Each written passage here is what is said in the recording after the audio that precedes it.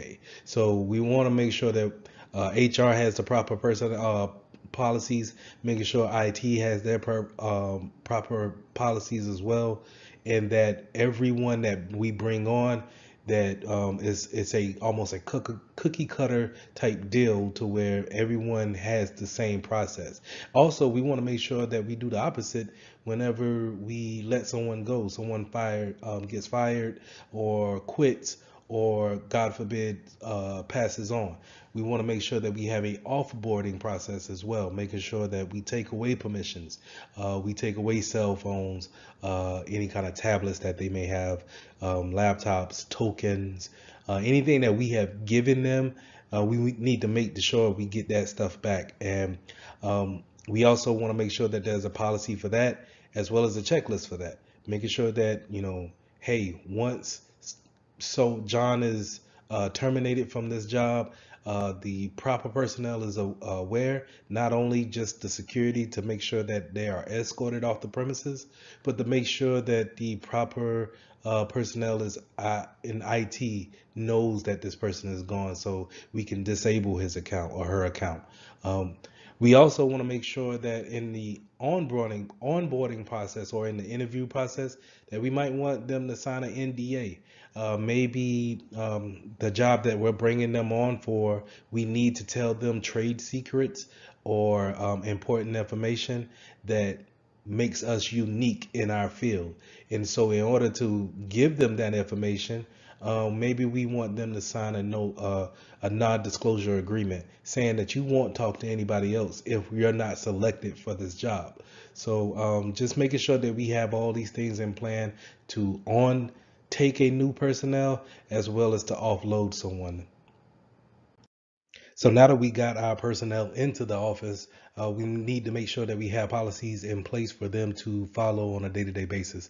We may need to make sure that we have separation of duties in place, making sure that they're not just have to do everything, that we have managers in place in order for them to do certain tasks that should be taken away from them. So to give a good example on that is that if a bank teller has the permissions to print a check, then they should not have the permissions to cash the same check. They should have to go to their manager or floor manager or whoever in order to cash that check. That should be a separation of the duty. Now, we have least privilege, and we want to make sure that we give them only the enough permissions for them to do their job on a day-to-day task. We don't want to overload them with permissions in order to see every file that's here on the directory. We want to make sure that we only give them enough permissions in order to see what they need to see. And this is needed because if they're compromised with their account and a hacker gets into their account, then we don't have to worry about them seeing more than what they're actually able to see. They can see only what Bob can see in the mailroom, and he doesn't have access to the marketing department. So make sure that we have least privilege entailed on our accounts. We also want to make sure that we have job rotation. So kind of going with the separation of duties, job rotation is not having you do the same job year in and year out, or even if we want to rotate the functions that you may do quarterly throughout that year. Right. So in order to do that, we're just going to make sure that our training process is up to par, because a lot of us, the reason why we probably stay in one spot is because we can't actually train you in another spot. Right. But if we can rotate you out, then we can have you doing something totally different every quarter. Therefore, if you were, let's say, you were sneaking money out from one account to your account every month, you were just sneaking that money out, and then we rotate the jobs. Now you're not able to have access to those accounts, and we get Susie to come in and do your job. Then we can see, oh, okay, wait, we had logs of this money going to Bob's account every month, but now all of a sudden it stopped. So that's why we kind of want to have that job rotation to kind of weed out those processes that we don't have an awareness of.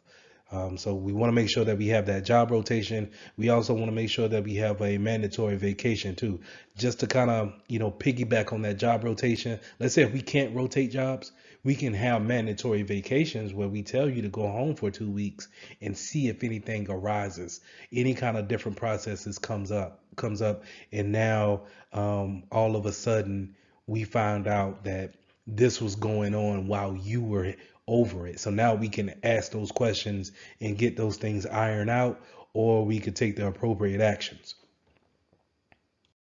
So, like I said, HR needs to have those onboarding processes, but we also, like I said, to have those offboarding processes, making sure that we get everything back. We want to get our laptops back, phones. We give out phones, but make sure we take them back. Make sure we change the phone number.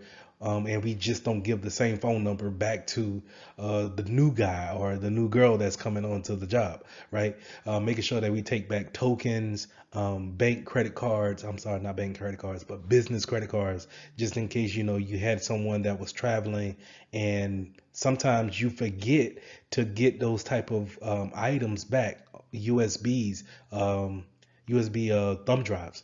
And these are things that we accumulate over our time, our tenure at our business, and we just accumulate all this business assets, and we just don't. We sometimes a breakup, or let's say if I'm really mad and I quit the job, then do I have a policy in place to say, hey, Lee's not gonna come up to the business to give back the stuff. Can we remote wipe the cell phone that he kept? Can we remote wipe the laptop that he kept? What information was on that laptop? Can we shut it down in any other way? Because I may not get that back. Let's say if you have an employee suddenly pass on, then how do you go about respecting the family but also protecting the business at the same time? What is the process on that? So we want to make sure that we have all those policies ironed out, and making sure that we have just as a robust onboarding processes, that we have a offboarding process that just as robust, to keep the business safe, keep it moving forward, but at the same time getting back what assets you may have given out to that employee. So when creating accounts, we want to make sure that we have privileges limited to what a user can do at their job and nothing more, right? But we also want to make sure that we put in different policies like password policies, and we also want to make sure that they don't have permissions to change any kind of system configurations. To give an example, is that once I give Bob the credentials to log into a computer at work, do I really want him to add his own printer or his own device at on his login account? So we want to make sure that we don't give them any kind of system configuration rights, and have, unless it's part of their job to do so. So if we have Susan who's just got added on to the IT team, then she needs to have a privilege account in order to allow those type of changes to happen. Whenever we have guest accounts for our third party vendors that come in, we need to make sure that they have an anonymous log on, something that we're going to throw away as soon as they're done with whatever business that they're bringing on to the company. So we want to make sure that we really limited their accounts to only the things that they need, and that's pretty much just internet access. But we want to make sure that we lock down those type of accounts. So we touched on group-based policies just a tad bit whenever I was talking about we create a group. Let's say we create a group for marketing, the marketing team, and we want to make sure that they can go to their marketing printer. They can talk to each other all within the department just fine. They can share files with each other. They can look at the files that each other has made, and we want to make sure that policies for that group accounts for everyone that's in that group. So if we can create a group in Active Directory with a certain amount of policies for a particular group, and we know how their business and their operations work, we can limit their permissions only to their job needs. And so whenever we have someone come on to the organization or leave the organization, only thing we have to do is really just take them out of the group and or put them into a group in order to have those permissions or to take those permissions away. Now let's talk about admin accounts, super user accounts, root accounts. These are accounts that are pretty much can make any changes to the network. But as a security professional, you don't want to give someone super user account, or in the industry, sometimes we'll say a God account, to where there are the only ones that can make the changes. Now, I get it if the corporation or the company is very small and it's a handful of administrators, it may be an account that has a super user does all account. But we want to make sure that we're very careful with these type of accounts, because these are what the intruders, the attackers, that's what they're looking for. They're looking for these type of accounts that can do all and go wherever they want to go on the network and manipulate anything that they want, because it has the permission to do so. So instead of me as a hacker trying to create my own account, why not just get an account that already has those permissions already applied to them? So we want to make sure that if we do have administrators on our network, that we give them permissions to make changes. But what changes can they make? Can they change passwords? And if they can change passwords, can they change group policies? And if they can change group policies, maybe they can't allow websites or disable antivirus software. So we want to make sure that we give them permission, but not all the permissions. And we want to make sure that we understand how the business works, how accounts work, and that way we can delegate the permissions accordingly. Now, going along with those admin accounts, sometimes you will run across these service accounts, and a service account is kind of like this generic admin account that you may get with a product that you just bought or you just got out of the store. So let's say if you just bought a router or an extender for your network, it may come with a service account, a generic admin account that has the permissions of a administrator. The thing to be aware about those type of accounts is that a lot of us do not understand where they're at. So the router in your house may have a service account actually stamped onto that physical router. So, whenever you can, just pause this video and go and look at your router and see if there's a service account linked to it. It may have a username of admin and the password of an admin. And if you would to plug in the web page for your device, you could use that credentials to get in and make the changes on your router. So we need to be aware that these service accounts are out there, and we need to make sure that we are able to get into those, change passwords, change the credentials, and maybe take some permissions away on those type of accounts, or make sure that we just at the least change the password on them.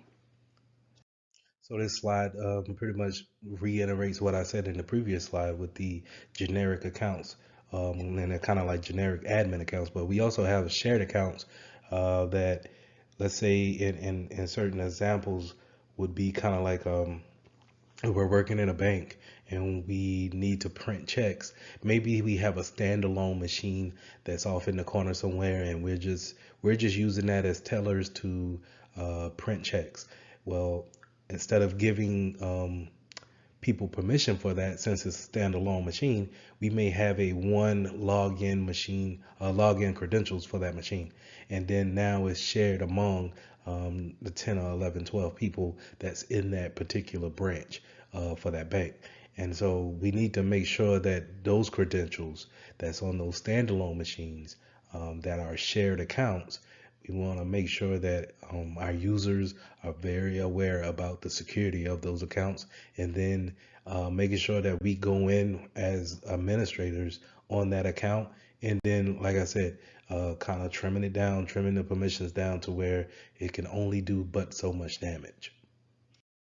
Now, when you're building out your accounts, you can get real granular on how much information you want to put in there. But from a security standpoint, how much information do you really want to put into your attributes when it comes to building your accounts? So, we want to make sure that we have a naming scheme, some type of account name, username. Is it going to be first and last name? Is it going to be first initial, last name? Is it going to be something totally different, where it's just like a randomized letter and number scheme that can be assigned to your users? Just keep these things in mind. You know, it's good to have is user friendly whenever your username is first and last or first initial last name, but when it comes to, let's say, reconnaissance on the hacker side, if I'm doing any kind of reconnaissance on, let's say, LinkedIn, then if I have a name in place and a company to link it to, then I can easily figure out the first part, which is your username. And then now the hard part would be the password. But if I had a random um, jumble of letters and numbers, then now you're making it much harder for the hacker to figure out usernames at least. Now, yes, it is kind of harder on your clients to remember something new, but um, you do run the risk of some clients or some users writing down their username and password.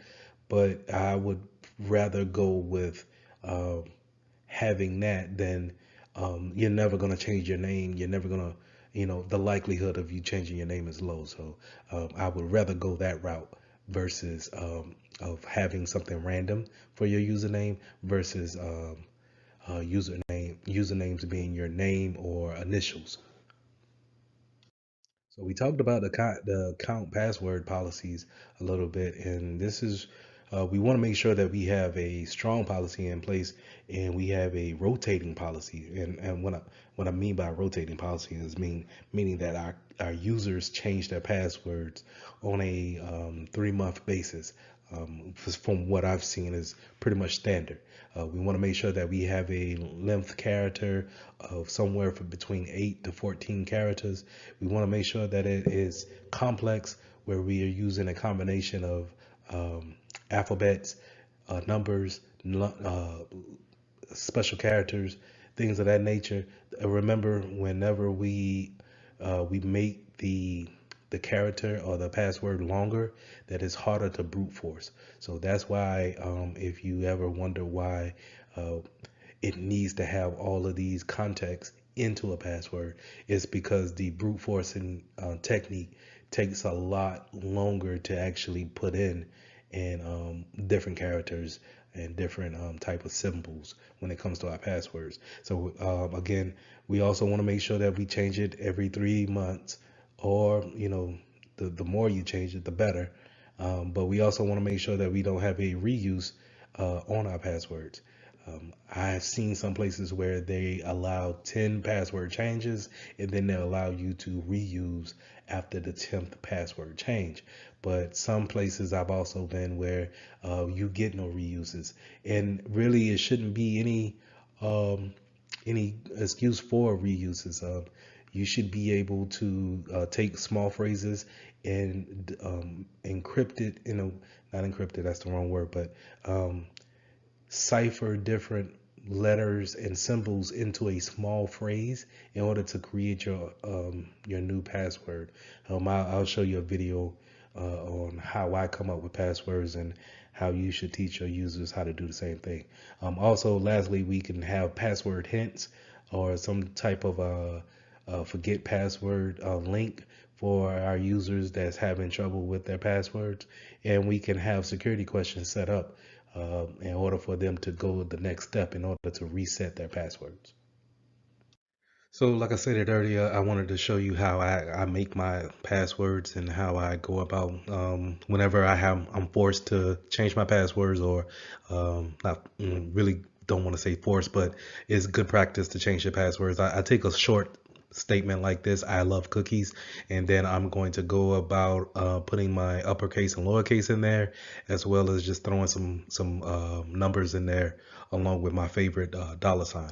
So I replace my circles, I replace my O's with zeros, as well as threes are probably going to represent the E's. If I have any A's in there, that's going to be represented by four. And then I use a symbol. I use let's say a star or a underscore. I might use a dollar sign.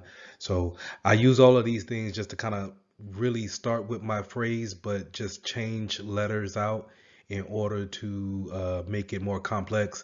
And but I'm still following that same phrase, right? So whenever I'm typing in my password, I know that it's I love cookies, but I have it embedded in my brain that I'm replacing some vowels with the numbers. Now, along with those account attributes, you can have account restrictions, such as like a geo mapping or some type of network location to where you're having access to your network or not. So the first thing that pops up in my mind is kind of like a VPN. If someone is able to log in with their VPN, then they can have access. So that account is linked to the network, the internal network of the company. And we, in order for us as external users on an external network, we need to get to the internal via VPN.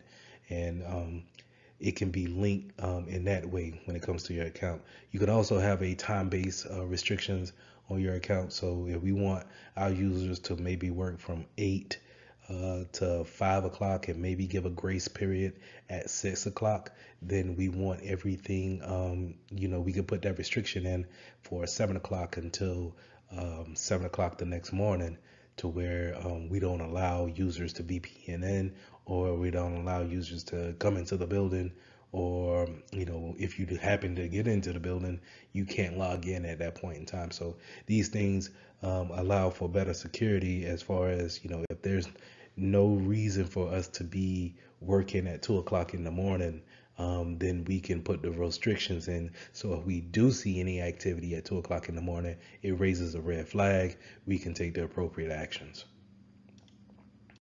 Now, from time to time, we want to make sure that we have account audits. Auditing is just checking behind the processes in place, the configurations that are in place. In this case, the accounts that have been put into place in the groups. What type of permissions did we put out there? Do we have the right permissions for the marketing team? Do we have the right permissions for our financial team? Do we need to take things away? What have we learned? And then are we doing it right? This is pretty much how a audit should work. And then it helps us to perform better, because we can always go back and say, hey, you know what?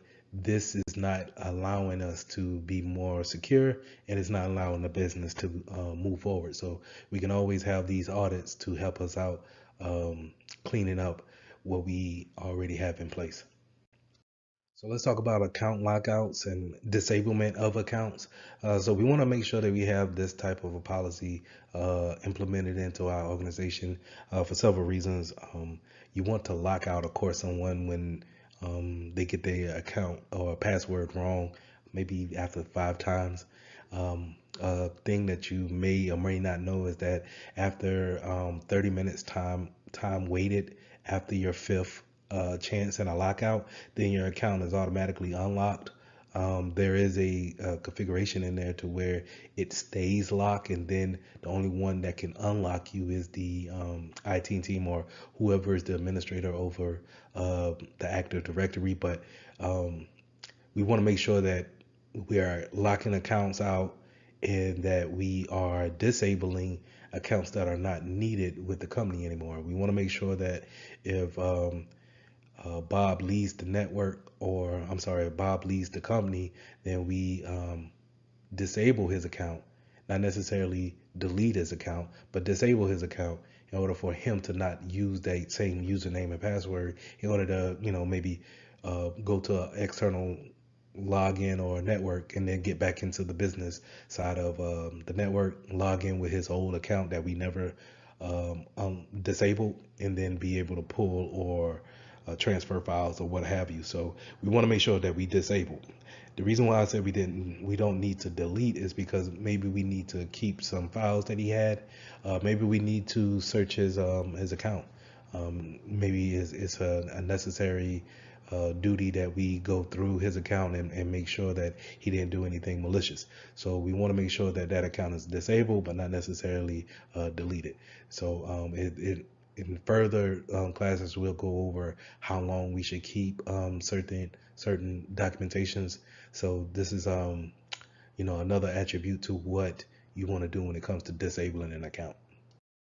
So when bringing on individuals, making users onto our network, we can either have them grouped into certain groups and then they have permissions and rights that way, or we can have based off the resources that they're going to be working with, or the ownership is going to determine what type of rights that they have. So when it comes to ownership, resource ownership, then we're going to talk about discretionary access control. That's hey, you work for me, so I'm going to say that you need to have access to these documents, and that's discretionary. On my discretionary, I'm going to give you access or request access.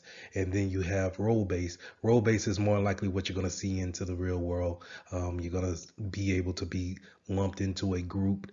If you're working in the marketing department, then you will be lumped into the marketing group and get the policies and the permissions that the marketing group will receive. And the same thing goes for finance, HR, different departments that you may have in a 9 to 5 type of organization. So just to kind of go into ACLs. ACL stands for Access Control List, and this is where we pretty much we give people permission based on their role or group or time in the organization. We give them permission on what they can and cannot do when it comes to their username and the resources we have on the network. So maybe you cannot print to the printer that's on floor 15, but yet you can go and see whatever documents that we have in for the contracting group. So when creating different users, we want to make sure that we have different standards for those type of users, and we want to make sure that we don't give them more permissions that they actually need to do their job. A lot of times we can go ahead and just give someone all the assets in the world. Yes, it creates less work for us to actually come back and maybe dumb down those permissions. It creates less work that way. But from a security standpoint, if you're giving them that much access to different things on your network, then you're opening yourself up to a bigger risk of being attacked. But when developing ACLs, we not only just have role-based access controls, we can also have mandatory access controls, which is abbreviated for MAC. A lot of times you'll see this in the government sector. I know a lot of time when I was in the military that we would use labels and clearances to actually show what type of access you have, whether it be private, confidential, um, um, unclassified, secret, top secret. So you'll see these type of things whenever you're um, studying for the exam. Just think whenever you're seeing labels or clearances, then you're probably talking about a mandatory access control. We also have attribute-based access control, which is a combination of the subject and the object. Where you're the actual subject and then the object you're trying to get to will be the printer on the 15th floor. So you can have those type of attributes determine what type of assets you have throughout the company. You can also have rule-based access controls, and this is where it's not determined by the users or the managers that's in the organization. It's determined by the system, and it's more of a stricter access, but a very secure access as well.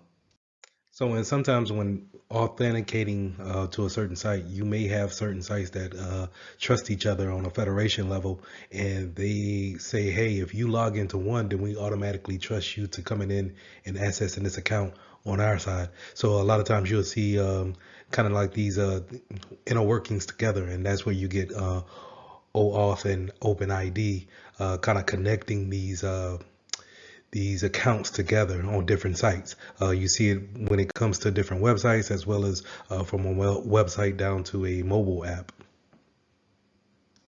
So going back to our onboarding process, whenever we're bringing on new individuals to our network, we want to make sure that we put out different policies that they know the terms on which we allow certain behavior. A lot of times, everyone who's been hired on have probably signed an acceptable use policy, AUP, and that's pretty much laying out the guidelines of what are you allowed to do and what will not be tolerated at this organization. So we want to make sure that our policy strictly outlines everything that we are willing to allow on our network. You also want to make sure that in some cases you want to make sure that you have a rules of behavior when it comes to social media. Are you allowed to take pictures within the organization and then post them on social media? It's not necessarily how much you can post in your actual saying in a statement, but then if you're letting out secret information or confidential information in a post, then we need to have policies against that too. So just make sure that we outline these type of things are what kind of behavior we are willing to accept of our users. We also want to make sure that this is where we outline if they're going to bring in their own phone to use within the organization, or we're going to give them a phone. You know, once they if they're going to bring into the organization their own phone and then put corporate emails on their phone, then technically that information is outside of the care of the organization. So how would they need to monitor that? How would we need to have our users take care of that information that's on their personal phone? So all those things need to be outlined on a policy, and make sure that our users sign those policies upon entry. So what you want to do on I would say a monthly basis, but more of an annual basis, is we want to train our users.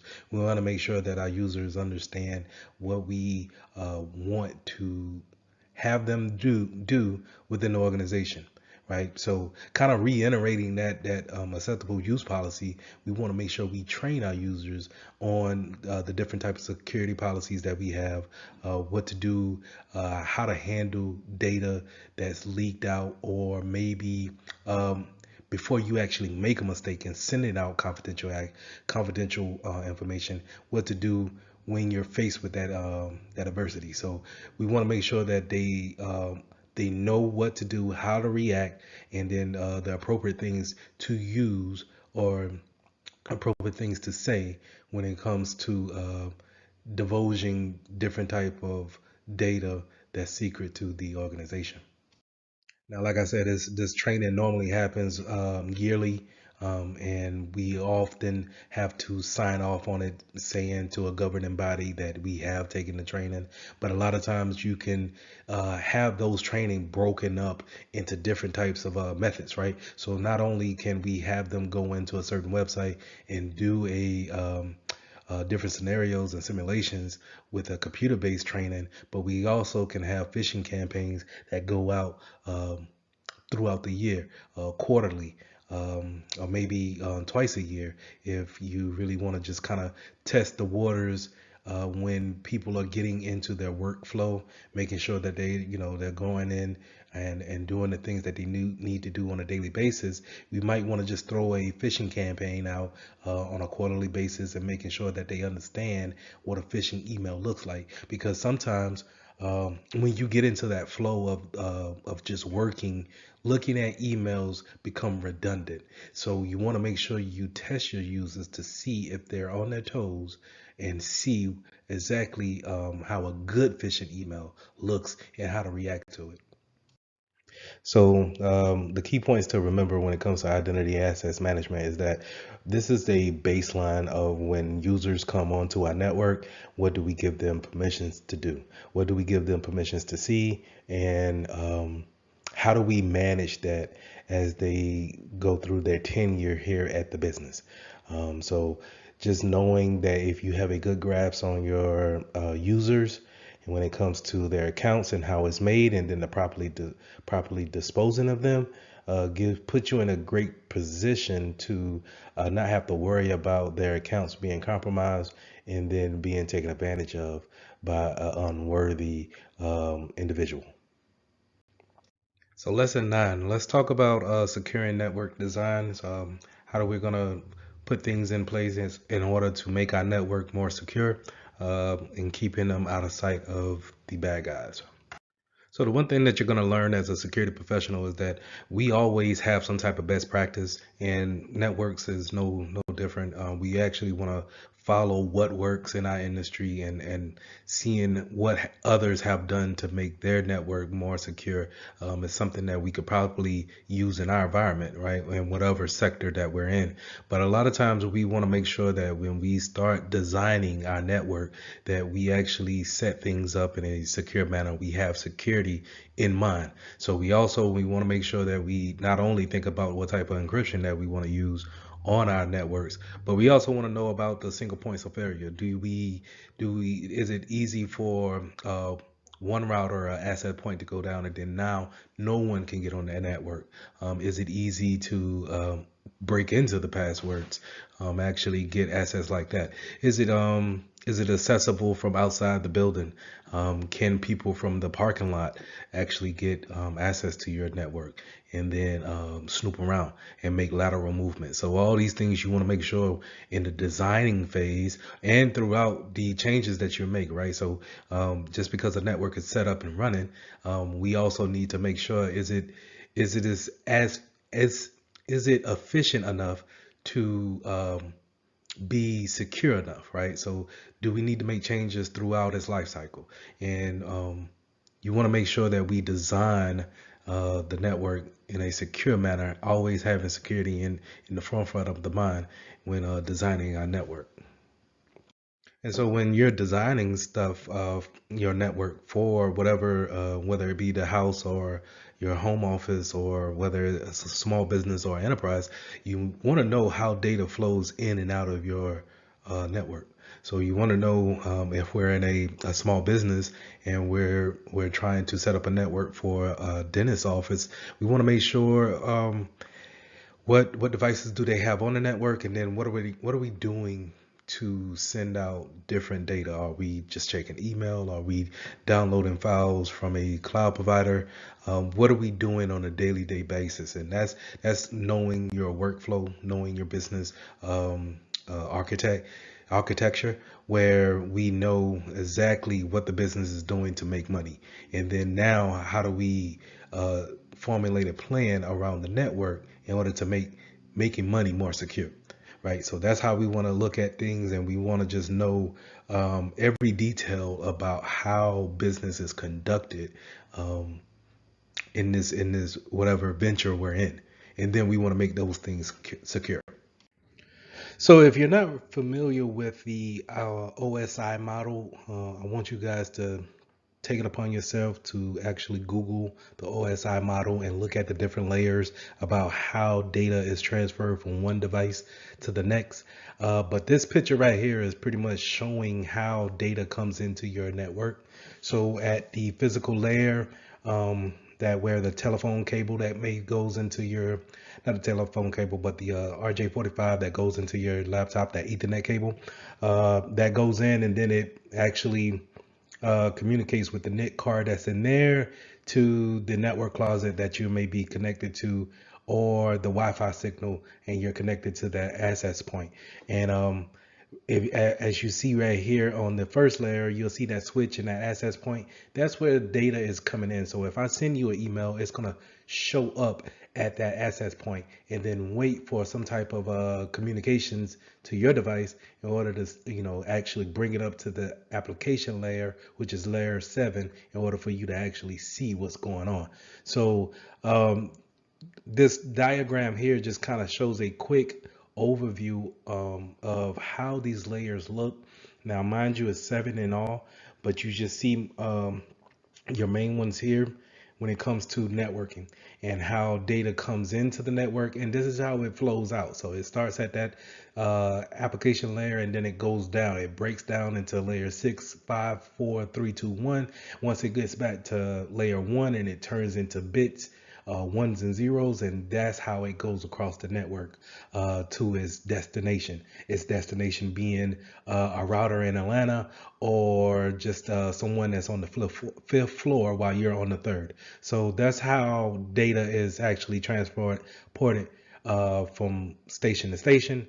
And we also want to look at this kind of this diagram by showing where we want our firewalls to be put at. Sometimes we may want to put our proxy servers in different spots in order to take our data, analyze our data, or maybe even redirect our data when it comes in, kind of like redirecting the traffic or making a detour if we needed to.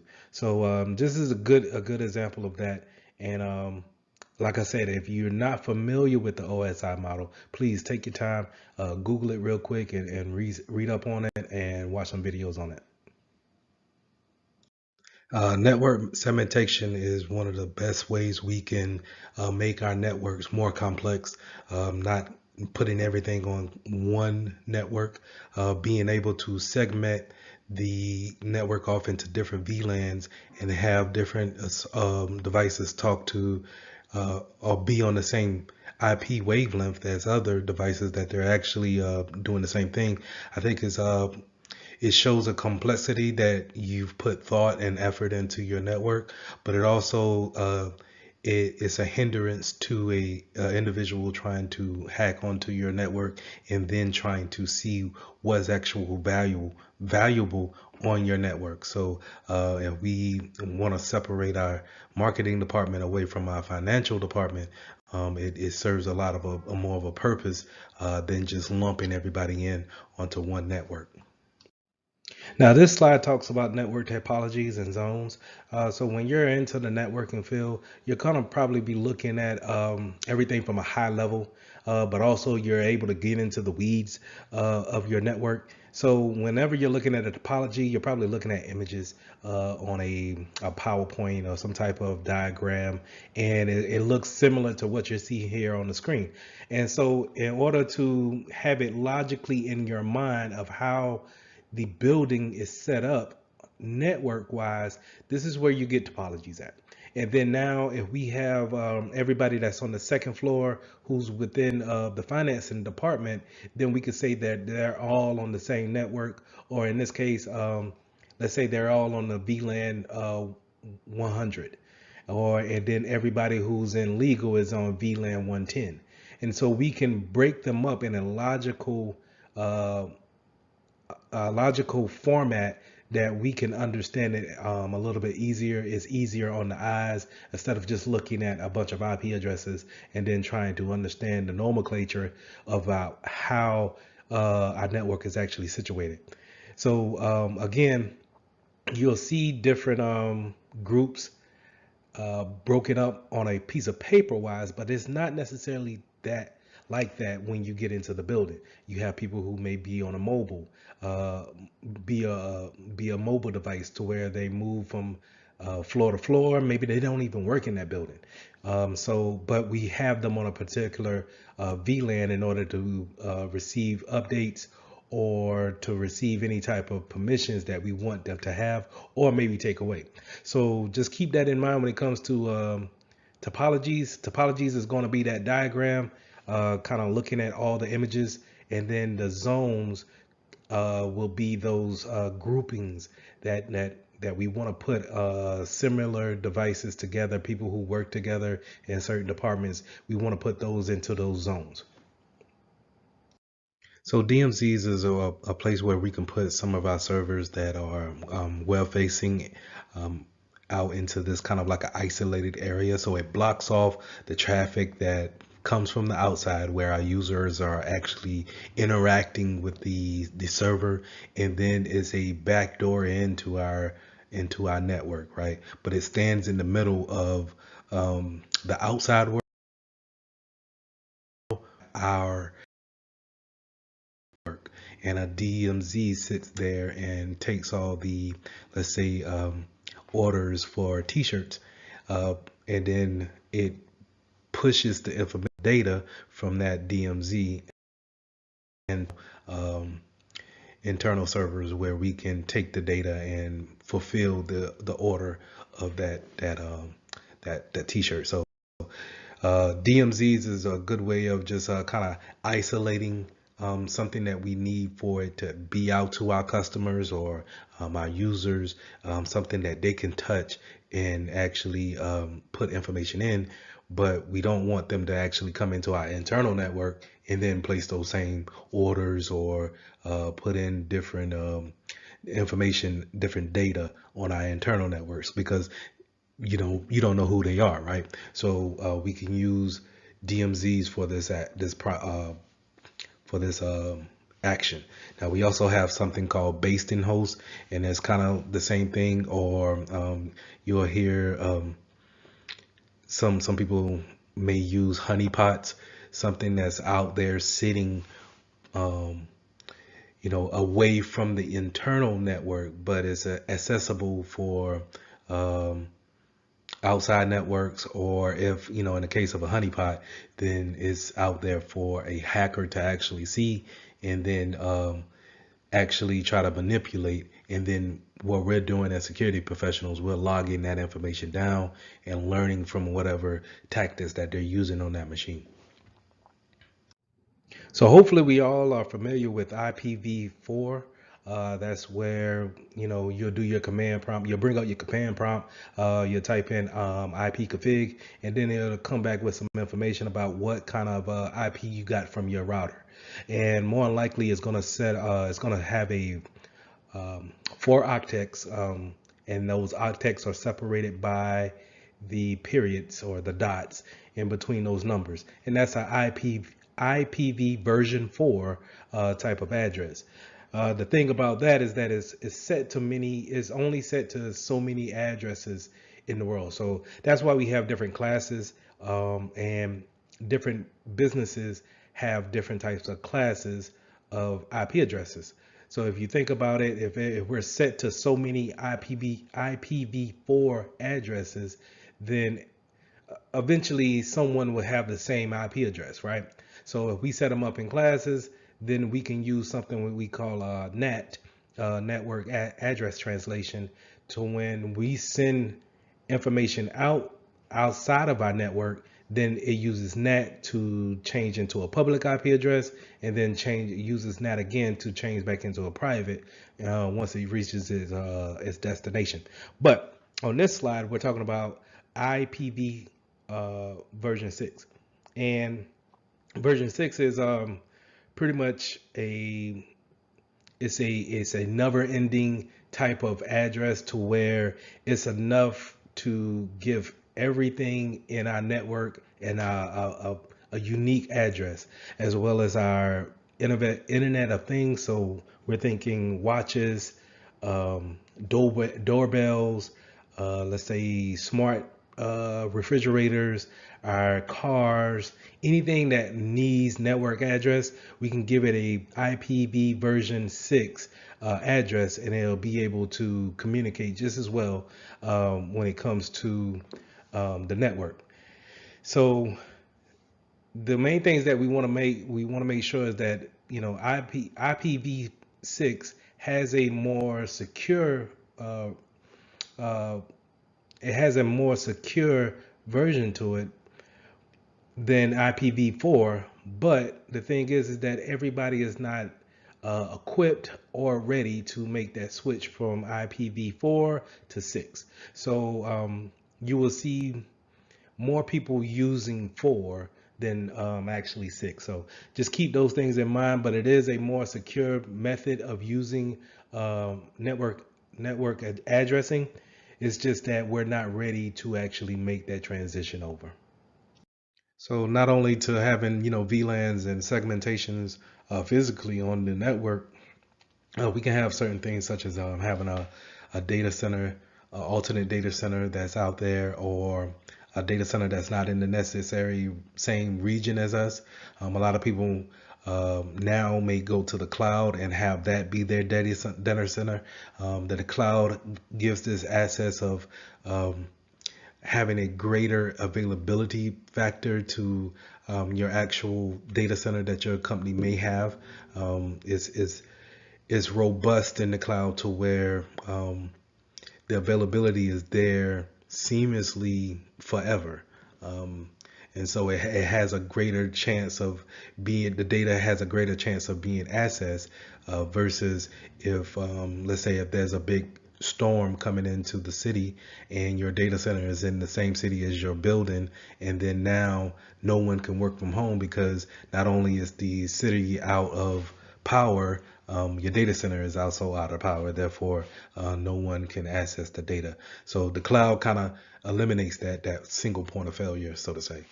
We can also have zero trust, and zero trust. The implementation, the thought behind zero trust is just constantly validating and not trusting one federation to another, right? We're constantly validating any input that we get.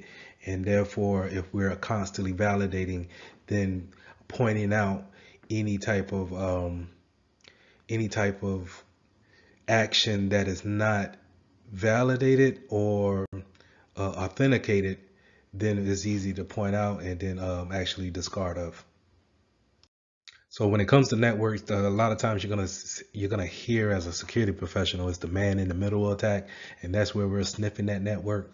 We're intercepting that traffic that's going across the airwaves or on the landline, and we're actually observing that type of traffic and seeing if we're able to see what's going across the network, right? So we want to avoid those type of attacks.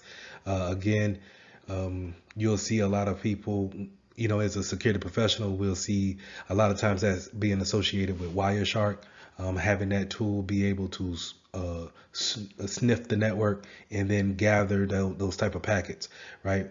But we also have spoofing. And a lot of times you'll see, especially on this test, we'll see where spoofing is associated with MAC addressing. So where even though MAC addresses are supposed to be unique to every device, MAC addresses could also be spoofed by certain software to make it seem as if you're supposed to be on the network. So a lot of old networks probably, if we have only a small amount, let's say 10 PCs that we want to have on the network, if we wanted to provide security, we'll just say, hey, for these 10 devices, we'll take the 10 MAC addresses and then make them we'll make sure that they're the only ones that can get an IP address on the network.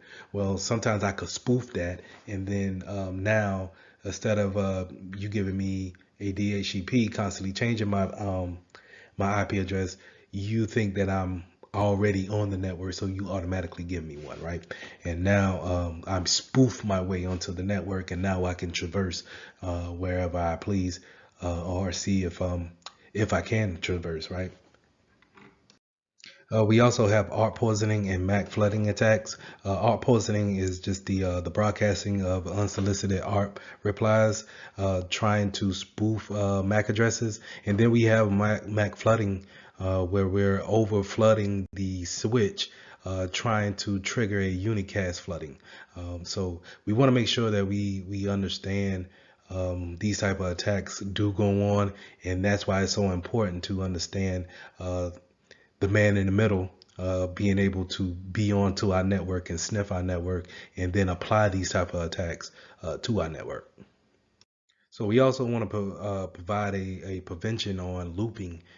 within the network. So we want to apply the spanning tree protocol, where we don't want to cause what we call a denial of service on ourselves by having a broadcast or a flooding unicast given out on the network, constantly sending packets back and forth, and the units don't know what to actually do with it because it's coming in so fast. So it causes a denial of service within the network. So we want to make sure that we set it up with the spanning tree protocol in order to provide a better so just in case we plug in different Ethernet, or we plug in a Ethernet into a wrong port, that we don't cause a network outage, right? So this is what we want to make sure that this goes into our planning and designing the network in the beginning, right?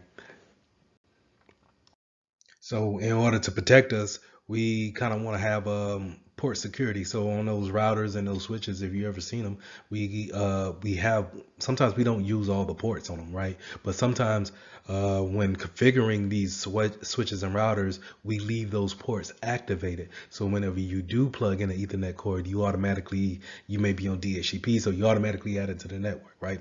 So, and we want to go into the configurations, the settings of those devices, shut those type of ports down, disable them, and then carry on. And if someone needs to actually use them, then we put in the proper change for it and actually enable those ports in order for use. We also may want to look into MAC filtering, right? So any MAC address that we're not familiar with doesn't get an IP, doesn't get onto the network, and that way we can cut down on the MAC spoofing that's could be going on our network, right?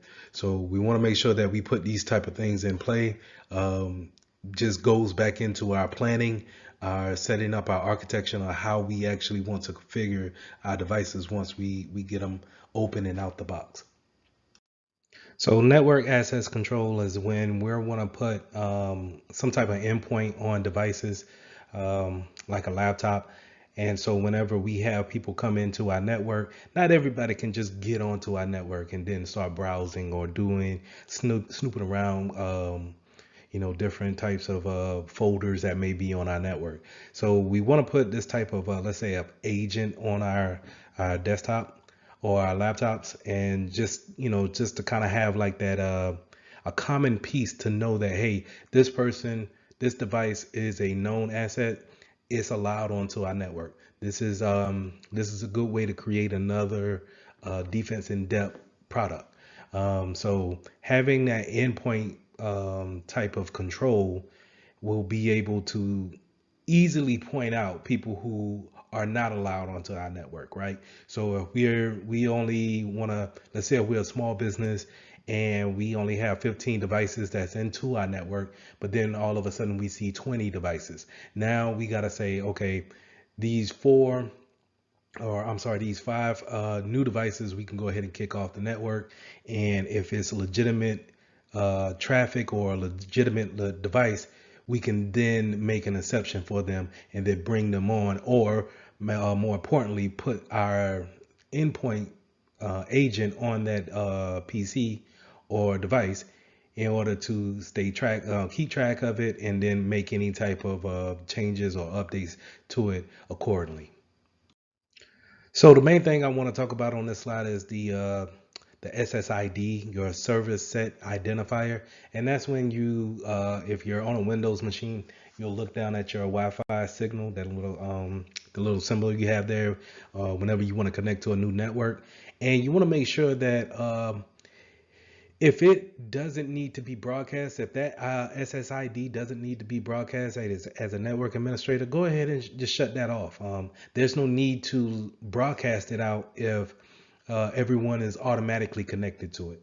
And the reason why we want to go ahead and shut it off is because it's a good way for me to go and create another SSID that's similar to it. So if my SSID says bayonet 1, then I can, as a hacker, I can go in and say, okay, everybody's connected to Bayonet 1. Why don't I just create a Bayonet 2 with a rogue access point and see who I can get to connect to mine? Because employees are not necessarily tech savvy to understand why, as administrators, we do what we do.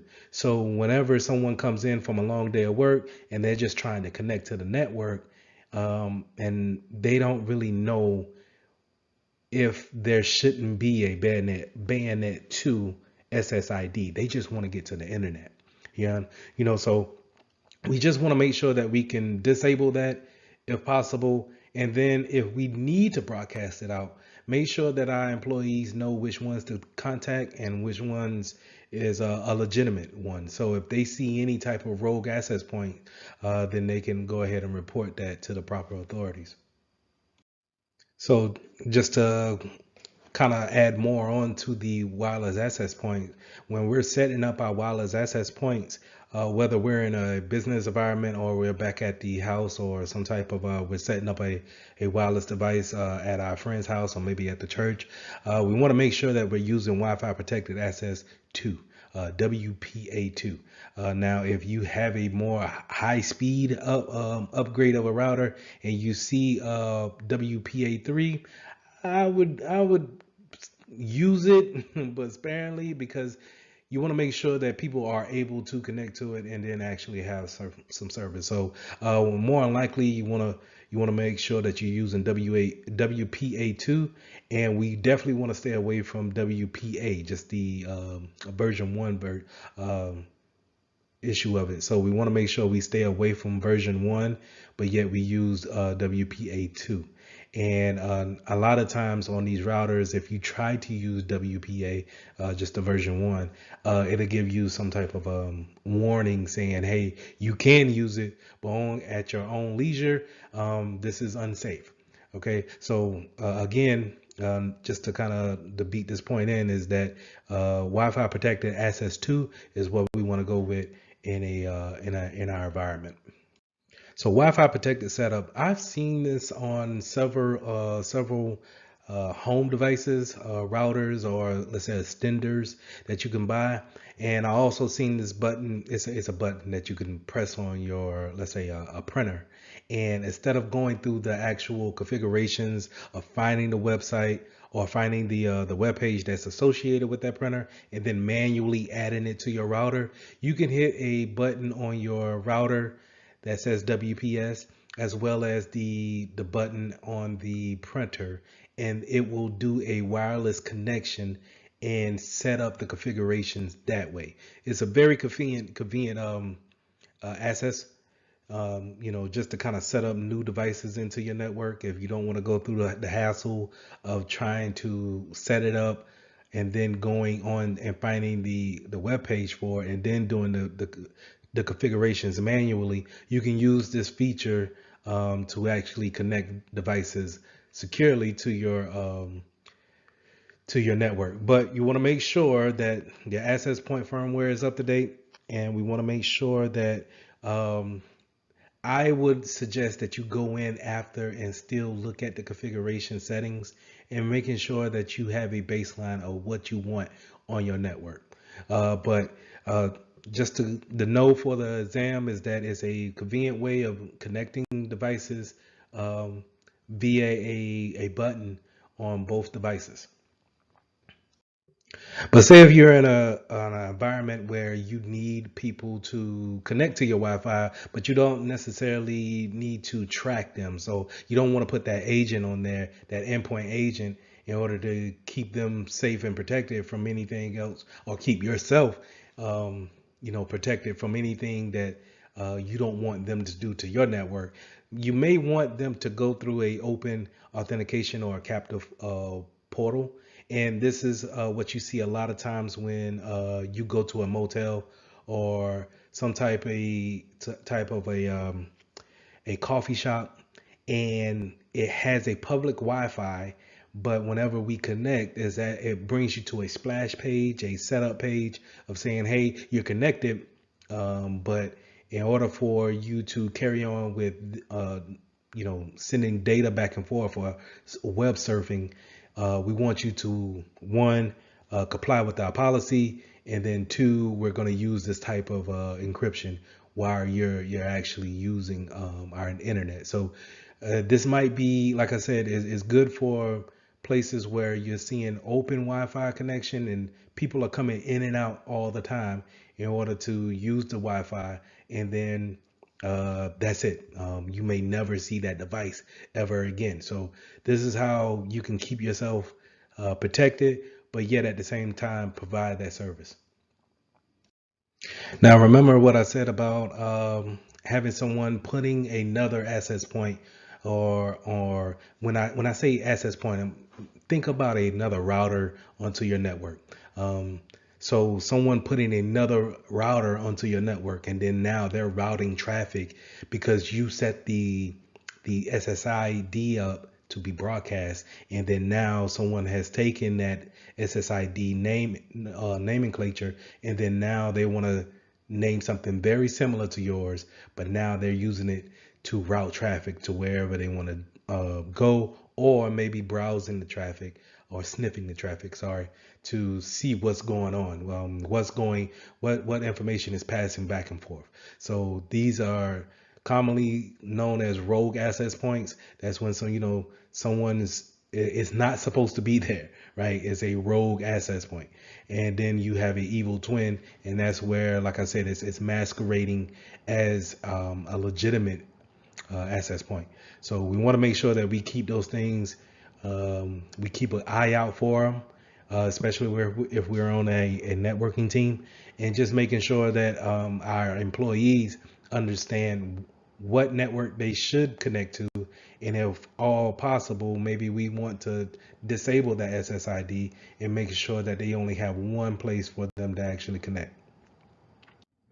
And the reason why I stress the fact of having a rogue access point on your network, or having an evil twin, is because not only can they sniff the network, but they can do things like this, where they can do a disassociation attack, where they can look at the traffic going forward, back and forth, and then take over that session that you may have open with your bank. And now they can pose as you, just by disassociating your session with that bank, and now they are controlling that session and then routing money wherever they need it to go. So we want to make sure that we want to stop things like this when it comes to disassociation and replay attacks. But in order to do those things, we need to make sure that we have a good understanding of how can a hacker get into our business and then legitimately reroute uh, the data from one spot to the next. Now, another attack you need to be aware of is jamming attacks, and this is where we have a very loud radio signal to actually um, cause a loud interference with our legitimate network signal.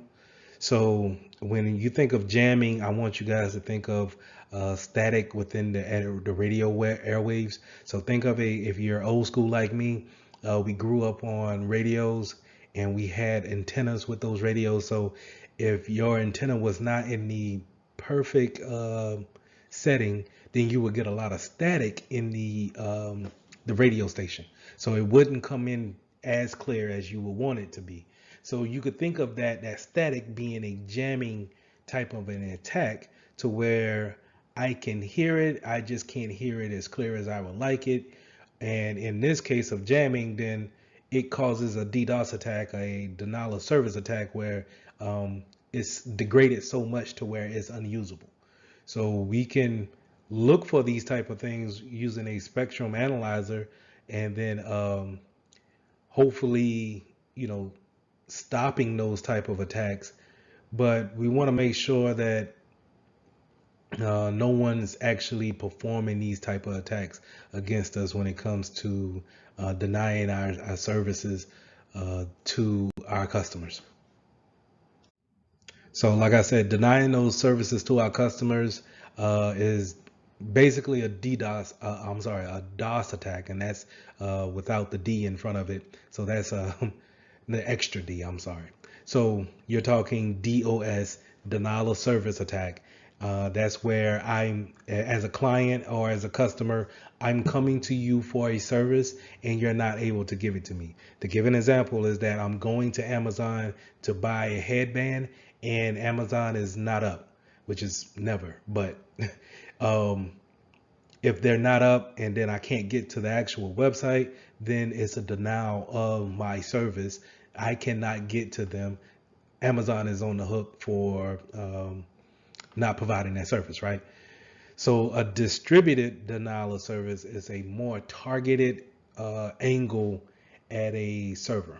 So a DOS attack, a regular DOS attack, is just a wild, doesn't have a particular range of where it's going. It's wild and spread out, right? And where a distributed denial of service is that I'm going for the particular server or device that's giving out a particular service. So if I'm looking for, uh, I want to stop payroll next Friday, I'm going to do a DDoS attack on the payroll server in particular. I don't care about the website server. The website server can stay up for all I care. I want to go directly for the payroll and stop people's paycheck on Friday. So that's a distributed denial of service attack. I'm going in on one particular server, and this is done with bots, right? So an attacker will be the commander, and it will command different bots, different PCs. So when you think about a bot, I want you to think about different types of workstations that's all sending traffic to the payroll server. So when I say sending traffic, maybe they're sending an acknowledgement type of a packet, and it's just saying, "Hey, do this for me, do this for me, do this for me." And they're everyone. Let's give it a round number of 100 PCs, all just kind of going at this one server and saying, "Hey, please give me this information." And the server, as the nature of a server is to actually take these requests and then give them the answer. And then it will ask for an acknowledgement saying that you got that request or you got the answer that I gave you. But the bots are programmed to not acknowledge. So a server can get overwhelmed if so many requests come in and there is waiting on a response back to those requests and it's never coming. So now it's in a hung up state, causing the denial of service. Okay, so that's a distributed denial of service where we're taking a number of bots and we're attacking this one particular server wherever it may be, and we're causing a particular service to go down. And it's a particular one, not necessarily a spread out one like a denial of service. Now, the way we get around that DDoS and DOS attacks is that we have different servers set up to do the same thing, and we can have them do load balancings and clustering in order to take the traffic in and then distribute it between the different servers all doing the same thing, right? So if we have four servers all doing the same thing, let's say they're all doing emails at the same time, right? And we have it load balanced between four servers to all provide our company with emails, and then server one goes down, then we still have three different servers to actually keep email going. So now let's go back to an example when it comes to DDoS attack. Let's say if I'm a hacker and I want to make sure I take down the email, right? I don't like this company. I'm taking down the email, and I got the email address, I got the IP address of one of those email servers, but and then I sent all my bots to go in after server one, right? And I take down server one, but I realize that the emails are still going because it's load balanced. It's load balanced and now instead of it, the emails just coming through and giving a load to server one, is now distributed out to server 2, 3, and 4, and they are still giving out the email. And now you can have a notification, go to your IT team, say, hey, server one is down. Don't know the reason. We need to get that back and up and running. And it's no panic. There's no hey, we're down on email. We don't really lose customers like that. We're able to keep our communication going. That's how we kind of get around that denial of service type of scenario. And clustering does the same thing where we have more than one PC or more than one server creating services, um, and getting around sharing the load of the request coming in.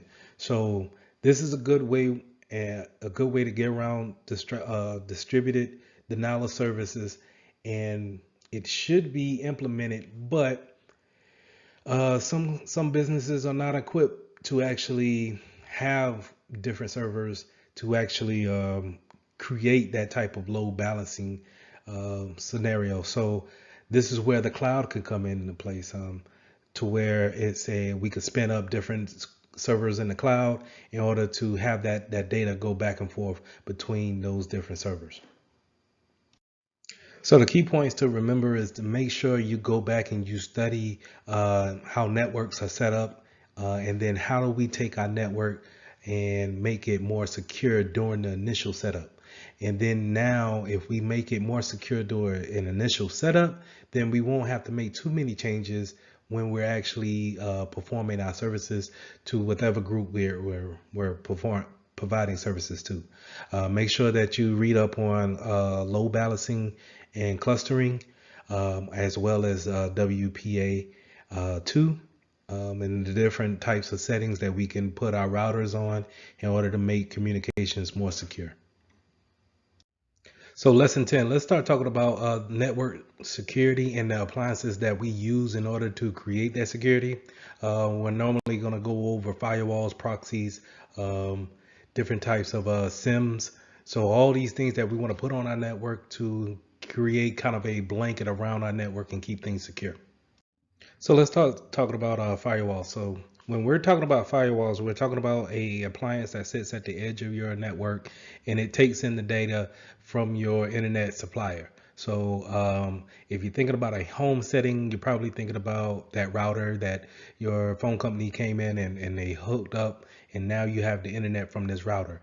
Well, then within that router, it has a firewall, and what it does is that it looks at the packets coming from the devices in your home communicating to that router, and then before it sends it out or takes anything in, it inspects it and is looking at where things need to go, but more importantly, if things are allowed and not allowed, when it comes to a list, a access control list, if it's allowed or not allowed. If it's not allowed, then it drops the packet. It doesn't come into your system or in your network. Now, if you're thinking about a more enterprise network, we're talking about a network firewall that's probably sitting out there and it's its own different appliance. It is not mixed in with its router. It probably goes right to the DMARC, and that DMARC is where the phone company will put their internet connection in, and then that firewall is just going to connect to that connection in order to bring that traffic in.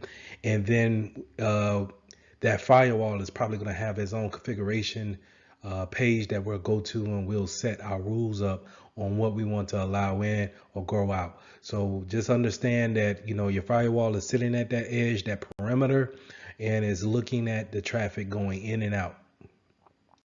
Now, whenever you come across the word stateful inspection firewalls, you want to understand that it's keeping a log of the connection that's going in within the network. So just think of along with the access control list that is checking to see if you're allowed in or we need to deny you, it's going to keep a record of whoever makes a connection.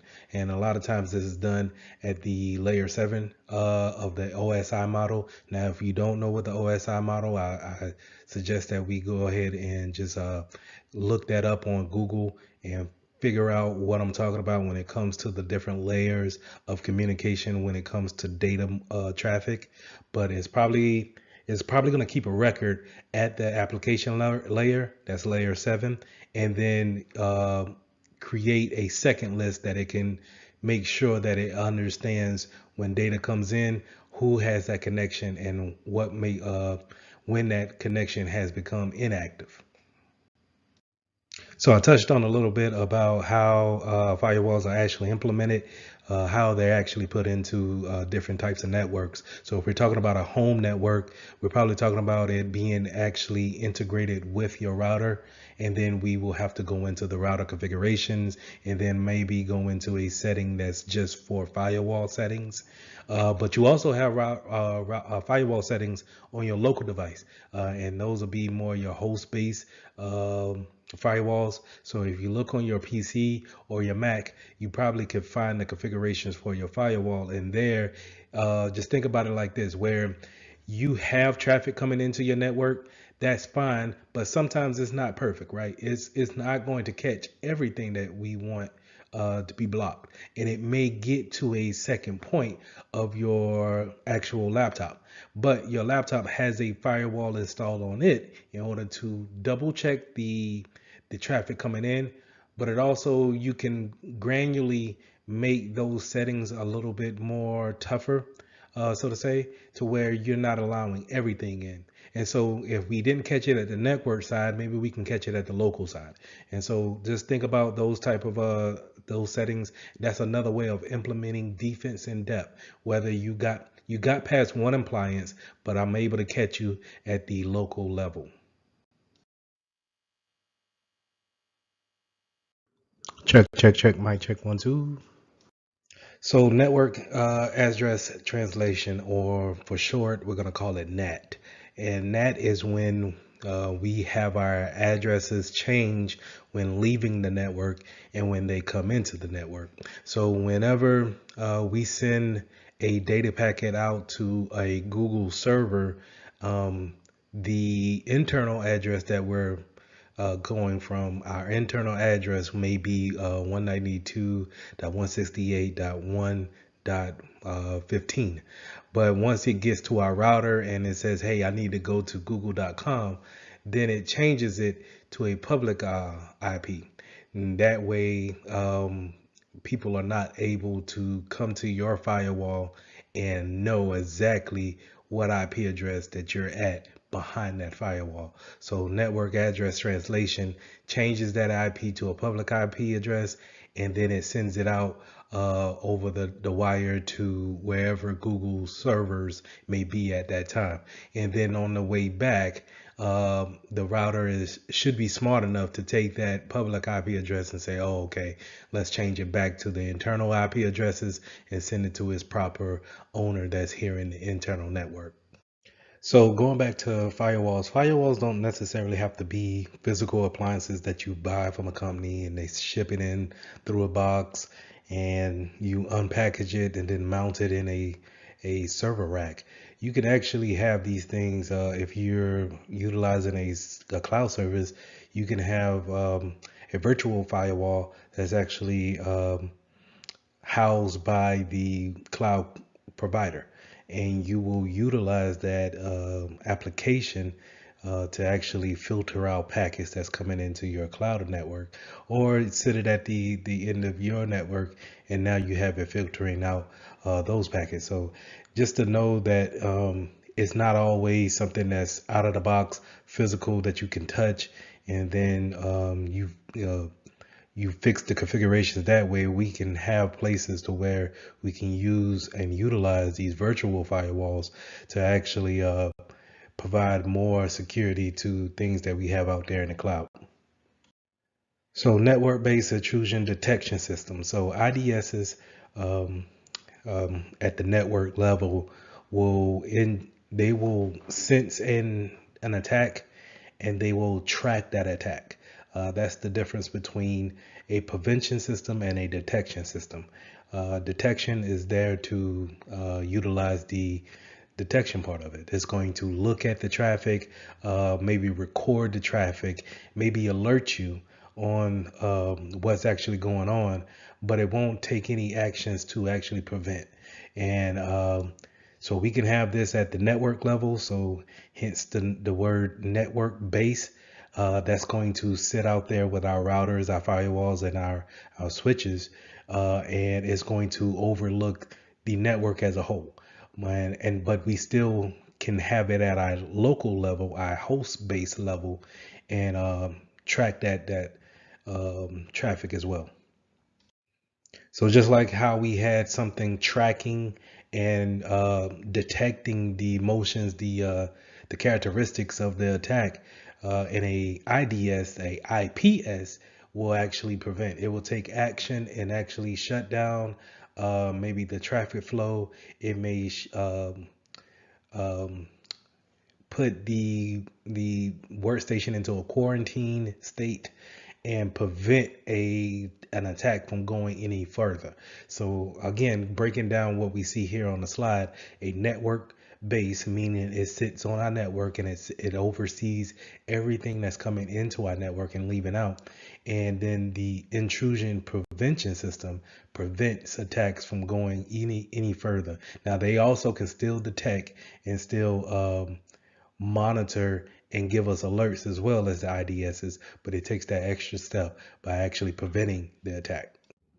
So whenever we're talking about systems that have a signature-based detection feature, is more likely going to pull down some type of definitions and is going to look at those definitions and then compare the malware to them. And then if they match up, then they're probably going to say, hey, that's an attack or this is a virus of some sort. Normally you see signature bases, this feature in antivirus malware protection software. So every day your antivirus application will receive definitions of the latest virus that's out. And what it does is it keeps a database of it, and then whenever it sees something that's new to your system, or it may, whenever you perform a scan, it's checking the signature based database against the files that you have on your computer. And then if they see a match, then they will quarantine whatever file that is, ask you if you want to, delete it, or it will go ahead and take that action and actually go through with deleting that file. So a lot of systems just won't be signature based systems. Some of them actually go off the behavior based detection or some type of anomaly based detection. So to explain that, you have to know what normal is in your environment. So you can't be a company that's constantly changing what the normal is, or hey, we did do things this way, but now we're doing it this way. Because what these systems do is they sit on your network and actually record the actions that's going down, and then they determine a baseline, or you configure a baseline, and then anything that's outside of that baseline or that actual foundation that you set is considered a abnormal behavior, and is detected and then flagged as such, and maybe even prevented. So in order to have these systems in your network, you really need to have a good grasp on what is actually normal for us. And then these systems are great to have, because any deviations from that could be looked at as a abnormal condition. Now, other appliances that we need to be aware of is next gen firewalls, as well as content filters. And when we're talking about next gen firewalls, I want you guys to think about the way your application talks to the internet. And what I mean by that is, to give an example of Microsoft Word, you pull up Word and you get to type whatever document that you want to make, or you get to read whatever you want to someone sent to you. But Microsoft Word has so many functionalities that's going on behind the scenes that it's making constant calls out to different servers at any given time to pull down different templates, different fonts, even just a overall update to the overall application. So when it's doing these calls, this behind the scene work, we would like to have a firewall looking at that type of traffic to see what's coming in and what's going out. So that this is where the next gen firewall will come at, where it's more application savvy and is able to look at that traffic and disseminate what needs to come in and what needs to stay out. So keep those things in mind when we're talking about next gen firewalls. We're talking about layer 7 application being able to watch that traffic at the layer 7 level. Now, content filters is where we're going to watch our web usage, and then what websites are we going to, what categories are we going to, and we're utilizing that work. This is a good way to put a hand over what our users are actually doing, and is it benefiting the business at the point in time. Are we using too much time on our social media platforms rather than using business related materials and websites? So we can have these URL filters in, or a content filter or web filter appliance on our network to actually watch the traffic, block any traffic that we don't want. And what I mean by traffic is blocking any type of website that we don't want our users to go to or even stumble upon, right? So, because a lot of times we could be on a legitimate site that has a bad link on it, and then that redirects traffic out to a bad site, right? So these content filters can go out there and they can watch for things like that, and then alert us if we have any heavy usage of streaming platforms, or if we don't allow Spotify to be ran on our network. We can see who's actually trying to get in contact with that server. So like I touched on with network IDSs, we're now at the host-based IDS. And again, this is going to be on your local machine, probably your local desktop or laptop, and it's going to be some type of agent that's actually looking at the traffic that's going out. Because remember, we can't stop everything at the network level. There are going to be some things that get in, but our defense in depth minded platform, we can put things on our local devices to actually catch things that may have gotten past our network side of appliances. So remember, IDSs is detecting the traffic and giving you an alert, whereas IPSs are actually preventing.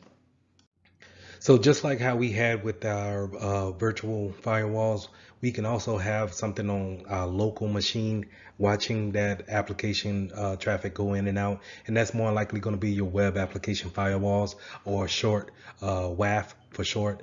And it's doing exactly what we specified before when it came to the virtual firewalls. It's going to watch at that the traffic leaving out of your applications and going out there and talking back to whatever prospective servers they need to talk to. And so when I say that, I want you guys to think about applications such as Adobe Acrobat Reader, or any Microsoft product, that whole suite.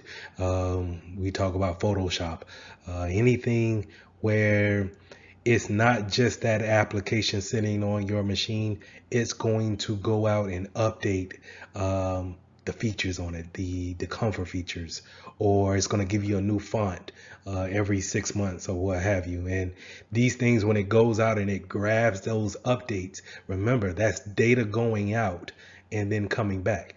Now, say if I intercepted that and I throw something else in there, and me being a hacker, I could throw something else in there, and now I got past your network firewall and your anti-malware systems by saying, hey, I'm legitimate traffic going into this application. But if I have my WAF set up, or if I have my virtual firewall set up to look at that type of traffic, then we could probably cut it off and prevent those things from happening. So with all these appliances, monitoring different types of network traffic as well as things that are being downloaded is a must. We want to see what type of traffic is coming in, not necessarily blocking everything, but we want to make sure that we look at what's coming through, what could be an issue later on, and monitoring those things are very vital to the network's health. And so having the proper logs set up and being able to have someone look over those logs, because logs are only good enough if we're actually looking at the logs to see what's going on our network, right? So having these services is a must, and it helps us prevent attacks from happening. So this is where our SIM will come into play, right? Our SIM stands for Security Information and Event Management. And this appliance is going to sit out there on a network level, right? Sit out there with the routers and the proxies and the firewalls, the physical firewalls, and it's going to look at all that traffic and record the events that's happening. So this is going to be fall under that category of a intrusion detection system, and it's going to look at that traffic and record things, and then when it sees something that's out of the way, or sees something of the abnormal activity, then it will alert anyone who's on that email list or who it needs to alert. Right now, you can have some systems excuse me, you can have some systems actually take precedence over that and actually prevent attacks from happening, but more than likely your SIM is going to be there for reference and logging information. So once you have that log information down and we're collecting all those logs on what's going down, and then we actually have the right time for each log, we need someone to actually build reports and be able to analyze that type of information. So we want to make sure that we look at this information and we understand it. That way we can build a baseline of what's normal for us, right? What's normal for the business. How can we, anything that's out of the ordinary, now we can determine what's out of the ordinary because we've looked at our logs so much to where we have a baseline of where we should be operating at. So the key points to review when it comes to lesson 10, we went over different types of firewalls, proxies, IDSs and IPSs. Remember the difference between those. But we also talked about the importance of a SIM, having those log information, and making sure that we can have the integrity of our logs by having the right time on them. So go over these things, understand what each appliance does when it comes to a network appliance versus a host-based appliance as well. So in our last lesson, we went over the type of appliances that we're going to put into our network, but now we're going to look at some of the protocols that we're going to put in place in our network. So whenever we put in a router, we want to have it perform certain functions, or in a firewall, we want it to perform a certain way. And that's what we're going to start talking about here in lesson 11, implementing secure network protocols. So let's start off by doing some network address allocation. So whenever we are building a new PC, or we just got a new PC from Best Buy, right, and we plug it into our network, or we connect it to the Wi-Fi, it's going to pick up a IP address automatically. And 9 times out of 10, it's going to probably change every 2 weeks, right? And this process is called DHCP, Dynamic Host Configuration Protocol. This is where your router is configured to give out a new address, a new IP address to devices. So whether it be a laptop, your tablet, your smartphone, or let's say a random doorbell, a smart doorbell that you install to your house, is going to get a different IP address unless we make those things static. it will change from week to week, or you can even make it even more change from a day-to-day standpoint, or whenever it disconnects from the network, right? And so we want to keep things like this in place because when you're talking about a person that's not supposed to be on your network, who's looking to take advantage of a IP address that they may have did some research to find on our network, if it's set to change every time that they disconnect from the network and then it comes back on as a different IP, then we constantly keep and a hacker guessing on what IP address could be the CEO's laptop. So keeping that constant changing in the IP address is a very good thing. So staying with the router, um, we want to, in bigger entities or enterprises, routers could just be used for routing, right? Just kind of having a routing table, giving out IP addresses, and then making sure data leaves back and forth. But in bigger enterprises, you'll have an appliance that's strictly for DNS, domain naming system. So whenever someone needs to go to an IP address that's out there on the internet, in the public of the internet, uh, computers they converse back and forth with each other via the IP address, a public IP address of a server name. So if I wanted to go to ESPN.com, my PC and the server at ESPN doesn't communicate like that. It doesn't look and say, "Hey, I'm looking for ESPN.com. Can you please point me in that direction?" It will say, "I'm looking for IP address," and then whatever the IP address of ESPN servers, that's what it's going to look for. Now, to bring that into DNS, DNS is there to convert the English version or a readable version into a IP address. Okay, so whenever I want to go to the IP address of ESPN.com, DNS is there to have the other person on the other end see that I'm looking for ESPN.com. So the reason why we want to make sure that we have this in place is because a lot of times having someone poison the DNS list could redirect traffic to servers or websites that we don't want to go to.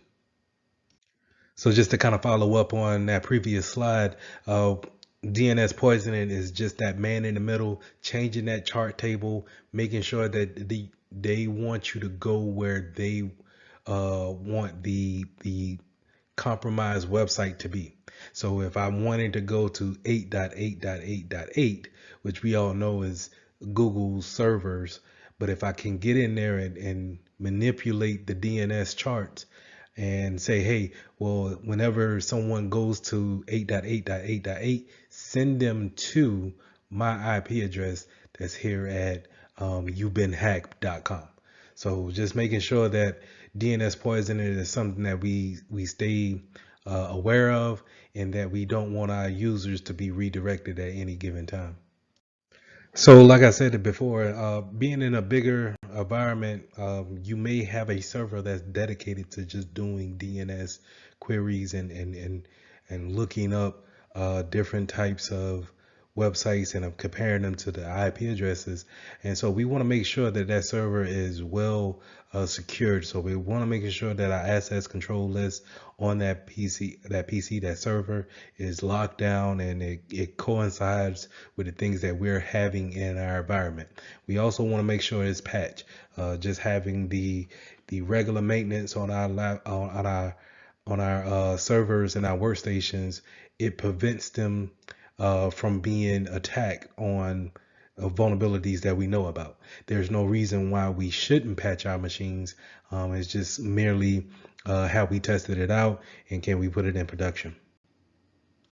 So making sure we have secure directory services is very important when it comes to who can do what on different servers. So just to kind of drill down into it a little bit more, when it comes to access control policies, we want to make sure that people can either have read-only permissions. Maybe they just need to see it for auditing purposes when it comes to changes or files on that server.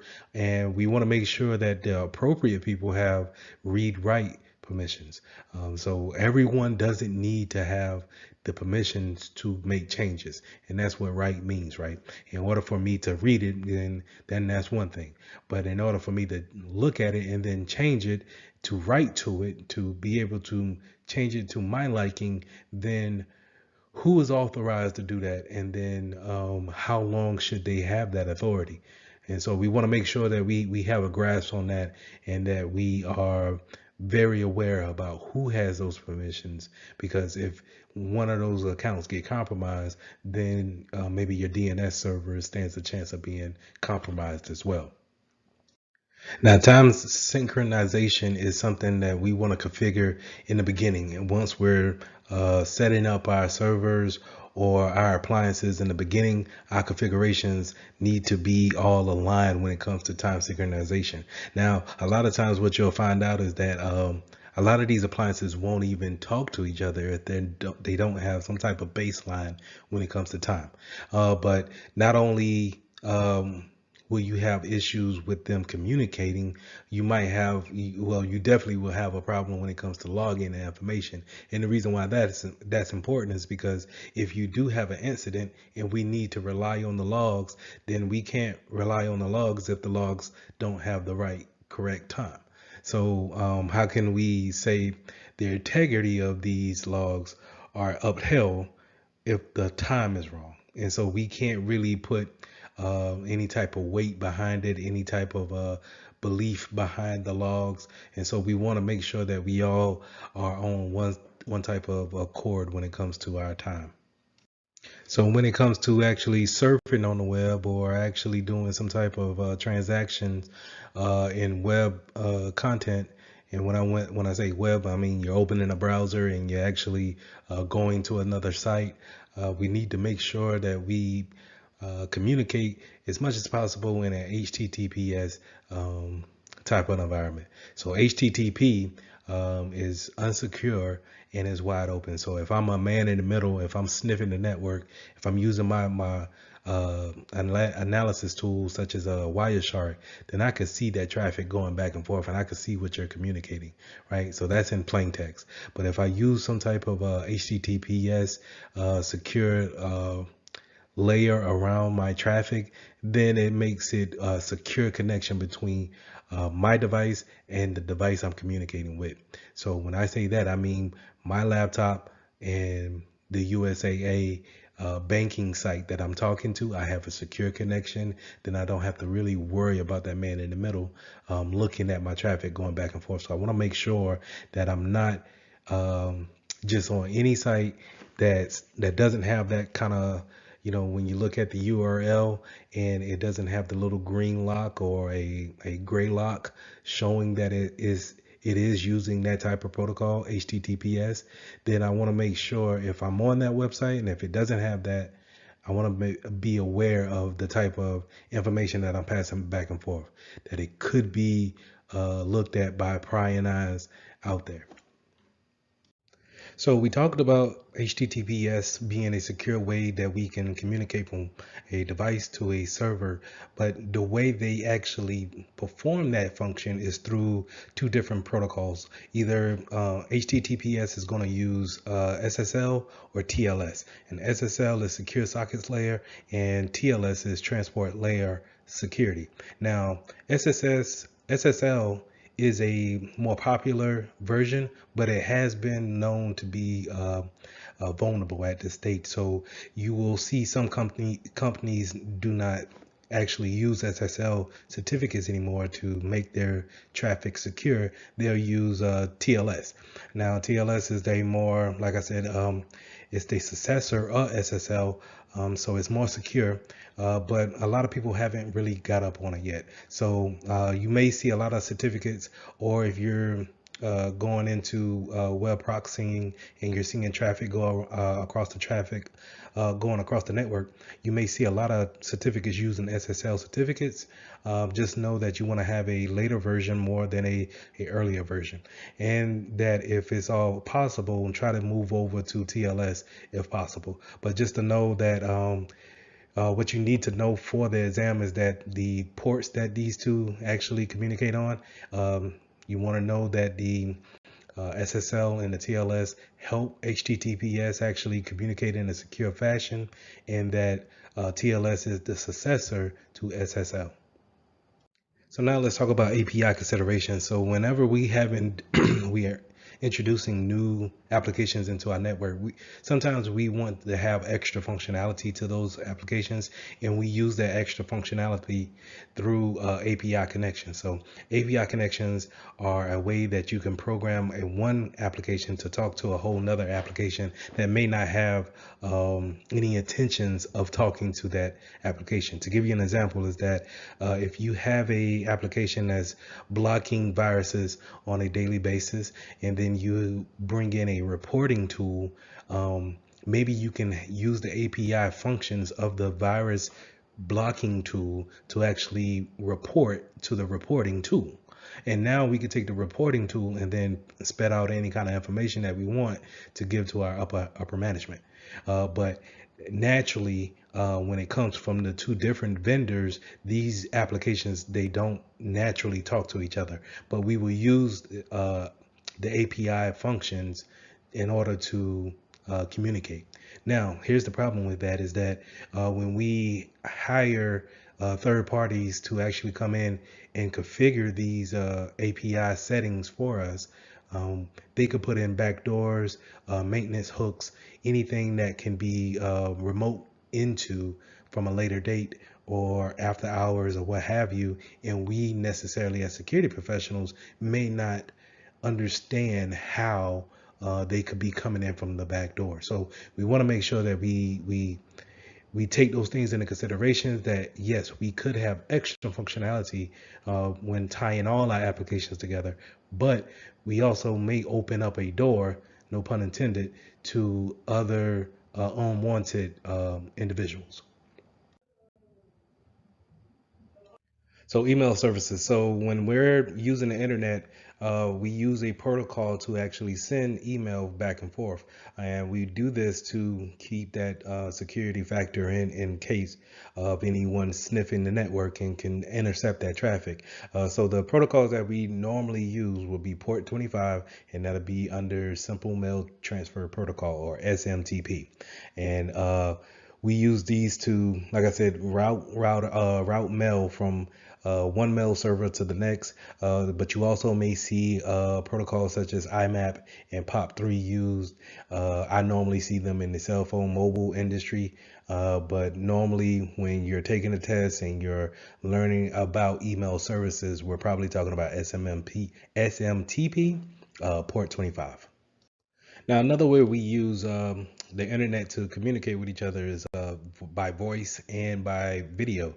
And especially now, with so many things being remote, we're using video chats and voice over IP more than ever. So when it comes to VoIP, I want you guys to think about replacing your own landlines, where the telephone company comes in and they patch in a hard wire to the telephone post, and it goes out to their operation center, and they're connecting calls that way.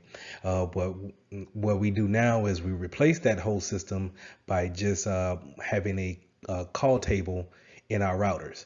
And now we connect via ports to our destination devices. So if someone can use a microphone and use their speakers, then that's a handset and the microphone that's normally on a phone. And now they're able to talk over the internet. And what you want to understand about that is that it uses UDP when it comes to transferring that traffic back and forth. And what I mean by UDP is that it's unreliable when it comes to sending every packet back and forth. And to dive in that a little bit deeper, it's whenever a packet is traveling across the network and it doesn't, when you're using TCP, it will acknowledge that it has every pack. And if it doesn't have every pack, or if it drops a packet, then it will not complete until it has that packet. Where UDP, on the other hand, is more for efficiency versus reliability. So now I'm going to make sure that you get packets in a efficient way, but it may not be the most reliable way. So I may drop some every now and again. And you see examples of this whenever we're doing Skype calls or Zoom calls and I freeze. And you still hear my voice talking, but I'm frozen in time. And then you'll see a lot of packets and I'm moving real fast because a lot of packets just now caught up to the application, right? And now um, instead of actually stopping to make sure all those packets get in, UDP is a protocol used to not care about that. So we're just trying to make sure that we match up the voice and the video at the same time. And so we may have to drop some packets. You may get that stuttery uh, pixel look, but it's to carry on a conversation in somewhat real time. So let's go over some remote access settings, some ways we can use VPN to connect securely from our devices back to our secured network that's behind our firewall. So in this case, what you're seeing here on the slide is that client is pretty much at a remote site, could be their home, coffee shop, or where have you, and they're probably checking into a VPN client that's sitting on their desktop or whatever devices that they have. And what that device does is it checks into the concentrator that's back at the office or a building that they want to connect back to that network, and then it creates a secure tunnel from one device, which would be the client's PC, back to the network's um, local network. And so now that traffic that they're able to manipulate or change or create on their desktop can now be securely transferred from the coffee shop all the way back to the office, and not worry about anyone sniffing the network, taking that information, and then being able to read it because we have created that secure tunnel using a VPN agent. Now, in the second scenario here, we have a branch office that's out, let's say in a different county or a different state. And in some cases I've seen, and they have their own network that's separate from um, the headquarters network, right? So what we want to do is we still want to maybe connect everyone in both offices, that branch and the headquarters office, and still have them, use the same files, use the same drives and printers, let's say. So in that case, we still want to give them their own firewall, router, and gateway, but we also want to make sure that they have a VPN connection back to the head office. That way, whenever they are, let's say, connecting back to the SAN drive on the headquarters office that's located there, then it's a secure connection from that branch office that's in maybe in a different state all the way back to the headquarters office. And now they can pull that traffic or that file from headquarters out to the branch and not worry about uh, exposing it in any type of factor. So whenever we're talking about VPN, I want you guys to think about IPsec. IPsec is the protocol that we use in order to create that tunnel to make sure that we are sending packets from one destination to the next using that tunnel action, right? Making sure that nothing is being seen by prying eyes or someone sniffing the network. So we use this protocol IPsec in order to create that tunnel and keep things confidential. Now we have several types of VPN configurations that we can actually do, but from what my experience has seen, and I think that you guys are probably seeing on a regular basis too, is that you're probably going to see a VPN agent somewhere on your PC, and you're going to have to log into that to actually talk back to a VPN concentrator somewhere. So your agent is 9 times out of 10 going to be talking to a main controller type of a system in order to create that tunnel. And this is probably the most common part, and I think it's the most cost efficient one. So This is probably what you're going to see. I think the most famous one that I've seen is Cisco AnyConnect. And it's just you can you can use your username and password that you normally use in your business network. And then you can also have a multi-factor authentication piece to it where you can possibly put in a code to actually keep that other uh, have your authentication piece be that more robust. So that's what you're probably going to see in the field is just a client sitting on a desktop and it's reaching back out to a VPN concentrator. Now, another way we can connect back to our network is using remote desktop applications. And remote desktop is using the protocols that we have on our routers in order to allow this type of connection to happen, but it may not be as secure as using a VPN action. So we want to be careful when we setting up remote desktop applications in our network. Make sure that we have it in a secure manner as much as possible. And if, I would suggest not using remote desktop unless um, you're in the network. You're actually on that network's, let's say, physical location.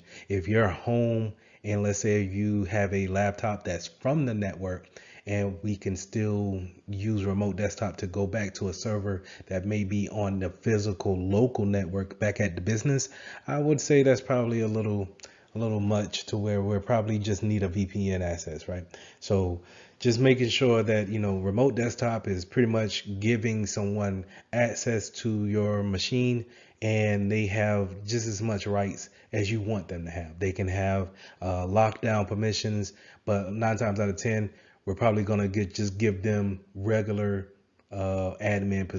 permissions if they're using remote desktop. So be careful with this protocol. Understand what port we used in order to use remote desktop, and just know that if we want to remote into a machine outside of our network, we probably want to be using a VPN type of access. So a good alternative to using remote desktop is using secure shell.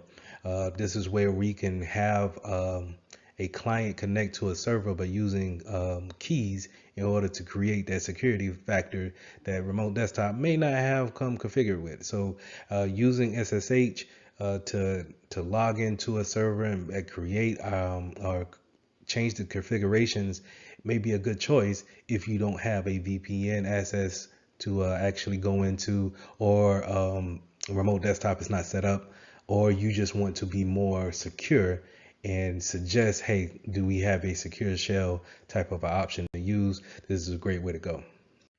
So the key points to review are different operation protocols that we use, different secure application protocols, and making sure that we have remote access that's secure. So I want you guys to read over VPN access, remote desktop access, making sure that we understand our protocols, understand the numbers associated with the protocols. Those are guaranteed to come up on your exam.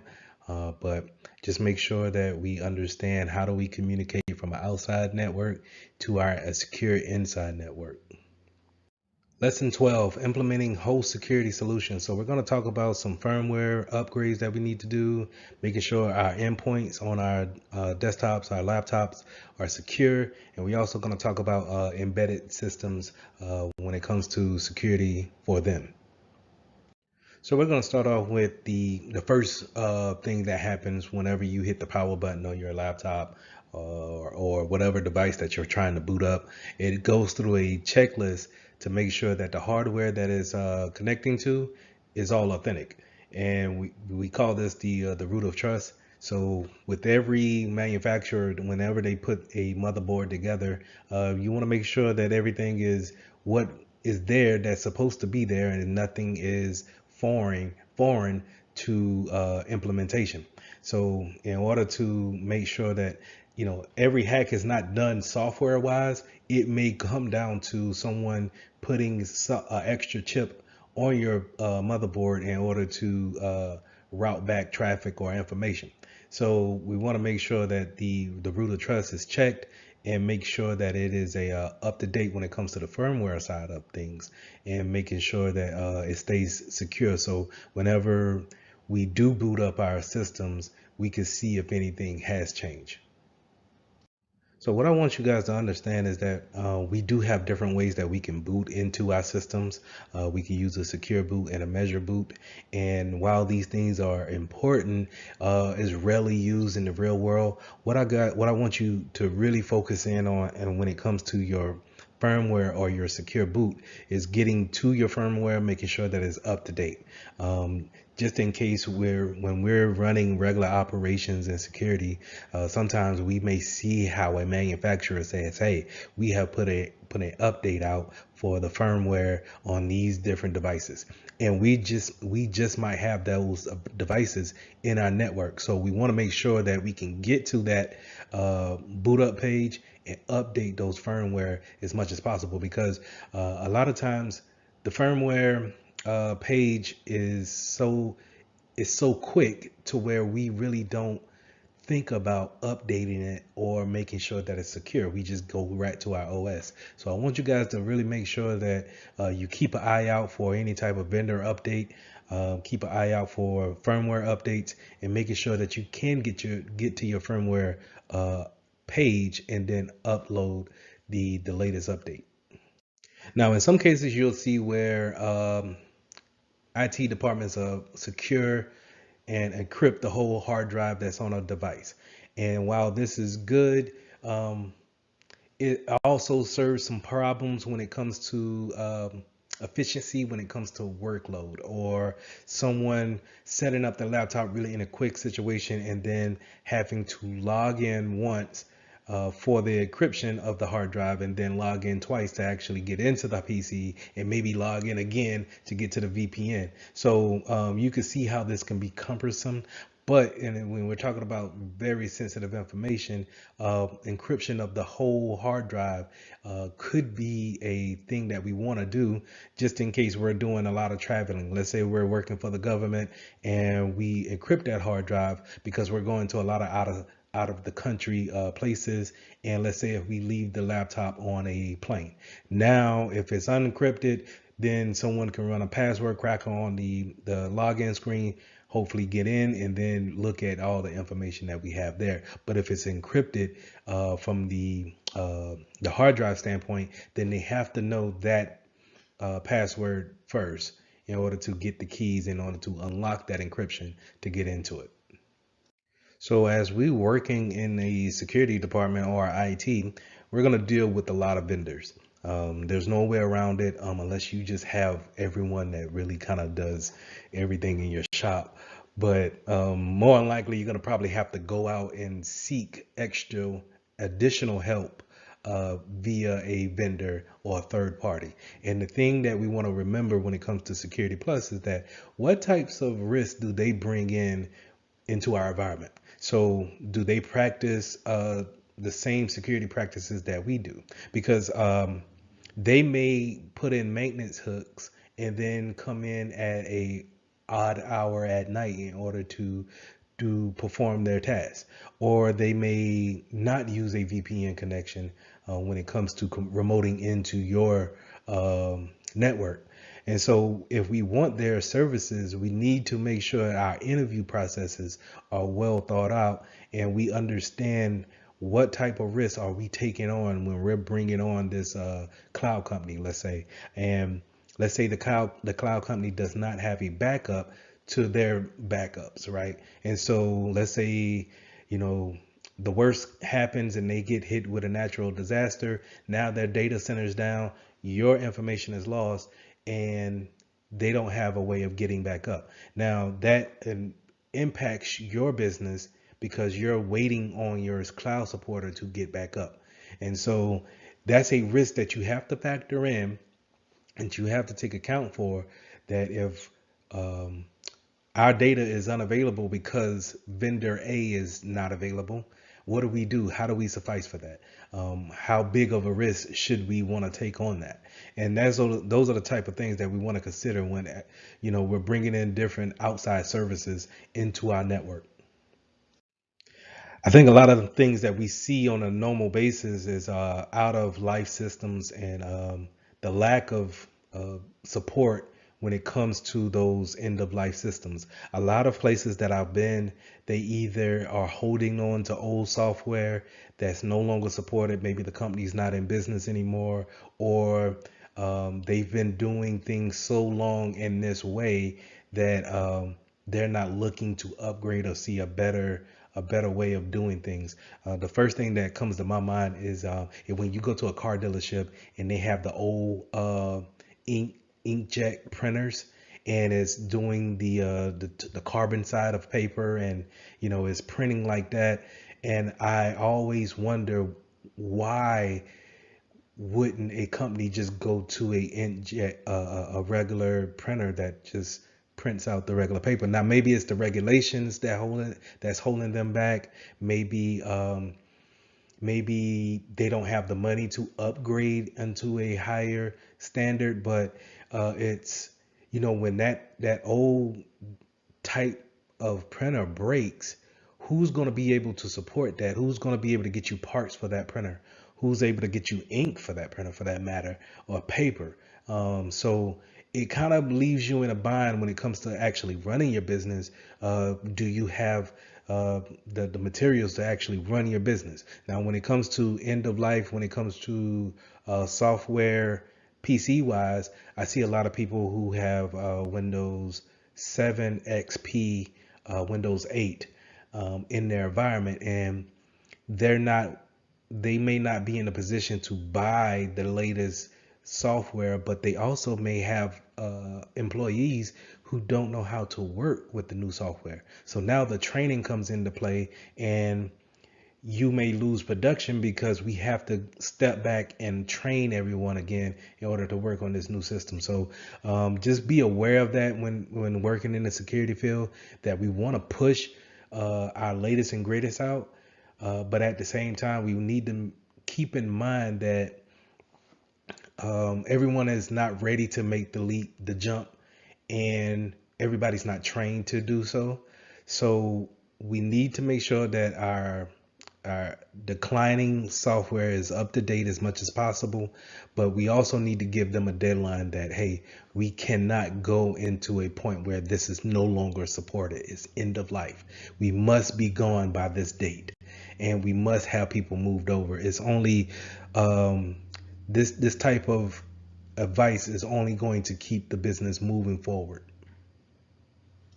So when you're doing that vetting out, that process of bringing on a third party into your network, you want to make sure that you understand some of the agreements that we have in order to keep them honest and put everybody on the same level when it's time for them to provide a service to you. So you want to make sure you have a memorandum of understanding, a MOU.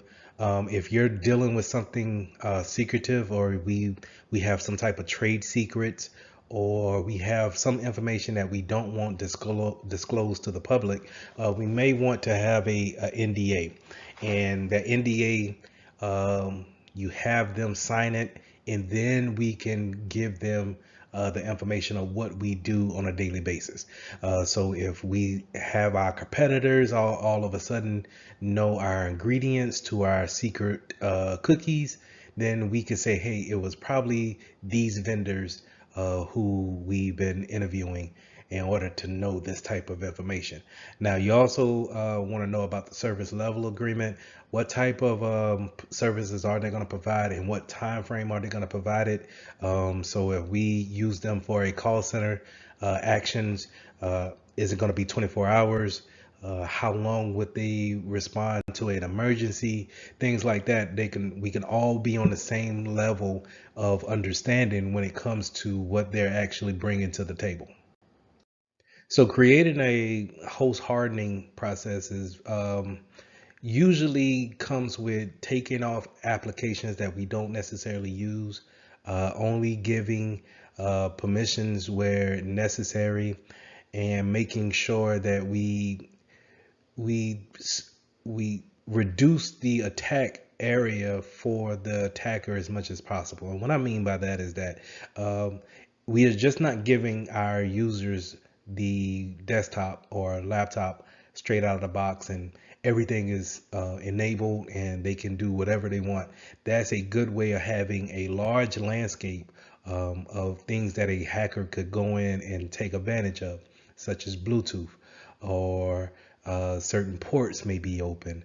Um, we may have applications that we never use on our laptop that may become vulnerable because of end of life just happened for that company that's not in style anymore, and we haven't changed that application because for whatever reason, and so we haven't did a rollout to actually roll back that application and take it off people's machines, and so it's just sitting there, just not bothering anyone. But if someone was to get into the network, get onto that host and see that application, then they can say, oh, you know what, that host has been vulnerable for such and such.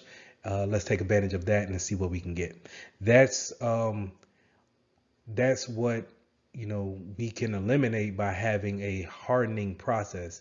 We have a checklist of things that we want to go through and make sure that we manipulate on our devices to make sure that we close down things that we don't need, making sure that it becomes a harder uh, attack vector for the hacker.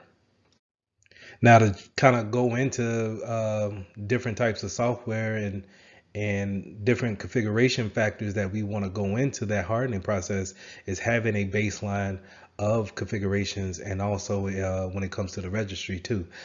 We can use software that keeps a baseline of applications on our network.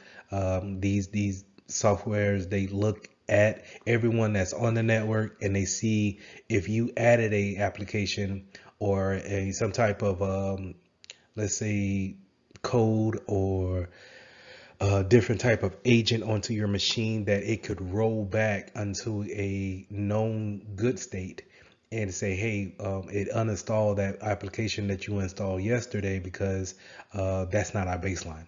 And in order to keep things on a level playing field and to make sure that no one is bringing in new attack vectors, I'm going to roll back to our baseline configuration, and you're going to start doing your work today because I've given you everything that you need to do your job.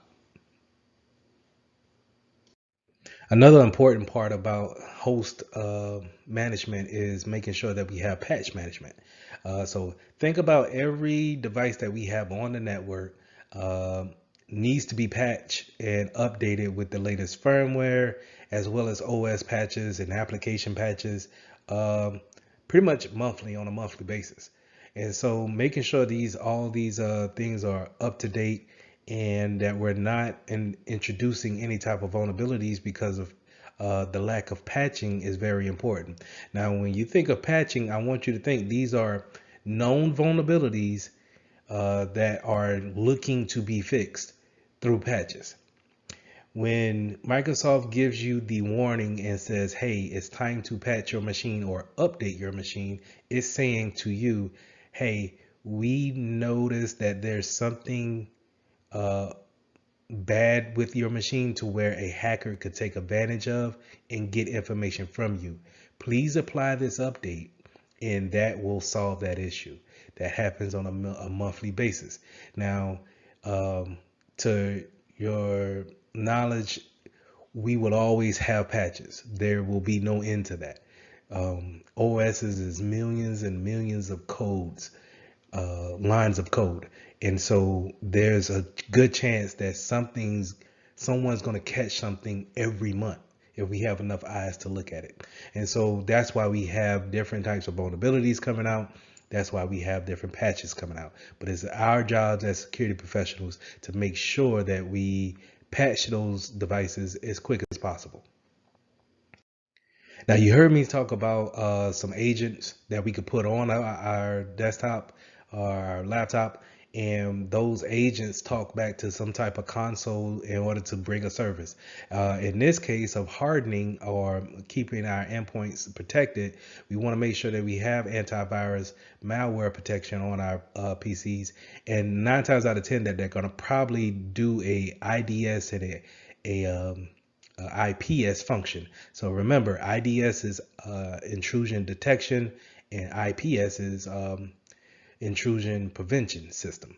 And so the antivirus will be able to detect, and it's also be able to prevent by blocking the virus. Right now, we also want to have something kind of like a DLP agent where it will see if any sensitive information is leaving uh, our laptop, and we want to make sure that it can be put in place too to detect it as well as prevent it from actually happening. So having these endpoint agents on our PCs is probably something that we want to put into our baseline configurations and making sure that they are up to date as well. So all these things we want to take into consideration when it comes to having patches and making sure that we are protected overall when doing our daily tasks. Now, as antivirus has evolved over the years, it still is lackluster in some type of way of actually containing a spread or a outbreak of a virus. So we have these things called EDR protections, and this is where we have more functionality when when it comes to an attack, and we can actually isolate. Devices on our network from being contacted from any other devices. So whenever our SOC, our security operations center, they contact us and say, hey, PC 123 is actually showing signs of this, that, and the third, we can use our EDR system to isolate it, basically kind of put it in its own silo within the network. Therefore, it cannot reach out to other PCs and affect them. But we can have a secure connection only to that PC in order to see what's going on with it and see if we can eradicate the problem before it gets out of control. So when we're talking about antivirus, more likely we're going to talk about a signature-based software that's going to download code that's similar to the malware that came onto the computer or would be coming onto the computer. They take this database that they download, these signatures, and they compare it to whatever files that you download or you add to your system. And then if they match, then they will flag it as a virus and quarantine it or delete it altogether. So this is what we mean by signature-based antivirus. Now, heuristic is getting a baseline to what's normal, and then anything that's abnormal, we will flag it as being malicious. We need to also be aware of embedded systems. These are things that could be low-powered Internet of Things, things that we could just plug into our PC and maybe get some extra functionality out of them. I like to think of a smartwatch or kind of like a, not necessarily an Apple Watch because that has a lot of functionality, but let's say like a Garmin watch or a Fitbit. These kind of embedded systems, they can get attached to our network and then maybe transfer some things back and forth. So we need to be mindful of those and see if we need to actually put on more security by locking down our USB ports and not allowing them to connect to our end devices. Now, in the cities, you have these industrial control centers or systems, and these are things that's in place that's controlling some type of, let's say, water system that the city uses to give everyone a clean system of water. Now, these systems that control these mechanic operations, they are not your typical, Windows 11 or latest iOS product. It is a old operating system that can't take any type of update. There hasn't been any code to update them. When you think about it, in order to update them, we need to cut off the system that is supplying everyone in the city or town or what have you, and then upgrade that system. So it's kind of a catch 22 where we can't really do anything with them. So what we do is we will focus more on a a physical side of security to make sure everyone doesn't have access to the system, making sure that it's in a secluded area and that is walled off, secured physically wise, in order for someone not to be able to get control of these systems and do any kind of harm. So like I mentioned, with the water system, these systems also goes into, energy power plants, industrial, different types of facilities and logistic facilities. And can you imagine if someone were to get their hands on a system that could pollute the water that you and I drink? And there's nothing that we can see from it because we don't have those systems connected to the internet. So it's not going to give us a warning like that. We have to kind of just wait for the disaster to happen and actually react to it. But, in this case, we want to make sure that we take the precautions to, stop that before it actually happens. That's why we want to focus so much more on who has access to these systems and making sure that we vet them out. So I kind of touched on the Internet of Things earlier with the embedded systems, but just to kind of dive deeper into that, Internet of Things could be anything that connects to the internet and then desires some type of communication. And that could be, when you go to Lowe's and you see that new smart refrigerator that can connect to the internet and give you the morning page of the New York Times, and it can tell you what's in the refrigerator from whatever spot that you're at, because it can communicate to the router and the router can communicate to your cell phone while you're out in traffic. Well, it's so many things that's actually taking that type of characteristic where it needs to talk to the internet. As soon as you open it out of the box, it's looking for a Wi-Fi signal. And we have to be, as security professionals, we have to be aware of this coming into our network. We can bring things in from home and connect to our work internet. And now, from without your knowledge, you're letting another vector for a hacker to possibly get into, where we have everyone's wearing Apple Watches now, or we have some type of iPad that we're bringing into work, and these things need internet connection. I know the password for the enterprise network. I'm gonna just put it in and go ahead and connect my device so I can stay up to date. But like I said, these things bring in vulnerabilities also, because if we really think about it, who's actually have a up to date iPad or Apple Watch, or even headphones for that matter? And are we teaching our users to update these things before they actually bring them in and connect to our network? So other endpoints that we may have is different types of products that we actually need to do business. And I talked a little bit about how car dealerships had old printers that needed to you know, print on old carbon paper. And those printers, 9 times out of 10, are sitting on the network. We also have VoIP phones that are voice over IP, using those as telephone devices. So we have different devices that we have, not only with our iPads and our device laptops. We also have different types of keypads that we may use in order to give extra functionality to our actual business. But the thing with that is that we want to take those things into consideration when it comes to security. Yes, your laptop is secure, but what about the keypad that we use for our customers to actually key in their social security number or key in their PIN number to their bank card? Have we updated the software on the keypad? Have we updated the software on our phones?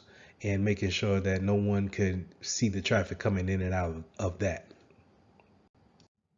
In today's world, we're doing more things with cameras and those cameras are able to upload the video directly to the internet or to your favorite social media site as soon as you hit stop. So those things, again, they connect to the internet, and then they're able to send traffic out as soon as possible. And we also have this thing where drones are giving they're shooting footage, and then they're able to send it to whatever cloud provider that they may be connected to.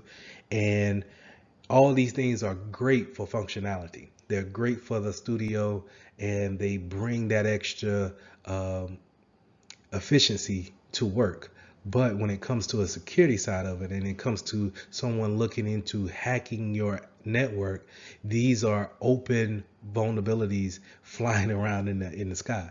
And then, if we forget to patch those things, or we forget to change the default passwords on those devices, then we stand a chance of being compromised just by having extra functionality in our workforce.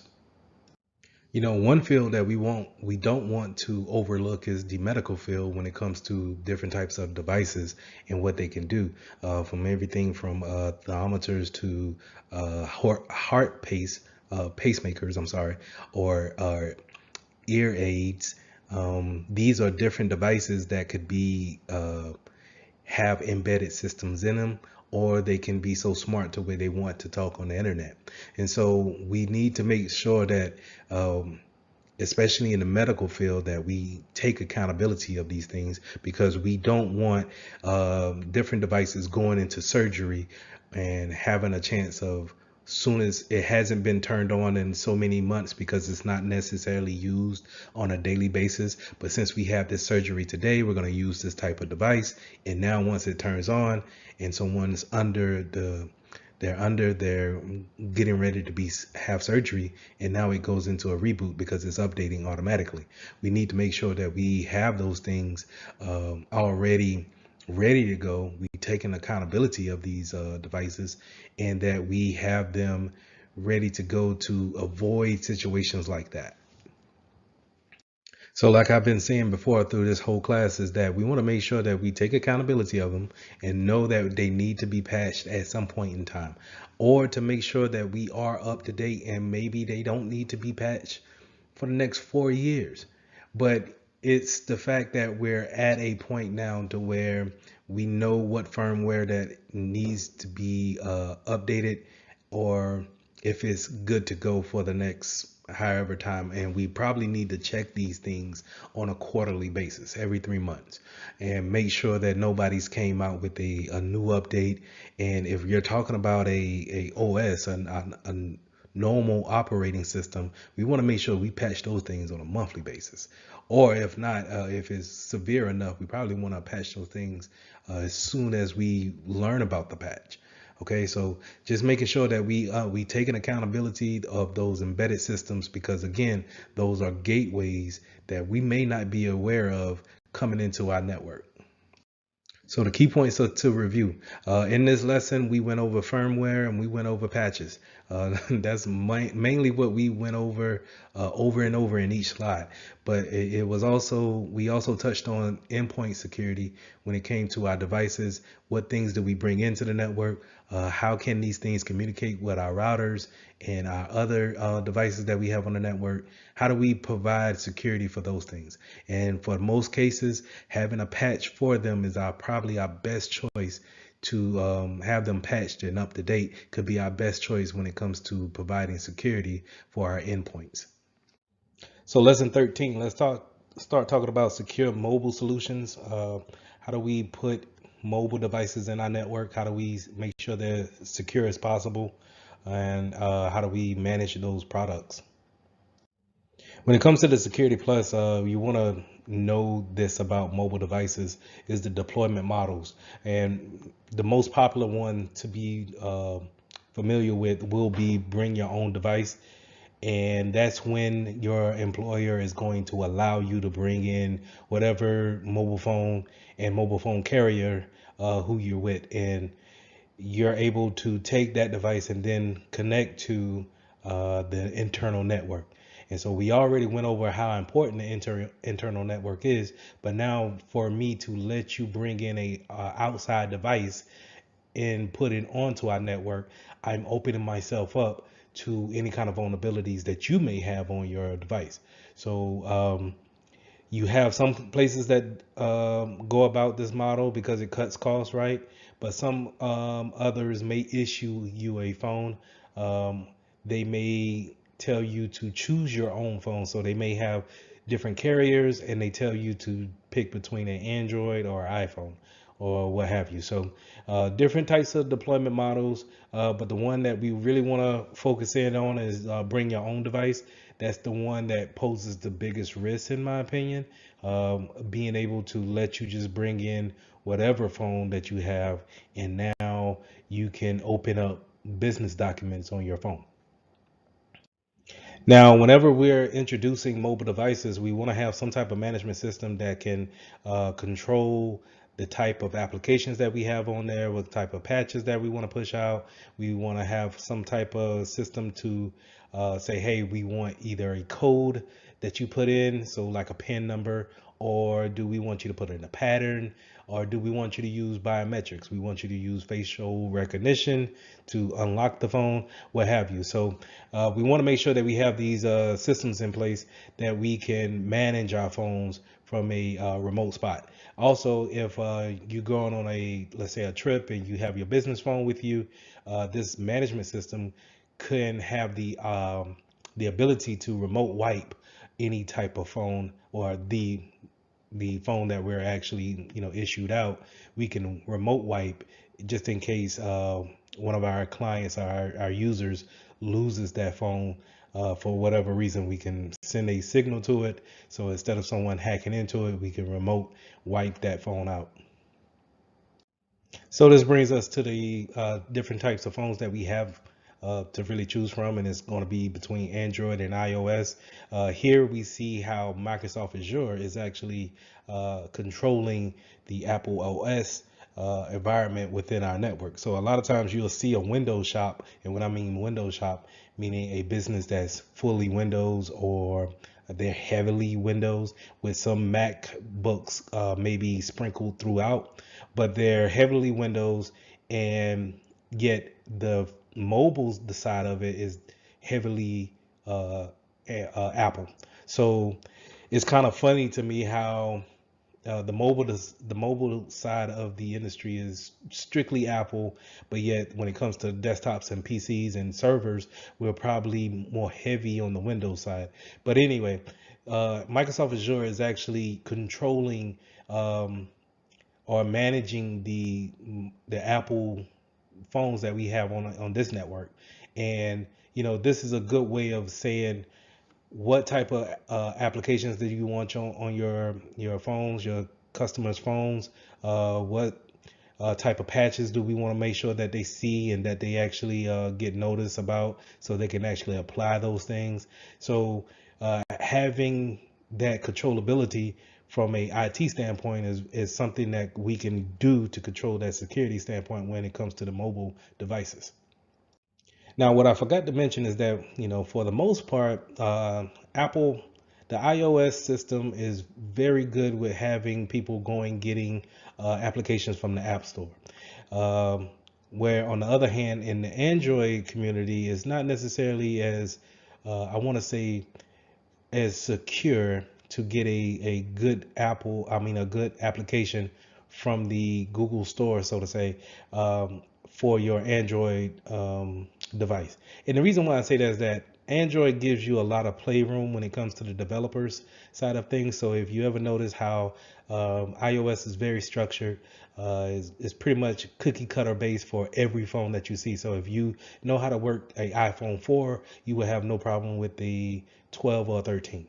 It's pretty much the same thing. Maybe some features that we may not know of, but it doesn't take much to figure them out and then actually use them in your day-to-day activities. Whereas in the Android gives so much leeway and play for the developers to customize their applications as well as the OS, is that you can easily get something that's may have a lot of vulnerabilities in it from the App Store, and that's a down to me. That's a downfall for Android, but I love the customization of it.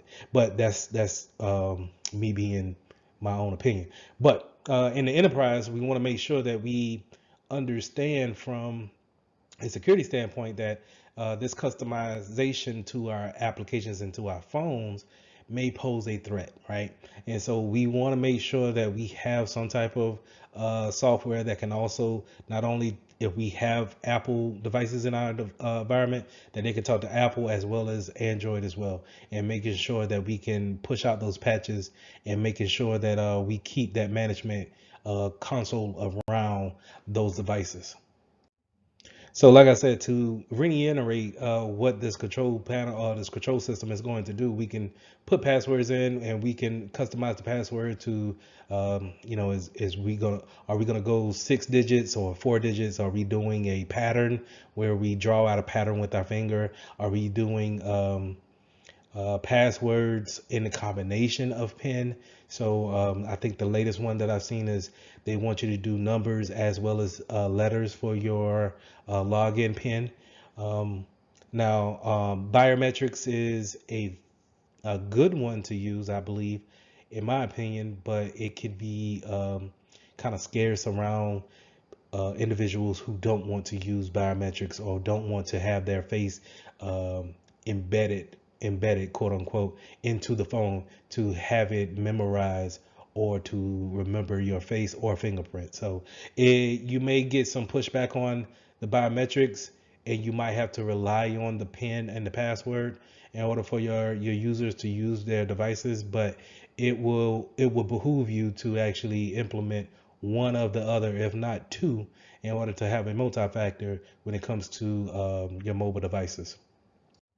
So like I stated before, that kill switch, the remote wipe, having that feature is very good when it comes to having someone in your environment that travels a lot, uh, and they are keeping a business phone on them or a tablet, and they maybe, late night or late flight, and they leave their mobile device on a bus or on a plane. And so now, whenever they report back to you and say, "Hey, I lost my phone on the plane.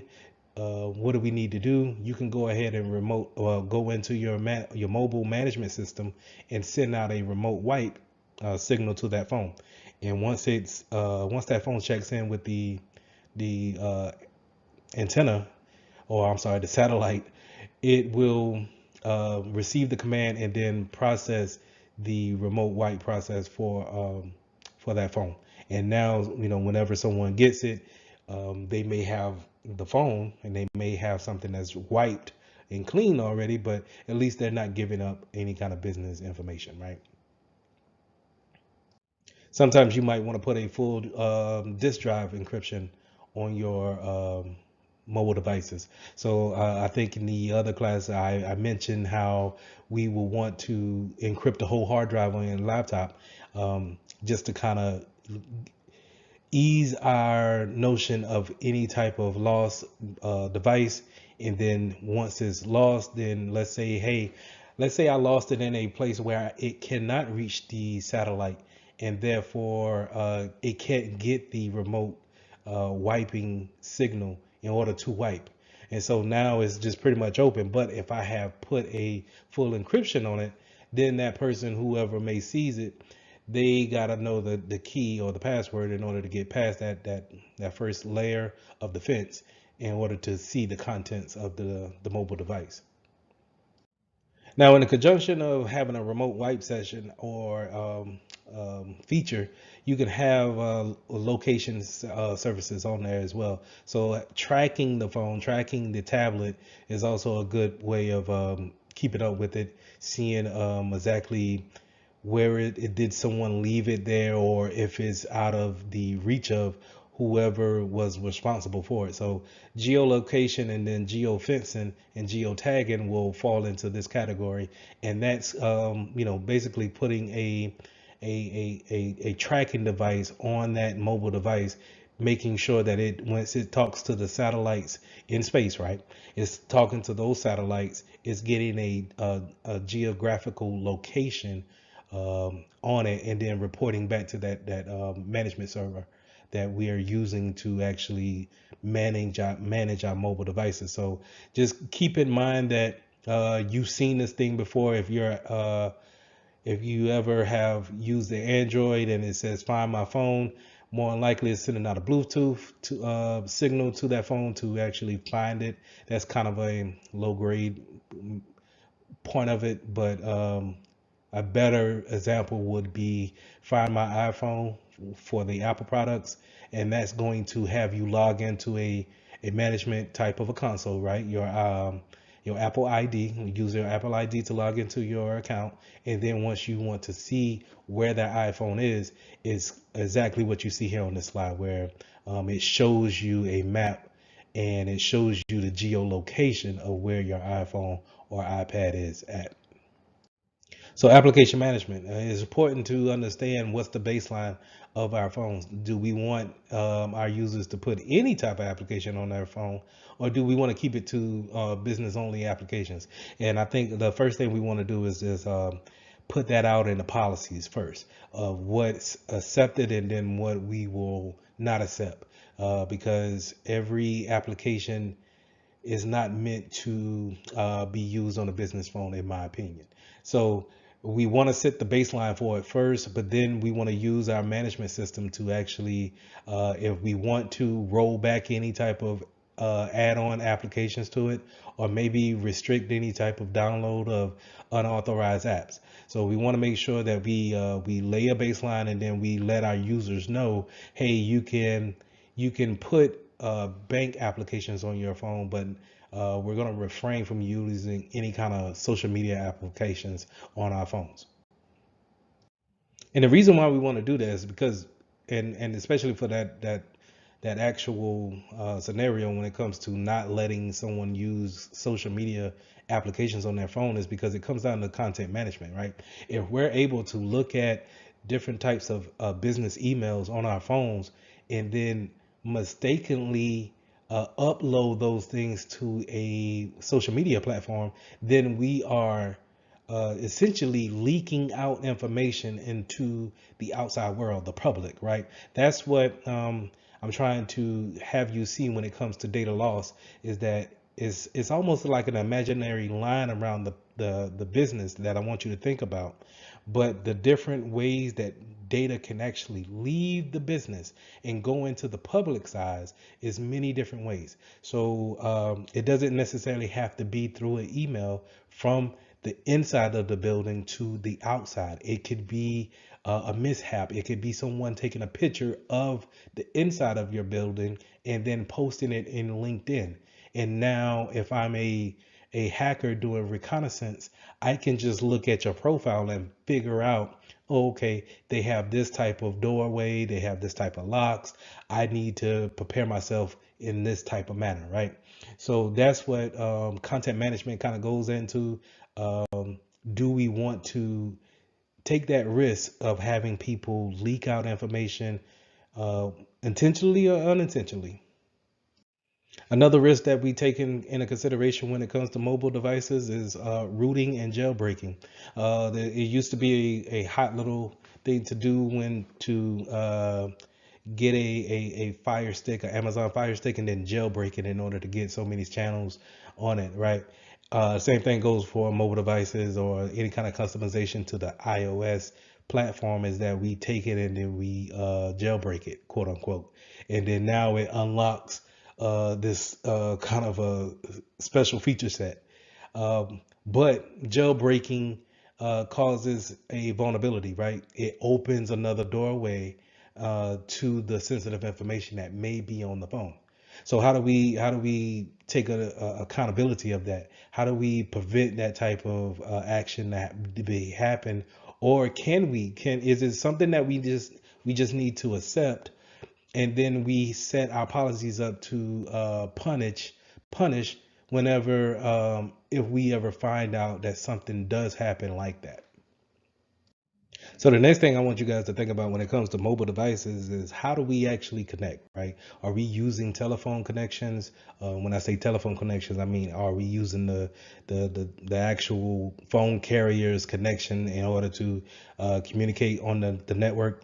And or are we using some type of Wi-Fi signal? So for those who don't know, those are two different networks that we could be connected to. So if we're just, let's say we're not using Wi-Fi for that point in time, and we're only using the AT&T bars, then that's a whole different network than versus if we're connected to the local Wi-Fi that we're in the building, right?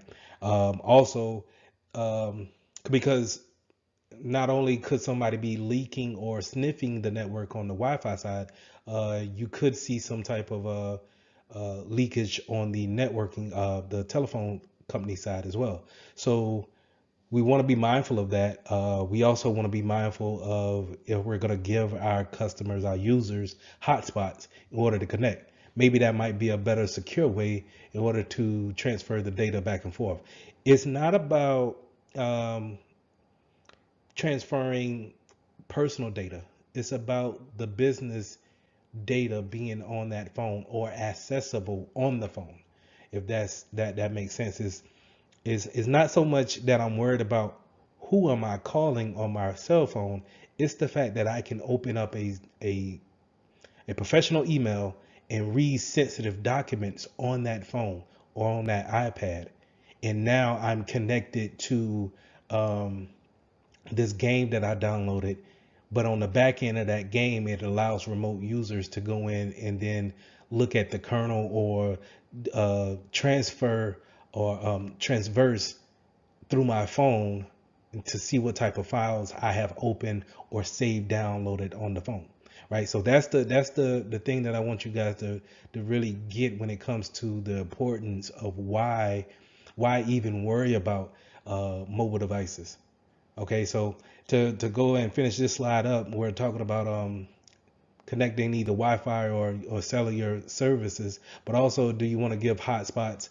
Do we want to make sure that we put in another mobile device to create a network in order to have more control of what our users connect to? Because a lot of times our users go and they're not really looking for a secure way of connecting. They just want to connect because they have a certain job that they need to do in a certain amount of time, and maybe connecting to the local Starbucks is the closest and fastest thing that they can do. So we want to make sure that we take all those things into consideration when we have users that's on the go. So another way we could connect is through Bluetooth. And while Bluetooth will not give you the Wi-Fi connection type of network, but it can send information from one device to the next, right? And so we seen a lot of this when in the earlier days where we had PDAs and we could connect from one PDA to the next, and they can send traffic or let's say contacts back and forth. And you don't really see it nowadays that often because we kind of send it through the data plan or the actual network. But back in the day, you would just get close to the actual mobile device, and then it will actually jump over. We see a lot of that now with the NFC, near field communication feature with tap to pay, or they you go up to the register and then you put your phone to the register keypad and it pays for whatever item that you want to pay for. But nevertheless, Bluetooth connections can be vulnerabilities as well, right? Being able to know that it's on and it's listening. It's listening for whatever communication signal out there that wants to talk to it. And then in certain cases where you don't need a pin to actually connect, that device can actually connect to it and then start communicating back and forth. We see a lot of that with headphones. Headphones, they will turn on the Bluetooth and then it's waiting for any person to connect to it, and it will connect to it and then start communicating back and forth. Whereas in your laptop automatically probably has Bluetooth on and it's waiting for someone to put in a pin in order to pair it. Same thing goes for your car. But we want to make sure that our customers, our clients, they are aware that Bluetooth can bring some risk, and for the most part, we want to make sure that Bluetooth is turned off if not needed, right? So we want to make sure that we want to stay away from things like bluejacking or blue snarfing, where people can send unsolicited information to your phone or tablets, or take things from it in the case of blue snarfing. To kind of piggyback off of Bluetooth and going into infrared and RFID, sorry, is kind of having these close interaction with people and being able to pull off their information just by having that radio frequency ID, pull that information off. So a lot of times you'll see, if you look on TV, you'll see a commercial where they're promoting a wallet that has a radio frequency ID blocker on it. It has some type of magnet on it, right, to stop that communication field from actually happening. And what would happen in the attack is that if someone they show on TV, they will show somebody sitting on the same bench as you in a park, and while they're not doing anything towards you, they're close enough now to where their phone or whatever device they have can pull the information from your wallet. So it's pulling the information off of your credit cards and debit cards. And then now they have that information. They can go in, you've just been basically robbed, right? So in order to stop that type of attacks, people will put in these magnets that breaks up that communication field. So we want to make sure that we are aware that it happens.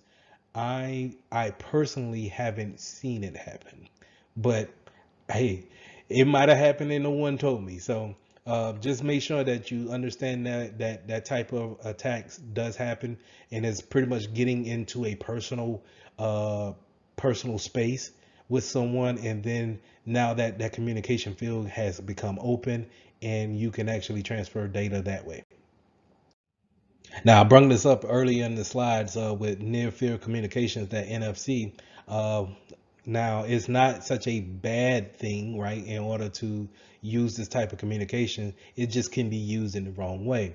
But it's also becoming a more convenient way for people to pay for different items. So you see this communication becoming more prevalent in places like gas stations and gas pumps, where you could just point your phone or your card up to the device, and then it there's no swiping, there's no inserting the card and then pulling it out.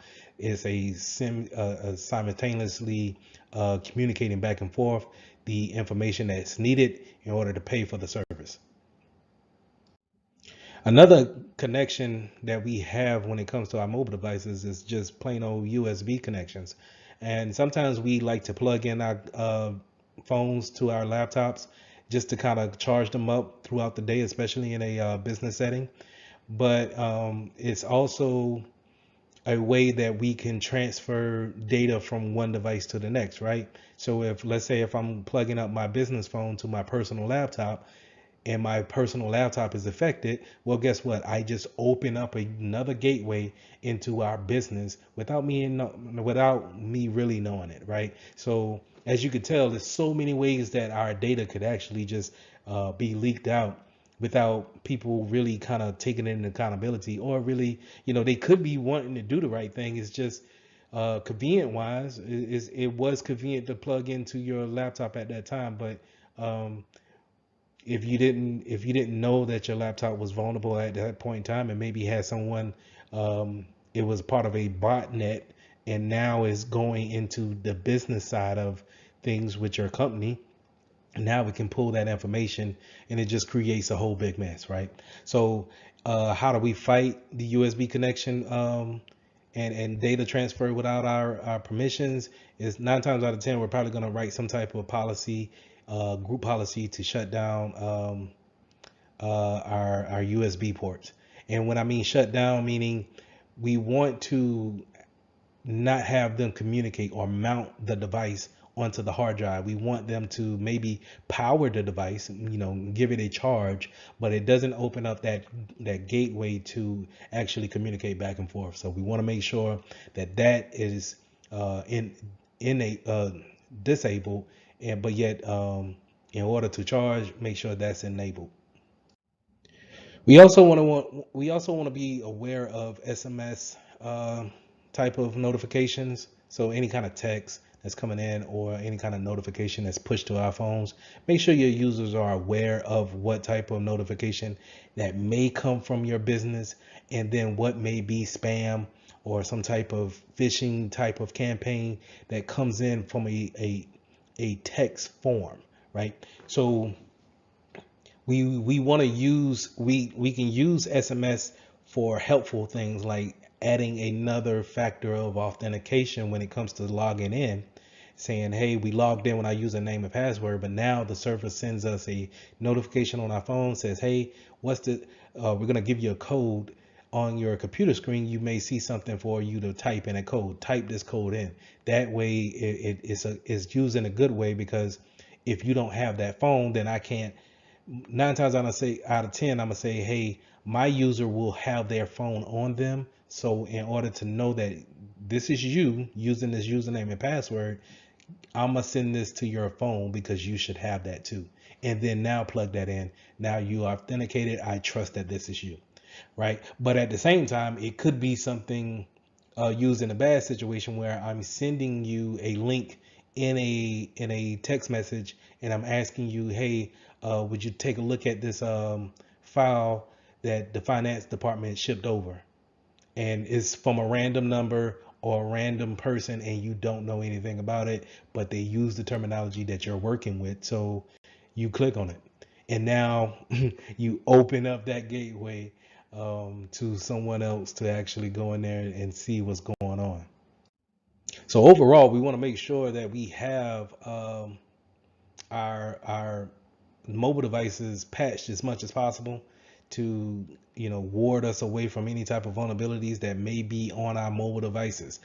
Just like how we want to take care of our PCs and our laptops and servers, we want to take that same approach when it comes to the firmware on our actual phones. When Android and Apple say that, hey, we have updates ready, it's for security reasons, and for functionality as well. You may get a little bit more of a functionality standpoint, so Apple may give you some new emojis, but if you really read what's going on when it comes to the updates, they're saying, hey, this update is to provide more security to the phone, basically. So just make sure that your users are updating their phones, making sure that they are connecting to a Wi-Fi connection and pulling in all those over-the-air updates and updating those firmware. So the same thing goes for your mobile cars, right? Your actual Teslas and your new high-speed car. That's it takes an over-the-air update. You might want to connect it to your home Wi-Fi in order to receive such a big package like that, and then now apply it to the car firmware. So in this lesson, we went over several things that can help you out when it comes to your mobile devices and the management of them. We want to make sure that we give our functionality to our customers, our users, and making sure that they can do their job efficiently. But at the same time, have them understand that these are just small computers that they have in their hands, and that they can open up other gateways for people to come in and actually see uh, business data on those phones, those tablets. So making sure that we have the proper management system for them, and that they're up to date, putting in the proper policies to making sure that we have the applications that we want on our machines, and that our users know how to properly manage them under their care. So let's get into lesson 14. This is securing application concepts. We're going to talk about different types of web application attacks that we may encounter, and how do we put things in place to ease that pain if ever faced with that challenge. So when it comes to your applications, you want to make sure that you have proper coding whenever you're working in an environment where you have a department actually creating an application. You want them to actually use proper coding, and in order to do that is pretty much based on validation of the code. So whenever someone writes the code, you want someone else backing them up to read that code and validate that it is proper code, and that you take any kind of mistakes out of it. So we want to make sure of that, but we also want to make sure when giving permissions to let's say like a third party application where we don't know the source code to that application, we want to make sure that they don't have more permissions that's needed in order to run the application, because hackers, what one of their traits is looking to have more permissions than actually needed. And so if I have more permissions, then I can manipulate and have the application do what I want it to do because I have the permission to do so. Now, when we're talking about developing an application in-house, we're talking about building code. And like I said before, we want that input validation. We want to make sure that code is actually validated by someone else who did not write the code. This way we could prevent things like buffer overflow, where we have we want a set number of characters to only go in to our, let's say, field, our username field, right? To give the example that you see here on the screen is that you have a set number, but let's say the hacker says, hey, I'm going to put some extra characters in there to see if it sends a error code to the database and therefore spills out the information that I would like to see in a memory bank somewhere. So this is how you get kind of like a memory leak, where it leaks out information because the server doesn't know how to deal with the extra characters that's put in. It's so we need a buffer there to actually say, hey, this is the capacity, this is the limit of what you can actually put in. So if let's say for most usernames it's between 8 to 12 characters, and let's say I put in, but let's say there's no buffer and I put in a whole script of code into that username box. Well, it may send an error there because remember, servers are there to actually try to figure things out and understand what you're trying to do. It's listening for a command and then trying to give you the results. And so hopefully if I put all of that script into that username box, it may kick back some information that I wanted, such as give me all the usernames and account numbers that's in your database. Okay. And we want to look out for DLL injections as well. This is where it's kind of like when I was just explaining with the buffer overflow, that server is looking to give you some type of answer because you requested something from it. And that's the way we need to look at servers. Servers are there to actually serve you in some type of way. They're trying to give you some type of service. Well, a DLL is some extra functionality to that application that's trying to give you some extra function that makes your life easier when it comes to using the application. The first thing that comes to my mind is maybe like when you're using a calendar, it will give you the calendar for the next, I don't know, 25 years, right? So that extra functionality on, let's say, the application being Microsoft Outlook, well, that DLL driver that's sitting in the background of the application is built only to get that information from the server to say, hey, I want the next 25 years of calendar months, and we're going to store them until the user is ready to see them. But if I manipulate that DLL, whenever it calls out, I can have it call out to a rogue server and then have it deliver malicious software to your machine instead of those functions that it was built for.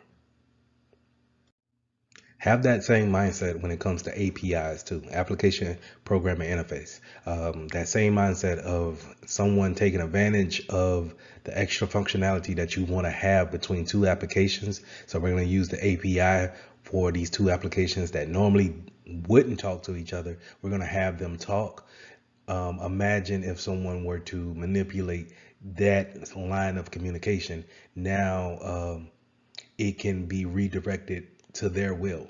But we can eliminate this or reduce the risk of it by having some type of input validation. Again, this is having someone look at the code after it's written. That input validation part is going to show up again and again on the test. So just be aware of it. Now let's talk about replay attacks. Replay attacks is taking tokens or cookies that we have accumulated with our web browsing, and then taking those cookies or session keys and then replaying it back to restart the session again. And then if I'm a hacker, then I'm going to manipulate whatever I want to after that. So if I go to a spot, let's say my banking account, and they give me a session key in order for me to do some transactions, but then I'm compromised in a way and the hacker sees my session key.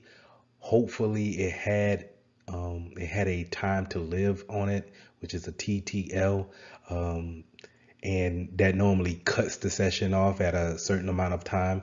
But sometimes you could take those session keys and put them back into a browser and it still has your account open. For example, have you ever been browsing on the internet and you close out the window, but then you close out the window, let us say to Facebook, but then you still have the actual Chrome window browser open, and you still open another tab in your session for your Facebook account is still logged in and actively running. So those are kind of just ways of seeing how your session can actually live without it being timed out, automatically going to a log out state. So we want to make sure that if we're building our own applications, we put those things in. How long should we be idle before we actually kill that session key?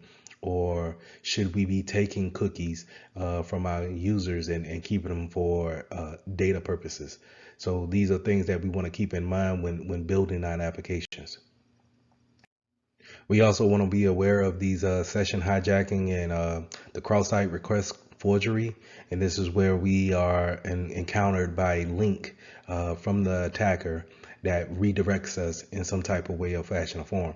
The main thing that we want to remember here is to teach our clients not to trust everything that we see when receiving emails or links in chats or links that are sent to you via the text. Sometimes links are very hard to read, and then even if they're easy to read, sometimes just one character can throw you to a whole different type of server somewhere that you didn't want to go.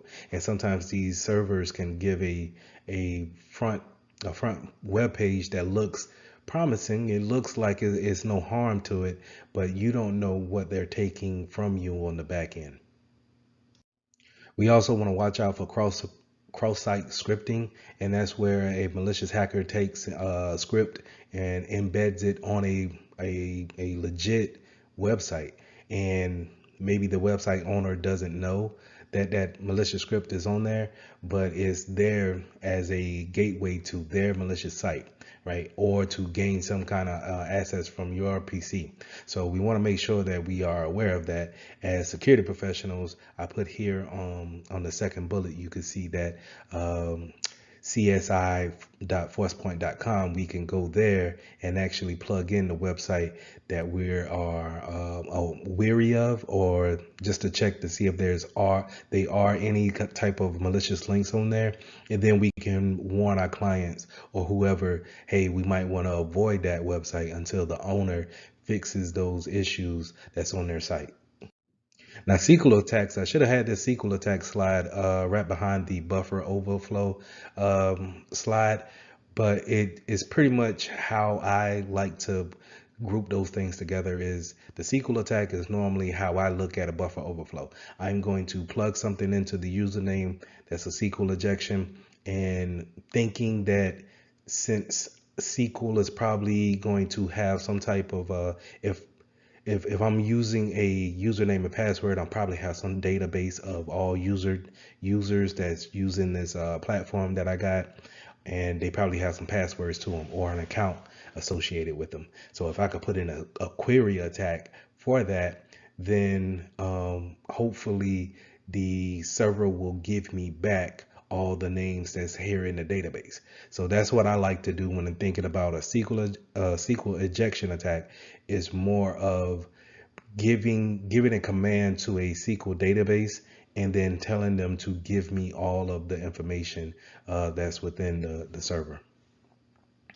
Along with SQL injections, we also have XML and LDAP injections. And all of these injections are pretty much going around the same route, right? I'm interjecting something that wasn't supposed to be there in the beginning, and I want something from it. That's where a hacker is going to come at it at that standpoint. And again, it all goes back down to input validation, making sure that we avoid things like this, because we can avoid it in the beginning of building it. And if we've skipped that part, and then now we pushed our application out real fast, when that vulnerability shows itself, we need to then make a revision to it, and then that's how you get, application upgrade, that 2.0, because we needed to fix this issue, this XML issue that we had. And you don't want to take away that functionality or give so many revisions out so short of and so many short of a time, because it takes away from your customer's experience, right? So we just want to make sure when building an application, we want to make sure that we have the right people looking at the code and validating each other. Now, as a security professional, it's always good to give guidance when it comes to building an application in a corporate environment. So we want to take our people who are using code to build our applications. We want to make sure that they use the OAuth's website in order to see best practices on when writing code, or what's the top 10 vulnerabilities that we face when it comes to web applications. So this is a good way where we can point them in the right direction, so we can build our applications right the first time, and hopefully just make small revisions and not necessarily really big ones on a regular basis. So how should you handle your cookies when browsing on the internet? You want to make sure that we have cookies for the convenience of it, but we also want to make sure that we are not using the persistent, having our cookies be so persistent to where we never clean them out. Meaning, for example, for me, I use the cookies just so I can stay logged in to ESPN and I can play my fantasy sports, right? And I don't like to log into ESPN just to get to that profile to play my fantasy sports. So I keep the cookies there to keep that session going. But I have to keep in mind that I have cookies that's for other sites as well that's keeping me logged in to those accounts. And so I will say on a maybe 2 to 3 months, I clear out my cookies, I clear out the browsing history, and I make sure that I start back over, because you don't want to get into a point where if you are compromised and someone is snooping around on your PC, that they can look into your cookies and then find out where you've been, and then actually see if there's some sessions automatically authenticated in there. And so now you have, basically let them into an account that they really may have been looking for, but they're glad that it's always been open because you kept the cookies on your web browsing history. So I talked a lot about, in-house applications. If we're building it, then we're going to use input validation to actually look at the code, have someone else look at the code, maybe even have someone else look at the code. But let's say if we're using third-party applications. Let's say if we bought the application and now we're going to put it in-house. The main thing that we want to make sure in that situation is that we make sure that they don't have any vulnerabilities that's out there. And make sure if they do, that we have the patches ready to go for that application.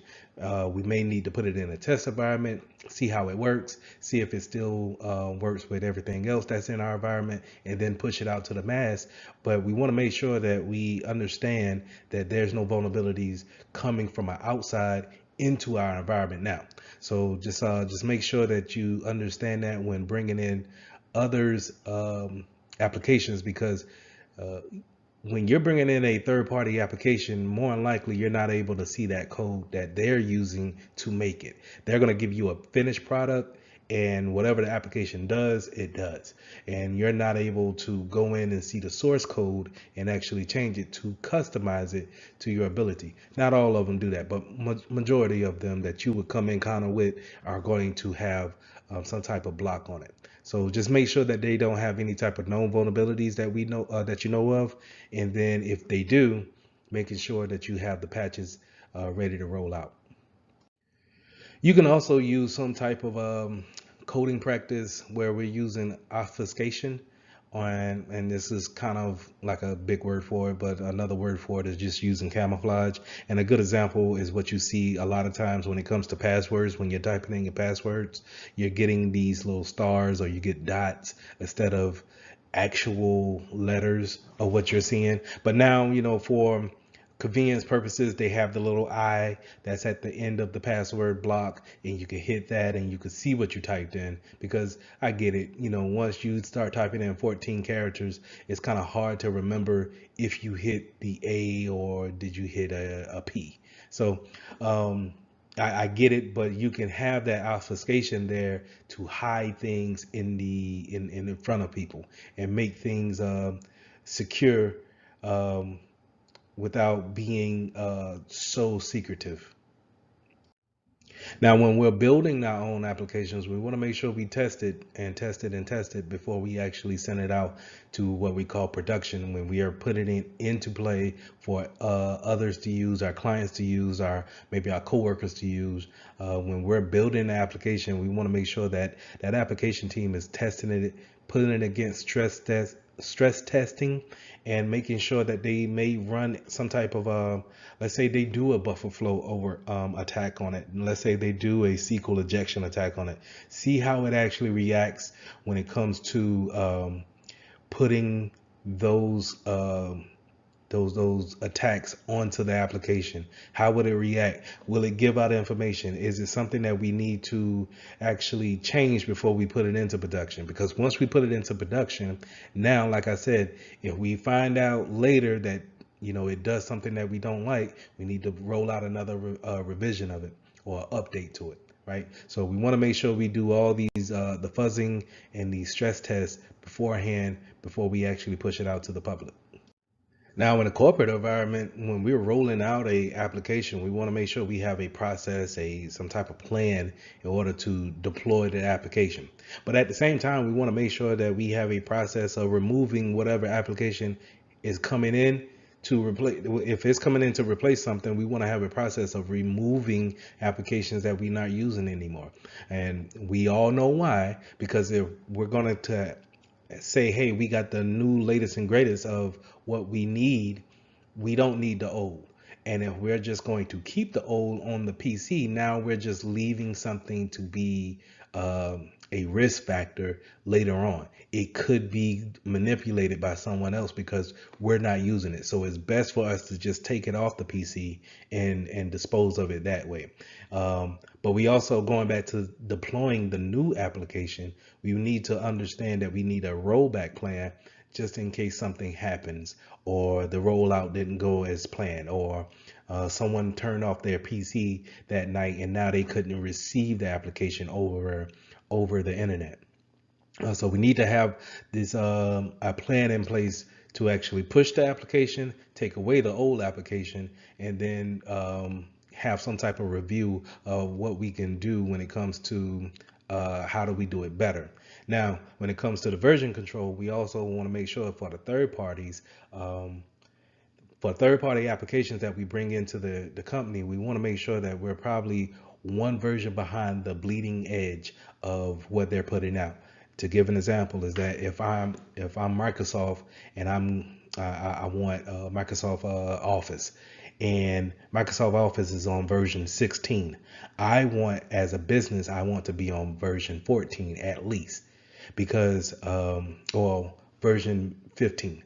The reason why I want to be on version 15 at least is because I'm not willing to see if there's any issues with 16, and I know 15 has already had a limit, so to say, right, of vulnerabilities and things that they have made. So I'm going to stay with 15, make sure it is patched up as much as possible, and then have 16 in a test bubble. So whenever they move to 17, I can then roll out version 16. Now let's talk about software diversity. Now this is having some type of obfuscation when it comes to the different types of software that you have in your environment. You don't want to make everything so Microsoft driven or Cisco driven. We don't want to be a Apple shop all together. Like, we want to have bits and pieces of it. The reason why is because when you are just one shop, let's say if everybody's a Cisco is on Cisco devices, and then Cisco comes out, the company comes out and says, hey, all of our devices are vulnerable to remote coding and remote coding vulnerability, and it's a very critical vulnerability, and for right now we don't have an answer for it. Now everybody in the shop is pretty much vulnerable to this attack. In turn, it brings a big risk to you having to stop operations because you are vulnerable to this vulnerability. The one that comes to mind when it comes to an example is SolarWinds. SolarWinds just had a big vulnerability to where it pretty much crippled the applications across the board. Well, you had a lot of companies that would get that whole stack, because not only SolarWinds will offer some type of network appliance or device, they would also offer a application for help desk, or they may offer some other application for logging and SIM activities. So across the board, across that whole stack of applications, now you can't really do anything because all of this, all of the applications associated with them are vulnerable. So we want to make sure that we have a good diversity of vendors in our environment. We want to make sure that we're not all using the same products, but they work well together. We want that. We want things that work well together, but not necessarily made by the same company. And that gives a good diversity and a good security measure when coming into the when a hacker comes into your network.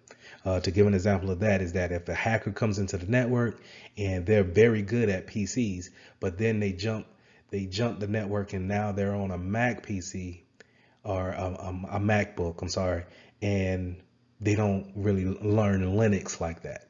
So now it creates a defense in depth again by having something that someone is maybe not be familiar with. All right, just by having that diversity.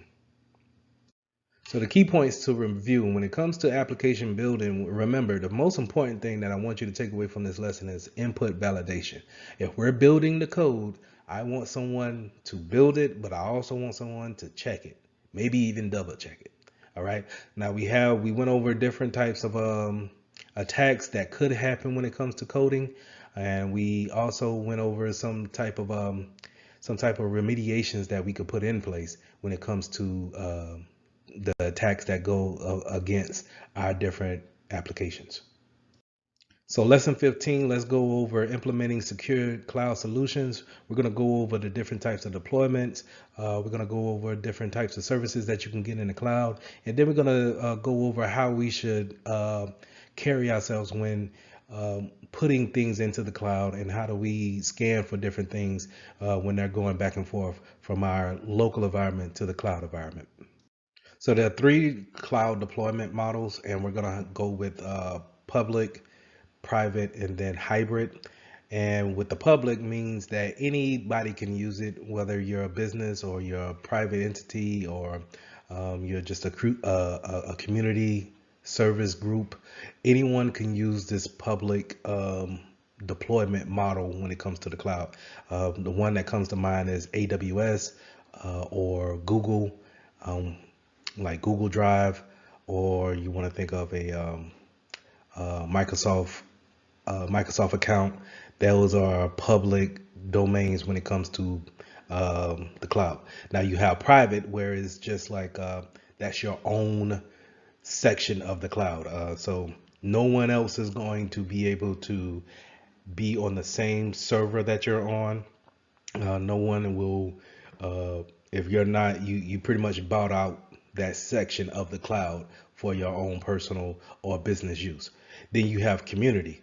Now, community or some type of hybrid, not I'm sorry, some type of community means that we're doing the same thing. We're in the same industry. So I like to think of it in a medical sense.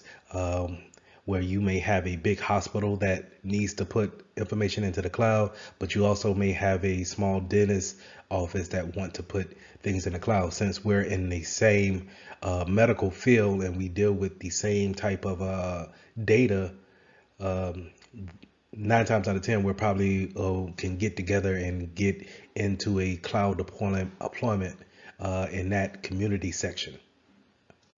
So now let's talk about the cloud services models that you're normally going to see when it comes to buying some type of service off a cloud provider. You're going to see infrastructure as a service, IaaS, software as a service, SaaS, or platform as a service, PaaS. And we also are kind of getting into the anything as a service, that's XaaS. And let's start off with infrastructure as a service. Infrastructure as a service is pretty much they give you the bare bones of a cloud environment. So they're going to give you maybe an operating system, and you're going to have to build everything from there on out. So they may not even give you the operating system. They may just give you storage and a interface in order to connect to it, to the cloud platform. And now you have to go up there and set up your networking. You need to set up what type of servers that you want to use, install the servers, configure the servers. You're building everything from scratch. So I want you to think about, whenever you see infrastructure, it is the most work that needs to be done in order to get a finished product. You're talking about someone who can go to the grocery store and buy raw materials and make things from scratch. All right, not just buying something that's already pre-made and then warming it up. That's more in these other models that we're going to get to. So infrastructure as a service is bare bones.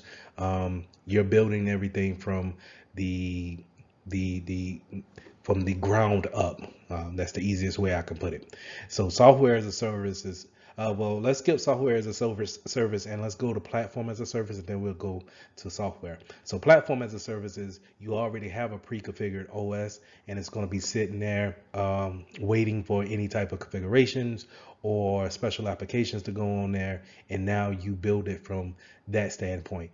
But like I said, infrastructure, they won't even give you the OS. They'll just give you basically a box. All right, if you want to think about it like that, a empty server, and they say, here you go, and it just have the bare bone minimums. But the platform, at least it will give you a baseline, some type of OS that you want to build upon, and it has that infrastructure already configured in it. So you'll have the networking, the CPUs, the memory. You'll have all those things allocated, and you'll have a OS to work upon building your application, or building however you want to build your database on top of that. Now, software as a service, they're going to only offer you the application pretty much, and these are ready to go, and you have less work to actually configure.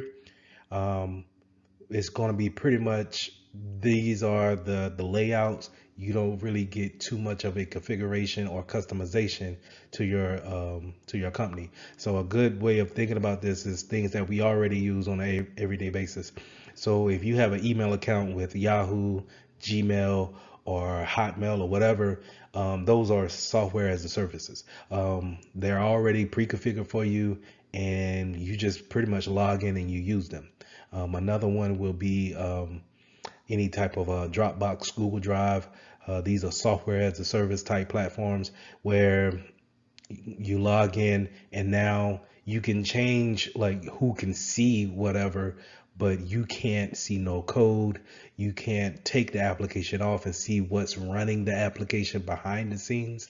So you can't see that OS behind the scenes that's running the OS. I mean the application. You could just see the service that you're seeing, right? And those are um, the most ready to go out of the box. We can use it within a matter of days of configurations, where platform as a service and infrastructure as a service may take, um, to weeks to months before they're actually ready to be put into production.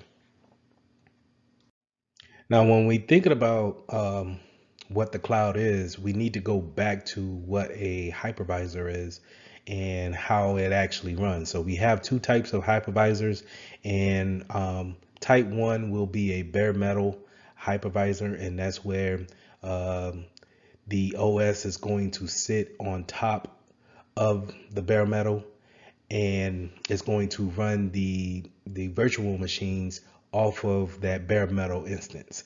Okay, that will be the picture off to the lower right hand corner, and that's where you're going to see different types of VMs coming off of the hypervisor software that's there.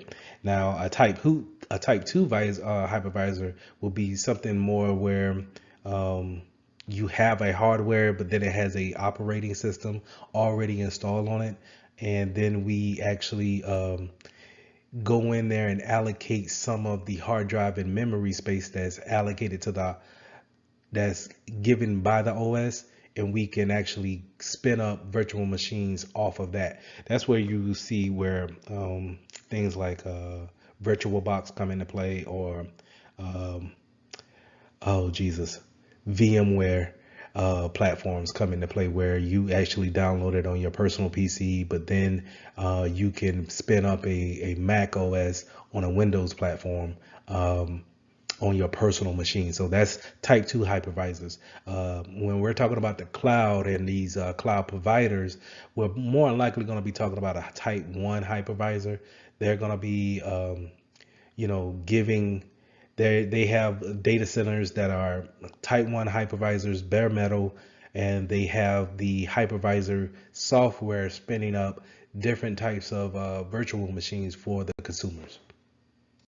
Now, when we're talking about having security controls on the cloud, we want to make sure that we follow the same format that we do when it comes to physical devices that we have in our environment. So we want to put endpoint protection on there. We want to make sure that we have policies out there regulating what users can do and what they shouldn't do.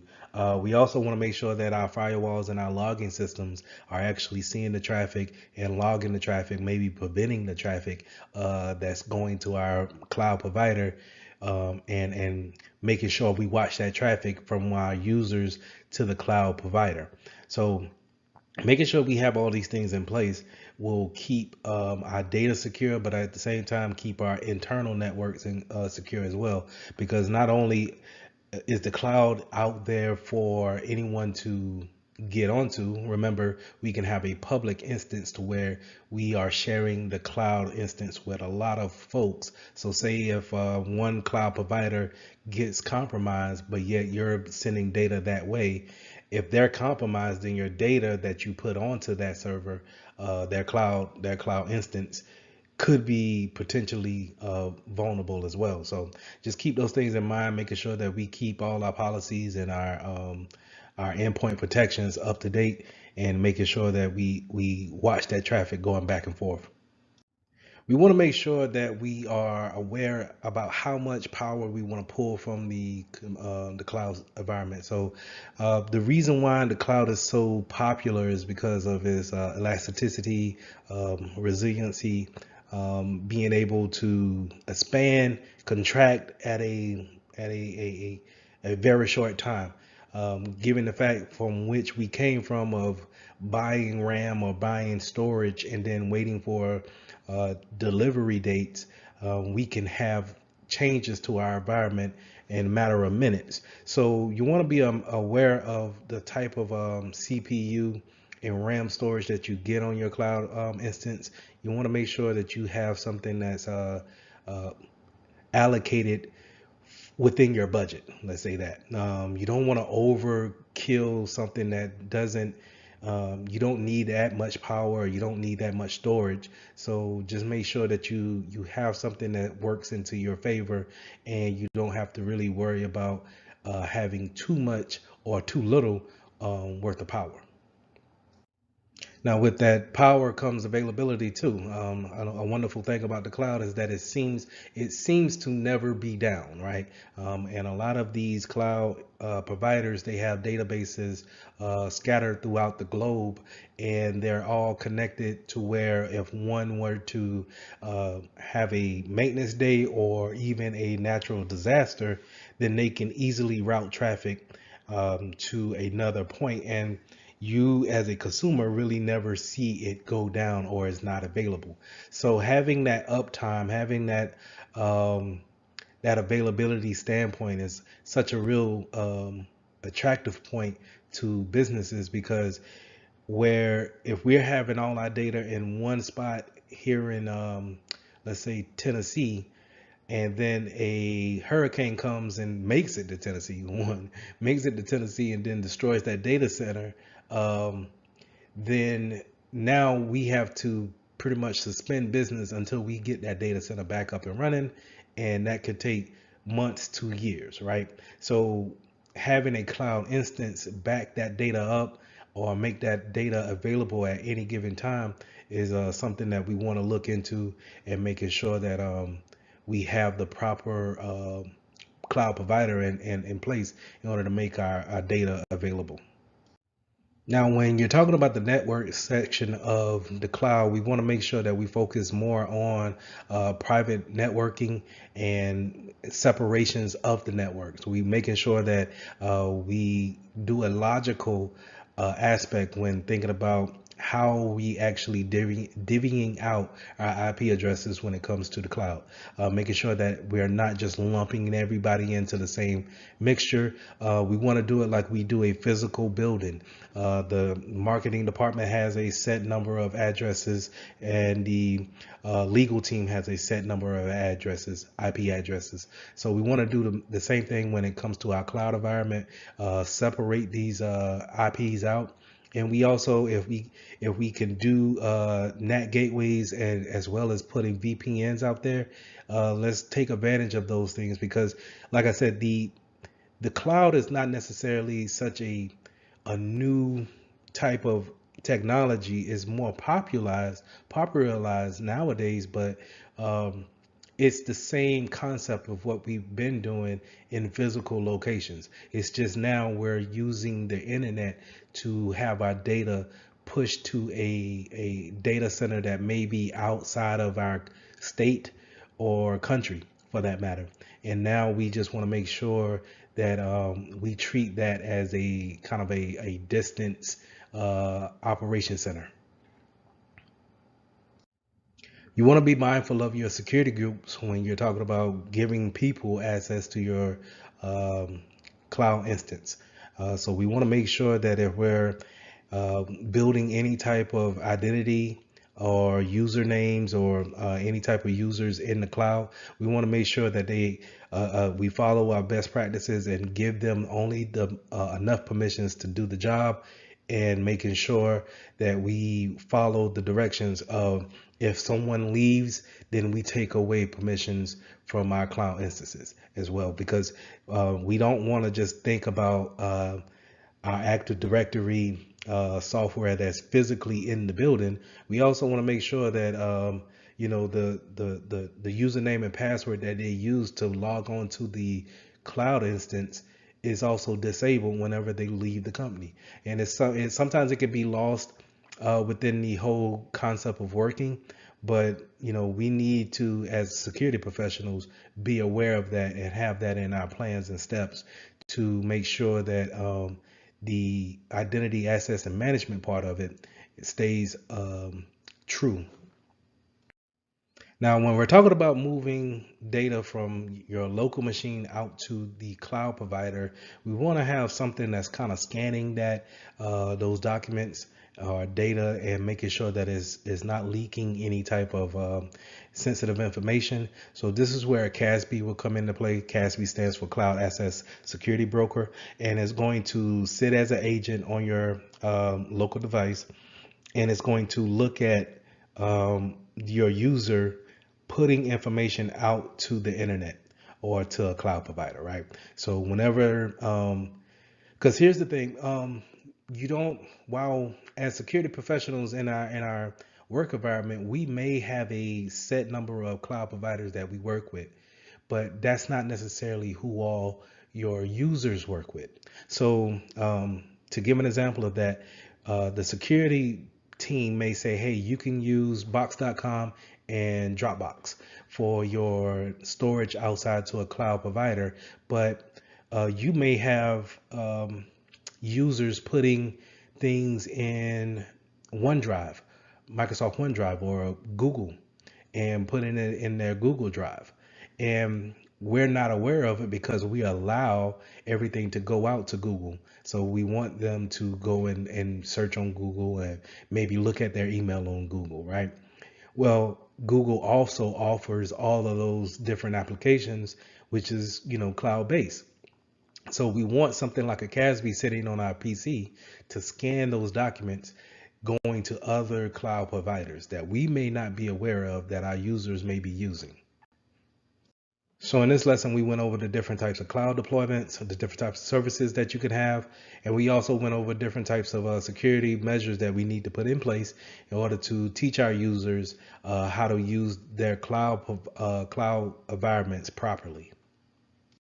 So lesson 16, let's start talking about data privacy and then some protections we take in order to protect the data, the information that we're working with, some of the files that we work with on a daily basis. Let's talk about some of the concepts that we use to protect it. So when we first started talking about Security Plus, we always just kind of referred everything back to the CIA triad.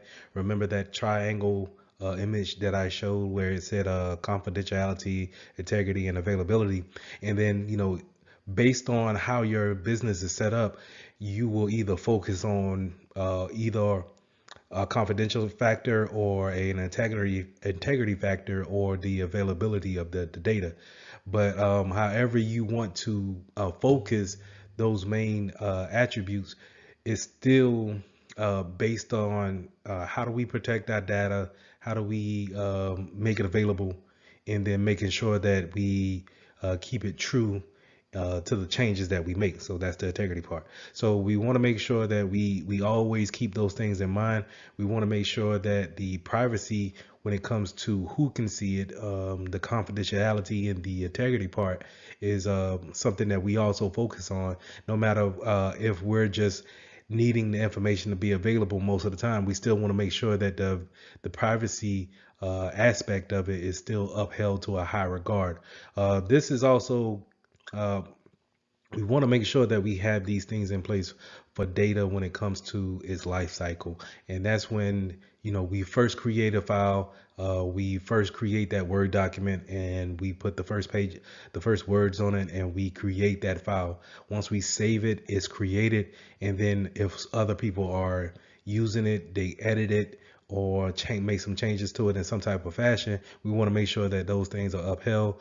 And we want to make sure that if it's some type of important document, uh, is really comes down to what's in the document. When it goes to the retention, how long do we actually keep it? So whatever the document is, if it's legal wise, we may want to keep it for so many years, even if this person is no longer with the company. And then we need to have a proper way of disposing uh, old data as well as data that's actually written on physical paper. How do we go about disposing those type of information and making sure that we do it in a proper, secure way? Now, just because you create a file doesn't necessarily mean that you will be the owner of a file. but 9 times out of 10, you probably are the owner, and we need to have some type of roles and access to the types of files and data that is actually created on our network, and then in who's responsible for the creation and then the maintenance, the availability of that type of data. So in CompTIA, they put roles and responsibilities on these type of individuals who actually own the data. And your data owner is 9 times out of 10 going to be a department manager, where they may not and I want to get kind of granular here, where they may not see everything that you create, but they're responsible for everything that you do create. And that's more likely a data owner when it comes to a high level, when you're looking down at it from a 10,000 feet view. So a data owner is going to be ultimately responsible for any and every piece of data that comes out within their department. The steward will actually have more of a closer insight to how the data is actually maintained, and the quality of the data. So that'll be kind of like your security analysts, your IT technicians. They're going to actually be the stewards of how this data is moving from one platform to the next. Custodians and stewards could uh, those same people can hold the same types of roles. It could be interchangeable. And in some places we have a data privacy officer, but in my personal experiences, I haven't seen them with that actual title. So just want to make sure that you understand, one, a data owner. A data owner is going to probably be that high level manager, that department manager that oversees everyone in that department. May not see everything that you do as far as data is concerned, but they are responsible for that data. Now, when it comes to data classification, you will see different businesses have different types of classifications for their data. And the biggest difference that I've seen is being in the military, where you'll have a structure of unclassified, classified, secret, top secret, things of that nature. So these labels will be put on different types of devices physically, and they'll be meta tagged with the sensitive items when it comes to data that's on our PCs or laptops. And so 9 times out of 10, when you have a clearance like that within the government sector, you'll probably have a security clearance saying that you have authorization to actually view the content that's labeled for you to see. And what I mean by that is that if you have a secret clearance, you probably could see everything that says public and unclassified, but you're not able to see anything that's top secret. Now, to go to top secret, if you have a security clearance that has a top secret clearance, you'll be able to see everything from top clearance and down to a security clearance, and also at the further the bottom point of unclassified. But anything above a top secret clearance, not too sure if they have one above top secret, but if they do, then you're not allowed to see that as well. So just know that it's very strict when it comes to the government sector of it, but in a civilian sector, when it comes to classified information, we need to understand that each amount of data that is classified, that's where we want to make sure that people have the right permissions in order to see that data, and more importantly, to make changes to that data, to move that data. So we want to make sure that whenever we are creating sensitive items, that we tag these items properly in order to keep that type of classification on them, and then putting them in the right hands when it comes to permissions.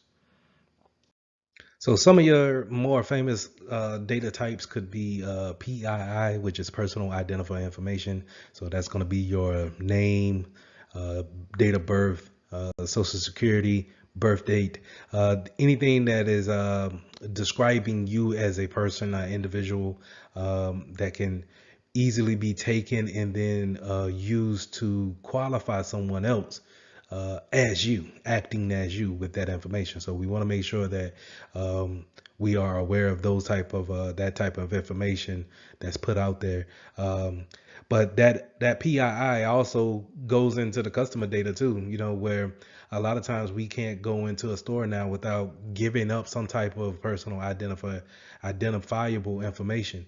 Even if you're just signing up for couponing, they want your address, your physical address to mail you something, or they want a email address from you so they can, again, give you that type of service that you need. But you want to make sure that, whenever, if it's not necessary to give up that information, that we want to refrain from that. And also when we're training our employees to actually go out here and maybe go on business trips, to be aware of what type of information that they're giving up about themselves as well as the company as well. So moving on from that, we also have of course health information when it comes to HIPAA, and having things when it comes to the health field, as far as test results, what type of medication that we may be on. Um, those things that are secret to us need to be tagged in a certain way. Of course, in the financial field, when we all think about our bank accounts, those are things that we want to hold sensitive, and make sure that we have the confidentiality into it to where we can only get to it, but also that integrity factor of no one. If I look in there and see $5,000, I need to make sure that that's my money and that um, it hasn't been taken away from or added to without my acknowledgement and my consent.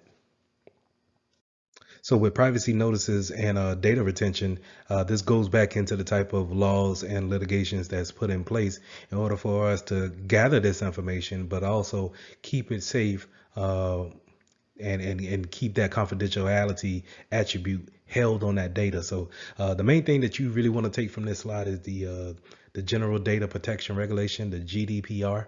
And we want to make sure that we understand that this regulation is put in place in order to provide a standard how we should collect data and then keep that data safe. And understand that the people that we gather this information from, we need to let them know what we're gathering, and then how long will we keep that information. I want you guys to think about something. When you fill out applications for these new jobs, how long are they actually keeping the information on your application or within their data banks? So I've seen a couple of businesses have, when you fill out an application, they will say we'll keep your information on file for the next 2 years. And that gives me an indication that, okay, if they are under any kind of breach, then my information could be leaked out because of them keeping it for the next 2 years. So I want you just kind of think about that when it comes to data retention, that it's not necessarily because they want to harvest your information and then sell it out, but it may be that they're under a law, some type of regulation, in order to keep that data and make sure that it's secure. Now, if they're securing it, that's another whole, factor, but they are gathering the information that you give voluntarily.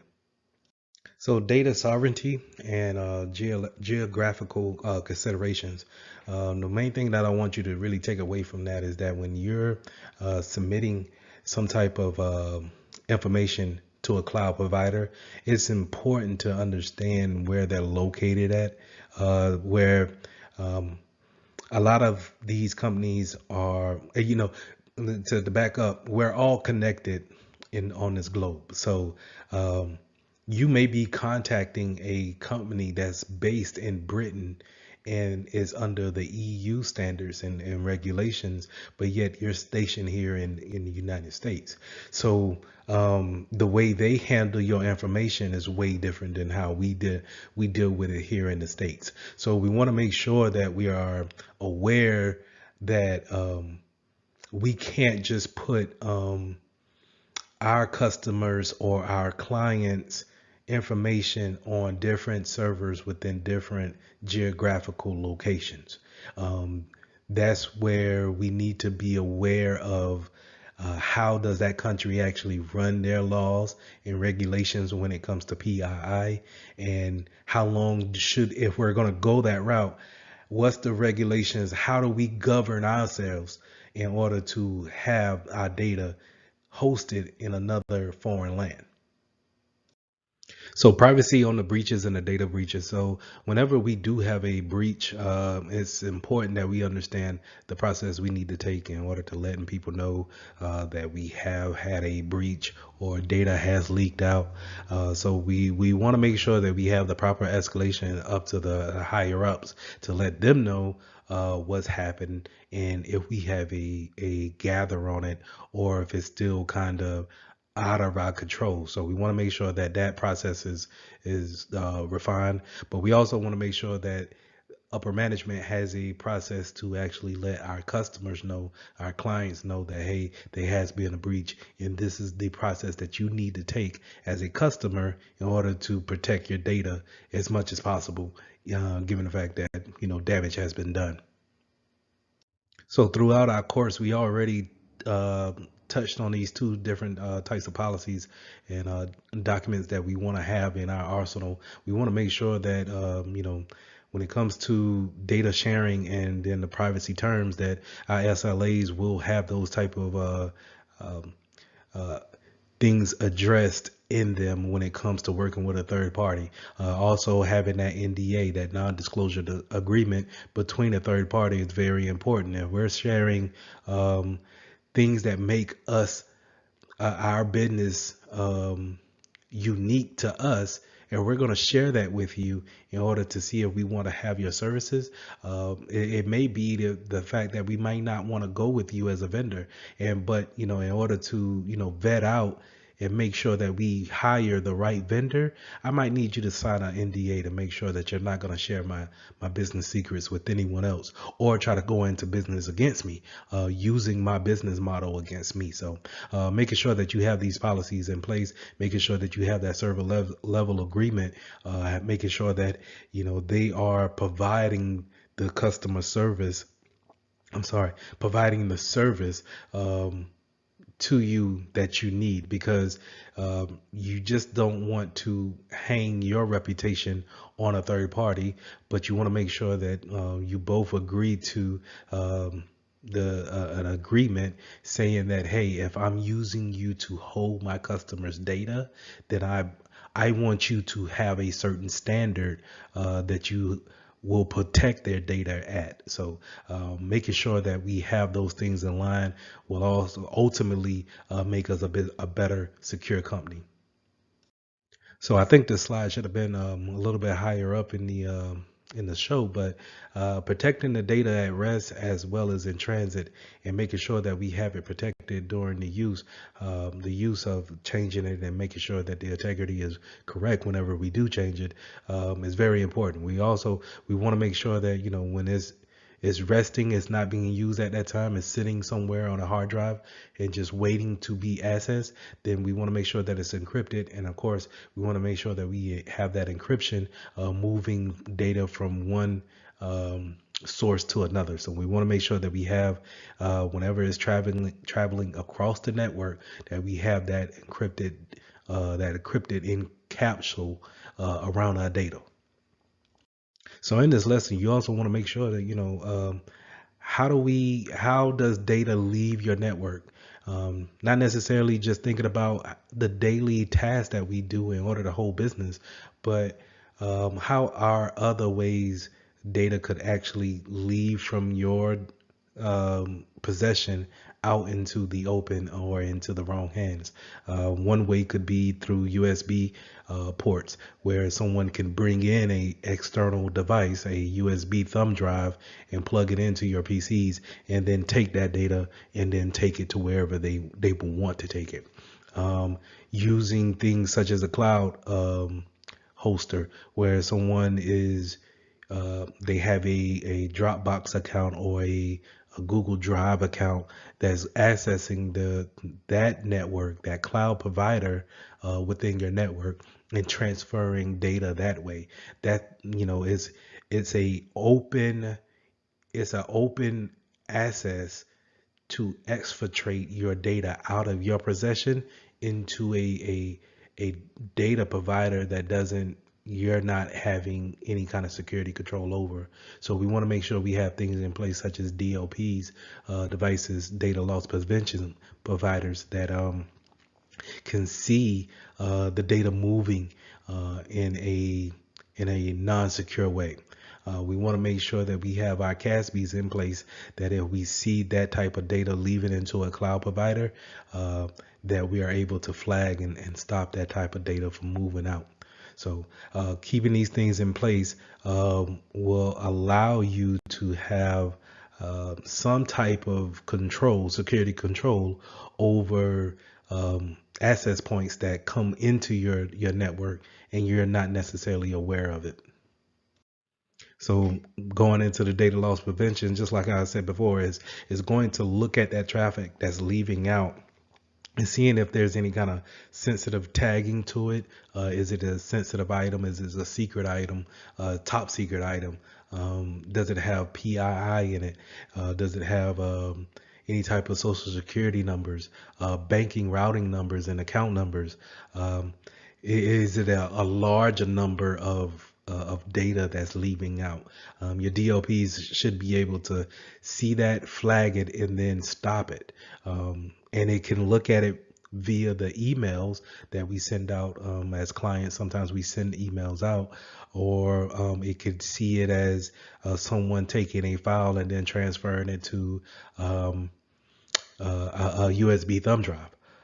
Some will even some DLP systems will even detect if someone takes a picture of the screen with their cell phone, and then they can alert you on that, and then we can have a early jump on data moving out that way.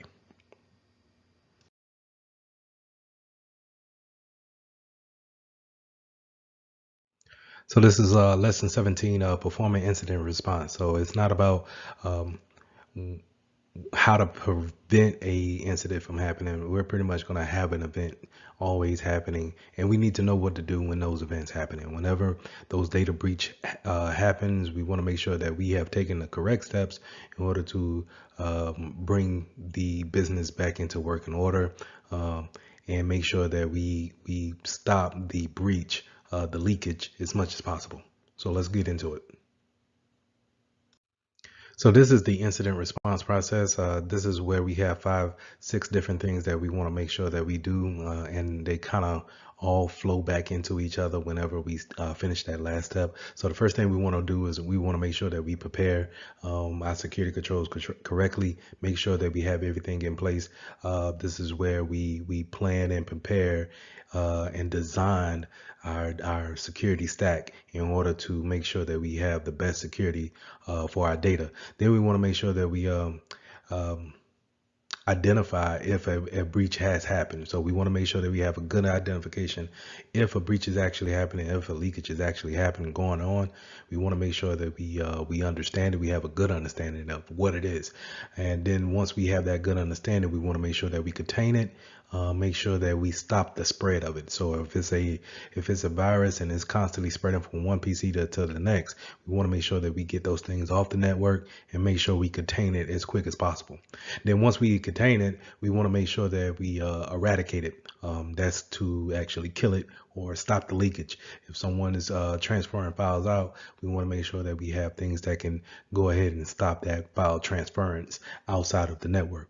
And then once we have that, we have eradicated the issue, then we can work on the recovery road if we need to actually load from backups in the case of a ransomware attack, or we need to, do some reimages on some PCs and make sure that they're starting from a clean slate.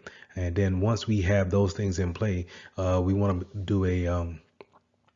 do a lesson learned or a post incident activity session with the people involved in the incidents. So when I mean by involved with the incident, not necessarily your victim, but your incident, your incident handling team. That'll be the people who are working in the security group to actually, work together to get things identified and then contained and then eradicated. So we want to make sure that we have a lessons learned with them, and then from there, we want to take the things that we've learned in that incident and then prepare us going back to the first step, prepare us on the next time we have an incident that happens. And then when it comes to the recovery, we want to make sure that we understand that, hey, if we didn't identify certain products, then we make sure that we have the identification down and more in tune for the next time. And that's how these steps kind of constantly flow with each other each time. Now, as I stated before about how you'll have a team that works together that's strictly for getting a incident handled, identifying and then handling those incidents and making sure that they stop them before they become into real big problems or lingering problems. And 9 times out of 10, this is called a cyber incident response team. And these teams are specializing at looking at the flow of traffic, looking at things that are normal in the business flow, and then seeing if there's anything that they need to proceed with when it comes to actually putting the plan in process. 9 times out of 10, these are around the clock teams. So 24 hours, they probably are watching your logs, watching traffic flow in and out of your company, and then being able to alert you at any given time. When it comes to an incident. And for my case, my company has a third party vendor that does this for us, where they constantly watch everything. And then whenever they want to make a more of a administrative type of call where they want to block a traffic or block a port or a IP address, they may give us a according to the severity of it, they may give us a call and or email and ask for permission before doing so. Now, whenever you have an incident that happens, it's important to understand that not everybody that's involved with the security management team or security operations is actually going to be working on that problem to get it eradicated.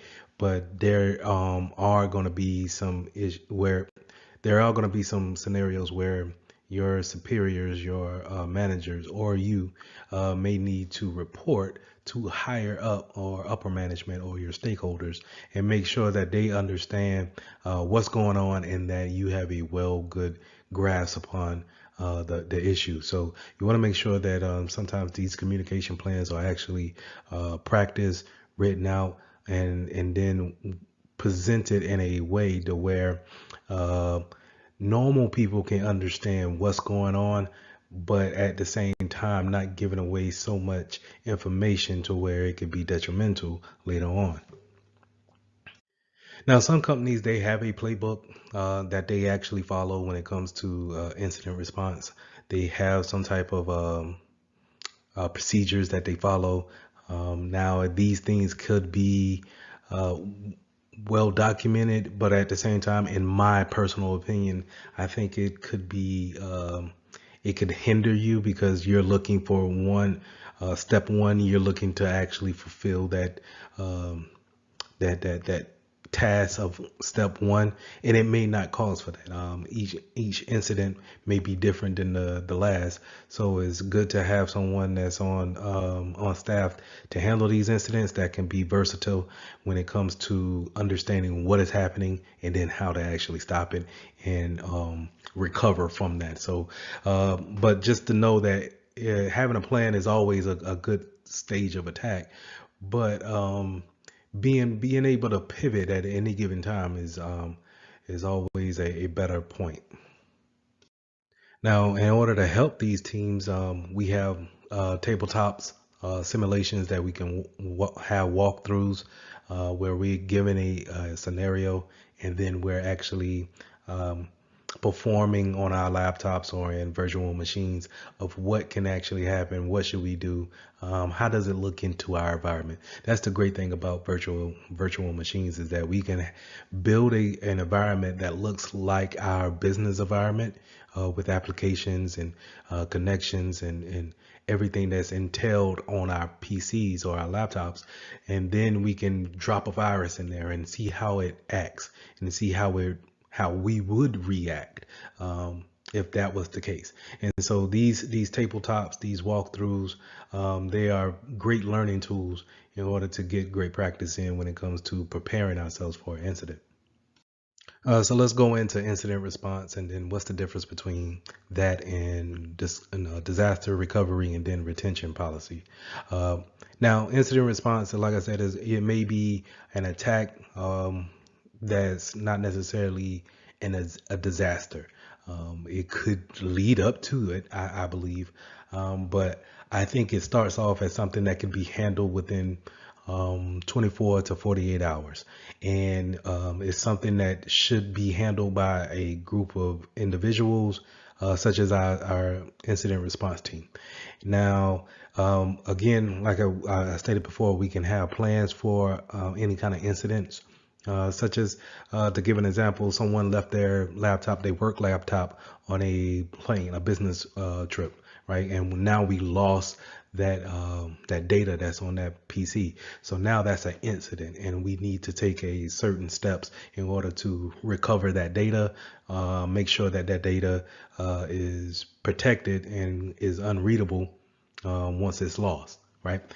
But in the difference between that and in a disaster is that a disaster is so bad of an incident that it may stop the business from existing.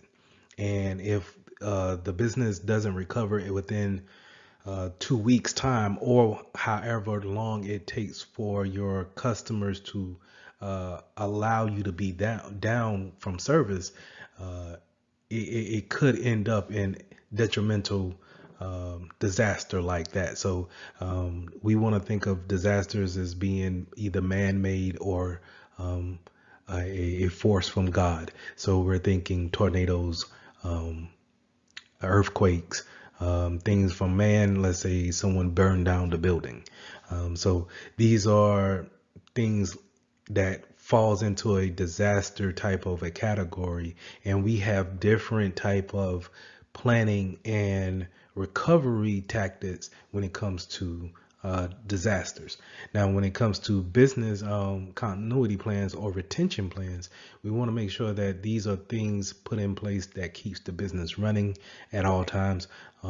These are procedures that helps in a daily process of running the business, but not necessarily is these things, these retention policies and business continuity plans help in the disaster recovery standpoint, and it could come into play when it comes to incident response as well. But it's more built on a daily process of how do we keep our business making money and moving forward. Disaster recovery is bringing us back from a business ending an event and bringing us back in order to have coming back from literally nothing and then having business once again. And then incident response, like I said, could normally be something that could be recovered, or we can move away from within 24 to 48 hours. Now, when it comes to identifying the incident, we have certain tools, certain controls that's in place. Not all the time are you just going to be watching the logs to see if any kind of incident or leakage has actually happened. This is where we have our IDSs, our intrusion detection systems, playing in a part. This is where we have our SIM, our security incident and event manager, actually looking at these logs, and if they see anything that's out of the way, as an outlier, they should give you a warning on those things. These type of tools are put in place just to see that traffic flowing every day. Think about how many people you actually have working in a Fortune 500 company, and then how many people are actually sending emails out, sending messages from one place, one space to another, sending things out to the cloud, pulling things down from the internet. So many things are happening as far as data moving back and forth that we have these controls in place just to see all of that data. And the it's our responsibilities as security professionals to know how to set the limitations on it and then have it alert us if there's any type of anomaly to those regular tasks that's being held on a daily basis. So this slide just kind of reiterates what I was saying on the previous slide when it comes to the security event, security information and event manager management system, which is a SIM, a very good tool to put in place to watch that data flow back and forth and then give you alerts if there's any kind of issue that needs to arise. Now, your SIM system is not just made for alerts or just kind of plug and play, and it does need to be tailored and contoured to how you want these alerts to actually happen. So it's very important to have our staff train in these tools that we put in place.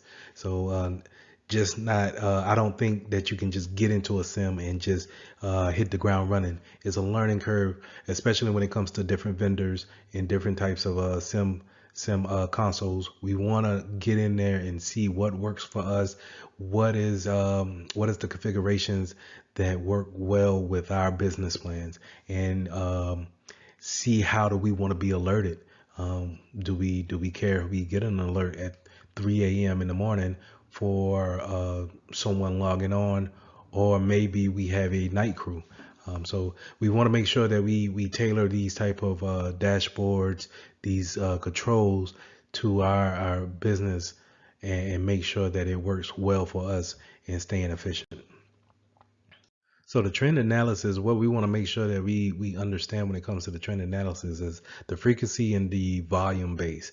So when it comes to my personal opinion, when it comes to what's an outlier to me is that how frequent something happens and then how much does it happen. So that's the volume. So how frequent it could happen 3,000 times a minute, or it could happen every 3 months. The frequency, that's where I'm saying where you need to actually analyze what's weird to you. You know, when you're looking at the data and you're constantly seeing the same thing over and over and over again, but then you realize that someone took something out. Let's say money wise, someone actually took a penny out every day from everyone's account and just transferred it to this one account over here. Now, a penny is low volume, but the frequency is high, so therefore it sticks out in my mind.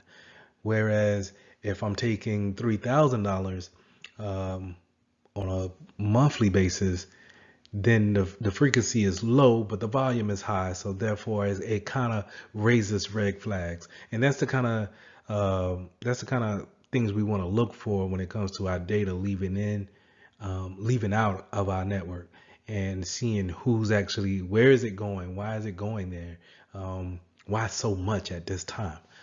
So those are the type of trends that we want to look for.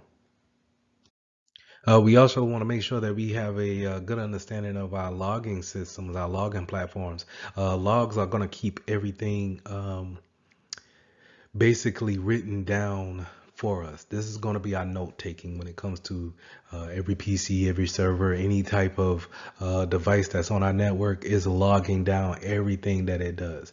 And we want to make sure that we understand where our logs are and then how important they are when it comes to the accuracy. We want to make sure that we take away the permissions of people being able to delete logs. A good indication that you've probably been breaches. If you ever see any kind of deleted logs, you may want to go in to see who deleted them, and did they have the right permissions being on your network in order to delete logs. So just understanding that if something happens past business hours, a good way of understanding what took place is through your login system, and making sure that those things stay accurate is very vital. So I said that you have logs on your system, but you also have logs in your DNS system. And remember, DNS is where we get the domain naming system when it comes to knowing what IP address matches what actual name of a website. You also have logs there. We also have logs when it comes to VoIP call managers, and having these type of logs and history. Like I said, it gives us a better way of threat hunting, making sure that we can see what's going on when we're paying attention to something totally else. We may be in meetings all day, and then once we get some alerts, we want to go back and check the logs to see, can we confirm has a breach happened, or can we confirm something's going on without our consent. Now, metadata is the information about the information, or the information about the data. So this is when you're creating a file.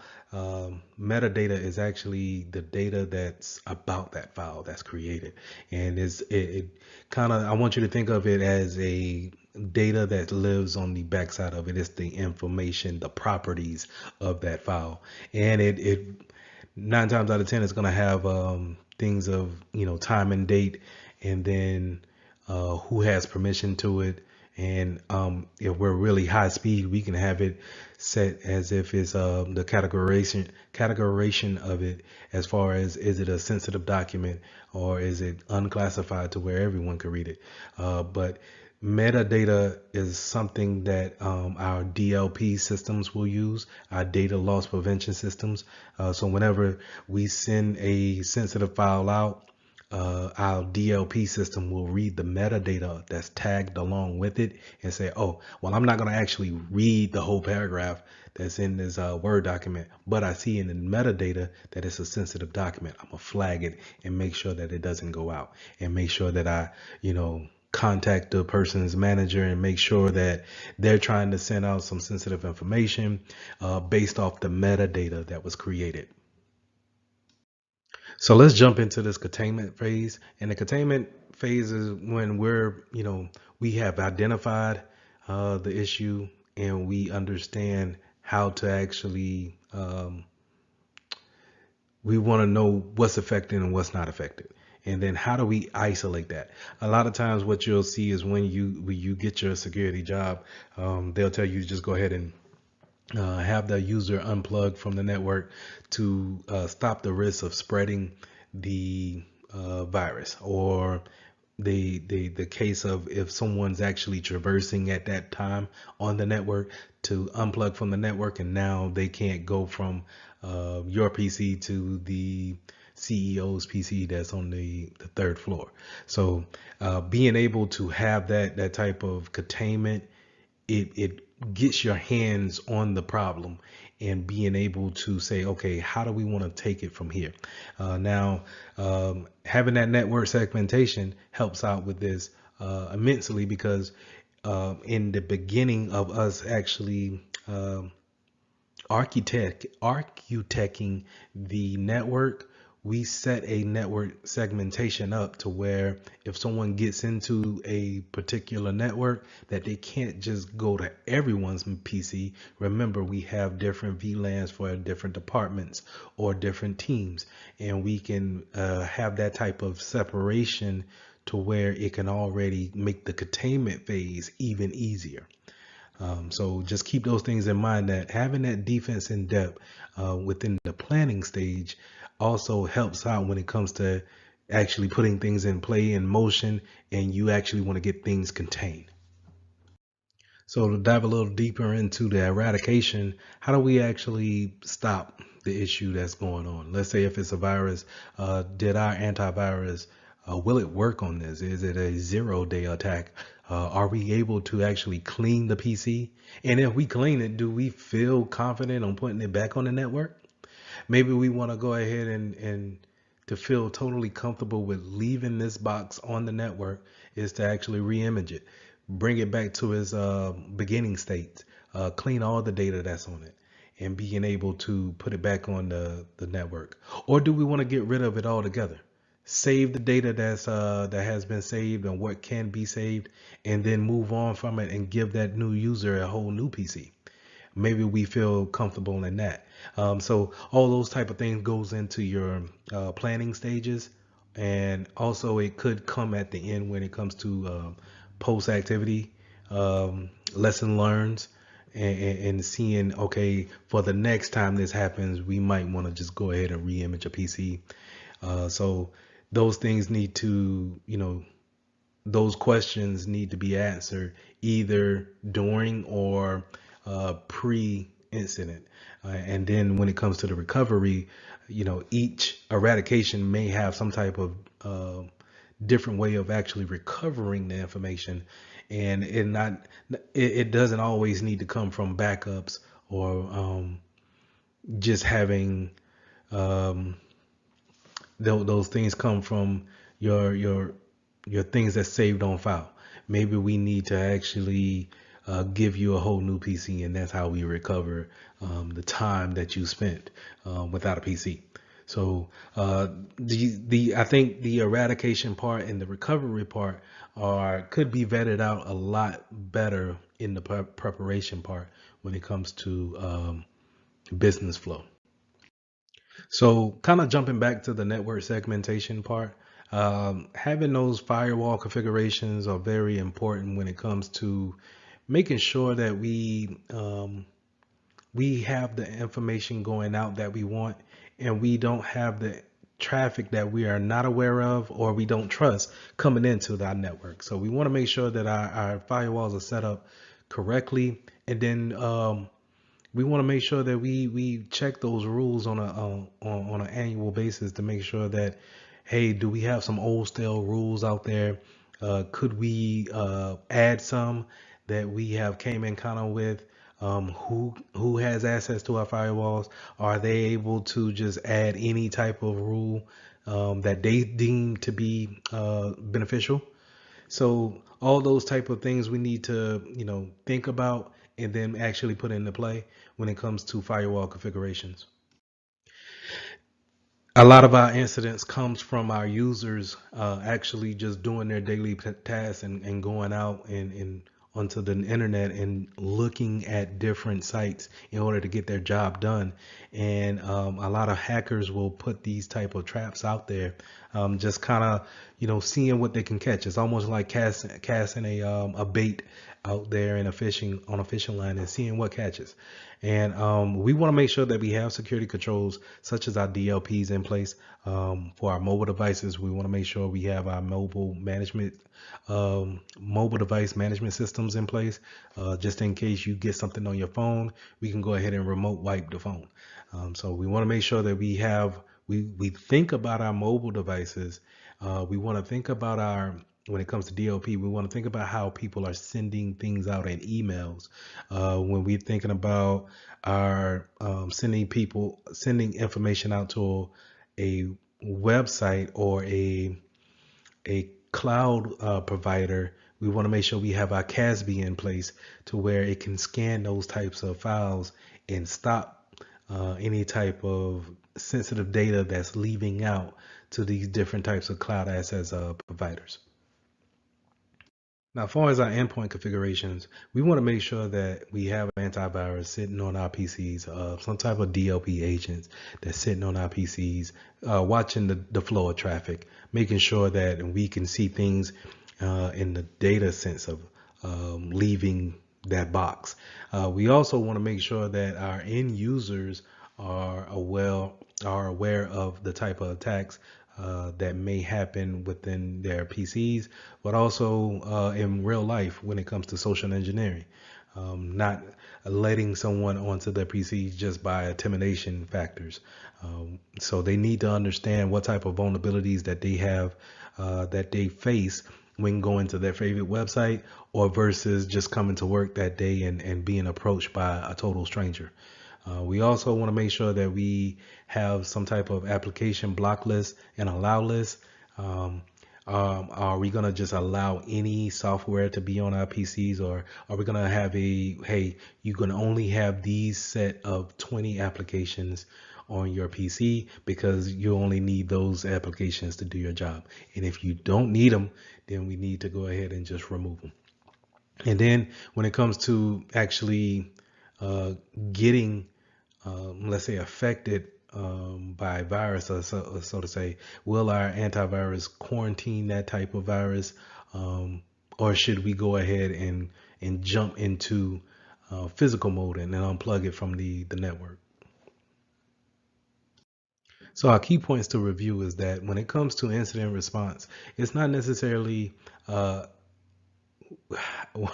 it's not necessarily that you won't get an incident or become breach. It's a matter of fact of when. And when it does happen, are you going to be ready for actually uh, putting a plan in place, being able to identify your issue, being able to contain it, and then eradicate the issue, and then recover if necessary. But then after that recovery, are you going to be able to sit down, say, have a lessons learned or a post activity discussion, and then prepare yourself for the next one? Lesson 18. Let's talk about digital forensics. So whenever we have a incident that goes down, sometimes we need to actually hold that information or that data for law enforcement and for cases that may be held in a court of law. And so we need to run proper digital forensics on different types of workstations. So in this lesson, we'll go over different types of tactics and what we should look for when running forensics.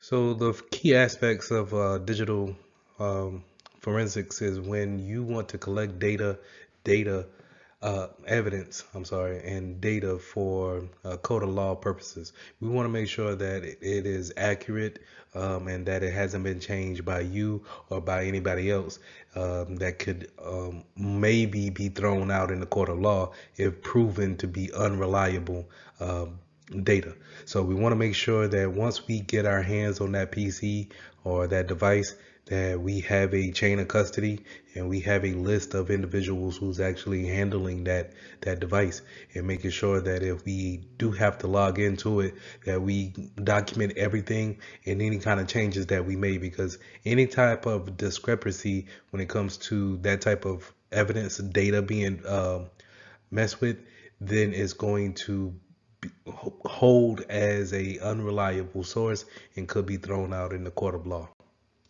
As you can expect, that whenever we're holding forensics for workstation or someone who may have been employed with the company, we're going to have reports, and making sure that these reports are just as accurate as the data that's on those workstations is very important. So we want to make sure that we have some ethics when writing these reports and that we're not biased in any type of way. So we want to make sure that we stay professional, we tell the absolute truth, and then we make sure that the people who need to know about this information are informed of the reports and making sure that they have access to it. Now, when searching on a PC or a workstation for different types of information, such as logs, any type of data that we may be looking for that can help us out in the proving what actually happened on that incident. Sometimes we can have our tools do a e-discovery electronically, looking for types of parameters and queries of pulling back that information in order to show us what's actually going on. This is where we actually we want to take advantage of our DLP systems um, or our metadata tags that we have with our files. So whenever we create those files and we have metadata or we tag them in a certain type of way, and what I mean by tag, meaning putting a tag of sensitive or a tag of confidential. So when you have those tags and we have our tools go out there and search for them, we can see what has been tampered with or what has been accessed with pulled up by what user, and we can look into it like that. So having those e-discovery tools is very helpful when performing different types of forensics. Now, along with different tools that we can use to pull the data from those workstations, other tools that we can use to actually give us more support when it comes to providing evidence is videos, and we can use witness interviews. Did we see a particular person come in? Asking, individuals who work in that department, did you see anybody unusual? Uh, Explaining what happened to the situation without giving too much away is a perfect way of getting more evidence that solidifies the data that we're going to provide in court. Now let's go to timelines. Timelines, along with those logs that we set up in every device that we have. This is why it's so important to have our logs have the proper timestamp of the operations, the hours of operations that we're working on, and to make sure that every device is synchronized when it comes to time protocols. Because when we go back and we want to validate the actions taking when it comes to gathering forensics, then we want to make sure that our time is right and we are not missing any logs, and that we can trust the time that are put on our logs in order to say, hey, this is a definite action taken at this point in time. So this is where we want to make sure that we got our SIMs in place and they have the proper logs set up to capture that type of information. We have the time protocols, like we said in the previous slides, to justify the actions taken at that point in time. And we want to make sure that we look at the networking side of it. What logs do we have on our firewall? What logs do we have coming from our routers?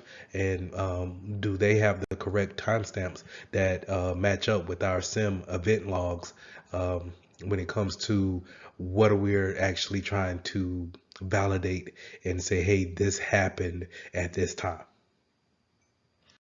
So overall, we want to make sure that we get our data from our workstations as well as other resources. But we also want to know, when we're directly working with a PC, what is the order of volatility.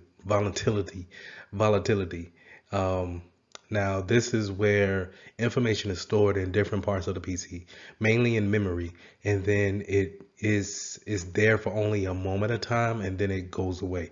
It's deleted forever. It's lost forever. So, as we all know, everything that we do on our PCs is logged in some type of way and is actually burnt into the hard drive. It's actually recorded there. And when we delete a file, we're just basically telling the computer that, hey, this file is no longer needed. You can rewrite over the file, but the file is never really lost. So if you don't know, when we clean or when we wipe a PC, we're constantly writing ones and zeros over all the data that's on that PC, causing it to be unrecoverable. Okay, it may happen 7 times or 50 times, right? In order to make that data unrecoverable. So, in a case of you're doing something wrong or a hacker has got into your PC, we want to see, when they first, let's say, delete a file, or they take some information off our PCs, or they they cause for something that they want to be hidden, they delete a file. Well, we can look into the memory and see if it's still there hanging out in a memory state, and then be able to pull it from there. Now we'll go into how we actually pull things from a memory, but you want to make sure that you understand the order of volatility, because it's once it's in the memory only for a period of time, then it's actually deleted forever within the memory. But if it's there on the hard drive, on a or let's say a USB or something more permanent, then it stays there for a longer period of time, right? So we want to make sure that one, we'll check our CPU registers and our cache memory. These they hold the shortest amount of time of holding um, information there in the memory. Then we want to make sure from there that we check our RAM. This is a non-persistent um, state. So it's whenever RAM is shut off or the PC is actually shut off, completely off, then it wipes everything from RAM. You kind of see an example of this whenever you're working on something and your computer dies instantly. And then once you reboot it back up, it says, hey, I auto saved this stuff. You can pick it up back here, right? And so that auto save is how it throws information into the memory and then you bring it back up. But it didn't save it to the hard drive. So if it would have stayed off for a period of time, then everything from the memory state would have been wiped out as well. So from there, we want to go to a more persistent data on a persistent storage. This could be temporary files that you see in your documents folders. If you go and you look into the directories somewhere on your C drive, you'll see some temporary files that can be stored there. They're not asked to be called on exactly all the time, but if a PC has them, they can refer back to them. But we tend to clear these things out from time to time. You'll see me a lot of times go to my internet options list and then clear out the history and the backup data or the temporary files that's eating up a lot of the hard drive space, and we can clear that out. From there, number 4, you want to go to a remote logging or monitoring data. Is there any type of remote access into that PC? And did the information go across the network into a more remote state where it's not actually living on the PC but living in a outside source? So let's think about the cloud like that. Then you want to go into physical configurations, the network topology. How do we actually have the PC set up? How is it actually on the network? Is it connected to everybody in the department, or is it available to everyone in the business? So and from there, finally, we want to look at archivable media. That's where your CDs, DVDs, USB drives, external hard drives, things that can be plugged into the PC and then taken away. So more than likely, information that's stored on these type of devices are probably edged in there, is written to that PC, to that external device, and living there for your assets.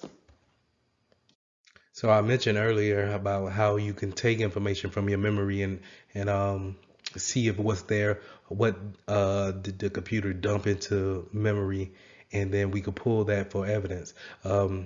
How we actually go about doing that is with a in-case forensic tool. This is a designed tool just for being able for security professionals to actually do forensic work and not compromise the integrity of the data. And so we need to, again, and I'm gonna stress this point, that we need to be very careful when it comes to having data that we need to collect and put in a safe mode to where we can give it to a court of office, and it could be held up in a court of law. So we want to make sure that we have tools such as this in-case forensic tool or the forensic toolkit in order to give us the best chance of not compromising that data.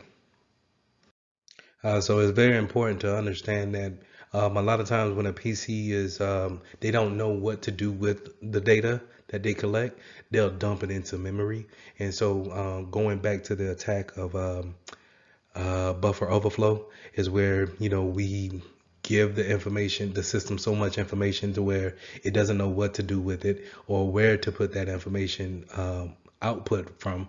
So they will dump it into the memory. This also happens when you get a blue screen of death. And as you can see here on the screen, this is a blue screen of death.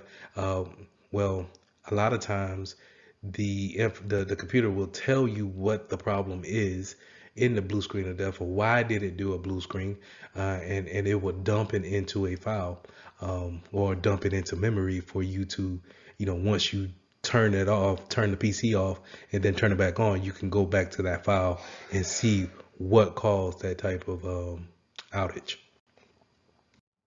So this whole time we've been talking about preservation and making sure that the integrity of the evidence is upheld. We don't change it in any type of way.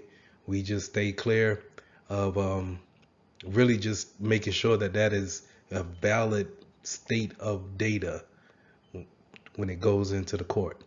Um, but as a security professional, it's our job to understand that whenever we're snooping around and going around a hard drive to look at different types of statuses on that hard drive, things are constantly changing. It's too easy for you to actually dilute the changes on a PC, and having the integrity to prove what you want to prove is very low. So what we want to do is we want to make sure we take a copy of that hard drive if possible. And what we want to do is we want to make sure we have a write blocker to actually copy that hard drive bit for bit. And then we can use the copy of the hard drive in order to do our investigations, in order to go through the different files, the different um, the different event logs to see exactly what happened, and then we can place the original hard drive in a protected bag or case or what have you, but we won't touch that at all. We will let the court handle with that. But in order to make our case, we will use that write blocker and then create a copy of the hard drive, make our case from the copy.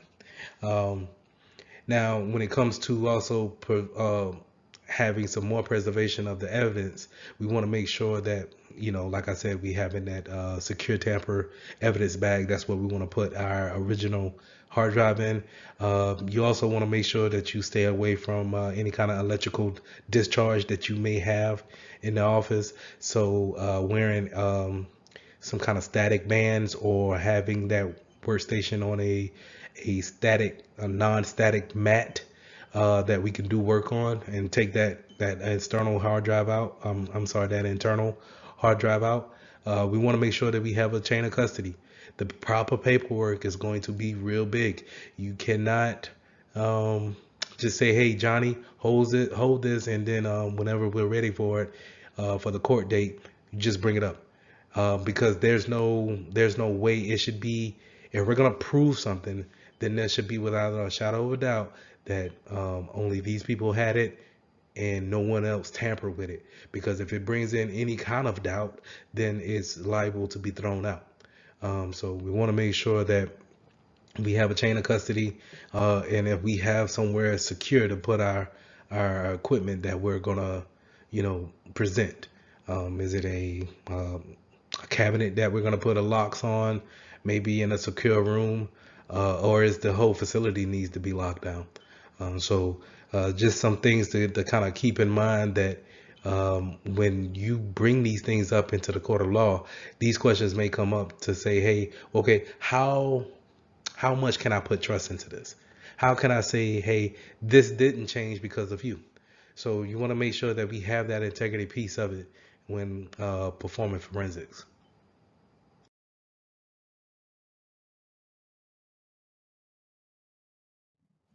So lesson 19, summarizing risk management concepts. As we've been learning more and more about informational security concepts, we always kind of kept everything around the factor that we have risks.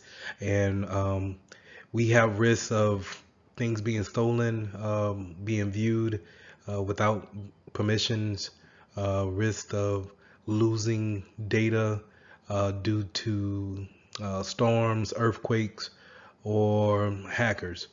So having a good understanding of what risk is very important, but then having the management of that risk is also equally important. So here on this slide, we want to go through the phases of risk management, which is understanding the mission essential functions.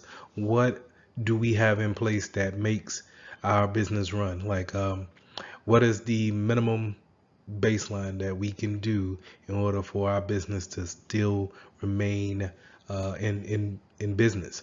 How do we, you know, can we still function with the bare minimum departments, um, resources?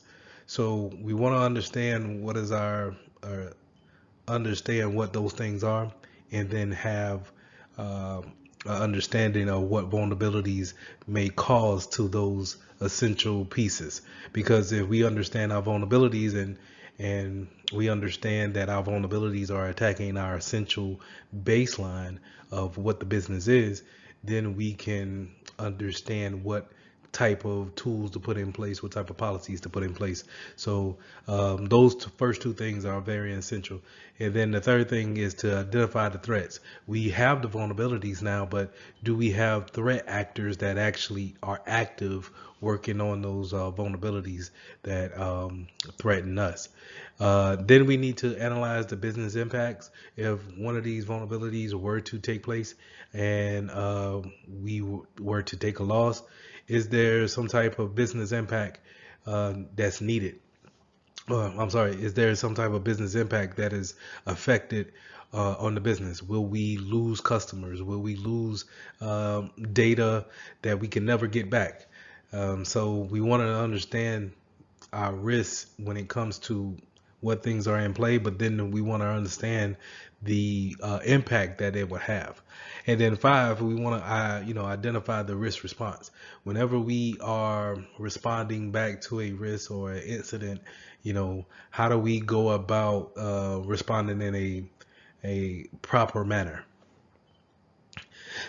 We also want to understand risk assessment. So risk assessment is the likelihood and the impact that you're going to have when it comes to, scheduling, not scheduling out, but when you're managing your risk. So we want to understand what is the likelihood of a tornado hitting our building. And then if a tornado does hit our building and then tears everything up, what is the impact of that? Can we actually hold business the next day? Can everyone be remote while our business is being rebuilt on the brick and mortar side? So understanding the likelihood and the impact. Remember those two; they will come up in later slides, as well as on your test. So we have different frameworks that help you with risk management, and a lot of times when you're dealing with big enterprises, they have these type of frameworks to put in place to help your personnel be able to manage this type of task. Because if you think about it, it is a daunting task to see what all risk factors that you have going against your company. It could be a long list of them, because you hear me constantly say, how does our data flow in and out of the business? How are we sending things out? How do we receive information in? And you have to know those type of things in order to know what risk could come out of that. So we have risk types. It could be an internal or external actor.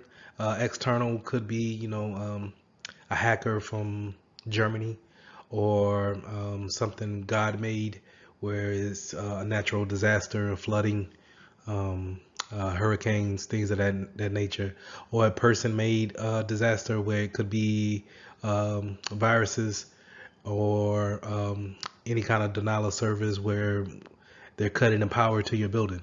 So those are external risk factors.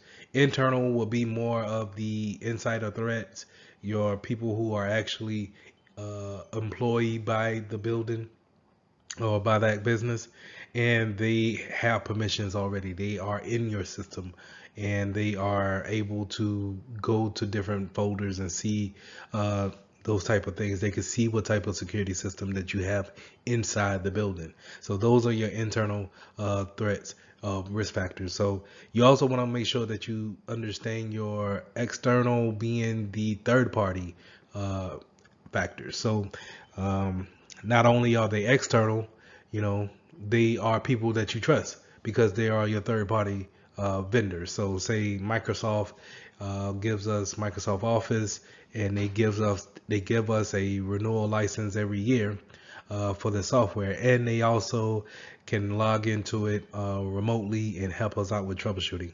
So we have to make sure that we account for them when it comes to the risk factor of um, us giving them our internal IPs and internal system names, just in case if they get hacked for any type of reason, we understand that our information may be lost in that factor.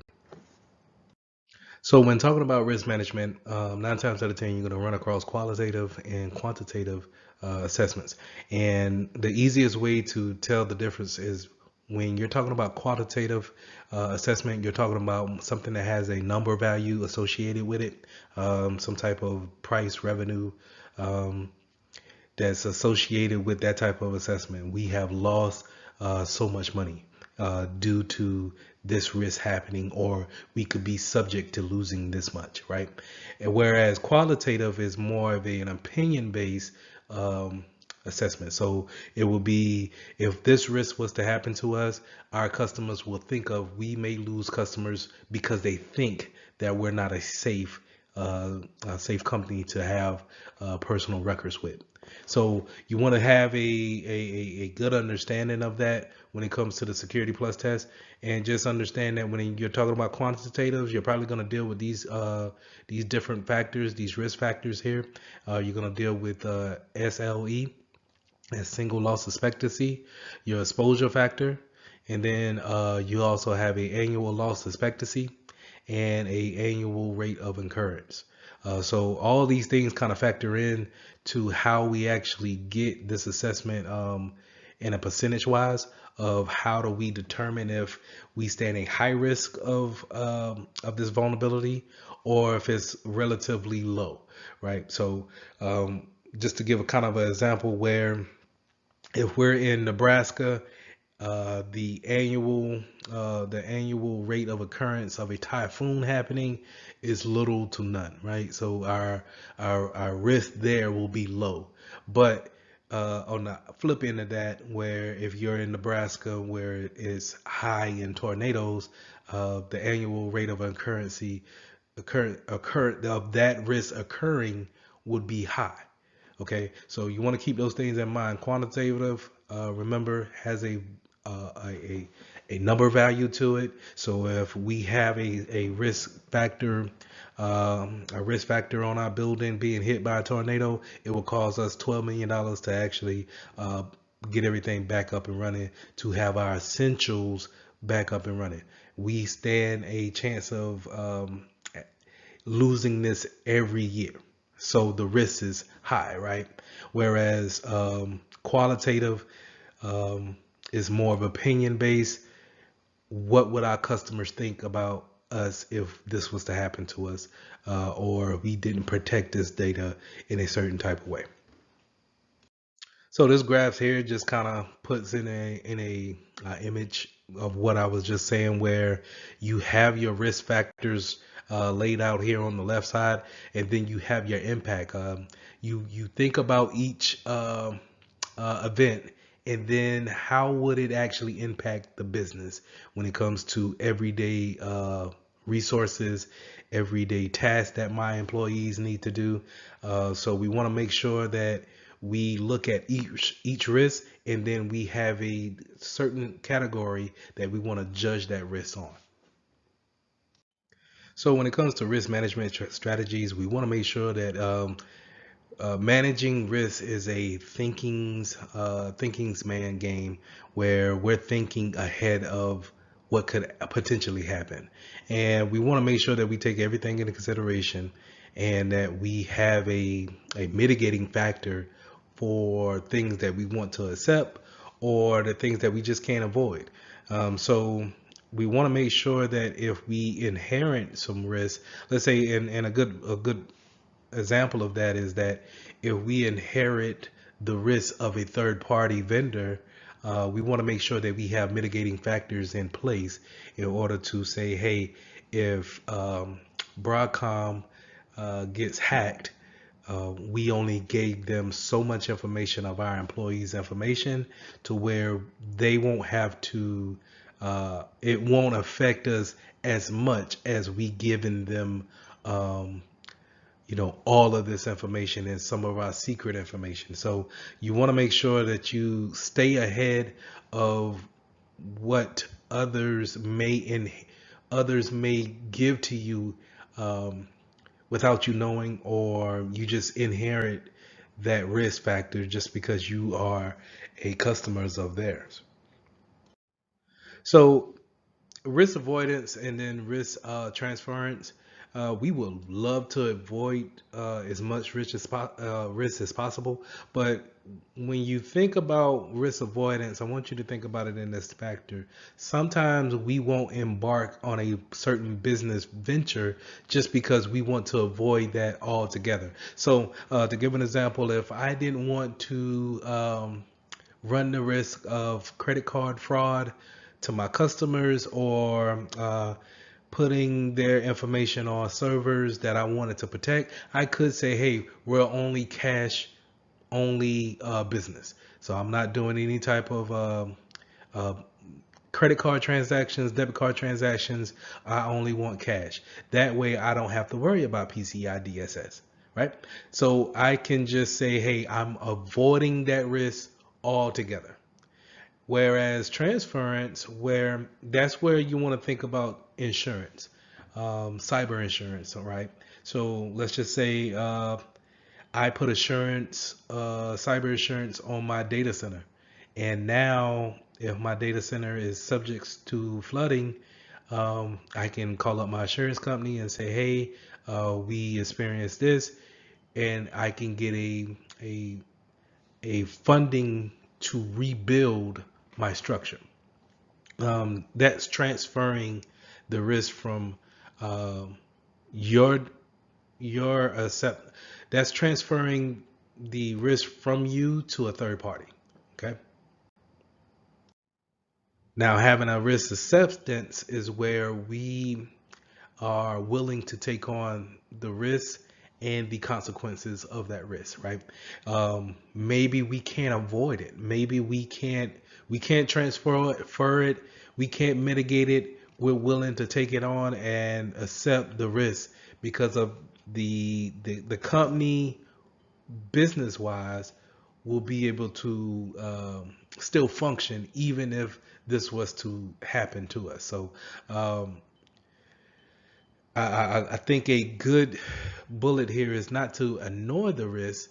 You want to understand that the risk is there because maybe it worsens over time and maybe it turns into, okay, we need to avoid this. But if we can accept that risk and just say, hey, I'm willing to take on that risk, just know that. Now, in order to make that type of decisions, you need to understand your risk appetite. What are you willing to lose? And what is an unacceptable um, margin for you and for the company. So, if you're willing to lose $10,000, but not willing to lose 50,000, then that sets your appetite to, hey, I want my appetite to be around 15,000. I can't really do anything more than that. So that's your risk appetite. Now, all for this slide, I've been saying that how we need to, think ahead of the curve, understand the layout, and then how are we vulnerable in different types of areas. This is just being risk aware, understanding the things that are threatening your company, and then how do we actually manage those type of factors. But we create matrix like the chart that you seen earlier, to kind of give a visual aspect to it, so everyone can kind of get on that same board of saying, oh, okay, this is the threat, but at the same time, this how dangerous it could be. This is how we set in the mitigating factors for it. So we have different matrix to show that visually, but then we also have different graphs from other third parties to kind of give us a help when it comes to looking at each risk factor, because it could be 10,000 different reasons why you stand a risk in your company. But that's why it's so important to have a baseline in order to say, okay, these things matter to me, and if I can defend against these risk factors, then we stand a good chance of being okay when it comes to running business. Now, we talked about a little bit of the impact that it has on a business. Just realizing that when you stand risk of a threat, that you need to understand, if it was to happen, how could it cripple the company? And if it's so much of a detriment to the company, maybe we want to think about avoiding that risk altogether. Or how do we mitigate it to where it's acceptable um, to our board members? So having a business impact analysis, it sets that up to where we are looking at the impact of cost. We're looking at how often does it happen. These things come into play, and instead of reacting to when a threat happens, we already have a good understanding of what it is before it actually happens. So during this lesson, you constantly heard me say, find out what that baseline is. What is the mission, essential functions, the resources that you have when it comes to your business? And understanding what those resources are gives you a better understanding of what type of risk that you face, and then what type of security controls that we need to put in place. Um, Now, in the slide that you see here, um, the workflow has the data going through different types of servers, and if one of those servers were to break or to go down, what's the maximum tolerable downtime that we can have in order for business to still remain functioning, or what's the maximum downtime that we can have to where our customers are not complaining about business. So we want to make sure that we understand that time frame. We want to understand what point that we want to recover back to when it comes to the data loss, or what was lost during the disaster or the interruption of workflow. Can we go back to that one particular time, or do we need to go back further? Um, we need to understand these types of functions so we can have a better understanding of our risks, and a better plan that once these incidents happen, we can instantly put into action a recovery plan. So in to add on to finding out what's our baseline, we also want to make sure that we identify what are the critical pieces, servers, desktops, people, that are critical to our business being functional. Making sure that we have set ourselves up for a redundancy, meaning if one of our critical pieces were to go away, that it can fail over into another desktop server. Person can pick up that information and keep the business running. So we want to make sure that we identify all of these assets, and making sure that we know their roles, and then we know how critical they are when it comes to the processes of making our business run. So you kind of heard me say having that redundancy. This goes into single points of failure. Whenever we have one router that's routing all of our traffic, then the attacker has one point of attack. Let's take that router out, and then now this business has no way of communicating outside or within the internal as well. So we want to have maybe two, three routers that's routing traffic or is on a standby. The same thing when it comes to desktops. Maybe we want to make sure everyone in the business has a desktop, but we have a spare lot where we keep 20, 30 PCs imaged, ready to go with applications, ready for distribution at any given time. Because if Larry comes into the office one day and he forgets his laptop, then I don't lose production for that day because I can give him a spare laptop from our spare bin. I will retrieve that at the end of the day, and then it goes back into my spare parts. So keeping that flow of just making sure that you don't have a single point of failure. Remember, it just doesn't have to be workstations or routers. It can be personnel. If Susie's out today and she's the only one that can cash checks, that's a single point of failure. Now we can't cash checks for that day. We need to train someone else to have that permission whenever Susie's out. Okay, so we want to make sure that we eliminate that as much as possible. So let's go into disasters. What is it? What could be considered a disaster? 9 times out of 10, my mind goes to some type of natural disaster, earthquakes, floods, fires, um, tornadoes, power outages.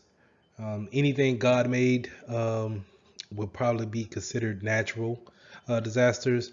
But man-made disasters could be any type of vandalism to the building to shut off power or um, viruses, things of that nature.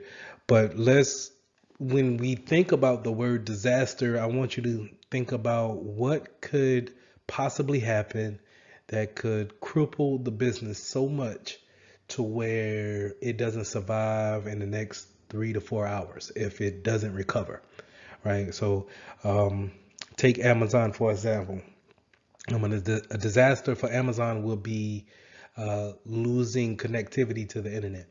If somehow, some way, the internet has all faltered on all of their data centers and no one is able to reach Amazon.com and get their orders, to make new orders.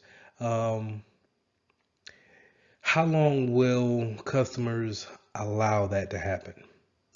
And that's what we mean by a disaster. Something has happened to where it has crippled the effect of the company so much to where we're scrambling to get back to just a working baseline. All right. So to go off that example, if Amazon is down for the next 3 hours, they may lose a quantitative amount of $3 billion, where qualitative wise, a lot of us may think, I'm not going back to Amazon.com. You know what? I'm gonna order it off of eBay.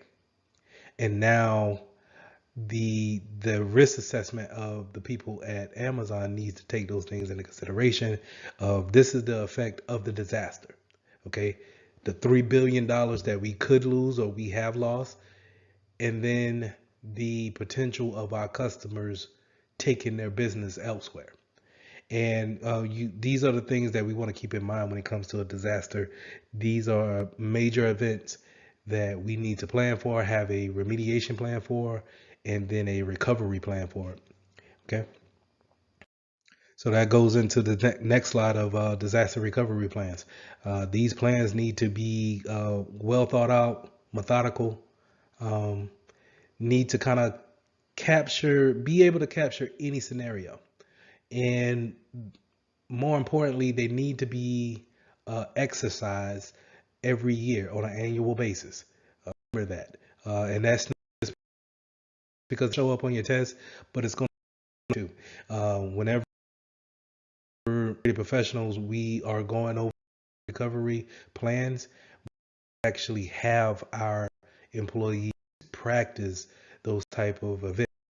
Practice the out in our DR disaster recovery plan, because once it happens for real, we need things in motion. We need to fail over our network to a backup network and make sure out to the internet. And not troubleshooting something that we shot when nothing was going on. We want to make sure that we are constantly going over the planning of it. But then once a year, we want a week. Maybe when the business is slow, we want to take that week and dedicate it putting the disaster reaction. Some of you actually seen this happen. It goes by many different workshops, um, different functional exercises in the military. They just call it. So these are, like I said, to get you ready for a disaster. That way, whenever a disaster does happen, uh, it causes less panic, and we have things in place to keep the business running and surviving.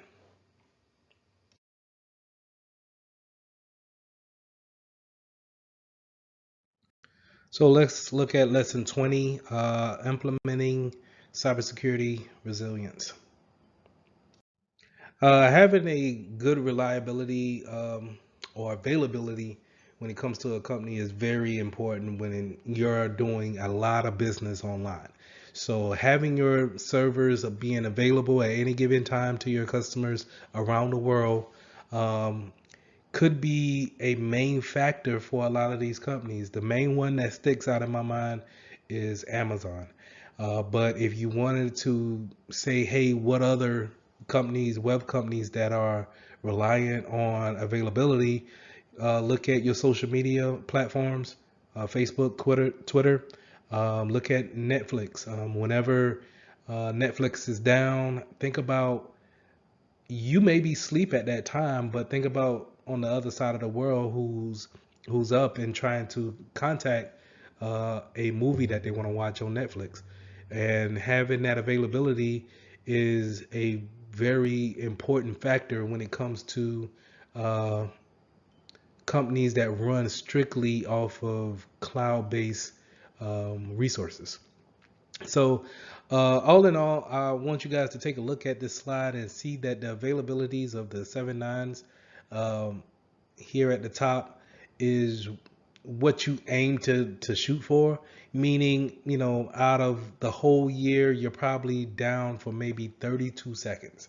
32 seconds. And that's, is only achieved by so many companies that have it seems like an unreal amount of redundancy when it comes to data centers around the world. Think about Google. When was the last time you tried to go to google.com and you could not reach it?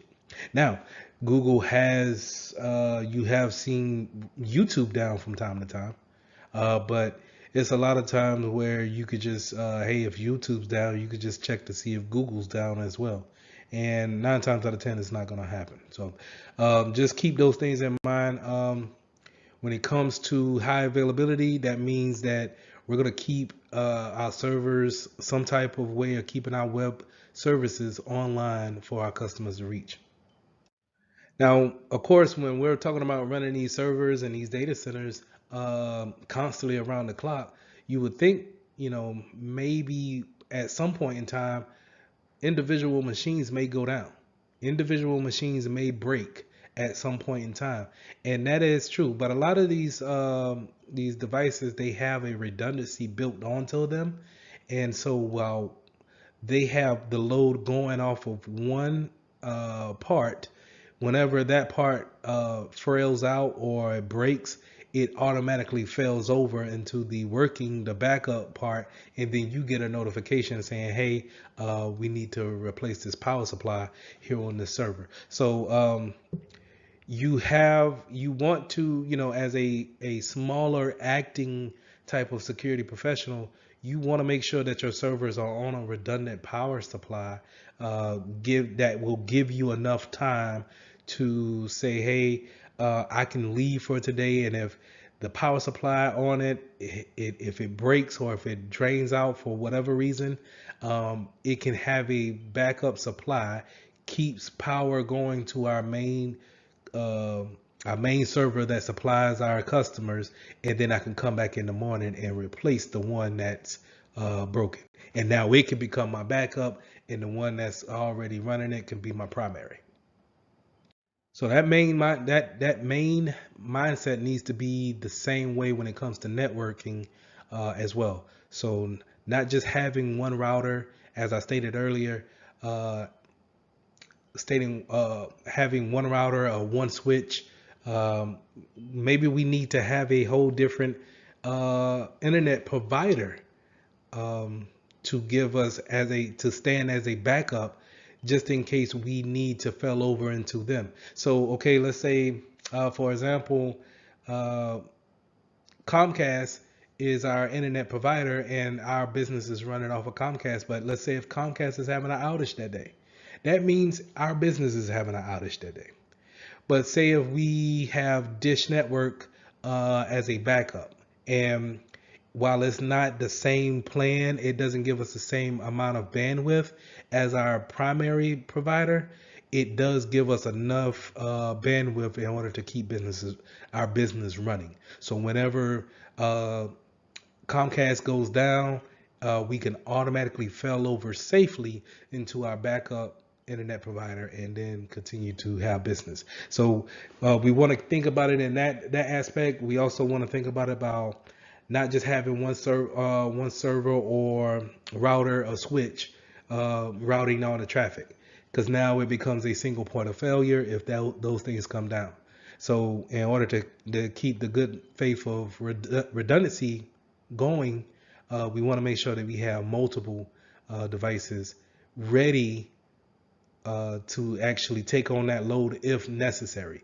But it gives us enough time and it gives us a probability factor of saying, hey, what's the odds of both of our routers being broken at the same time?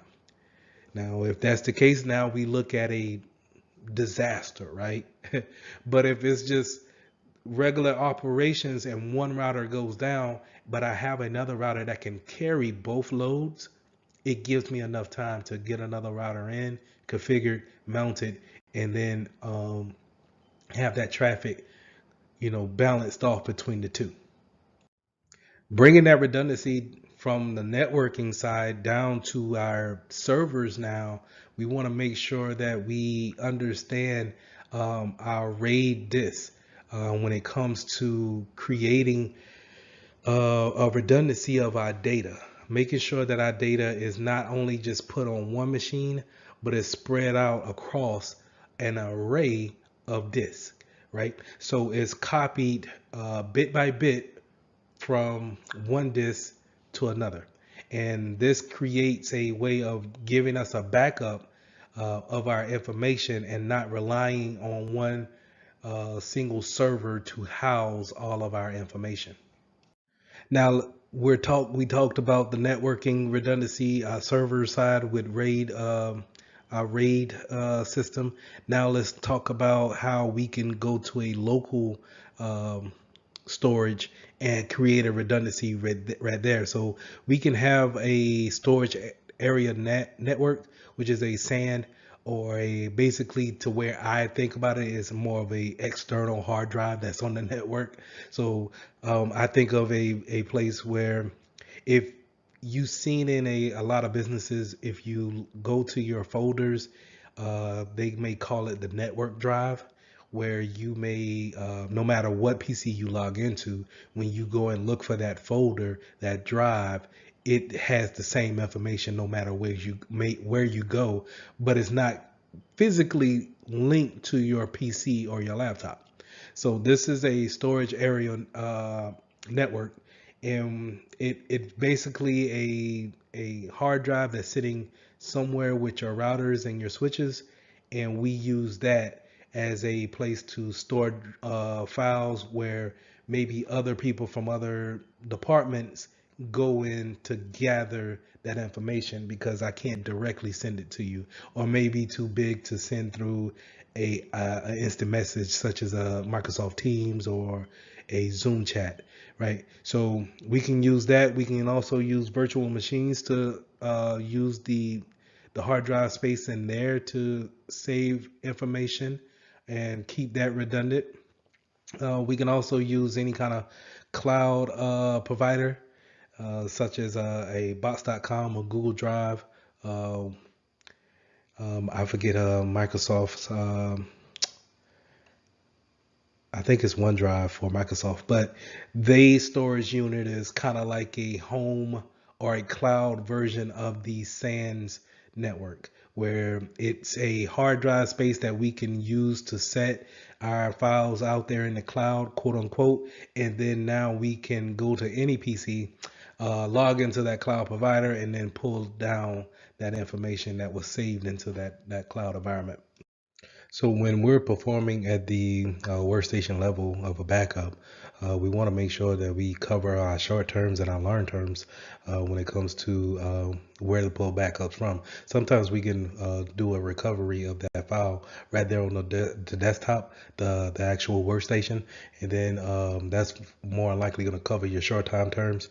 But then on the long term, we may need to go and contact a system administrator to pull that type of files away from a server and then have them reinstall or reposition back on our hard drive uh, for longer, anything maybe longer than 30 days removed from our workstation. So we want to make sure that we have that long-term retention as well. Also, you want to make sure that certain data you just do not want to delete or discard of if you need to actually, if regulation says that you need to have it for so many years on file. So make sure that we are just not so eager to get rid of information. Make sure that we have it for a set amount of time that we're going to keep it, and make sure our customers know that we're going to keep their information for a certain amount of time.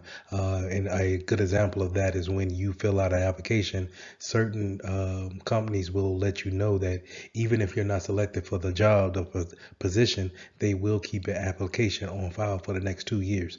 And that means that, you know, all your personal information that you have provided on that application, they will keep a record of it for the next 2 years.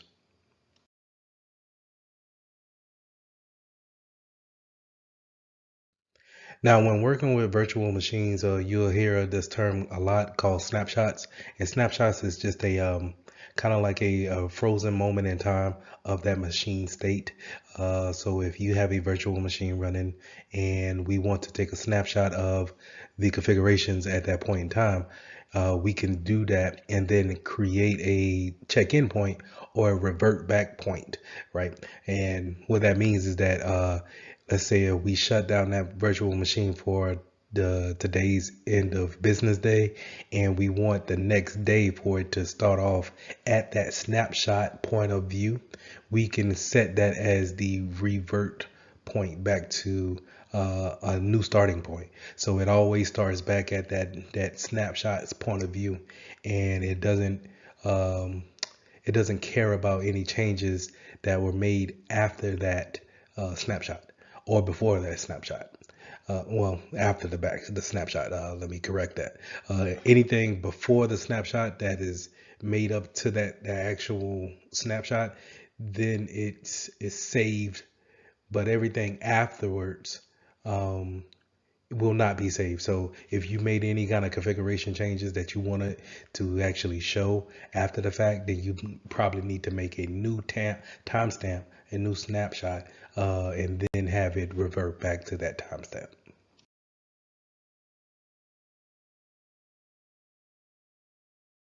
Now you have different types of media backups that we can use in order to back up information. Uh, our most common one will be our hard drive, our disk, that's directly installed into our workstations.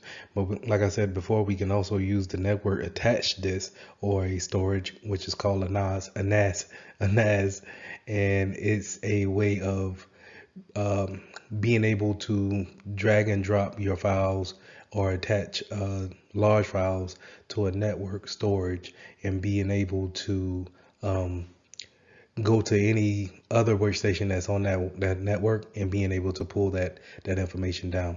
Uh, Kind of an older type of backup storage is a tape, where it's kind of like a old cassette tape, um, and it's able to write the data there.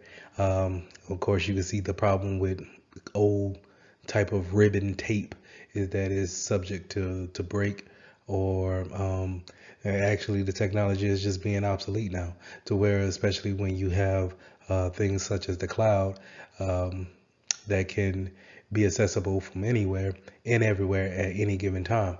Whereas in tapes, you probably those are physical attributes that you need to have stored away in the proper building with the top proper temperature in order to not damage the physical item.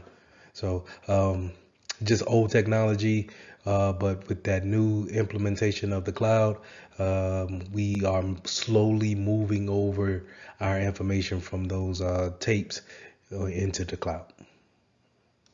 This slide here shows a list of how we will want to go about restoring order when it comes to maybe implementing a disaster recovery from the ground up. So we're going to power on our delivery systems and then go into the infrastructure, actually putting our routing network in place, as well as once we put that routing network in place, we want to make sure that our critical systems are also talking to each other and routing proper packets throughout the network.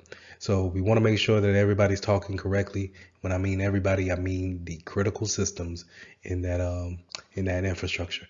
And then you want to go move on to your network security appliances. That'll be um, your IPSs, your IDSs. That could be your firewalls, things that are providing a security border around that infrastructure.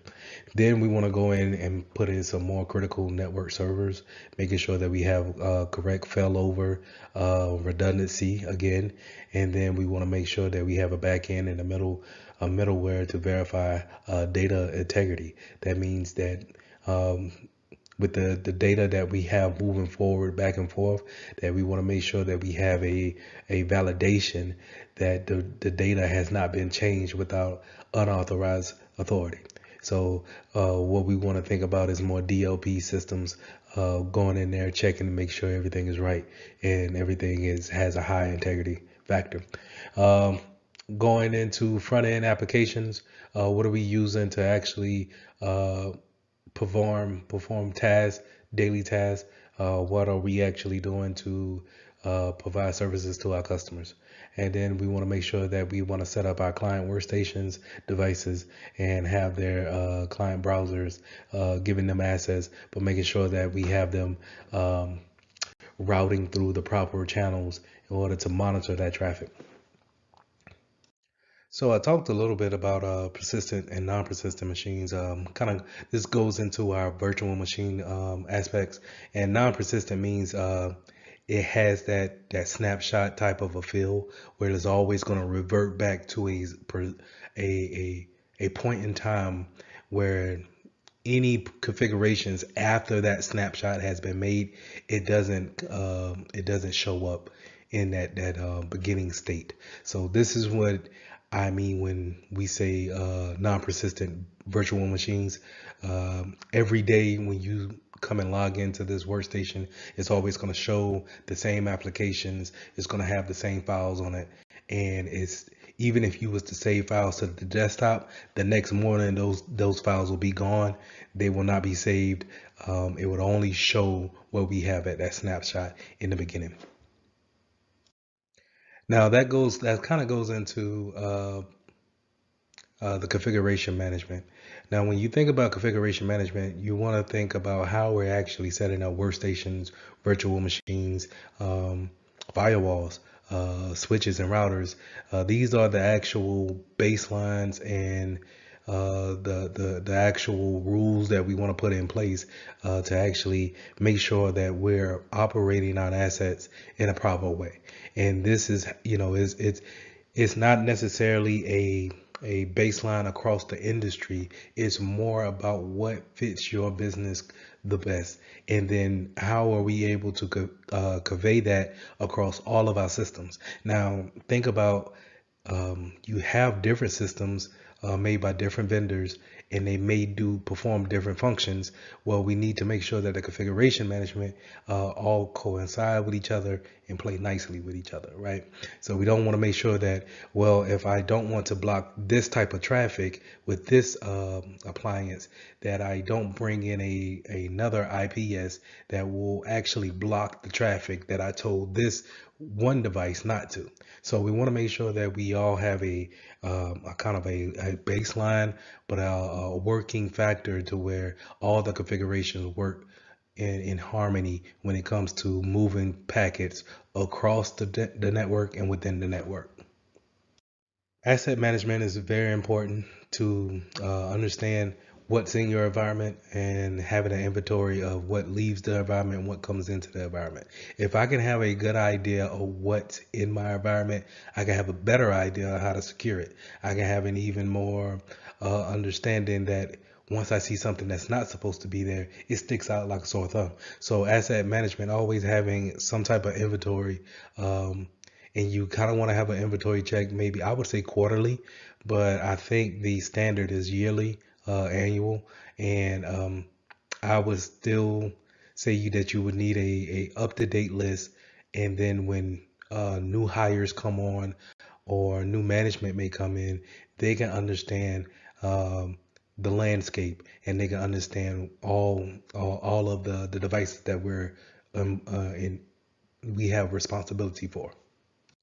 Now, in some companies, some big companies, they have this thing called change control or change management, and this is where we make where if there's any kind of configuration changes on our systems, routers, switches, anything that's real detrimental to the company, that if I change this setting, it could actually affect everyone in the business.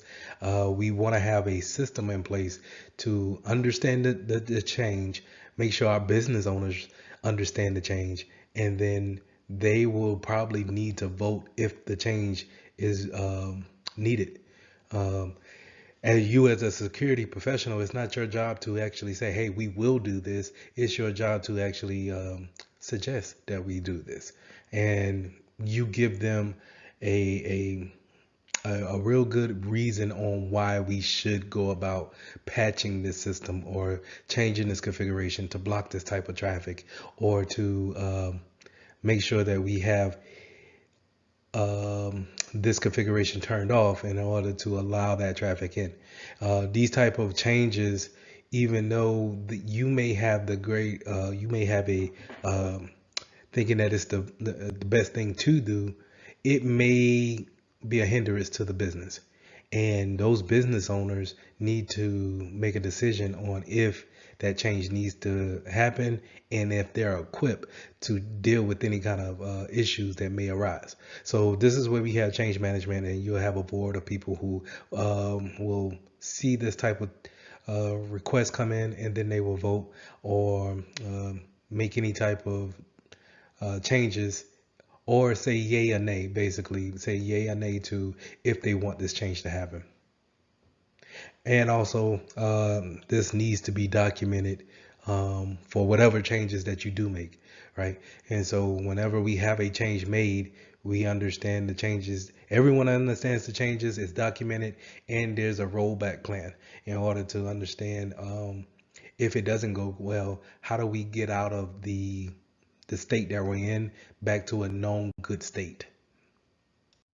Now, a lot of times in disaster recovery, you'll see a lot of focus being shown when it comes to site resiliency, and that's setting up a hot site, a warm site, or a cold site. So the difference is that these are all kind of places where we can have set up, and it's a mirror image of what we actually do at work, at our primary source of business, right? But it may be in another state, it may be all located on the cloud.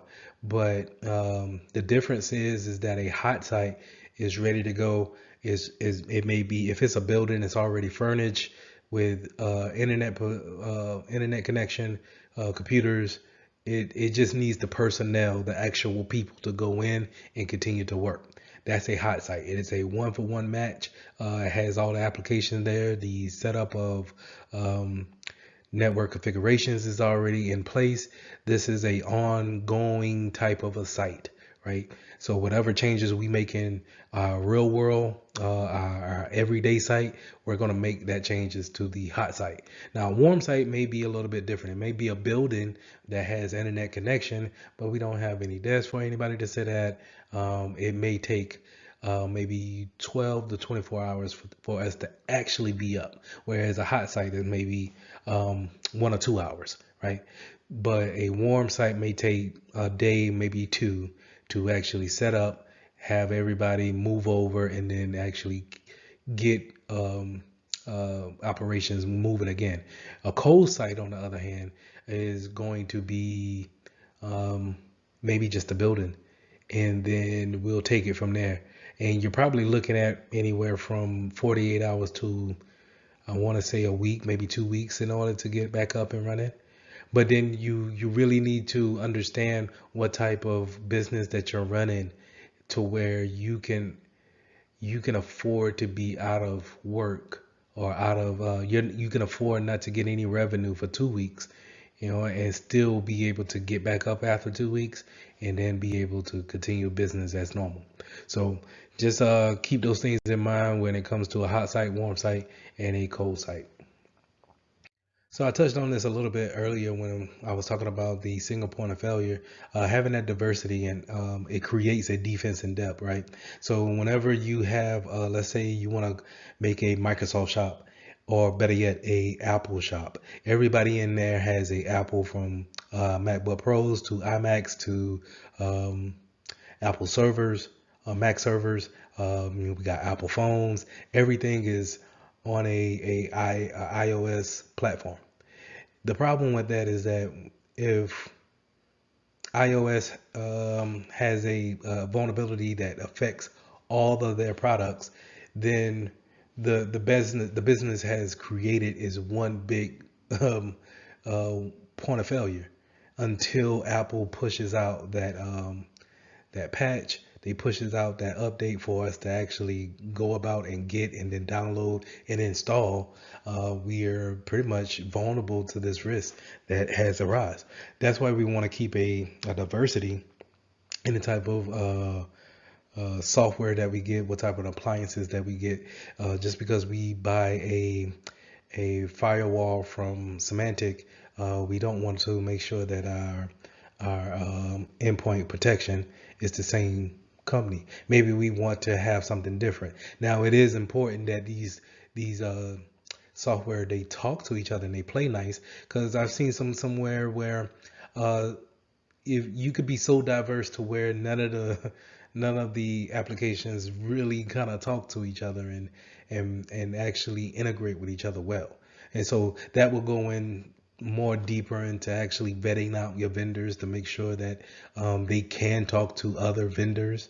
Um, but you also want to keep in mind that diversity creates a defense in depth. If an attacker can say, "Hey, I know how to get into Cisco routers," okay, cool, but then he has to deal with a Palo Alto firewall.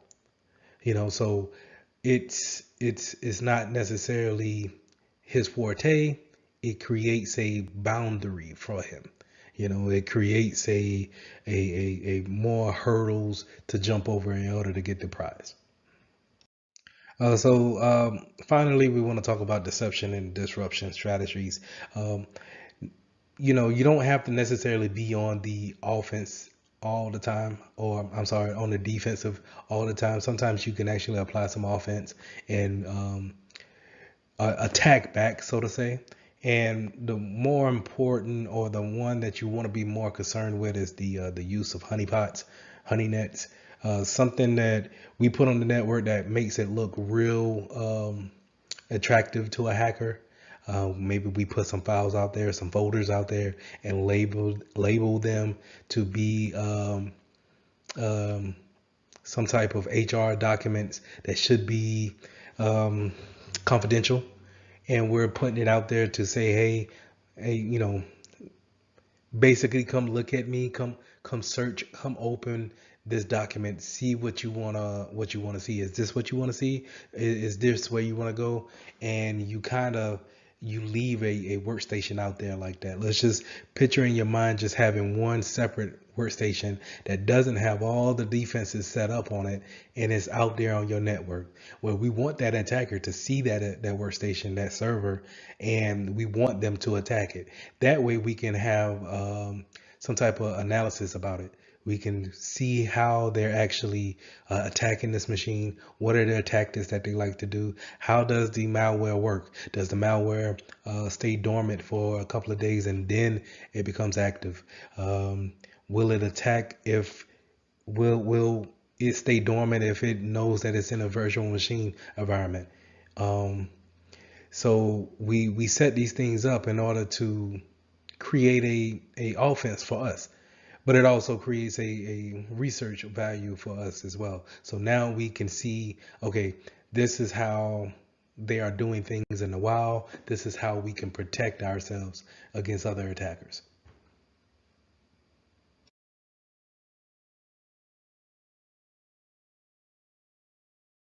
So let's go ahead and talk about lesson 21, physical security.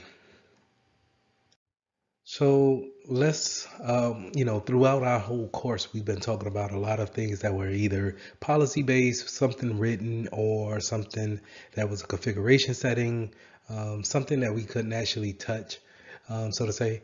And physical security is the total opposite of that. This will be your security guards, your fences, your door locks.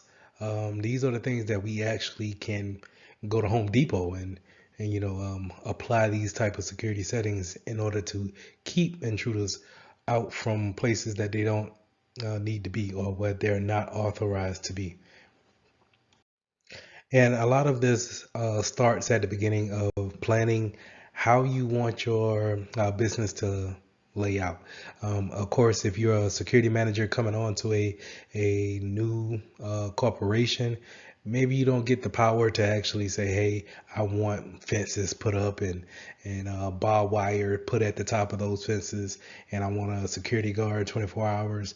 But you get to, let's say, tell people where they should go or what will behoove them to be in this spot and away from certain doors or away from certain windows to stop the physical nature of someone um, shoulder surfing or having the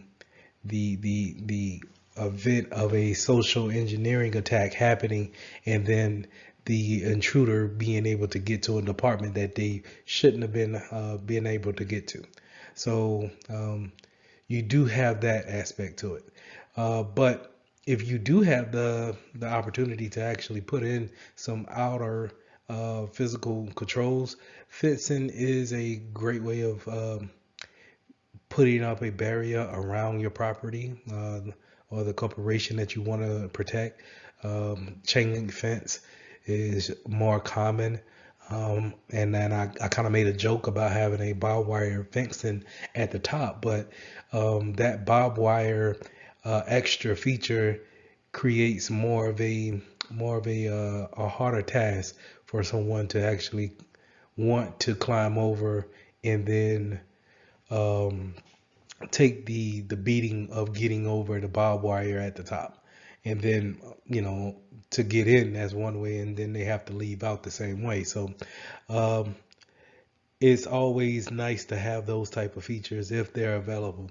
Lighting in dark areas that's around the parking lots is also things that you want to keep in mind. Seeing if there's blind spots in your parking lot or around the perimeter of your corporation. Do we want to put up floodlights, motion detector lights around there? Do we want to put up any kind of cameras that can pick up motion? They turn on whenever they see motion, and then they capture the footage. So these are the things that we want to keep in mind when it comes to laying out the physical parameters of our building. Then we want to make sure that when it comes to the physical doors that's inside our building, what type of locks are we putting on them? Are we going to make our employees wear badges that have chips in them that whenever they need to uh, go into a certain floor or a hallway or into a different department, will they need an access badge in order to get into that department? A good way of thinking that that's a access control, thinking that, hey, not everybody needs to go into the security department that's in the corporation. So why don't we give everyone a badge, and then on those badges we give them access control on to what floor they can get onto. Now you can go to the break area, you can go to the bathrooms, of course, and the human resources area, but let's just say the executive floor room, IT, and the maintenance room is off limits. All network closets are off limits. Only people who have these job titles will have that access to those type of resources. So that's another way of creating not just a defense in depth, but a access control as well. What do you have access to based off of what type of position that you hold? But now that we're on saying that we need these cards, these access cards, and given to every employee, we stand a risk of having people clone those type of cards or making some type of duplicate of it and trying to see if those things will scan the same way and let the access in. So we want to make sure that we have a unique card, and we also have it to where we check our access whenever we do have people scan in. So whenever if you are to see the console to see when people are using their cards, see if you see any other card pop up that's not supposed to be on your system. This goes back to our access management, making sure that we understand the type of devices that we put out. Everything that we put out, we need to be accounted for. Therefore, it makes it easier for us that if we have 500 cards out there and we see 10 different new cards, either we are not on our case when it comes to new employees, 10 different new employees, or there's 10 new intruders that's not supposed to be on our property. So I kind of got mentioned motion detection when it came to having blind spots in your parameters around your building. You can also go with noise detection if hears any kind of loud screeching or hits a certain decimal point, then it'll send an alert to the recognized authorities. Um, you also have the famous of course, the famous circuit cameras. These are your typical cameras that's mounted up, and they are hardwired into a box that shows on a monitor for the security guard. These are reliable, but may not be the best to actually um, give a good showing of who's on the actual videotape, right? And it could be easily cut since they're hardwired, and it's not necessarily so great to monitor from a remote session. So you've 9 times out of 10 you have to actually be there to watch these monitors in order to see what's going on. So just keep that in mind. So if you're not able to watch those video cameras on a 24-hour basis, we can always get our security guards, hire a security guard to actually do a parole of the perimeter, as well as watching the surveillance cameras to make sure that there's not any type of illegal activity or suspicious activity going on after hours or during business hours, and making sure that they're up to date and trained on the proper actions that they need to take when it comes to seeing any type of suspicious action. Keep in mind too that when you're dealing with security guards and you're doing your annual disaster recovery test or security awareness training, that you train your security guards as well on the policies that you want. Um, is too easy for a hacker to just pull a social engineering attack on a security guard that's not aware about who's coming in for that day or who's supposed to be in the building when it comes to a vendor. So I can pose as a person who's coming to fix a router in a closet, and the security guard is worried about other things that's on the outside of the building, not necessarily what's going on the inside. So if I come to him with some type of urgency and I have the box in my hand and say, hey, I need to get in there and change this router out real quick. Can you help me out? Can you point me to the place? I know you got a key. This is very urgent. The business is going down. And I give him that urgency. They could easily fall for that type of social engineering attack and then give them access to a unauthorized place.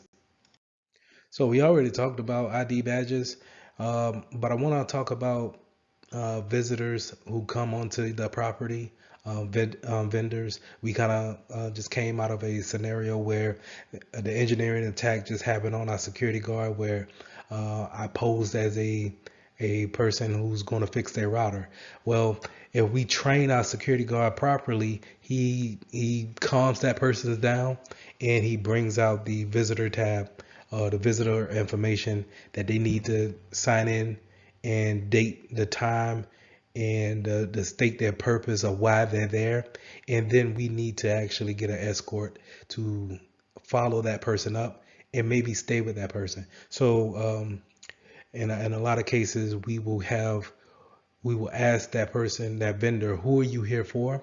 And then that person is responsible for that person being in the business, the company. So they won't be able to go any place without that person guiding them to the certain floors that they need to be on because they have the badge. Unless you want to give them a visitor's badge that maybe only give them access to the bathrooms or the break area, and that's it, and just to get out. But other than that, they will stay with that chaperone until their business there is done, and then they can leave. And so this goes into our secure areas. How are we securing our areas? How are we? What do we need to look at when it comes to securing our most valuable products and assets on the corporation's property? How do we want to have a badge only lock for our server room, or do we want to have a physical key lock that actually, maybe only 5 people have keys, a pair of keys to? Do we want to have locking cabinets for our servers, kind of like here in this session here, that yellow cage that's around that those servers? Those are, kind of thinking about a defense in depth. You have to actually get into the building, but then not only are you in the building, and you probably had to sign paperwork or get some type of authorization to get in there. Now you can't really get to the server unless you have the keys in order to get through that cage. So these are, defense in depth products that we want to think about when implementing physical security to our products. Now, in the Security Plus exam, they want you to know about hot owls and cool owls, and that's when we're dealing with server rooms. Um, they set it into the physical security part of it, but I don't think it needs to be here. But since it's here, we're going to talk about it. So is how we want to a hot owl and a cold owl is how we want to situate or set up our server room in order to have the best airflow in the server room. So as we all know, devices, when they run a long time, they get hot. Fans come on, trying to cool down that CPU once it's working, right? So if you think about a big server room, you have a lot of PCs there that are running at the same time creating heat, and they all create heat. Um, and it could be that if we don't have our servers positioned correctly, we could create a denial of service on other servers that may become too hot and then automatically shut down, right? So we want to make sure that we have everybody facing the same way to have the heat go out in one direction. That's what you call a hot owl. If everybody's back of the PC is facing one way, that owl is hot. But on the opposite side, that's where we want our ventilation and our air conditioner vents to be. We're going to call that the cool side, to constantly keep that side cool and every device cool and operational throughout the day. So that's the difference when it comes to the hot owl and the cool owl, and making sure that we have a proper airflow and keeping our devices safe and constantly working. So here's an illustration of what I was just talking about when the hot and cool owls. As you see here, where the guy is plugged into the servers, that's the front of the servers. This is where you're gonna see your buttons of the front of the server box, and then on the back side, that's gonna be where the heat comes out, and the fan on those boxes pushes that heat out into that owl. Now, if you look into the middle owl, that owl, uh, the back of those PCs are pointing at the back of the front rows servers. So it creates an owl where both sides are pushing out hot air to one side, and the cold sides are facing each other, creating nothing but cool air. And that's, like I said, either we want our ventilation or our air conditioner vents to either come up on that front side from the top or come down from the bottom of the floor and actually come up that way. And that way it keeps everything nice and cool and running and creating more availability for our customers. Now, in these server rooms, if we're talking about hot owls and cold owls, um, it's almost kind of natural to think about what type of fire suppression we want to have. Um, it has been cases where data centers or network closets and centers, they actually catch on fire. And so when they catch on fire, we don't want to use water, right? Or maybe we can't afford it. We have to. We can't afford something like a dry pipe or some type of gas to put out the fire. Maybe we need to use water, but then you might want to look into some type of redundancy when it comes to if that was to happen, you damage the PC for life, and now that data is lost forever. Maybe you might want to have that off in the cloud somewhere. But to bring it back to the slide, we want to make sure that our fire suppression and detection is on point.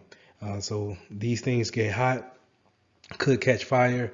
It's a possibility. I'm not going to say it's a low possibility, but it's a possibility, right? And so we want to make sure that our fire systems are up to date, that they contact the proper authorities. They contact the proper people who need to know that, hey, something's going on. And then when it comes down to water suppressants or having some type of gas, we will want to go with gas in order to save the data. But let's think about this. Whenever we shoot gas into that office or in that room and someone's in there, then we detriment that person's life. And so as a security professional, you always want to choose life over anything else. So in that case, if you're on the job and you have to make the decision, I would say go with a water suppression and risk you losing the data and not damaging someone's health concerns, because of some of these suppressions will take all the air out of the room in order to kill the fire. Some will put in some poison, some gas in order to kill the fire. But at the same time, it will kill anyone who's in that building, not in the building, but in that room. So you want to make sure that you preserve the life first. I would say use a water suppressant and then have a backup or some type of cloud solution to always revert back if a fire were to happen. So destroying data, how do we want to destroy data? Physically wise, if we're talking about paper, we want to shred everything that we think is important. If it comes from our job, we're not throwing it away in waste baskets. They need to put it into a bin that we take out and we shred it, or we have a third party that comes to shred it. Now, when it comes to the third party shredding information, we need to vet that company out to make sure that they're not keeping information that we're putting on paper. Right. And so we want to make sure we vet them out first. If we're talking about hard drives, if we want to, let's say if we're upgrading all our PCs and we're taking out old PCs and putting in new ones, we need to remove those hard drives, remove that memory, and then sell the casing of those PCs on eBay or Amazon or wherever you want to sell it at. But we want to take those hard drives and we either want to do a clean wipe of them, and that means having a wiper, some type of software that writes ones and zeros over everything. But remember, even if you do that and it happens maybe 7 or 8 times to overwrite everything on that hard drive to ones and zeros, it's still some type of software that's out there that could possibly still pull up the data that's buried way deep on that hard drive. So the only way to really kind of kill that information is to actually do physical destruction to it. That's shooting it, hitting it with a hammer, degaussing it, and that's taking two strong magnets and putting it on that hard drive, pulling the magnets within the hard drive apart. Or putting water on it, right?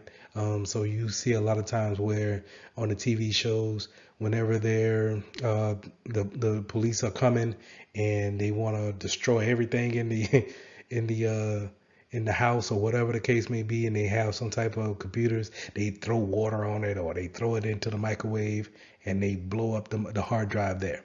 So that's the only way of truly getting all that data wiped off of that. But we don't want to just kind of go with our software and say, hey, yeah, we're going to wipe it like that. It still stands a chance of having recovery points to it. So this slide right here kind of goes into that software bit that I was saying about having sanitation tools that actually creates a disk wiping of the data on our hard drives. Again, I would stay away from that, but you need to know it for the exam to know that this is a way of doing it. Just think about it like this. Some businesses can't afford to buy new hard drives every time someone leaves or they want to upgrade. Sometimes we need to put those things back into a cycle. And so if that's the case, then yes, using a sanitation tool, to put it back into our reserve unit, we want to make sure we wipe that PC clean. And if it was the CFO's PC and we want to give it to a new IT technician, we can wipe it with a different sanitation tool and then give it to our IT tech, and we can feel better about, well, the information is still within our grasp, right? Now, like I said, if we're going to sell that equipment, then we might want to go a different route of taking that hard drive out, that memory out, breaking the memory and destroying the hard drive.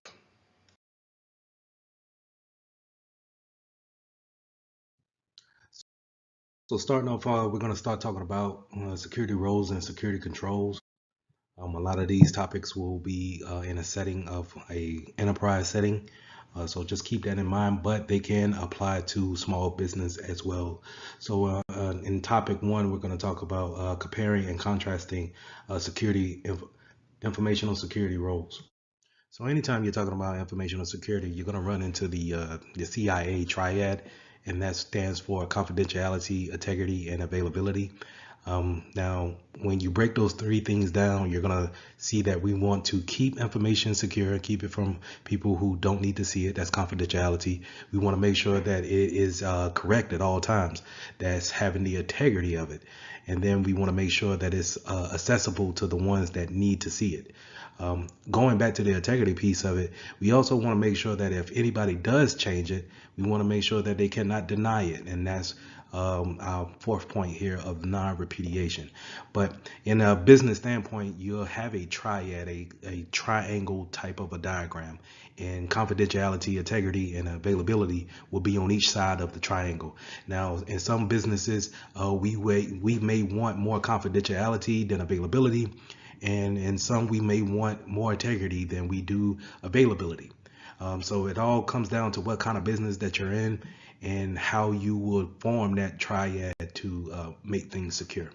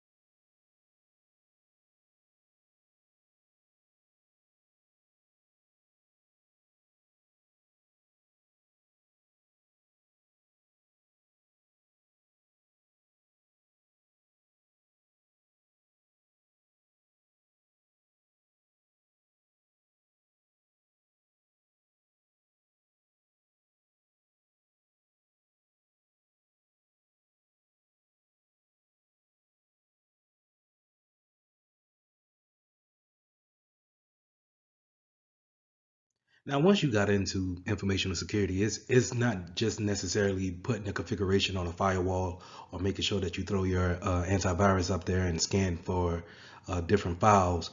It's a number of things that all go into protecting the data that you want to protect. Security is built to make the business run more securely. It's not there to chokehold the business to where it doesn't is not able to run functionally. So different things we may implement while performing security throughout our day-to-day tasks may be risk assessment, maybe coming up with disaster recovery plans or security training for our employees. We may be checking audits and making sure that the configurations are put on those systems that need to be there. So it could be a number of things that we have in place, but it's not just technical. It's a more of a business standpoint than anything else, with some technical aspects sprinkled in. Now, in your typical setting, you will have different roles that are in the security department. And 9 times out of 10, you're going to have a chief security officer, or sometimes they may go by a CISO, which is a chief informational security officer. 9 times out of 10, you'll have a manager or a technical manager that's right under them. And then you will have your analysts and your interns that's kind of doing your grunt work, so to say, in order to place those configurations in building policies and so forth. Now, it's the job of your analysts as well as anyone to actually do their due diligence and their due care when it comes to the business needs, and then what type of security we're going to actually provide the business when it comes to the operations that we're actually running in our business. Hey, before we move forward, I wanted to show you guys kind of like where you can look for some security roles and some positions that are hiring for informational security jobs. So I'm here on my LinkedIn page, and I'm going to go to jobs up here, and I'm going to um, just kind of scroll through to see what's going on. The one reason why I like looking on LinkedIn for jobs is that they actually take your profile and then kind of cater the job search towards your resume that you already have, right? So if you're already in the IT and you have that built up, then it makes it easier. But if you're not, let's say you're trying to break into IT, it's real easy to come up here and then cater to the search to be in that area. So I'm gonna just scroll down, and you're seeing, some security roles. You'll also have like this. These are all roles that you see in the security department team. Um, all of them are just not analysts or managers. They could go under different names where a compliance and operation manager will probably look over the policies and make sure that everybody's compliant, but also they might look at how we're actually doing operations to making sure that the operation, security operations is actually helping out the business in day-to-day functions. Um, Scrolling down here, I like this post right here. Informational Security Analyst 1 is out of Indian Land here in South Carolina. And I'm just going to click on that. And what I like to do is you can read this here on LinkedIn, or if you're on Indeed, you can read it on their website. But what I would like to do is just kind of go out to the actual website here and then read the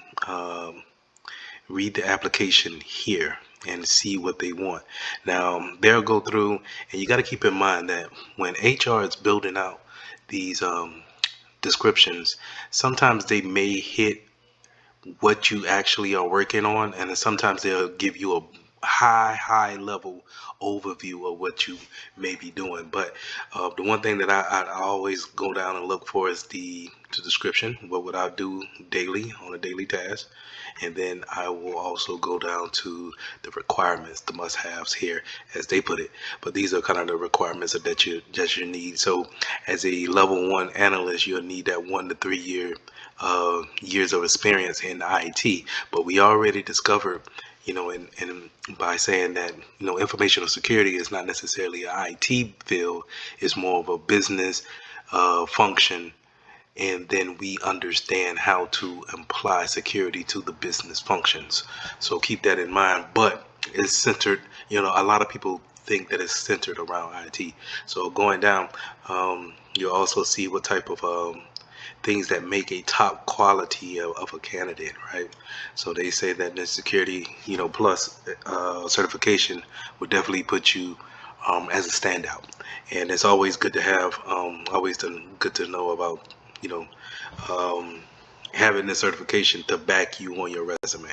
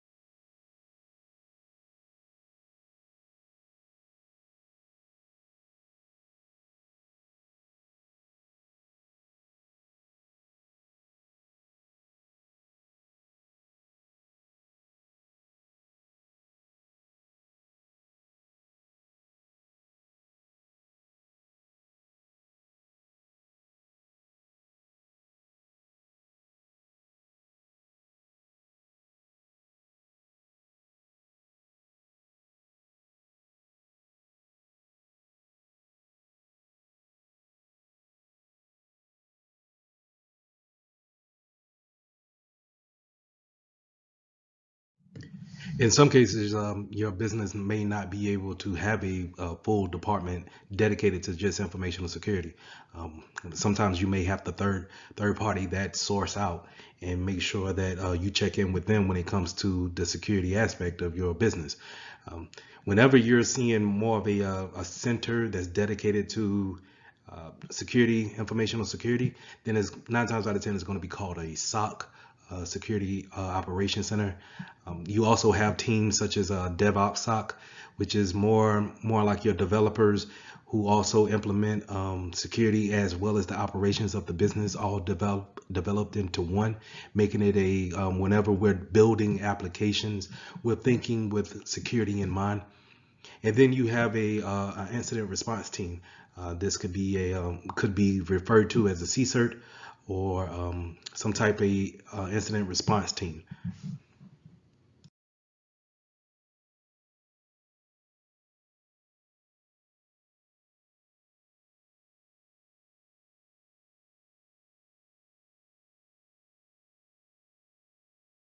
If you take a look at the slide here, you'll see how the manager pieces, more like your CISOs and your security managers, they're sitting at the top of the pyramid. So you can imagine that more policy decisions, how the business is ran, and then how we're going to implement security around it is made at this level.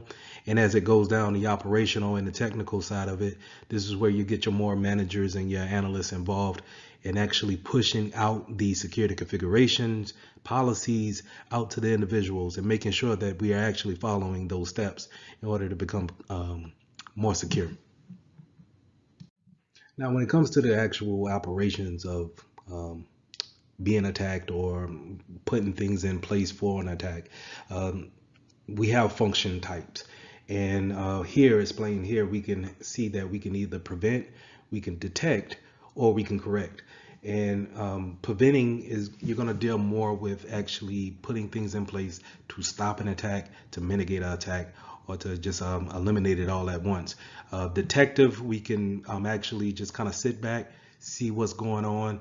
We will go over that more in detail in further courses about what type of technology that actually is just sit back and why do we want to just sit back and learn from different tactics that attackers may be using. And then we have corrective. How do we actually, turn around the actual action that has been taken upon us?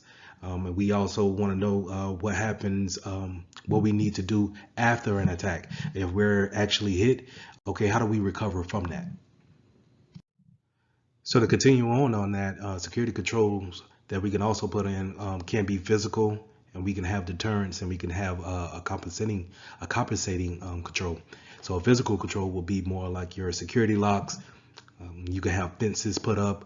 We can have security guards with a actual TV at their desk so they can monitor everything. Those are examples of physical controls we can always put into place. We can have deterrence, things like signs such as, stay away or beware of electrical shock or something like that. Something that we can put up and we can make noticeable to anybody who would want to cross the line, come into the premises where they're not supposed to be. We can deter and actually discourage them from going through with their actions, right? And then we have a compensating control. Say we would just accept the risk that happens, and we're just gonna say, hey, we can't stop the typhoon from coming in, but so what we'll do is we'll make sure we have insurance and we can recover from that if we're actually hit by the natural disaster. It's always important to understand what type of business and industry you're in, just to know what kind of framework that you might want to use when it comes to implementing information security into your business. So you want to use these frameworks because they're good foundations to actually follow and to make sure that you're compliant if you're doing any type of business. When I mean that, when I say that, I kind of bring up the example of just using credit cards. If your company is collecting credit card data because you're actually doing transactions of sales or e-commerce, then you might want to make sure that you have the right framework in place in order to stay compliant and making sure that you're not breaking any laws. So a good framework that you can actually get into is looking at what we have in NIST, or seeing what other cybersecurity frameworks that we have out there. Sometimes finding a international organization of standardization can help you bring those frameworks into play and actually see more in depth on the type of security that you need to apply for your business. So a good example of that is the Cloud Security Alliance. They have a good certification with the CCSK that can help informational security professionals understand how we're putting data into the cloud and how to keep that data secure in the cloud. So they can provide you with cloud matrix and cloud control matrix, where it kind of gives you this layout of things to look for, questions to ask your provider before you actually just give them data. So it's good to look these organizations up, see what kind of standards that they have out there, and then apply them on your day-to-day basis when it comes to security. Having a good benchmark is showing that you have done your due diligence when it comes to seeing how your business operates, and then how we're going to actually apply security to it. Having said that, we can use something such as the Open Web Application Security Projects, OWAPs, to apply the configurations that we need when it comes to web browsing and making sure that we stay secure when our clients are out there browsing the web. So that takes us to regulations and standards. So having those regulations and standards put in place, again, is showing that you have due diligence. You've done your due diligence. You actually taking that step forward in order to protect the data that's in your business, protect the operations that we're actually doing. A good example of this is applying things such as your SOX, the FISMA Act, making sure that we're in compliance with GLBA, HIPAA, as well as PCI DSS. Now, all of those standards are in different fields, but we need to make sure we understand what type of industry that we're in, and then if we fall under these different types of standards, regulations. Because if we break out of the standards that are there, then it's a good chance that we could be held accountable in the court of law.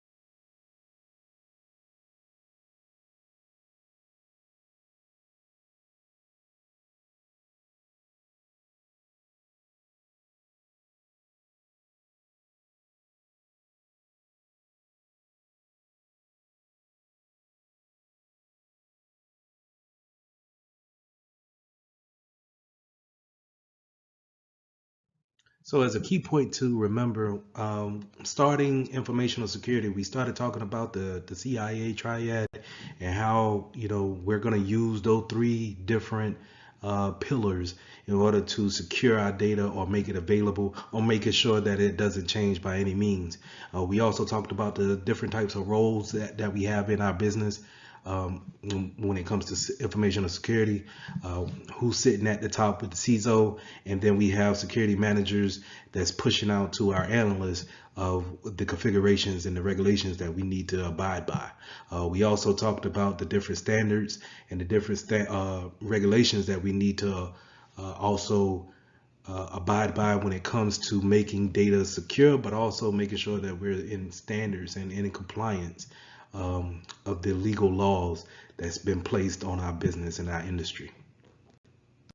So let's jump into lesson two, threat actors, and then actually gaining some threat intelligence. This is where we're gonna, go a little bit deeper into who is exactly attacking or sitting on our network, and then what kind of intelligence can we actually gain to protect ourselves against these type of attacks that they're gonna put on us.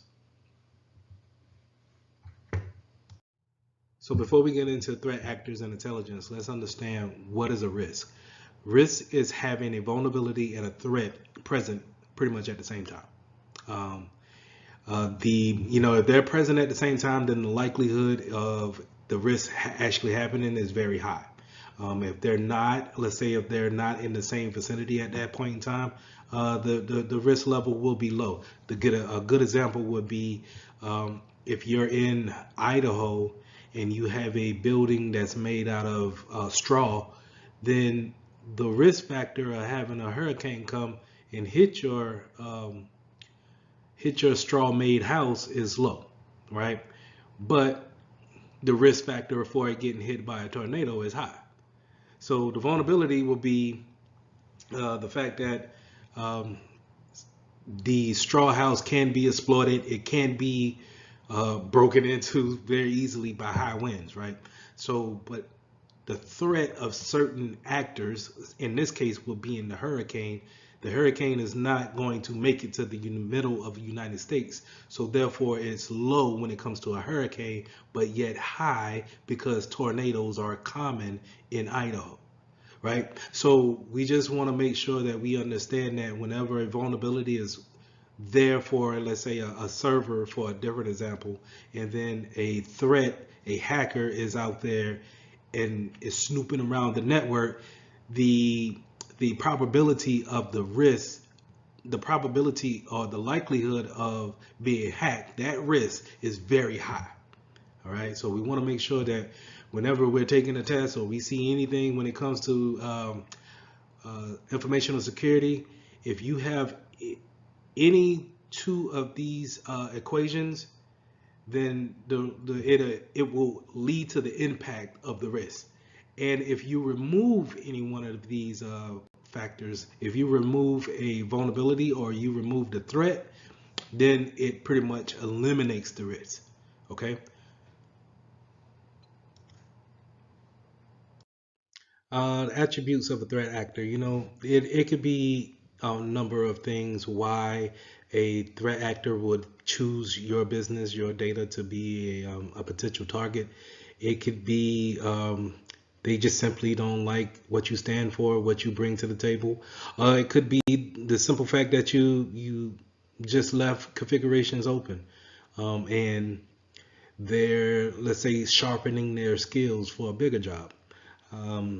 So it can vary on a scale from you're very popular to I need to work on something, so I'm gonna work on someone that's not as big on the net. So you fall into that area. It could be I have a target audience. I'm going for anybody who is a baby boomer. I'm going for that older audience. It could be I work for a competitor and I'm wanting to, drive traffic over to my versus my competitors. It could be I'm an internal person that turn rogue, and now I'm going to expose the company for the truth that needs to be shown to the public. So it can be a number of things on why threat actors are actually in it to actually pose a threat to your data. So with that being said, let's go into hackers, script kiddies, and hacktivists. So let's start off with script kiddies, just because they're kind of, to me, they're the forefront. This is where people kind of start off, where they are not, they're not so great in hacking, or their hacking skills haven't gotten up to par yet. So they will go out there and pay for an actual disruption, a executable that they can plant into a server or some type of PC or any device for that matter, and create a DDoS attack on that device. So these are kind of plug and play type hackers, right? So they're getting things that's already pre-made. They have no idea what is it doing, or how is it made. They just know that it works whenever they double click, right? So that's your script kiddies. Your lone hacker is going to be someone that's more seasoned, maybe having their own agenda, being able to actually be employed by somebody, and being able to keep a white hat, so to say, during the daytime, and a black hat during the night. And that's kind of a cliche analogy, but when it comes to wearing different types of hats, you have a white hat where I'm strictly doing things by the book. I'm not going rogue and looking at things for my own personal gain. And then I have a black hat where everything that I'm doing is against the law, and I'm doing things for my own personal gain, or I'm doing things because I'm hired to do so, right? And then you have that gray hat where I think a lone hacker will probably hang out at the most, right? So they could be employed by someone, but look at the misconfigurations of different types of devices within a organization, and maybe put that black hat on just to kind of make some money on the side, or prove a point. You never know. So again, going back to the attributes of why are these people doing this type of stuff, it can vary from threat to threat, right? And then you have your hacktivists, your hacker teams. These are people that are probably going to get into a political sector, and they're actually going to do some social engineering to make massive moves to steer individuals in a direction that they want them to go. The most recent one that I remember is probably the 2016 elections, where we had a slew of people claim that the votes were swayed into a certain way. And so hacktivists were behind that type of movement, and then it caused to really shape and shift the world in a when you look at the whole grand scheme of things. So to kind of stay on the hacktivist standpoint, and kind of moving into APTs, APTs are probably the most I would say seasoned threats out there. They're probably sitting on your network for years at a time, and they're just there to collect that data, right? So a lot of times you'll see these highly sophisticated hackers not even being discovered in most networks. Most businesses do not realize that they actually have someone there already collecting data. A lot of these groups are state backed, so they're actually state actors. You'll hear a lot of terms correlate with that, where they're actually paid by an organization to collect data, right, and do that data mining, and figure out what's the data flow when it comes to what's going in, what's going out, what things are you planning to do with your business.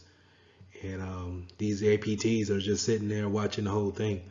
I heard cases where they'll sit there for 6-7 years before they actually are found out, and then um, you have to, escalate things immediately, and then put out public statements saying that, it's believed that we've been breached, 5 years ago, and we're just now coming up with that today. So keep an eye out for advanced persistent threats. Those are, you're pretty much your advanced hackers that are just sitting there collecting data.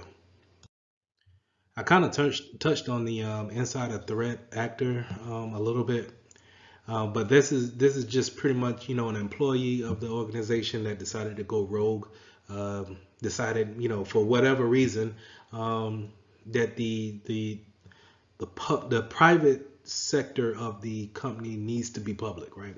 Whatever they have access to, they decided to either, bring it out to the public's viewing, or maybe sell it on the dark web, whatever they decide to do, because, you know and they don't have a necessarily reason why. Well, I can't say that.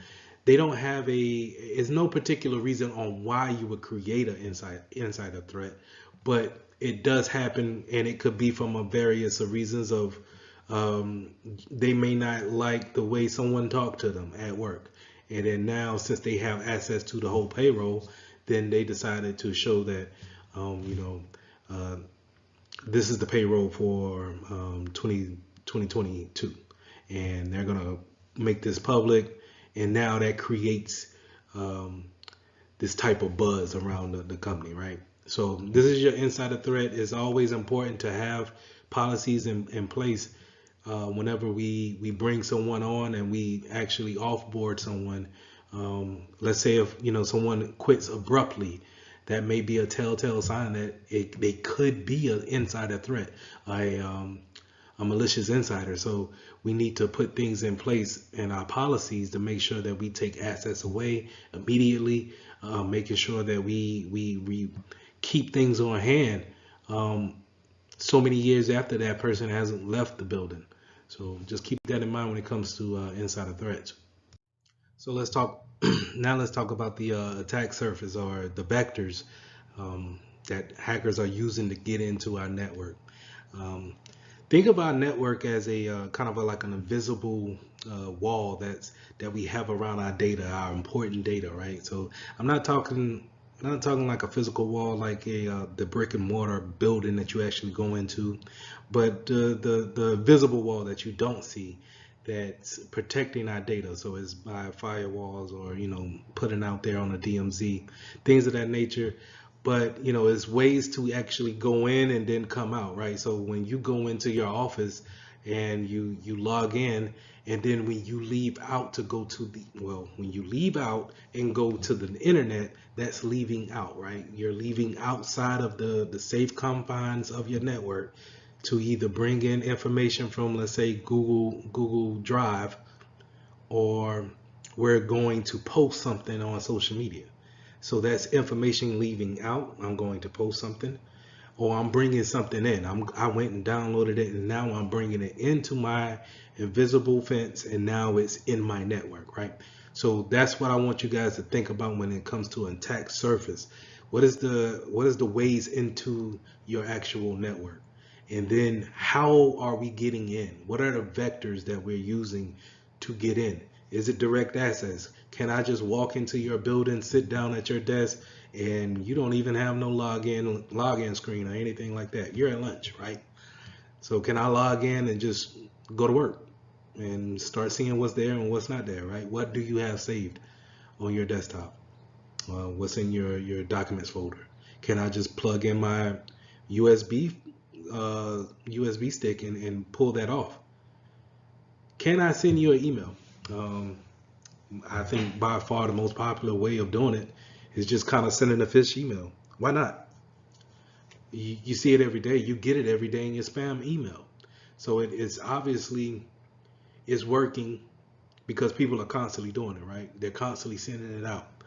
Um, can I just talk to you on social media? Have you posted something on social media that you shouldn't? You know, um, these are certain ways that you could gain information about a company just by reading, what people are actually posting on social media.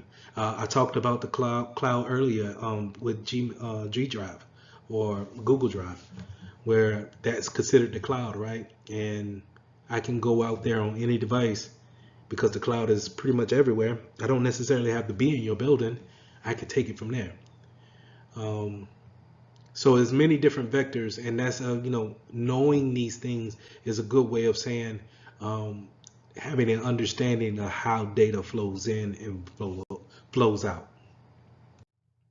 So we went over, attack vectors. We went over, who could be possibly doing the attacking, and then now let's find out how can we arm ourselves, right? And I think the best way to arm ourselves is with knowledge and being able to research how are they actually doing attacks in the wild in real time, right? And this is when we are wanting to get that type of intelligence on our threats. So we can arm ourselves better by saying, okay, let's put these things in play because this is what they're doing. If we're protecting ourselves and they're not even doing that anymore, is it is it, are we wasting time and money by focusing in places where we shouldn't be?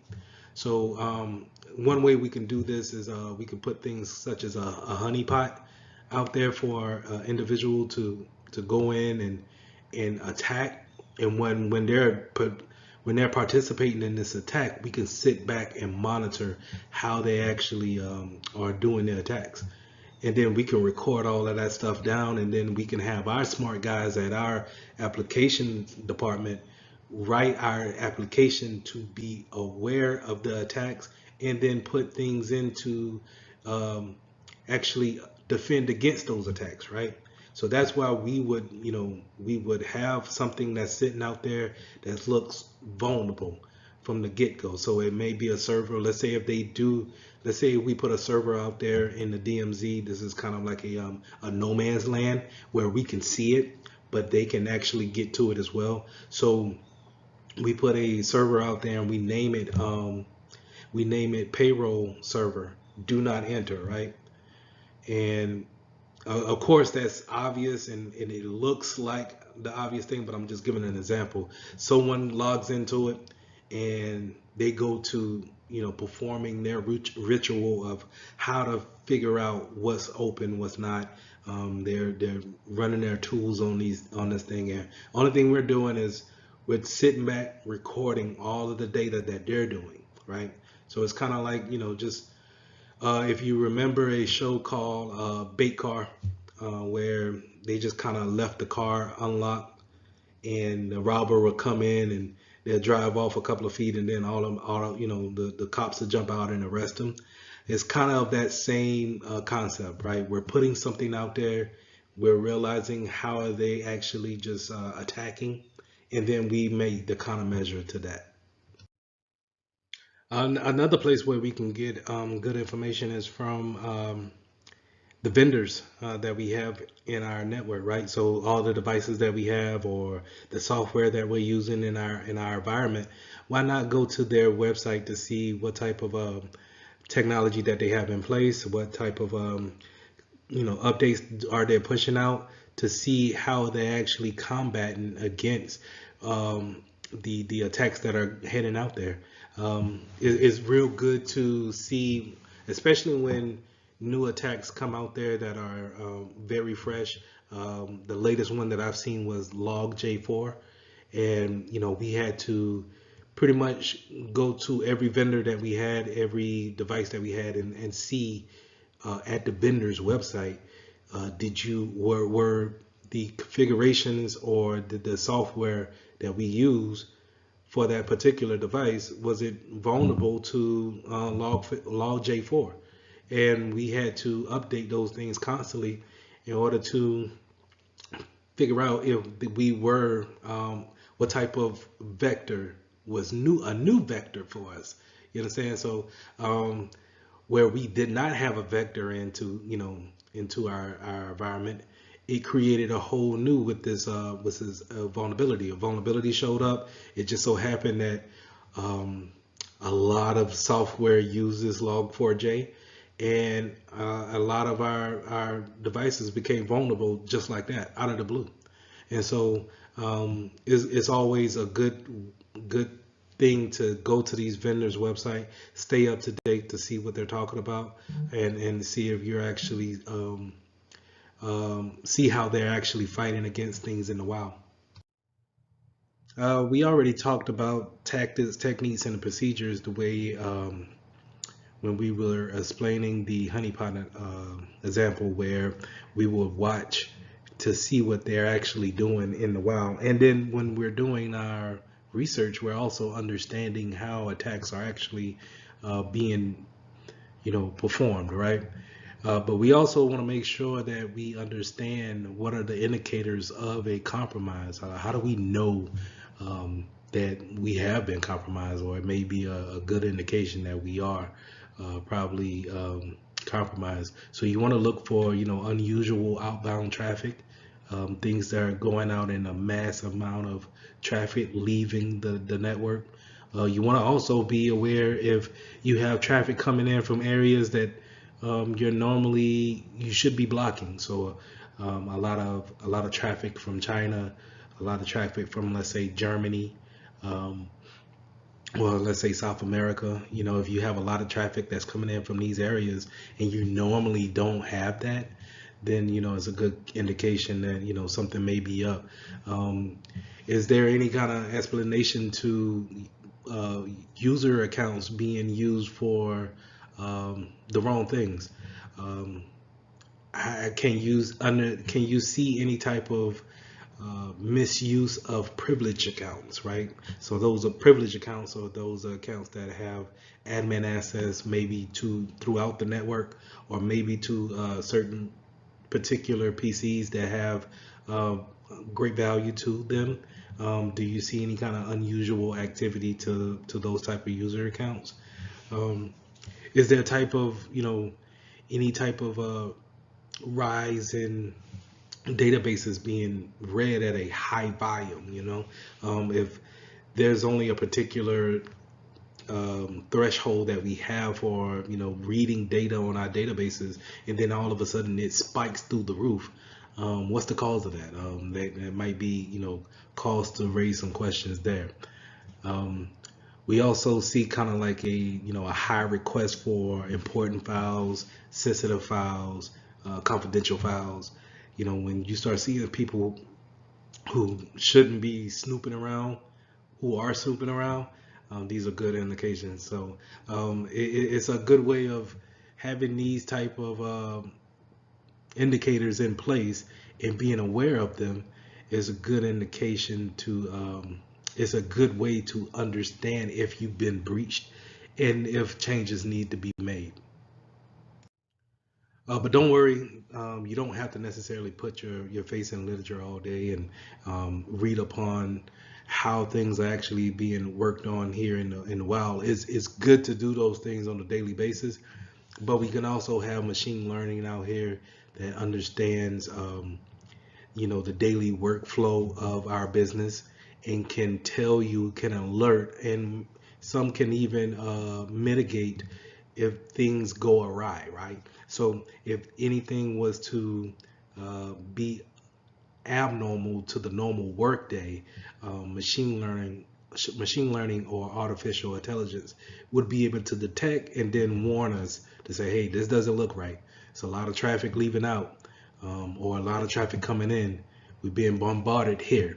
So it's always good to have these tools in place and making sure that they're configured right to help us stay secure overall.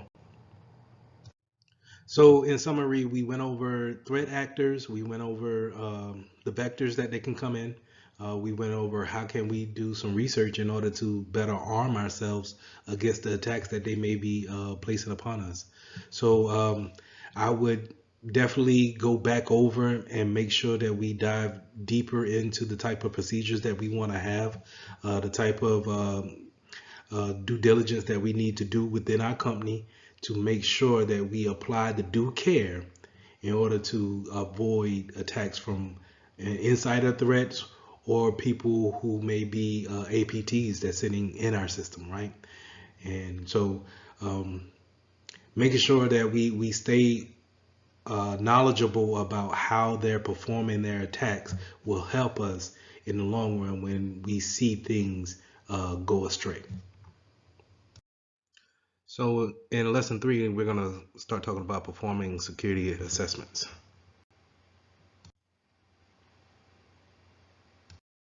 So as a security professional, sometimes we take network tools and actually see how traffic is moving from point to point on our network as well as outside of our network. And we need to be aware of the type of tools that we use in this types of scenarios, and then how can we use them to our advantage, and then also how can an attacker use it for their advantages as well. So the first thing we want to get into is opening up our command prompt and then typing in an ipconfig command to see what type of IP address that we get. And this is our, I want you guys to think about an IP address as kind of like your home address, right? So in order for you to receive mail in the physical world, the post office will give you a postal address, right? And in order for someone in New Jersey to send you a letter, they need to have that address, and then it goes from post office to post office until it's able to go down your lane, your driveway, or what have you, and then into your mailbox. Well, the IP address is similar to that, right? Where your router is sort of like a post office, and it will assign your devices an address. This in case it'll be a IP address, and it uses that IP address in order to communicate to other devices within the world, whatever it may be, from a server to gaming consoles to your smart refrigerator that tells you how many degrees your milk is chilling at, right? So we can use an IP address to identify each other on the network, or in this case, the internet, right? So we can also use things kind of like what's called a ping. So we can open up our command prompt, and I'll show you guys in a second. We'll open up our command prompt and we'll ping another address or a domain name, and it can return to us their address. So let's say if we wanted to know the IP address to the server for ESPN.com. And what we'll do is we'll ping ESPN.com. It'll show us the information there. So I'll show you guys that in just a second. To go back to our analogy of, how you actually have a physical address within the real world, and the post office will give you an address to receive and to actually deliver mail. The same thing in the computer world. We can route different ways of getting to different destinations, and in your computer it keeps this things and call what we call a routing table, and we have all the different IP addresses that we are familiar with, and then new ones that we verify and we understand that this is who they say they are. We put them in that routing table. We can also use our command prompt to show us trace routes, and that's kind of like what I was saying before of just showing the logical hops that a packet takes from your PC all the way to a receiving server or gaming station or what have you. So again, I'll show you all those things in just a second. Now, as security professionals, you will run across these things called a IP scanner or Nmap. What they do is they actually scan your network. You'll sometimes hear the terminology crawl the network. And what they do is they actually kind of do like a ping test or a more in-depth conversation to whatever device that's on that network, and it pulls information from it. So it will say, hey, I crawled the network and I see that there's 10 actual phones on your network, cell phones, and 5 of them are Android, and then the other 5 were iPhones. And then it can even get more granular by saying, hey, I found a PC on your network. This is the operating system that is running, and these are the ports, the communicating ports that are open to this PC. It's very important to understand that we can use this as a administrative tool, right? We can make sure that we know what's on the network. We can know how we're communicating in and out, the data flow, correct? But also, the bad guys can take this and actually do reconnaissance on your network, so they can actually not necessarily attack you that day. But if I want to get information about you and make sure that, hey, all right, I'm messing with Macs today because this is a Mac shop. This is a Mac place of business. They only run Macs in there and iPhones, iOS, right? So I need to make sure that I get the attacks, my playbooks ready for Macs, right? Whatever vulnerabilities that may be out for Mac. So this can be a good tool, but also it can be used for bad things as well. So like I alluded to earlier, these type of in-map scanners can also do kind of a service discovery. So again, showing what type of ports you have open or what type of services that you're using to communicate to other devices on.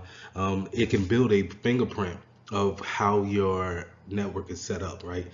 And this again is it's good for an administrative point of view, from a high level to see all of your blueprint or your fingerprint of the network, what we call a footprint, right? We can see the footprint of the network and see how data is coming in and out.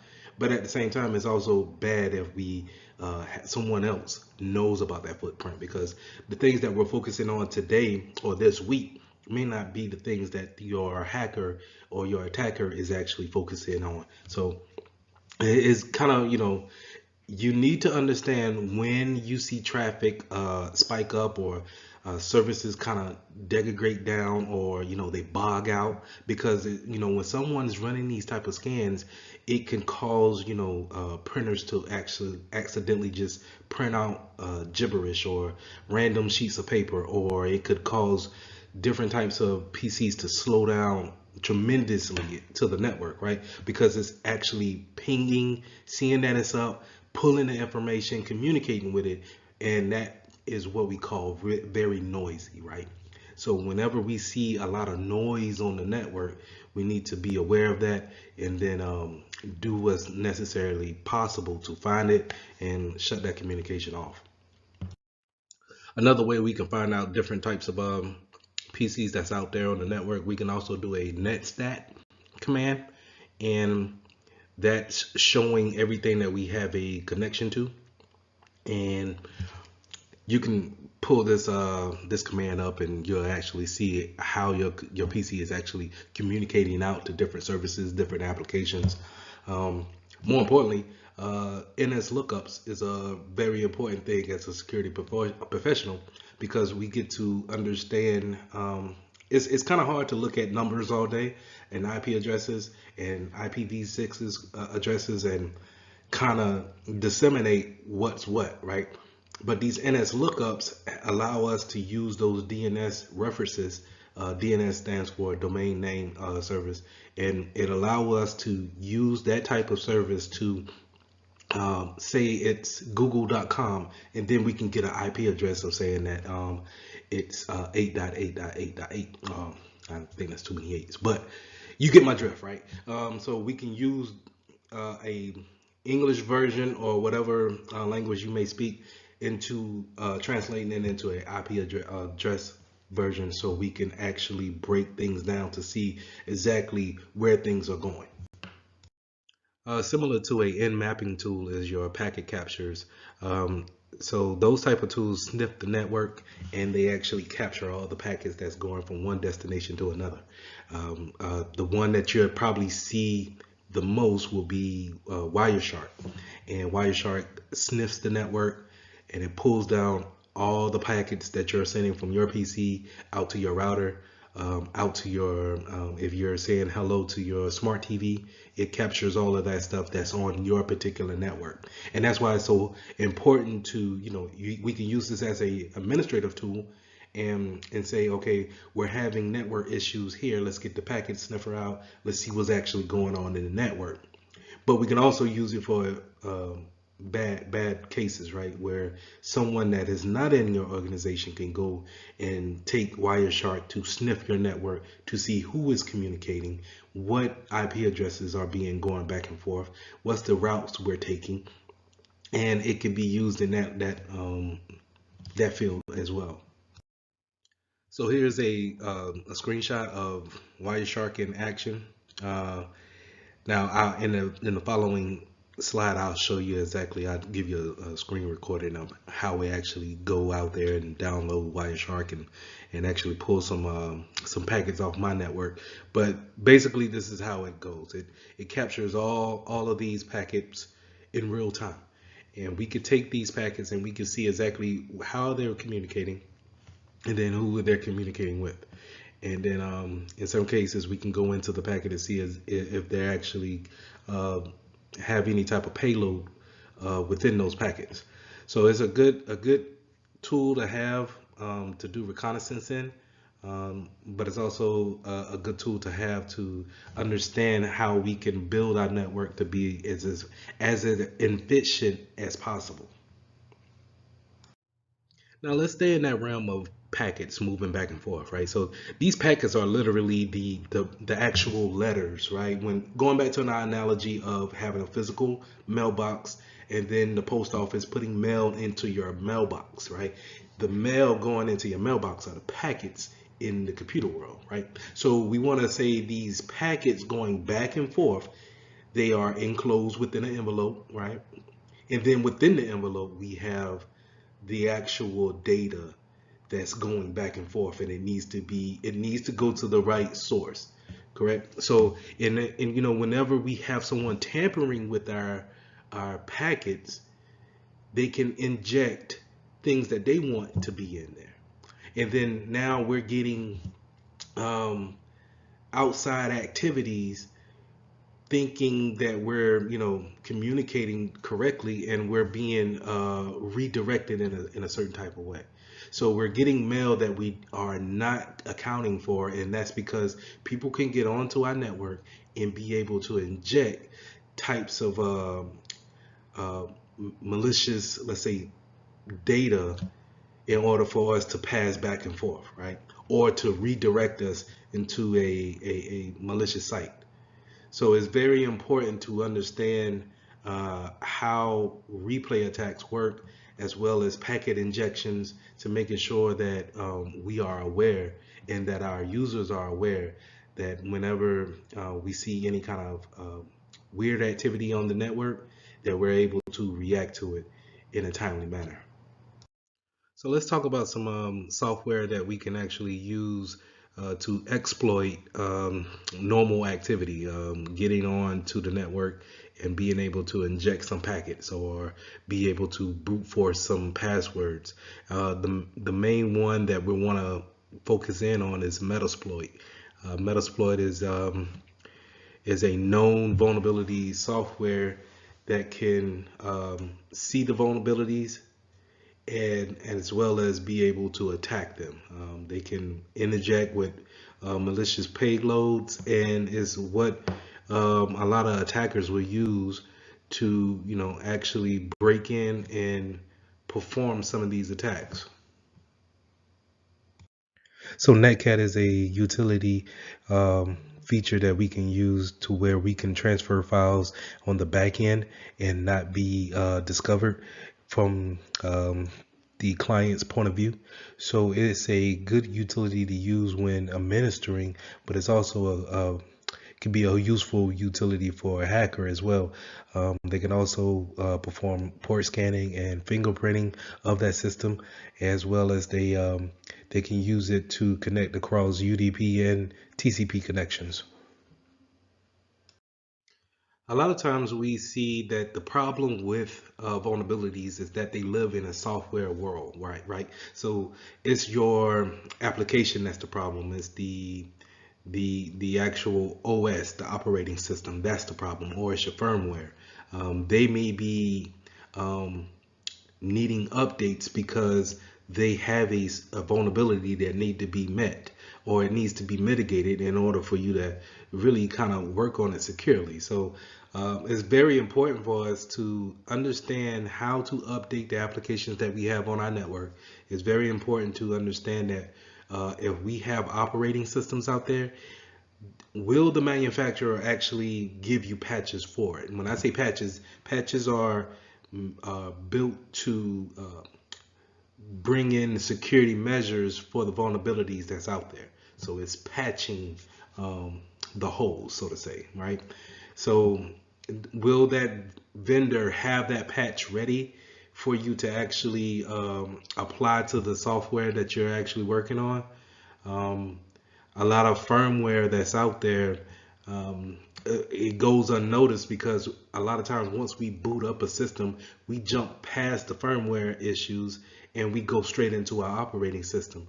And a lot of times an attacker may go and attack the part that we overlooked, that firmware. So we need to make sure that we are up to date on all of our applications, operating systems, and firmware. We also, when it goes back to operating systems, we want to make sure that it's actually up to date and is supported by that vendor. And I would say that'll go for everything, as far as applications as well too. It's a lot of times we may come across a software or an application, and the vendor, the people who actually created it, they're not in business anymore. So how do we go about communicating safely if there's no one doing any research on the back end to let us know that it's vulnerable? So just some things to keep in mind when going out there and looking at different applications, OSs and such. Software that's out of date. You don't want necessarily a legacy software that's out there and people are just kind of using it because it's worked for so long. Why should we change it? And a good example would be someone operating on Windows XP or Windows 7, Windows 8. And it's just like, hey, we set it up, but there's no problem. We don't have any problems with it. So why should we change it? Well, those are legacy operating systems and they don't receive any patches anymore. So if there's any kind of 0-day vulnerability to it, then they won't have any type of patch to come out and help you out with that. So it's a known vulnerability, and now it's a matter of time before someone can actually exploit that vulnerability. So a 0-day is whenever it's a vulnerability that's is very fresh, right? No one knows of it. It's kind of like the first day that it was actually discovered, and now there's a rush to actually find a remedy for it, or for the attacker side to actually exploit it. Because if I just heard about a 0-day that just happened, well, there's no patches out there to stop me. So if I can get to each and every device as quick as possible to exploit it, I don't have to worry about the patch management stopping my plans. On the flip side, if I was a good guy and I heard about a 0-day, I want to make sure that my vendor or whoever the application is with or operating system is with, is that they have a patch that came out and I'm able to apply that patch as soon as possible. So being able to stay upon, going out, doing your research, making sure that you're staying up on the news to see what type of 0-days that come out, and making sure that you apply your patches. Microsoft comes out with patches pretty much the first Tuesday of every month. And so we want to apply those patches. Now we can go into more granular schemes of putting it in a test field, testing it out, see if it breaks anything, then applying the patch. But for the most part, you want to make sure that you understand patches do come out and they're for that security reason, right? And we just need to stay up on those. We want to avoid weak configurations, right? Whenever we add a new device to our system or our network, sometimes we could it's easy just to place the new extender router here, and whatever configuration comes on it, hey, if it works, fine, I don't care, long as it works. But having, those accounts, you sometimes different devices come with default accounts, and sometimes that information of how to log into those default accounts are public, so we can Google those type of like, what's the admin username and password for a particular router that you have.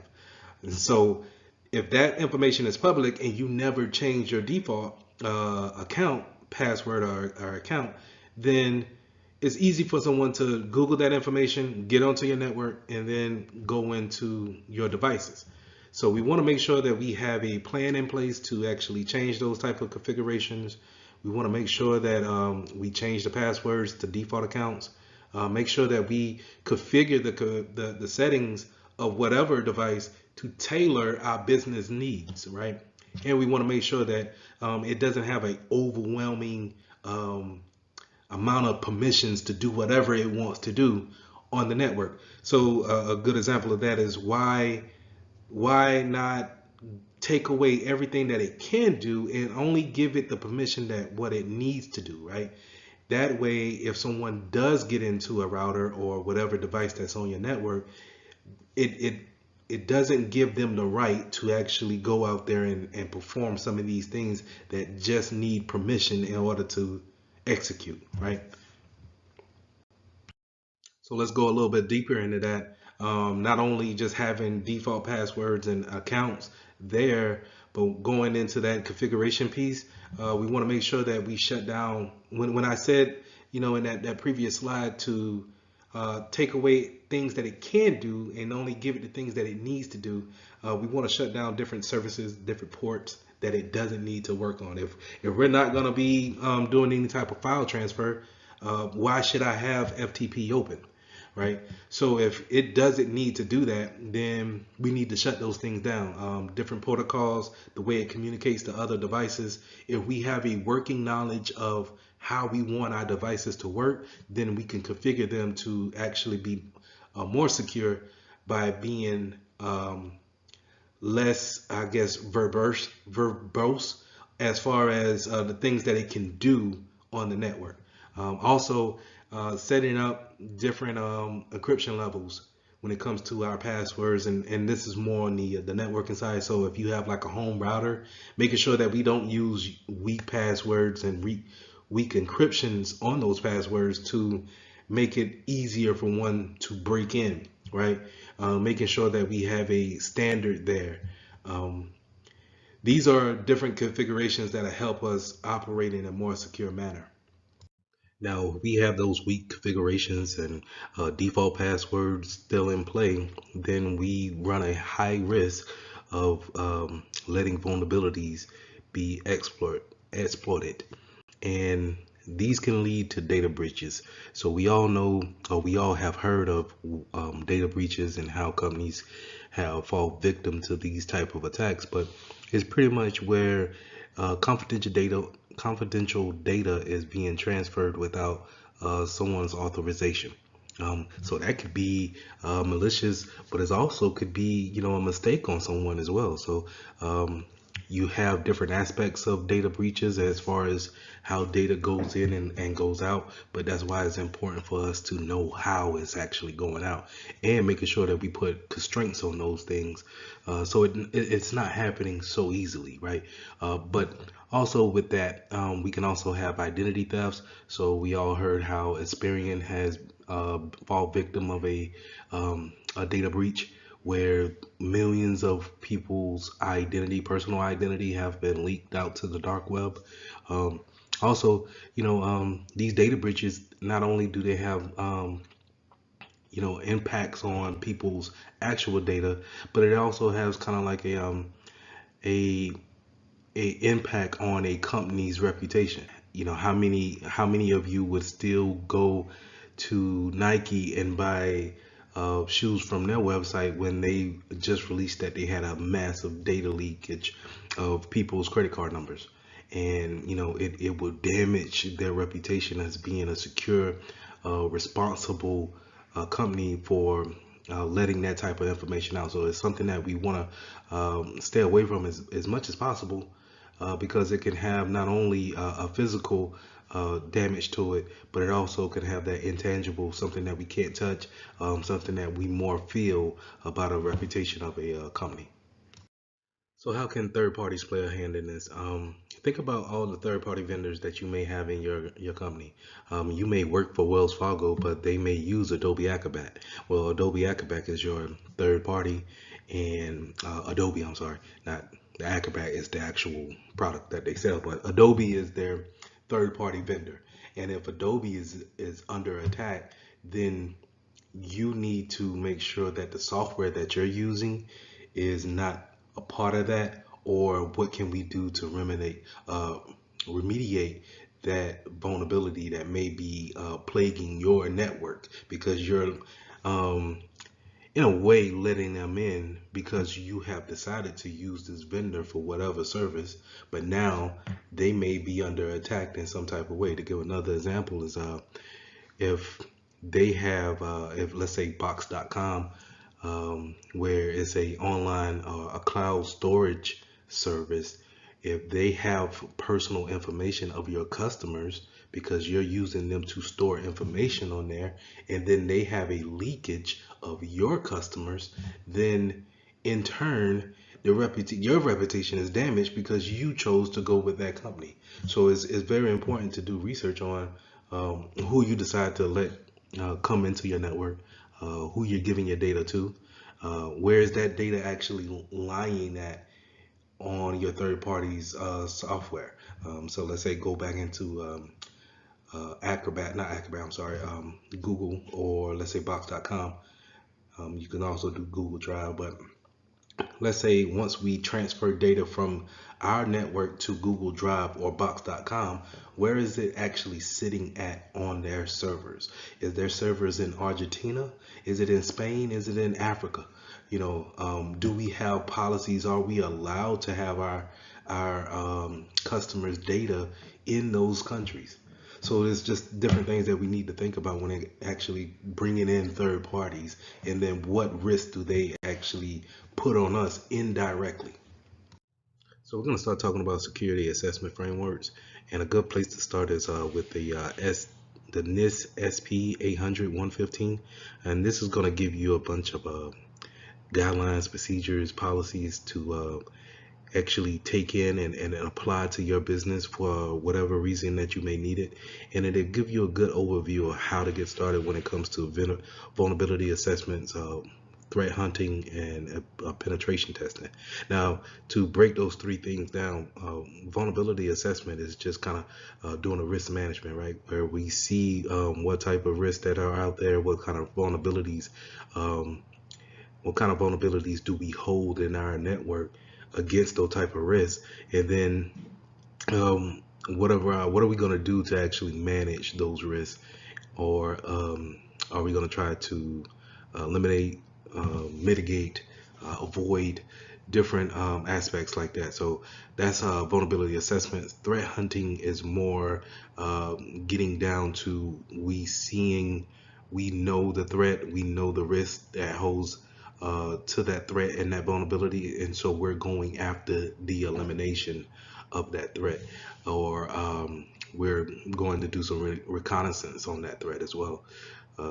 With penetration testing, we're talking about having a outside vendor or maybe someone who is dedicated on your team to actually probing the network, probing the policies, the things that we have in place, our security framework that we already have in place that's up and running.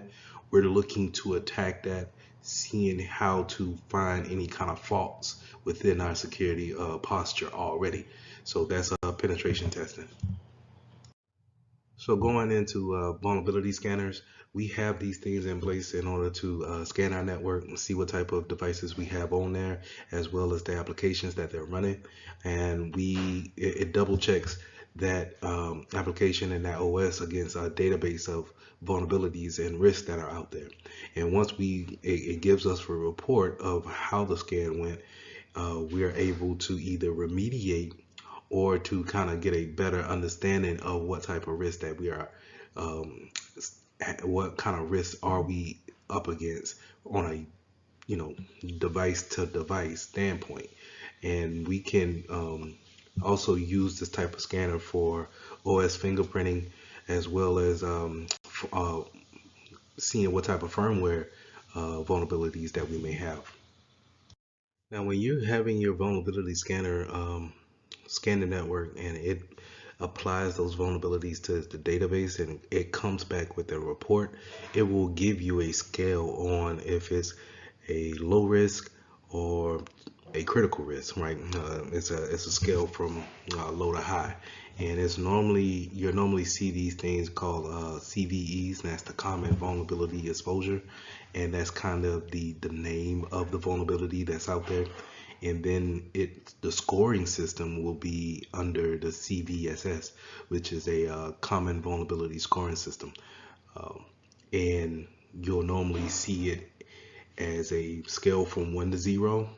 I'm sorry, a scale from 1 to 9, and the lower you are to 1, the more likely you could probably let that vulnerability slide.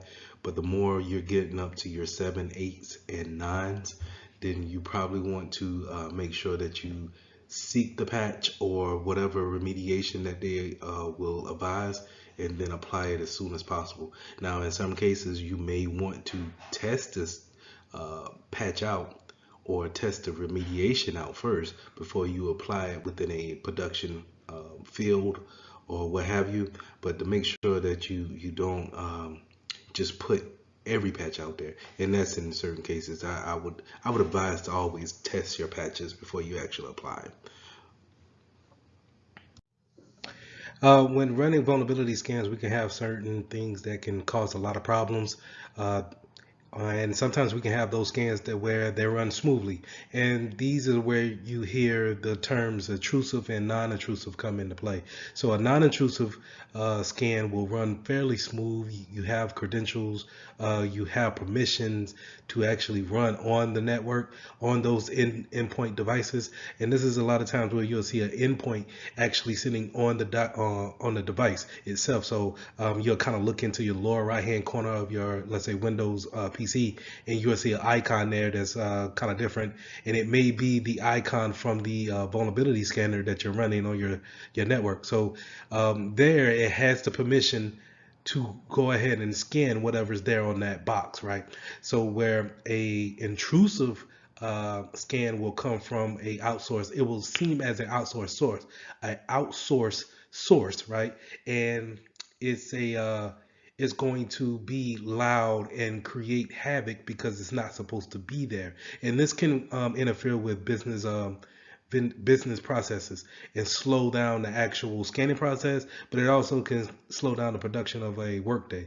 So we want to make sure that we understand what type of scans we're going to do. We're just not going to go and get a vulnerability scanner for our network and then go to scanning, right? We want to test these things out, see how loud it is, how intrusive it is, and then tone it down to where we're able to scan, see our vulnerabilities, but at the same time, be productive throughout the workday and work week. So when running vulnerability scans on your network, you have a option of having a credential or non-credential scan. So that means where we can preload those administrative passwords into certain folders or certain documents or applications that's on the network. So whenever the vulnerability is scanning, it doesn't check that part. It has the permission to go ahead and get past the login portion and then scan that folder, which can create a more smoother scan for you and be less intrusive, but it doesn't give you a hacker's point of view, right? So if you have things in place to where that person needs to brute force and a password on that folder or what have you, then it's a lot more louder whenever they're running that brute force type of attack on your network. So therefore you can have other things come in and swoop in and cancel out that action if necessary. So just kind of things to keep in mind whenever running those type of scans. You want to make it as real as possible, but at the same time keep the business in mind to where, if running those type of scans is noisy and it creates issues throughout the business day, you might want to go ahead and make it a credential type of scan to make it less intrusive and make it smooth for the business operations. Now, I did wanted to come and say that the vulnerability scanners are not perfect by no means. They do, from a time to time, have false positives and then false negatives. Of course, we don't want to have false negatives, but we rather tone down the false positives and have no false negatives. So a false positive is that it's something that we are aware of, or it's not a actual problem, but the machine, the system alerts on it, right? Well, false negative is something that is a problem, but the machine doesn't alert on it. So again, far worse than a false positive. Even though in some cases you may have a machine that flags a whole bunch of stuff to be a false positive, where that may be annoying, it's still not as dangerous as having a false negative where you know you don't even know if there's a problem there because it didn't see it as a problem. And so when we put our trust into that type of scan, um, making sure that you have little to no false negatives is very important. So let's go a little deeper into penetration testing, pen test for short, also known as ethical hacking. And that's where you're testing your security posture, like I said, to see what's already there and then actually putting pressure against it, seeing if the configurations are uh, doing their job, right? It's the actual appliance that we put in place. Is it actually blocking anything? Um, are the credentials that we put here, since we changed it, is it vulnerable to being brute forced, things of that nature. And a lot of times we have third-party vendors come in and strike a contract with a company and then actually perform a pen test, um, to give them to give the company a better understanding of how the security posture is. So if I have a third party vendor come in and they could take the position of a outsider, a hacker, right? And be able, if they can go from having nothing to actually being on the network, then they can give us a report after the whole test is over, and then we can go back and say, hey, we need to address these different problems because he was just a normal guy on the street, and now he was on our network looking at all our folders and different type of data that we wanted to keep concealed. So pen testing is a very important part. I would say it needs to happen about at least once a year annually, and it's always, since your network, your business is constantly changing. Pen tests are needed on an annual basis in order to shift and form that security posture with it. So staying with the example of a third party coming in, um, and they strike that contract up to say, hey, I'm going to do a pen test for you. They need to set the ground rules of how do we actually engage each other, right? So the rules of engagement may go from the time that they start to what devices and, let's say, servers you can't touch. Will you give them full access? Will you give them credentials to be on the network? Are you going to say, hey, start from the parking lot and work your way in the best way you can? And when I give hard examples like that, when I give the person nothing to work with and actually have them try to get onto the network, that's from a black box standpoint. And when I give them, let's say if we bring someone in and then we give them a credential, we give them a username and password, and we just say, hey, you can only stay within this domain, and these are the folders you can only mess with, then I'm giving you more of a white box type of gateway into our network. And then a gray box is where I give you some information.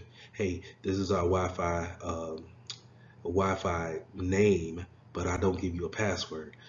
This is our These are our employees. This is what our badges look like. So I'm giving you some information, but I don't give you everything on how to actually get in and then onto the network. That's more of a gray box, right? And so um, from these different standpoints, it's better to come from a black box standpoint, because you get a more accurate report of where you're vulnerable at and then where we can actually make those changes at. The problem is that these vulnerability, these pen tests happen during business hours, and you don't want to lose productivity because we're testing the network, or we're testing policies, or we're testing users, and it causes an inconvenience. So your higher ups may be against that type of training during business hours, but in order to get a real live good sense of it, you might want to have it done during business hours. But that's something that you and your business can sit down and hash out. But on the other hand, some companies have enough money to actually have a penetration team um, within the organization. So that's the only thing they do, is that they break up into these kind of different teams, and then they all are responsible for uh, doing their role. So let's go through the different types of teams that you may see on your pen testers within the company. So you have your red team, and they're going to probably be on a offensive role, that's actually performing the attacks, um, making sure that, hey, we know where we want to go, we know what our goal is, our flag to capture, so to say, and then we're going to go about attacking the company in this way. Our blue teams is going to be on the defensive side, where, okay, these are that's going to be probably, pretending to be your security analyst, and so forth, to make sure that they have things in place, defenses set up in order to see the attacks or be alerted of the attacks and then actually react to them. Then you have your white teams. Your white teams are probably going to be your officiators over the whole exercise. So they will have the boundaries of where things can go and how long it can take. Now, again, I'm not a fan of having rules in this type of war, because um, in real life, attackers don't care about rules. It's about getting the main objective done. But anyway, I digress. Purple teams will set up the actual collaboration between the two different teams, and actually come up with the lesson learns after the fact. So you can have these different teams break up into this one big department, break up into different teams, and we can actually play scenarios of how we can actually see the vulnerabilities, and then attack, how are they being attacked, and then what are we doing to remediate. Now, a pen tester might use some of this. Once they get their engagement rules, they may go about doing reconnaissance in different types of ways, right? Um, I think the most popular way is to just do a social engineering attack, where I just kind of take someone out to lunch, or I just have kind of like this water cooler talk within the business about what's going on, and then try to maneuver my way around them to see avenues on where I can get onto the network. You can also do like a scans, like we talked earlier about different scans to create a footprint of the network, and then make your entry that way.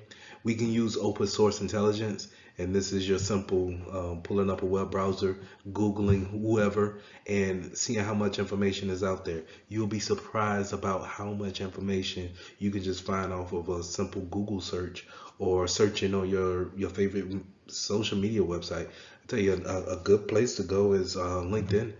And if you're doing a pen test, why not be able to, look at everybody who works at that place, as well as they'll give you a full rundown on the business profile page. So you could do a lot of reconnaissance there. And then once you have your information of how you want to attack, then we can, you know, go deeper into how to exploit each entryway that's possible, right?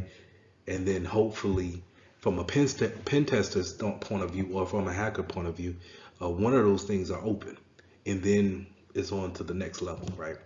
So I want to make sure that when I say that um, hackers and pen testers are looking for one way of getting in, then one way of traversing, and then one way of opening files.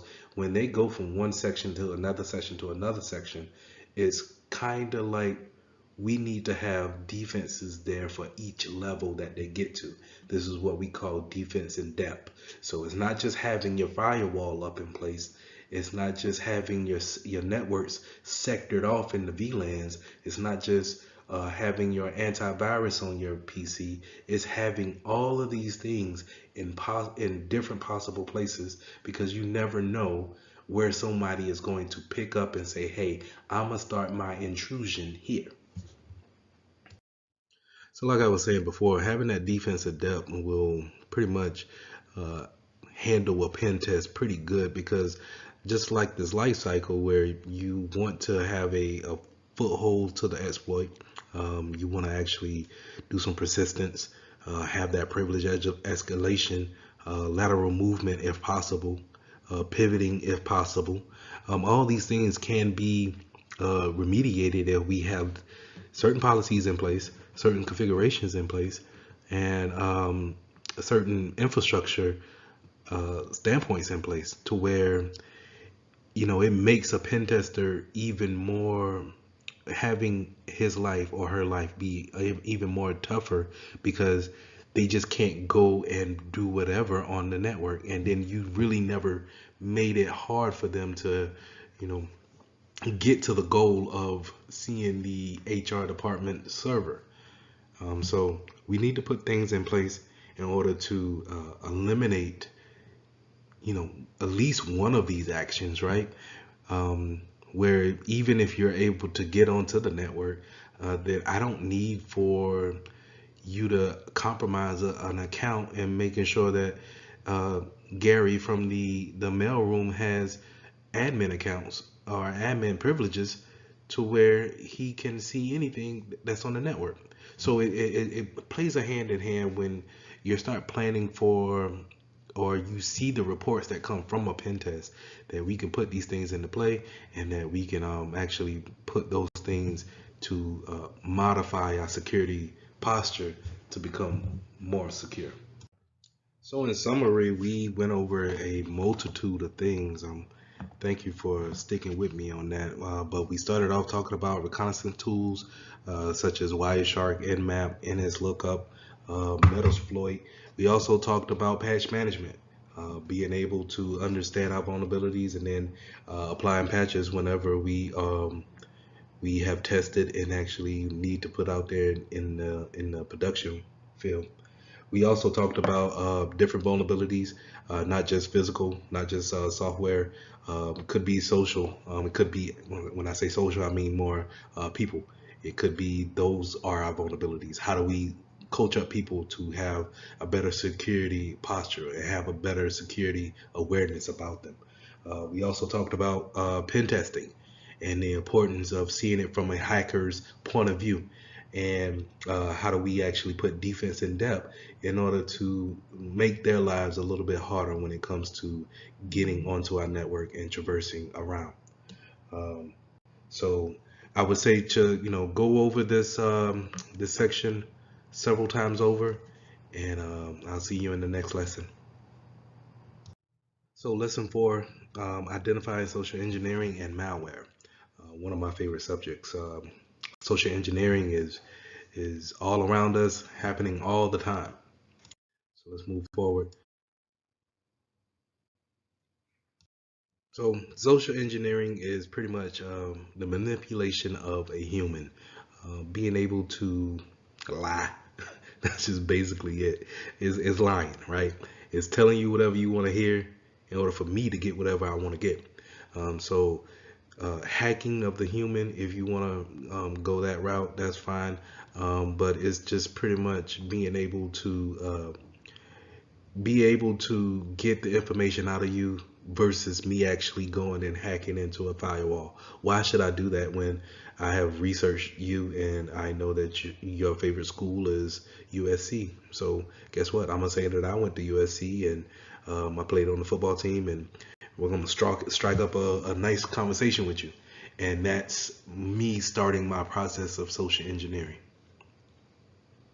Now that was a good example of just kind of being, familiar with someone, being able to be a likable person, and then I could take that conversation into, hey, what do you do?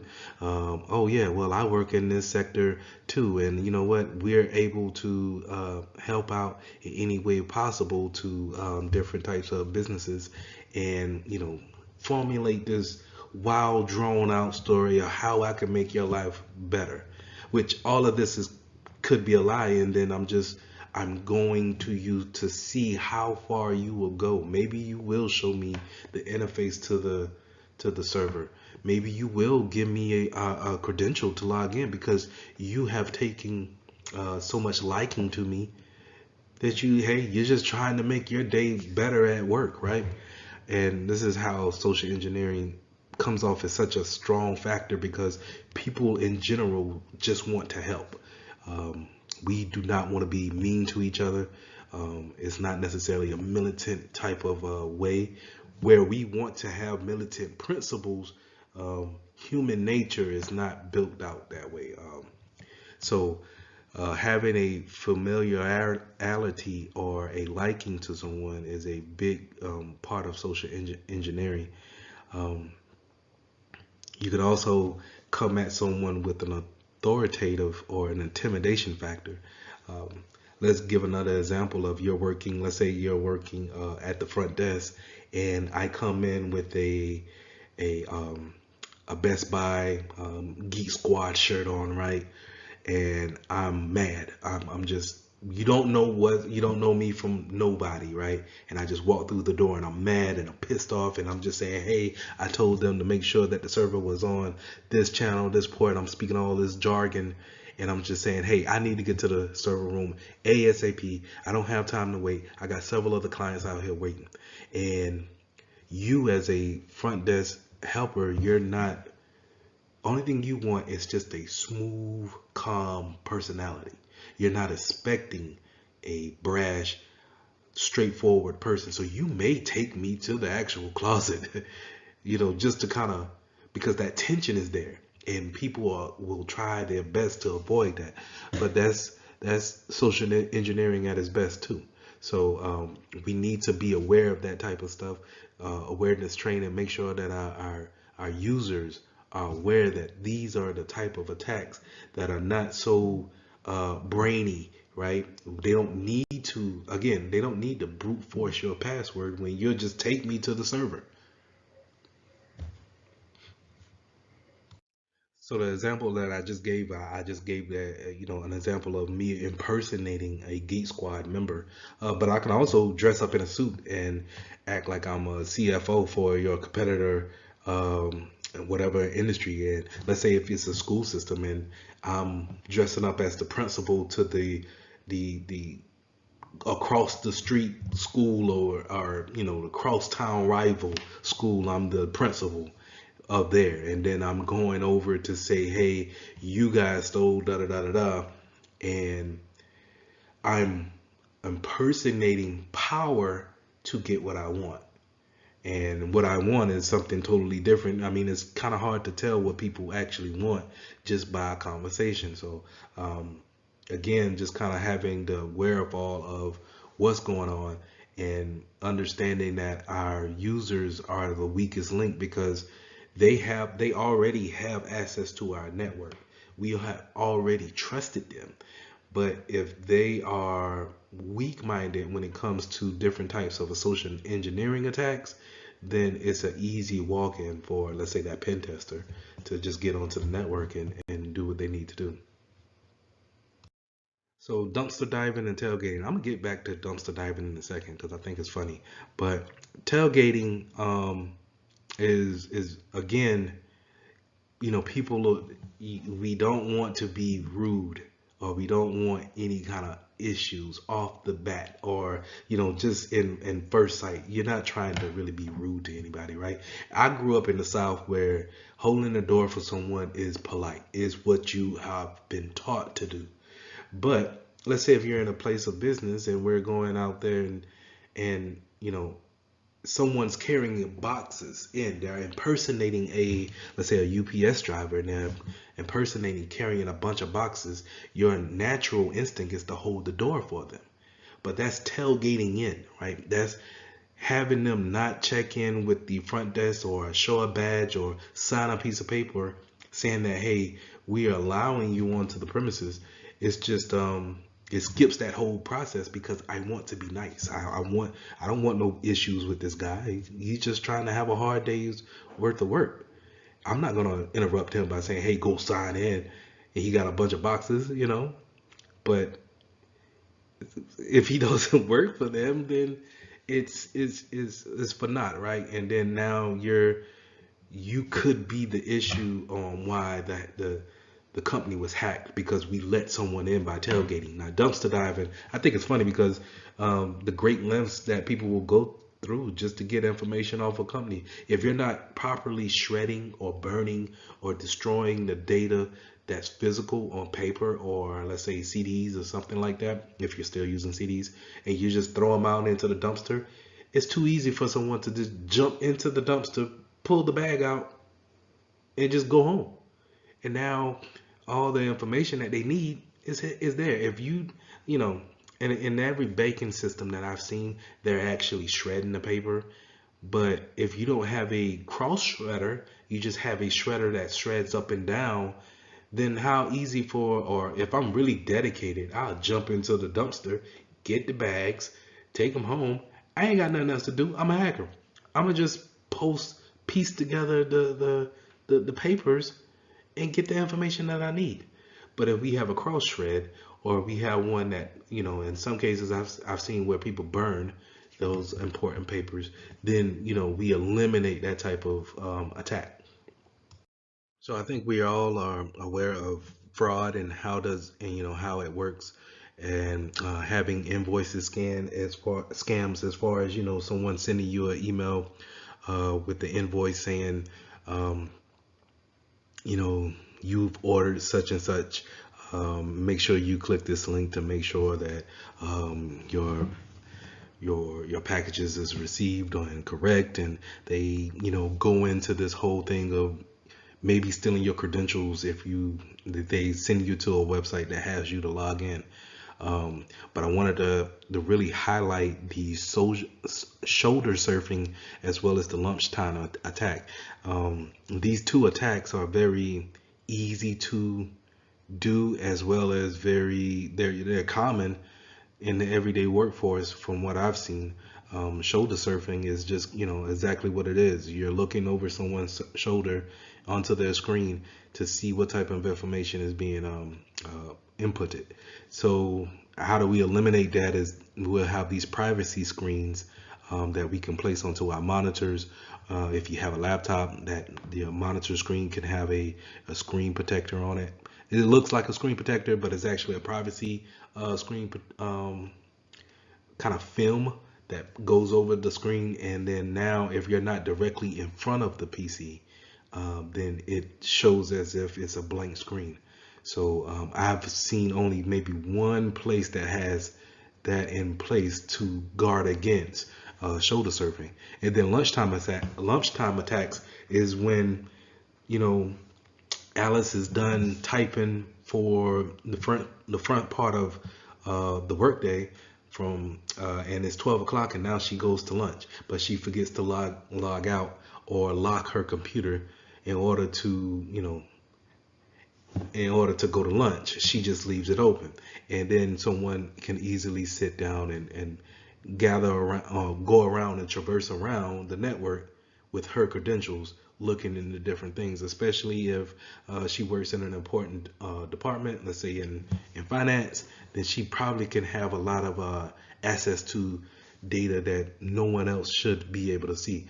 Now you could say, Lee, well, if they're not in the department, then that should be fine. But if I impose, like on the previous scenarios, if I'm impersonating a Geek Squad member and I'm saying I'm looking for Alice, and she's gone for that time being, they say, hey, we could take you to her desk. She's gone for the day, or she's gone for a hour and a half for lunch. Oh, well, yeah, it's not going to take me long. It'll take me 15 minutes to do what I got to do. If I'm impersonating someone else, I don't even have to log in. She doesn't have to see me log in. I can attack her computer that way. So phishing, whaling, and vishing. We all know what phishing is. If we're not familiar, then we're talking about fake emails that will guide you to clicking on links or putting in information that is not from the sender that you thought it was. And if you want to see good examples of them, you don't really have to wait until it shows up in your inbox.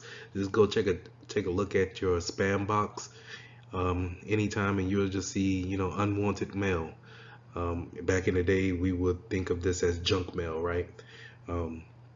But today we have phishing. Phishing can be very tailored to mimic any type of company that you may be in dealings with.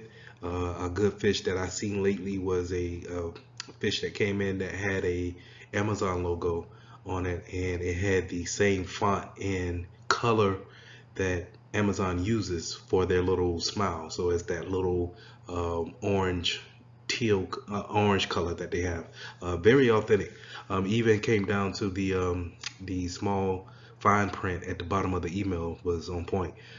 It almost had me, but once I looked at the who is it from, that email there, I could tell that it was a fish. Now, spear phishing is when an attacker targets in on one particular person or a particular group. Let's say if I'm going after Alice and she's in the marketing department of U.S. Bank, I'm targeting her in particular. So I'm spear. That how if you ever seen a spear fish, people do spear fishing. It's has a arrow and it's for a particular fish, right? Marlin at that. But anyway, whaling. So you have whaling, and that's for your more senior management positions. So it's fish campaigns or phishing emails for your CEOs, your CFOs, your department heads, members of the board, people who are in these management type of positions. When they get tailored emails to kind of trick them into clicking on links, that's called whaling.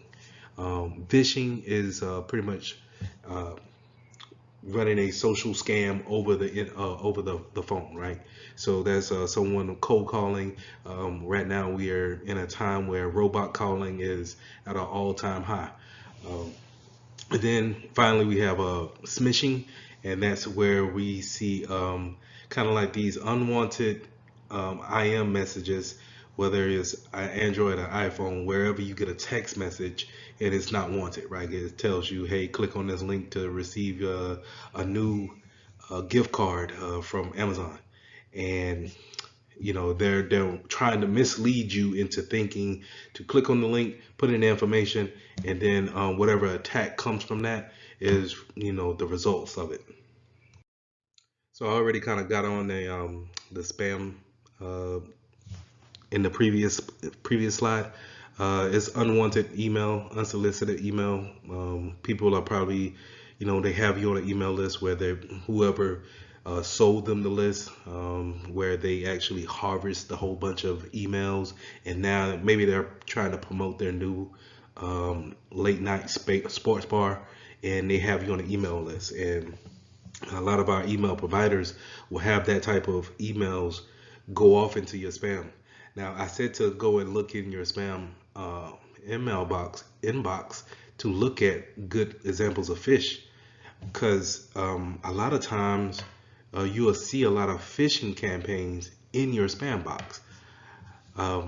Moving on to hoax, in the latter day of the internet, we started to see a lot of hoax go on with the uprising of Facebook, a lot of social media, such as Twitter, Instagram. They started to, once they really started to catch hold and move up into the scale, you started to see a lot of people wanting more traffic to go through their channel. So you might see a hoax go on, such as someone saying that Bill Cosby passed, or Eddie Murphy has passed, and it was soon caught on that, hey, these people are not dead. This is what we call a hoax, a fake story to get you to actually go ahead and click on the item and see if we can drive more traffic to wherever we wanted to go. Now, in the case of an attacker, if I have this catching link here with this title,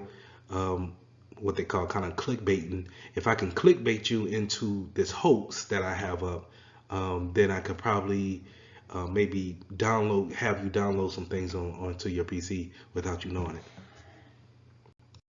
So having these passive techniques, an attacker can take traffic that's, redirected from their normal course of browsing and direct them to malicious sites in order to collect whatever data that they may want from the traffic. So in the security world, we call this farming. That's redirecting domain names, sites to malicious actor sites. Typo squatting is also a different type of redirection, but what it does is that it takes the mistakes that a person may make and then have them to redirect into a malicious site. A good example will be if I'm an attacker and I make a website that's named google.com, but I spell it with 3 O's instead of 2 O's, then whenever someone makes a mistake and puts in 3 O's, maybe they're sleepy or whatever, and then they're redirected to my website instead of a normal Google site. So that's a poor or a very basic example of typo squatting, but it works. A watering hole is similar type, where we're kind of we're setting up places to where people can gather and want to go and get information, making it real attractive to people who want to click on different sites. A good example is trying to have a host of something that's really eye-catching, right? Really intriguing, and then we send them to a third-party site that's there for malicious reasons. Okay, let's switch gears now and go into the indicators of malware-based attacks. So malware classification. It's important to understand that you're gonna see on the test viruses and worms. And what to really remember about it is that worms can spread from PC to PC, device to device. It doesn't need to actually be carried from one person to another, right? Such as a virus or a Trojan, where I have to send you an executable to actually execute the payload, and then it spreads like that. A worm is pretty much uncontrollable and can go out there and spread on its own. Now a Trojan is where it's concealed to be one thing, but then it turns out to be malicious, right? Back in the day, we used to see this with toolbars. So back in the day, web browsers didn't come with toolbars on there, so we couldn't really have our little favorites hanging up there and at the top. You had to download it. And I remember downloading something from Ask Jeeves, and it was, I want to say it was a Google toolbar. But anyway, it was a toolbar that, once you ran the executable on something, it was a Trojan. And, the antivirus at that time detected it and it cleaned it. But that was a good example of a Trojan. I want something for this purpose, but then it ended up being something totally different, right? Just like the real Trojan horse was meant to be a gift, but in the end, it ended up, changing how that war went. So we also have things like spyware, adware, and keyloggers. Now, adware is where you have advertisers come onto your PC and they constantly have pop-ups almost. That's kind of annoying, if anything. So the latest ones that I've seen, it kind of comes up in the lower right-hand corner, and it tells you to get a new coupon for Dawn dish detergent, and that's a advertising type of malware, right? Um, Spyware is a malware that's um, actually looking at your activity, um, and it may even redirect you when it comes to your browsing. Your browsing keyloggers also have that spying ability where it's recording your keystrokes as you're typing when you're typing usernames, passwords, and websites. We also have backdoor malware. That's where uh, you can have a front-facing application where what the users see, but in the back end of it, administrators can go in and actually make changes to it to where the user doesn't see it. And then once the maintenance is over, then the changes will be shown on the front side. And a lot of times, if malware it has affected an application such in that manner that it can make the back door open to access of making changes or taking out uh, so rootkits are viruses that live on the root of the machine. So when we're talking about a PC booting up, you will see that kind of like a black screen and maybe some white writing that's coming across the screen. That is where we're talking where that virus will live at. And it's important to have your firmware updated as much as possible whenever it does change. Make sure that it's up to date because we can develop rootkits that sit there and we won't even know because it's only staying on that screen for maybe 2 to 3 seconds at a time, and then we go into our operating system. But if a virus is sitting there on the root of the machine, then it has admin privileges throughout the machine, and we won't even know that it's there unless we update our firmware on an annual basis. So ransomware is a type of malware that gets onto your computer and locks the files up from assets.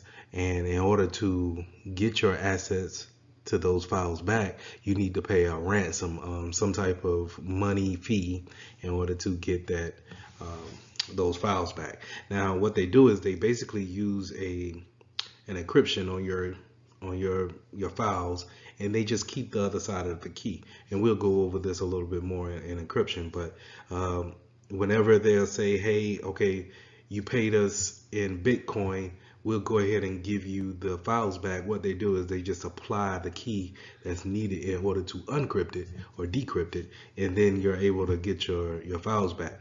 Now, as a measure point moving forward as a security professional, we should never pay for ransomware. We should always fight ransomware by having backups of our files somewhere, somehow. And I would never pay for any type of files to be unencrypted. Your best bet will just be probably wiping that machine and then carrying on after that, and just wiping the machine and then rebuilding the machine from the backups that you already had. So if you're a professional that actually goes into the field and you realize that the backup plans that they have in place are not adequate, then they may be having a bigger risk of ransomware than what they are bargaining for. Because if someone says, hey, we locked you out for 14 Bitcoin, that's around $35,000-$40,000, are you willing to pay that and then hope that you cleaned everything off in order to continue business? Or do you just want to just say, hey, all right, well, you can have those files locked up, that's fine. We can go ahead and continue business by just wiping this computer clean and then reissuing out a computer from the backups. So what are some indicators that you may have malware on your PC or Mac? I think the most obvious thing is if your antivirus actually gives you a notification. Um, a lot of times these things are built off of signature-based databases. So if there's a known signature of a virus out there, your AV should be able to pick that up and alert you and clean or quarantine that file immediately. You can also pay attention to if there are any kind of file changes that's going on without your awareness. So it's kind of late at that point, but if you see any kind of file changes within the registry or temp files, then it's a good indication that you might want to run a scan on it, and you might want to unplug it from a network or disconnect from a network, and then run your antivirus scan on it, and then try to clean whatever is there. If all else fail and you still feel as if something's on the PC, then I will say a full wipe of the PC is necessary, and then restore from backups. So key points to review on lesson 4, I would definitely go over social engineering, making sure that we understand that our weakest point of our security posture are our users. Again, it is much more easier for me to take you out to lunch and versus me breaking into your firewall. The second thing we talked about was phishing and the different types of phishing, spear phishing, welling, vishing. We also talked about spam and having those unsolicited emails come in. We finished up with malware and talking about different types of computer viruses that may happen, rootkits that can live onto the root of the PC, and making sure how important it is to making sure everything is up to date as far as AV is concerned, and making sure that we understand the indicators of viruses. Okay, lesson 5. Let's go into basic cryptography concepts. We're not going to dive greatly into encryption because encryption is by itself is confusing. So we're going to go over the basics and how CompTIA wants you to know different concepts for the Security Plus exam. Um, when you start talking about cryptography, the first thing you want to know is that encryption is taking readable plain text and turning it into something that's unreadable, and that's going to be your ciphertext. A lot of times when you hear security professionals give scenarios about encryption, they're using characters named Bob and Alice, and Mallory will be a malicious hacker or malware that's sitting in between them, disturbing the conversation. So in the scenario with Bob and Alice, Bob or Alice wants to communicate and they want to share secure information in some type of way, and they understand that Mallory could be lurking and could be listening on the network. So what they want to do is to take the sensitive information, encrypt it into a way that is unreadable by Mallory, and pass it on to the other, and then have them unencrypted or decrypt into a readable text again. So as we go along, just be aware of those characters, and that's the concept of how we actually want to go back and forth and take those readable text and make it unreadable and then readable again. Now we'll also go over hashing algorithms and how it relates to integrity, and that how we can take a hash of a some type of plain text and make it kind of like a fingerprint. Is only unique to that actual plain text, and we'll go over that in further detail. Now, the one thing that you need to understand is that there's two types of encryption. There's symmetric and then there's asymmetric, and we will go over that in greater detail. But symmetric, we're using one key and it's the same key, right? So it's the same on both sides. When Alice, she encrypts it, she's using one key, and then when Bob decrypts it, he's using the same key. And then we have asymmetric keys, asymmetric cryptography. So that's when Alice uses a unique key and Bob uses a unique key as well. So it's asymmetric. It's two keys involved. Okay, but we'll go over that in further detail. So let's talk about hashing algorithms. Hashing is a good way of showing integrity of a software or whatever message that you want to actually take a hash of.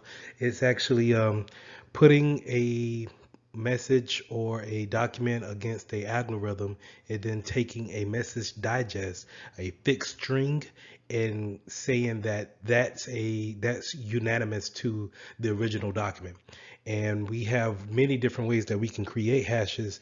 But one thing I want you to remember when taking the Security Plus exam is that is 9 times out of 10 going to be used for integrity reasons. So if that message digest that results from your hash comes out to be different than anything that it originally started off as, then the integrity of that document has been compromised. But hashing is not an encryption, right? Hashing uses the word algorithm because that's what the document or whatever you're putting into that hash or you want to take a hash of is applied by. But hashing is not a two-factor form like encryption is. Encryption takes something that is normal and then it takes it, encrypts it into an unreadable text, and then it has that form to have the ability to be decrypted. And hashing is not that. Hashing is more of a one-way process where this is what it is, and you need to actually undo that in order to see the original result. So just keep that in mind. We also want to make sure that we keep the algorithms that we use for hashing as well as for encryption secret. We don't want those things to get out. We don't want those things to fall in the wrong hands. So always keeping the algorithm safe when it comes to hashing, and then keeping your key safe whenever it comes to encryption is always an important thing. So symmetric encryption is the first type of encryption we want to talk about. This is where we use the same keys to encrypt a message as well as our recipient using that same key to decrypt the message. So in the example that you see on the screen, Alice has a email that she wants to send to Bob, and she will use a key to encrypt the message, and Bob will use the same key to decrypt the message. Now the thing about that is that how do we get the key over to Bob? Do we use a in-band way of doing it where we'll just use, stay on the same network and send the key over the same network? Let's say an example of that would be sending an email that's separate of the message, the encrypted message, and it would contain the key. Or we will use a out of band method where we'll call on the phone and give them the key over the phone. We could have it mailed in a physical mail to Bob, some method like that of being out of band. So remember for the test that symmetric means the same, and in order to decrypt or unencrypt a message, we need that same key. Now, some examples of symmetric keys or symmetric algorithms being used will be streaming ciphers, where this is going to encrypt one bit at a time. You're going to also see it being used with an initialized vector, and we'll get a little bit more into initialized vectors or IVs a little bit later. You also see it in block ciphers, and this is kind of where we are encrypting blocks at a time, big chunks of blocks at a time, and you'll see examples of this in AES, Advanced Encryption Standards. Is no longer a more secure. It's not a secure way of encrypting, but that's where you can see that example of. And then you'll also see things like the key length being a key factor when it comes to symmetric keys. Always remember that the longer the key, the better the more security that goes along with that key. So remember, the key strength is a big part when it comes to encrypting in these algorithms. Now, the opposite of symmetric encryption, we have asymmetric encryption. So this is where we get into key pairs. The problem that we had with symmetric keys is that we had to actually distribute that key out. So the most popular form of public key encryption will be the RSA algorithm. RSA stands for Rivers, Shamir, and Edelman. These are the three guys who created this cryptography algorithm. So just be mindful of that. Understand that when it comes to public keys, this is the best way to actually perform encryption across the network. We're not going over that concept of sharing keys in order to encrypt messages and then send them abroad. So when it comes to public key encryption, the only problem is key making sure that everyone has two keys. So keeping a management of those keys can be an issue, and we'll go over that a little bit different later. So digital signatures. One thing I want you guys to really think about when it comes to digital signatures is the application that we normally use in order to have digital signatures go on, and that's DocuSign is the one that I come across a lot. So let's say if you're buying a house or you're doing some kind of paperwork for a school, and they send you some documentation that they need you to sign that you would normally sign in person, but we want to sign it over the network, over the internet. So they send it to you in an email, and they want to verify that you signed this piece of paper and then send it back, which is electronically signed, right? So the way we do that is by using an application called DocuSign, and it uses cryptography along with hashing in order to say, hey, this signature came from Jane Doe, and there's no way to say that it came from any other person. Okay, so it creates that integrity piece that we need in order to say, hey, there's no doubt in my mind, there's no non-repudiation part of it, that this could be signed by anyone else. And that's what digital signatures bring to the table. So whenever you guys see digital signatures, think about it as a way of translating your handwritten signature into a digital signature that authorizes documentations.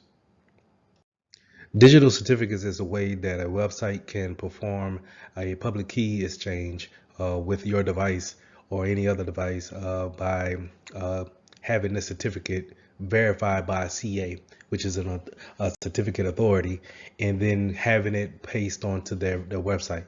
So whenever you go to a website and it has the HTTPS on there, and then you click on that and you see the certificate for it, you can see who they registered that certificate with, and then um, how long the certificate is valid for, and you can have a good idea that, hey, this website is legit, and I can go about doing regular business with this website. So with a certificate authority, I want you to think of it kind of like a DMV for driver license. So when you go to the DMV, they are a third party that gives you the right to have a license or some type of ID. And now you carry that ID around and you give it to authorities or whoever wants to see that ID to verify that you are who you say you are. And the same thing goes with a certificate authority. I want to say that I'm mitchelltech.com. And so when I go to my certificate authority and I say, hey, I'm starting up my own website for mitchelltech.org, I want you to give me some type of validation.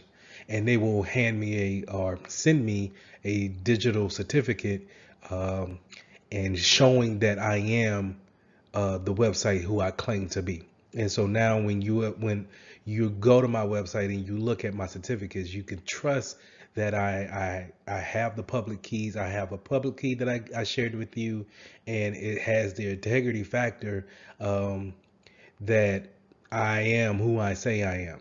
Now, as a security professional, you want to teach people to be wary of certificates that have expired or websites who don't have certificates. Because now, how can we really validate who they say they are?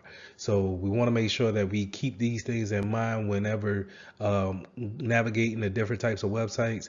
If you see kind of like that HTTPS crossed out, or sometimes some browsers will actually say, hey, this site is not trusted. Do you want to continue? Just be fearful about it and know that it may not be who you want to communicate with. So be fearful of the type of information that you're putting in on that website. And we want to have that type of secrecy whenever we're going to different websites. and have that type of privacy and integrity whenever we're sharing different types of information on websites. So having that cryptography factor in your certificates says that, hey, it's not so easy to replicate who I am as far as a website is concerned.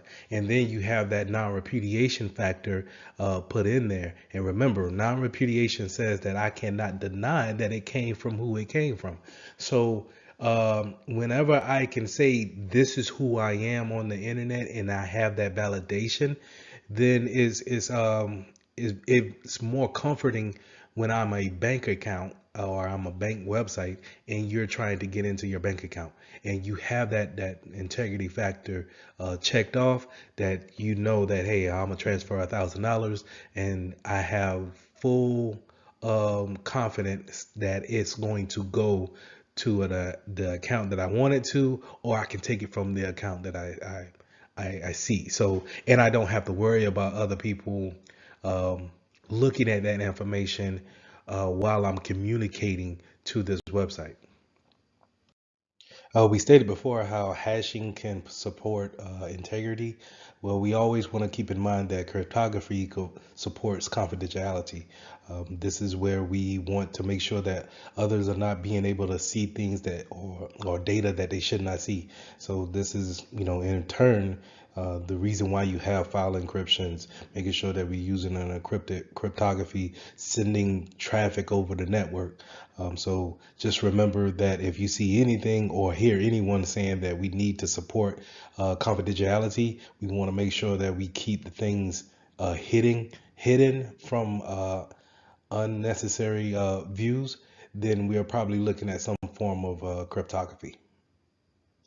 Now, a lot of times when we see attacks on different websites or attacks against cryptography, is probably going to be some type of man in the middle attack, kind of sitting on your network, sniffing that traffic. And remember, whenever I'm saying sitting on your network or sniffing the traffic, I'm probably using a tool such as Wireshark or some type of network analyzer to see what traffic is going from point A to point B, and I'm taking that and seeing if I can decipher it into plain text in some type of way. But that's why we want to have cryptography to actually cover that thing, that type of traffic up, making sure that it's not readable, it's not necessarily in plain text, and so that's why it's so important to make sure that we have cryptography when it comes to network traffic going back and forth. They could also use a downgrade attack.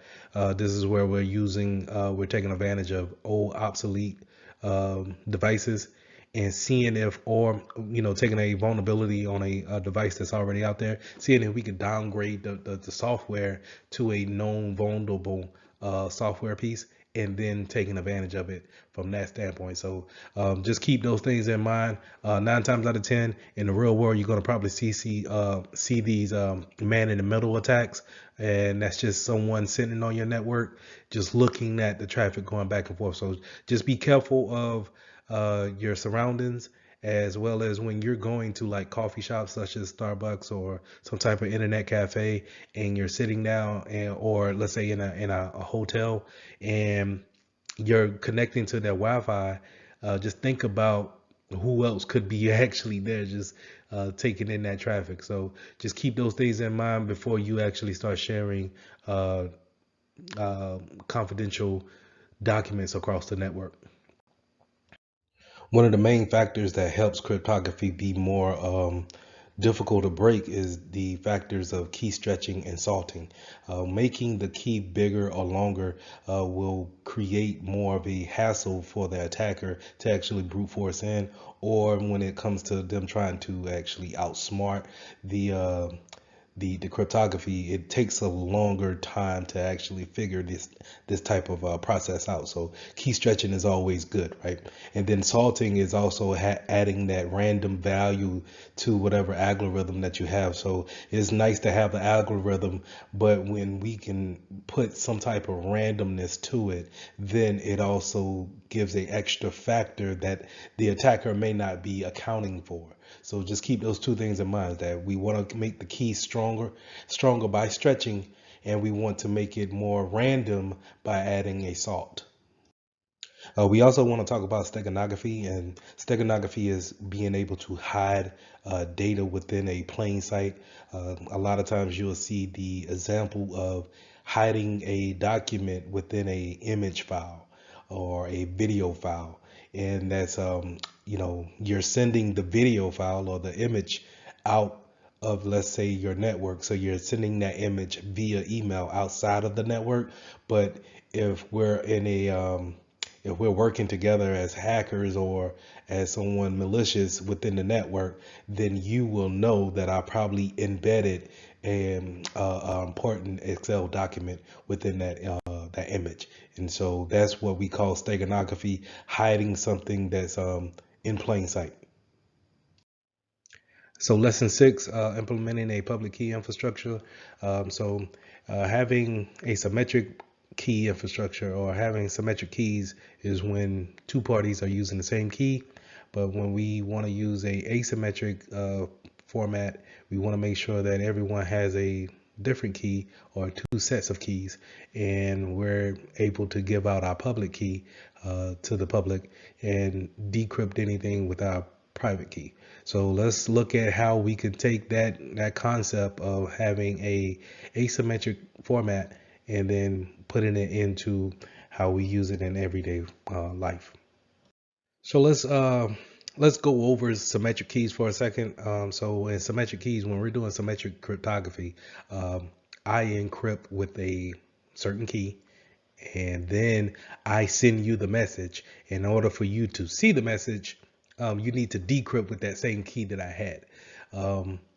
And the problem is that how do I get you that key secretly? Or how can I say, it's not necessarily a great idea to pick up the phone and say, hey, all right, you got the message. Okay, to decrypt it, you need this passcode right here. Put in this passcode and it decrypts the message.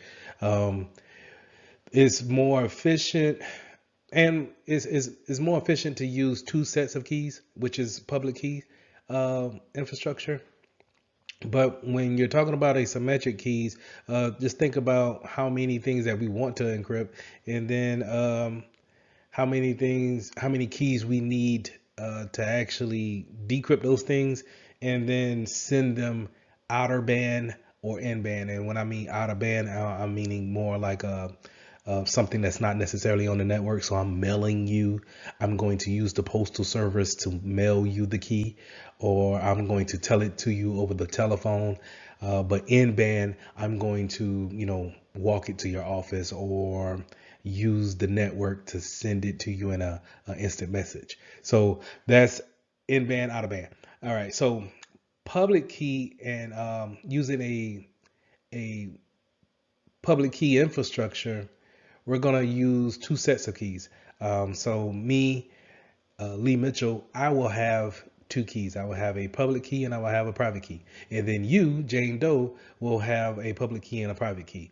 And so whenever I want to send you something, I will use my public key to decrypt it, or I use my private key to decrypt it, and then you use my public key to decrypt it.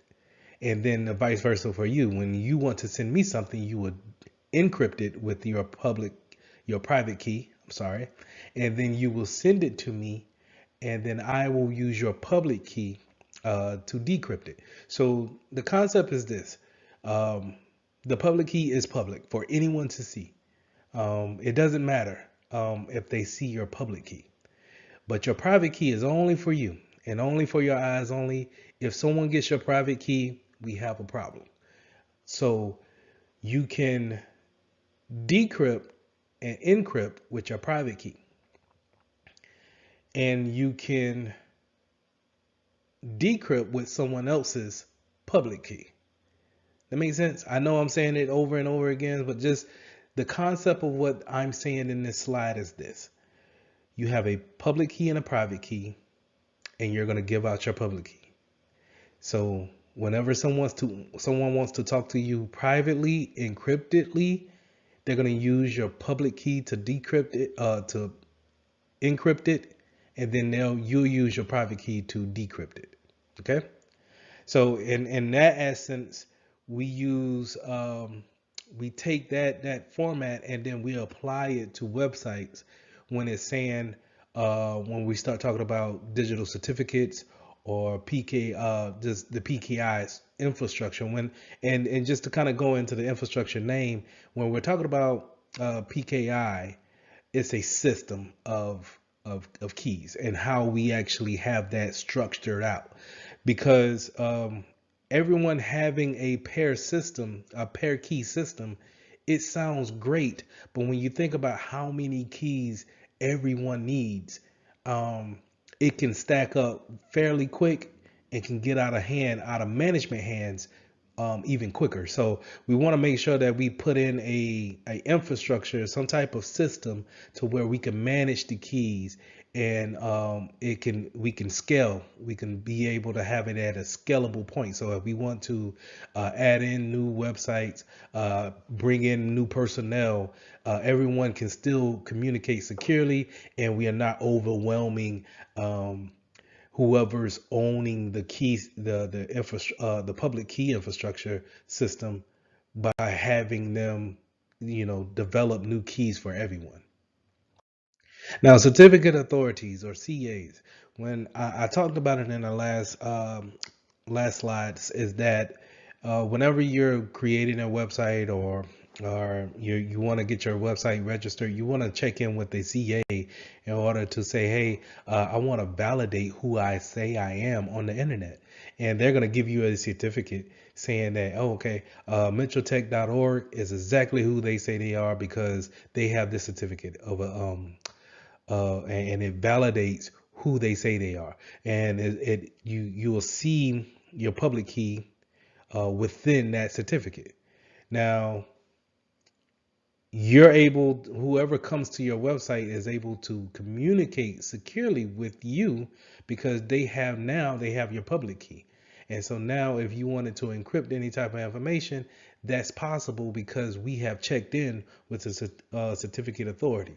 And I said it in the last slide that I want you to think of it kind of like a DMV, someone who validates someone else. So you will go to the DMV to get your validation of, hey, I'm allowed to drive a car, and I can also sub that license out as a form of ID.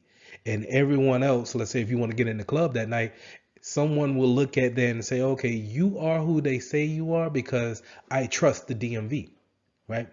And so that's what we do when we go to these different websites is that you see the green HTTPS with the little lock on it, and you say, hey, I trust the fact that I just see that.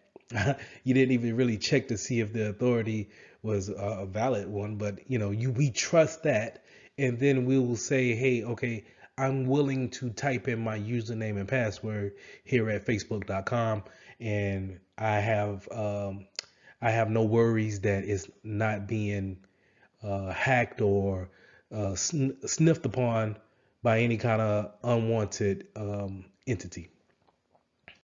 And as you see here on this slide, this is a pretty much a certificate that you get from your CA once you open it up. You can actually, no matter if you're on Windows or Mac, you can find your certificates that's probably somewhere on your PC, and you always kind of refer back to them just for the validity or the validation um, of whatever that website may be. So we want to just go in and, if we want to see who issued this certificate, we could see who issued the certificate as well as what type of encryption did they use. And in this case, we see SHA-256 was used in order to encrypt the website, as well as we can look further. I think in the general tab, we could probably see how long is the certificate is actually validated for. And just like, you would go to the DMV and you would fill out information that's about you and maybe your vehicle that you're driving, you would do the same things with these CAs. You would just fill out information of the type of website that you have, what services do you actually provide, and you would They will come up with a encryption for your site, and then they will email you um, your certificate. And now, now you can say, once you put that on your website, you can say, hey, I am who I say I am, and you can trust me as a validated website here. So if you want to buy a T-shirt from my website, feel free. Know that you can put in that debit card or that credit card number and feel safe by the steps that we have taken as a company to get certified through this certificate authority. So on this slide, you're going to see a certificate that's actually opened up from my browser, and it pretty much has the different types of attributes that comes with your certificate from your CA. So on the right hand side, you'll see kind of the different types of attributes, and then the short description of what you'll see. But you don't really need to know each attribute for the exam, but just be aware that all these different things make up an identity of who you're trying to be, or what website is trying to say or validate who they are. So you'll have a serial number, a signature algorithm. You'll have that validation date. When is a certificate is going to be going to expire. Something to keep in mind so you don't run into the issue of having expired certificates on your website. You'll also see a public key there as well. And that's where, when other machines or other servers or devices connect to your machine, that's what they're going to use to validate any type of public key infrastructure going back and forth. So that's how we're going to say, hey, if I want to send something to you secretly, I'm going to use your public key to encrypt that information. Now, just to dive a little bit deeper into the subject name of the attribute, you'll normally have a common name, which you go by www.mitchelltech.org. But you can also have other friendly names that you have or associated with put onto your certificate. So let's just say if my company name is Mitchell Technologies LLC, but I shorten it up by saying Mitchell Tech. So I can still put both names into my certificate. So whenever someone types in that name and the DNS still points it back to my website, I still have the same certificate to validate those different name configurations. So just understand that you can have different types of subdomains that you want to put in there, whether it could be mitchelltech.labs, or I'm sorry, mitchelltech.org/labs, could be a subdomain for it, or you can do a host of subdomains, which is, in this case, they use a wildcard. That's that star factor. So if you look at the picture here, you'll see the DNS name equals a star factor, and then a .comptia.org. So that star represents a multitude of sub pages on that website. So it could be marketplace .comptia.org, or it could be labs.comptia.org, and that star just says, hey, whatever the vendor or that person decides to make as a sub page, we're going to accept that and use the certificate for it. So the certificate and key management, the main thing that we want to understand is that we want to avoid aspirations or having our website be unsecure at that point in time, because we haven't paid attention to when our certificates needed to be renewed. So making sure that we have a good audit pace or trail of our certificates is very vital in order to keep that secure line going. There's nothing, not saying that your company would not run, but would you want to spend money with a company that's couldn't necessarily validate the security on their site? It says, hey, whenever you see a website that has a expired certificate, it will have this big red line through, or the HTTPS is kind of grayed out. and it kind of makes you feel weary about putting in debit card numbers or credit card numbers within that website. So you're not necessarily losing customers because you can still order something, but you may lose a lot of customers off of the integrity factor, the mindset of saying, "Hey, I can't trust this site, so therefore I can't trust the business there."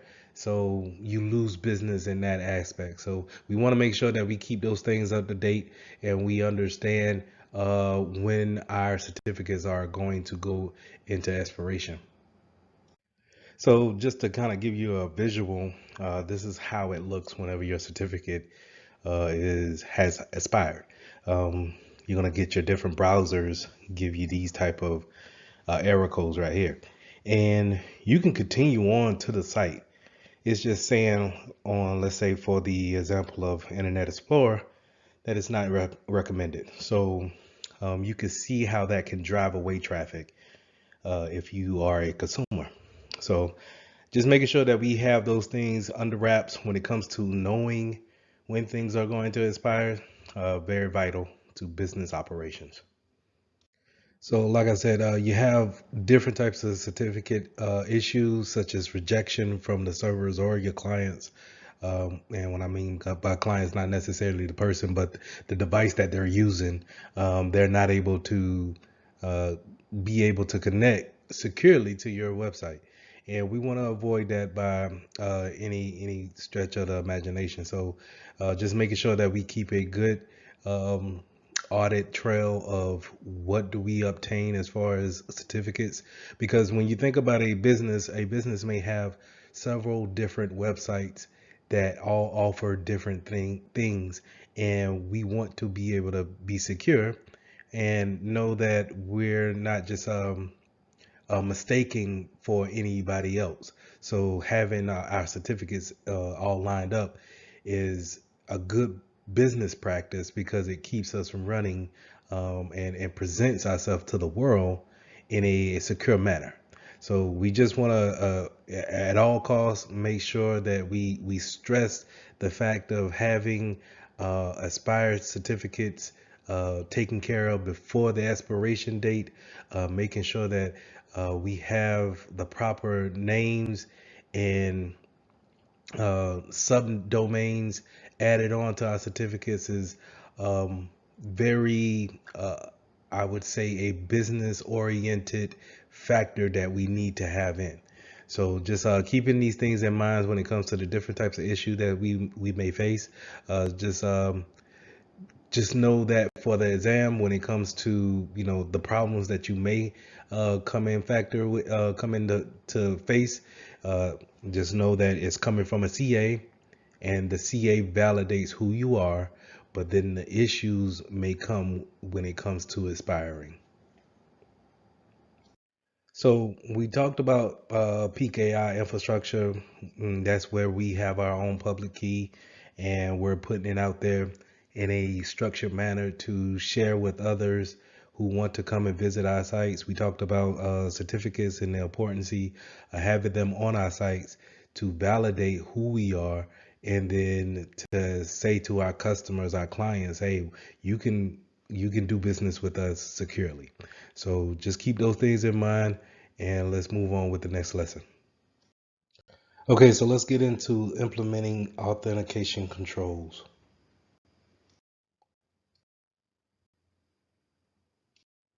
When we start talking about authentication controls, we're going to start talking about identity and access management, and that's where we're creating users and we're creating objects within our directory to interact with each other. So we'll have things that we create in Active Directory or whatever account management system that you may have, and these things are known as subjects, objects, and they have different classifications when it comes to what they can interact with, and then what who can interact with them. And we'll go into it deeper when it comes to permissions on if you get to talk to certain objects or subjects within that network.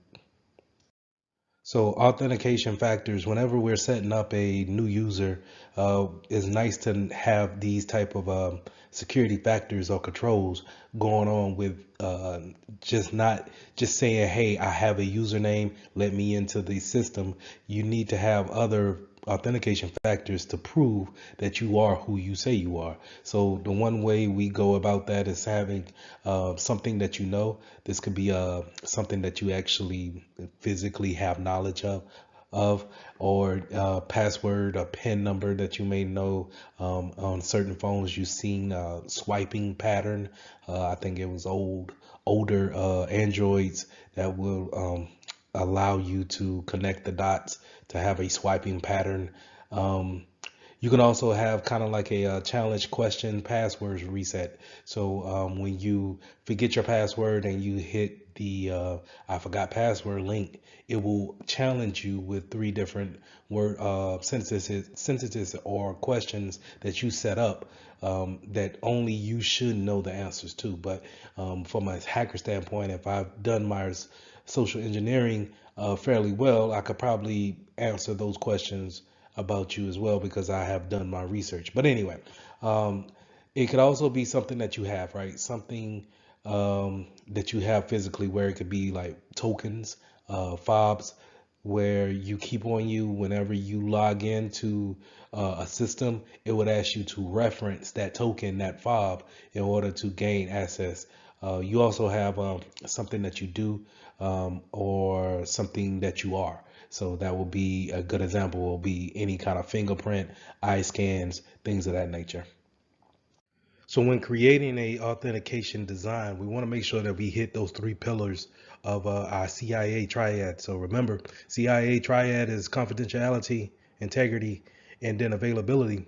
And we want to make sure that confidentiality is keeping the credentials secure, and then integrity means that there shouldn't be any questions when it comes to if changes was made. And then availability is just exactly what it says.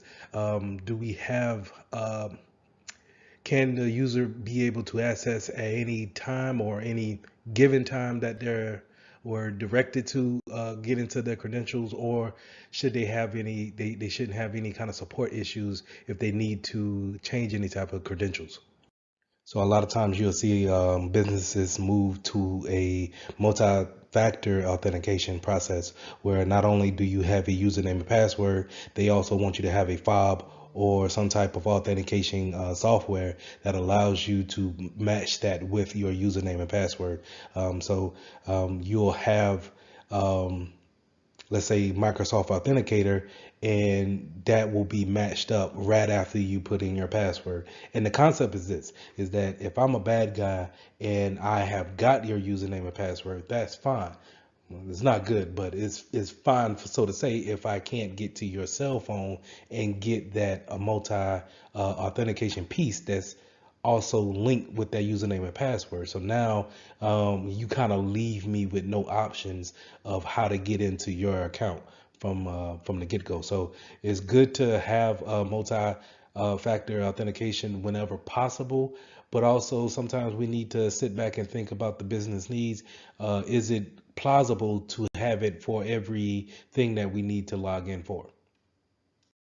But it's not just always a having a token that could be a multi-factor. It could also be somewhere you are, some type of geolocation. Are you on the company's network? Are you on a particular VPN? That can also lead to a multi-factor, something that you can do. What kind of unique pattern can you perform that's only up to you? Something that you can perform or exhibit. Also, kind of going into that same exhibit, performing a unique pattern, and then also someone you may know. So this may be going into the web of trust type of thing, where if I'm associated with this individual or computer, then I'm in a trusted network.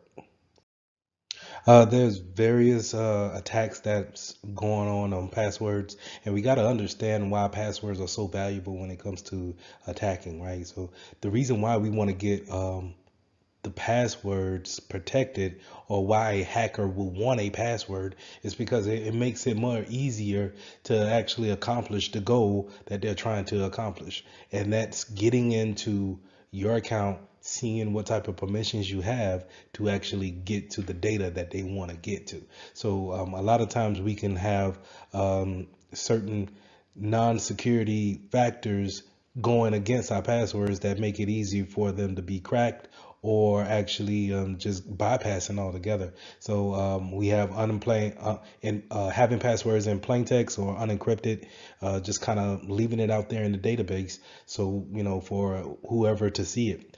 We also have like shared passwords that we all kind of use this one machine to print checks, and instead of giving everyone an account, we have one shared password with a username that we all just kind of use.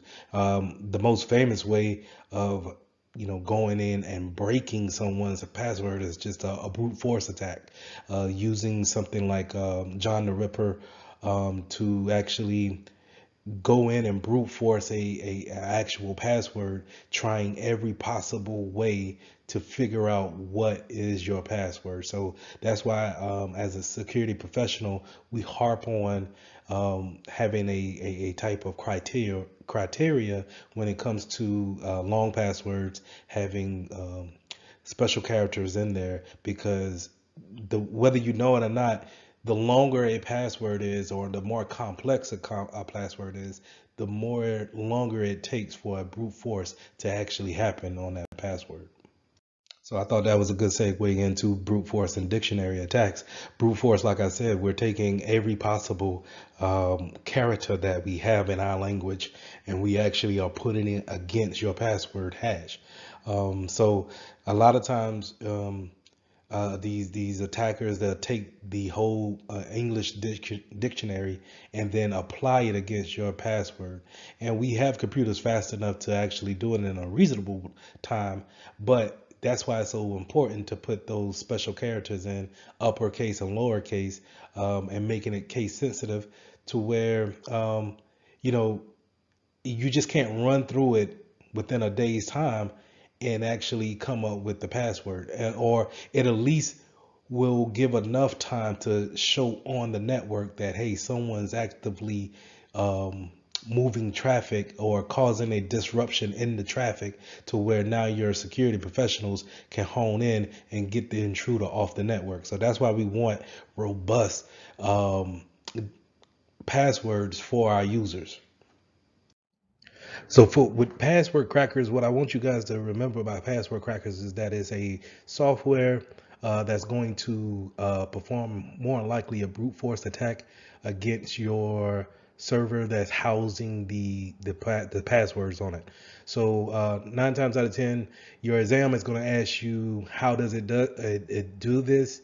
And that's going to be more likely a dictionary attack or a rainbow attack, where a dictionary attack is actually going through each word in the dictionary, and then trying each character, and then it changes it at a time. So remember, a brute force is just kind of trying each and every subject, character, symbol, one at a time, to see exactly what works.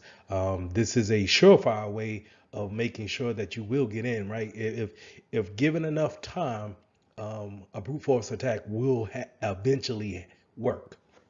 But that's the beauty of having such a complex password, is that given the time that the software needs to actually try each and every character, um, your password, to where is the length capacity, creates more time for that software to actually perform the brute force attack. So therefore, it could be thousands of years before, literally thousands of years, if not millions of years, for a particular password to be cracked in order to try each and every character.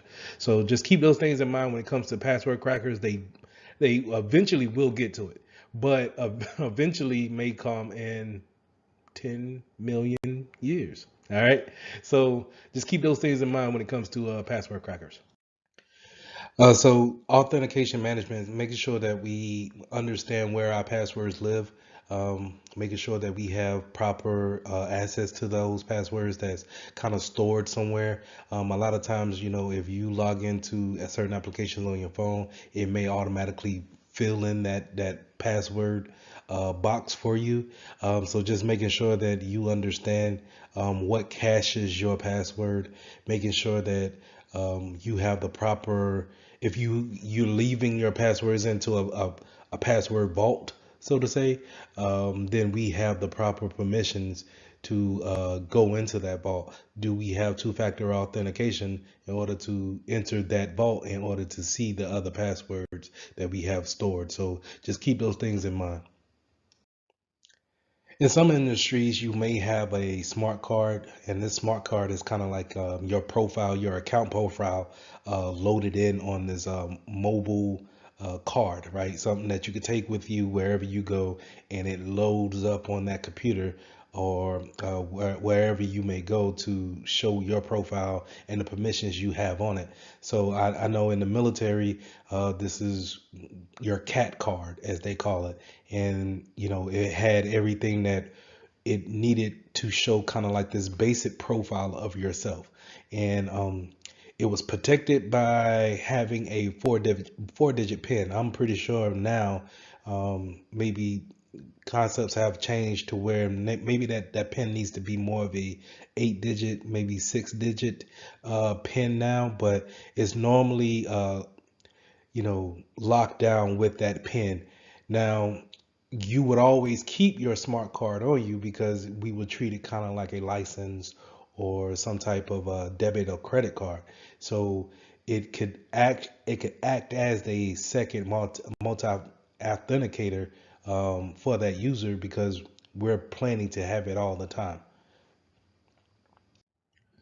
So we also got this thing where we can put our usernames and passwords on kind of like an external device and use those things to log in, to apply those credentials. And we will say, hey, instead of you actually logging in every day, use this smart card, and that will have your credentials on it.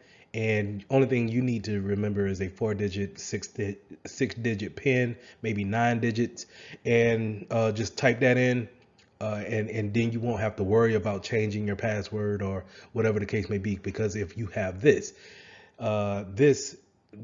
lets us know that you have access to our network.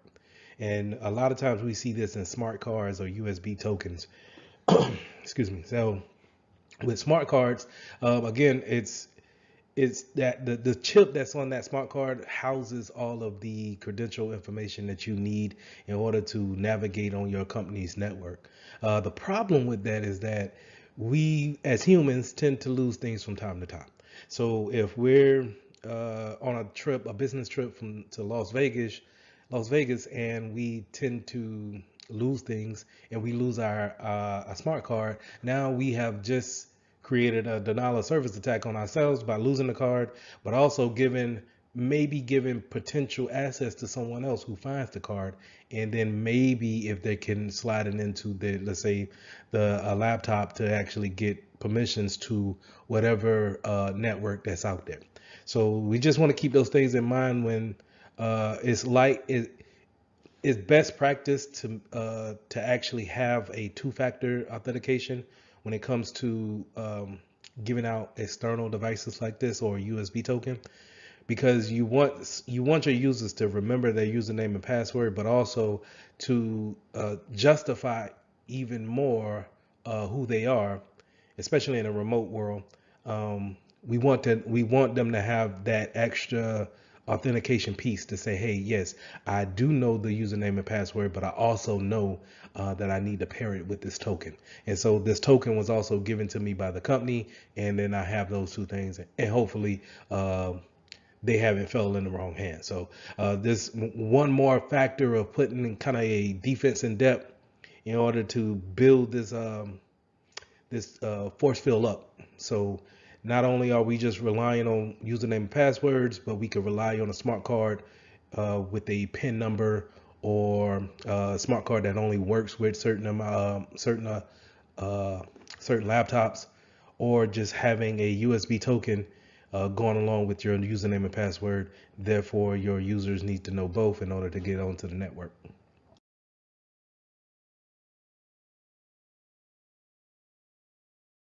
I also touched on the token keys a lot, just kind of giving like that one-time passcode that you need to authenticate yourself onto that network. So these tokens could be either hardware tokens, something that you can see clipped onto a key ring, so you can always keep it on you, right?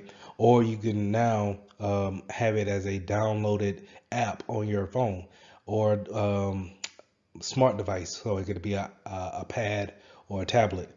So you can have these soft tokens on your phone and log in it with a pin, of course, and then it gives you a code that you can actually finish authenticating with. So to give a good example of that is that when you log in to whatever access site that you're trying to get into, you'll put your username in, you'll put that password in, but then it would actually go to a different window to show, hey, put in the token for that matches this hardware token, right? And it's basically talking back to a server that has the same type of numbers going back and forth, and you'll see kind of a countdown, and you have maybe 60 seconds to put in the code, and in order to have that code put in, then now you're synchronizing with that authenticating management server in order to give you access to your account. But don't get that confused with don't get the soft token confused with open authentication. So the OAuth is more a kind of a second factor to it, where we put in our username and password, but it sends a confirmation uh, to us, and it's good for maybe, let's say, a day, or maybe 15 minutes, whatever time frame that the administrator wants us to have. But it's sending us a confirmation to say, hey, did you receive this? And if you did, then respond back to the window that we automatically sent you to, and then we will let you into your account. So this is not necessarily the same as a second a software token, where that's actually talking back to the management server at real time. This is more of a confirmation coming back to say, hey, you tried to access this account. Well, if that's the case, then go back and look into your email, look into your phone. We have sent a text, we have sent an email. Please respond back with the code that's within. So just to kind of reiterate, when it comes to open authentication, it will have kind of like a two-part factor, right? So we're gonna log in with our username and password, but then it's going to ask you to verify yourself via phone or email. And a lot of times, this is a good factor to say, hey, not only do you need to know your username and password, you probably need to know your username and password to your email in order to get that email and then verify with whatever website that you're trying to get into. The same thing goes for your phone, right? So it's good to have when it comes to validating the security efforts. Now, the problem with that is that it can be intercepted, as far as, let's say, if you don't have your phone at the time, or let's just say you left your email open, constantly logged in on another tab. So those could be factors of, hey, maybe if I play around, yeah, it's asking me to do a two-factor, but maybe, just maybe, they left their email open on the other tab. So let me go check that.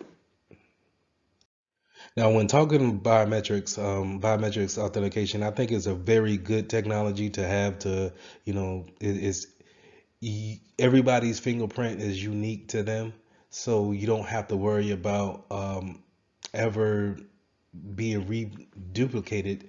But at the same time, it comes down to the technology. If the technology can read your fingerprint or read the patterns of your eye, the retina of your eye, in order to determine if it's you. So a lot of times the technology, in order to grant you access or not, it comes under a fail rate or an acceptance rate. And a lot of times you don't want to make the acceptance rate so easy to where anybody can look at the, let's say, your phone, and then they're able to get in via the face recognition. But yet you don't want to make it so tough to where um, if you look at it with just shades on, then it's not letting you in. So you have to find that balance of an acceptance rate as well as a reject rate. I'm aware that face recognition and eye scanning is controversial to users, and you may get a lot of users that don't want to participate in that type of technology. And this is where, if you still want to implement a type of biometrics, you're probably going to go with a fingerprint scanner. But while it's easy to implement within your organization, it is vulnerable to spoof someone's fingerprint. So just be aware of those type of things. But overall, you'll get more users to be able to buy in versus more secure ways of doing it, such as a facial recognition. Now, going into that facial recognition, as you can see, just looking at the slide here, it could be kind of intimidating to people. And they kind of, I think movies probably didn't help easing the enrollment of facial recognition within the world. So, but it's a good way of having a security technology for authentication. This is where you can scan the iris of your eye, um, or the blood patterns in your retina of the eye to see what's unique to you. And again, it's a little intrusive, but a lot more secure than your average fingerprint scanner. We touched on behavioral technologies just a tad bit with the things that you are. But you can also go into something that you do, voice recognition, the way you say, whether it's Siri or Google, however you call their names, it's on a voice recognition type of technology. Signature recognition, actual handwriting, or maybe a typing speed. How long does it? Are you a type of typer that you hit the backspace a lot, or do you hit the space bar within so many seconds of words? So these are things that you do uniquely to your personality. So the key points to remember is that we have multiple ways of getting onto the network. It's not necessarily a traditional way of just using a username and password. We have smart cards. We have different devices that can take other factors into account in order to verify whoever needs access to our network. Could be biometrics. So just keep those things in mind. Keeping know the disadvantages and the advantages of having each device in your network, and just know how they're implemented across the network to give your users a better, proficient way of getting onto the network. So lesson 8, we're going to talk about identity and account management controls. What things are we putting in place in order to administer the type of usernames, identities that we giving our objects, and then how do we actually manage the accounts once they're set up and running. So when we're jumping in that identity access management, there's a bunch of controls we can put in place in order to help us be more secure when we're giving access to people, and also just kind of validating their authorization. So we can use certain things like certificates and smart cards. A lot of certificates you'll see used is when it comes to public key cryptography. We can also use tokens, and tokens will give us this type of validation that this person is who we say they are, because we may have giving them a username and password, but we also gave them a token to, we assigned them a token to actually validate the username and password. So we can use those things. We can also use identity providers such as Federated Identity Management, where if I log into one web page, then automatically another web page may accept me because of our by me knowing a mutual party. So a lot of times what you want to think about is when you can go to a certain website and they say, hey, if you have a Google account, then log in with your Google account. You won't have to set one up. We'll automatically trust the fact that you have a Google account in order to create this account with us. And from here on out, whenever you create that account, you can use your Google account or Gmail account to actually log into that website. So when bringing on new individuals, you need to make sure that you have an onboarding process as well as an offboarding process. Onboarding meaning we have a checklist, or we make sure that we have everything in process, that once you come through our doors, we know exactly what information to give you and what not to give you. More importantly, we know how to create your account. We know how to give you permissions to where you can print to certain printers, be able to share files within your first day, and you're not sharing out of your scope of the things that you need to do in your work day. So we want to make sure that HR has the proper policies, making sure IT has their proper policies as well, and that everyone that we bring on, that it's a almost a cookie cutter type deal to where everyone has the same process. Also, we want to make sure that we do the opposite whenever we let someone go, someone gets fired or quits, or God forbid passes on. We want to make sure that we have a offboarding process as well, making sure that we take away permissions, we take away cell phones, any kind of tablets that they may have, laptops, tokens, anything that we have given them.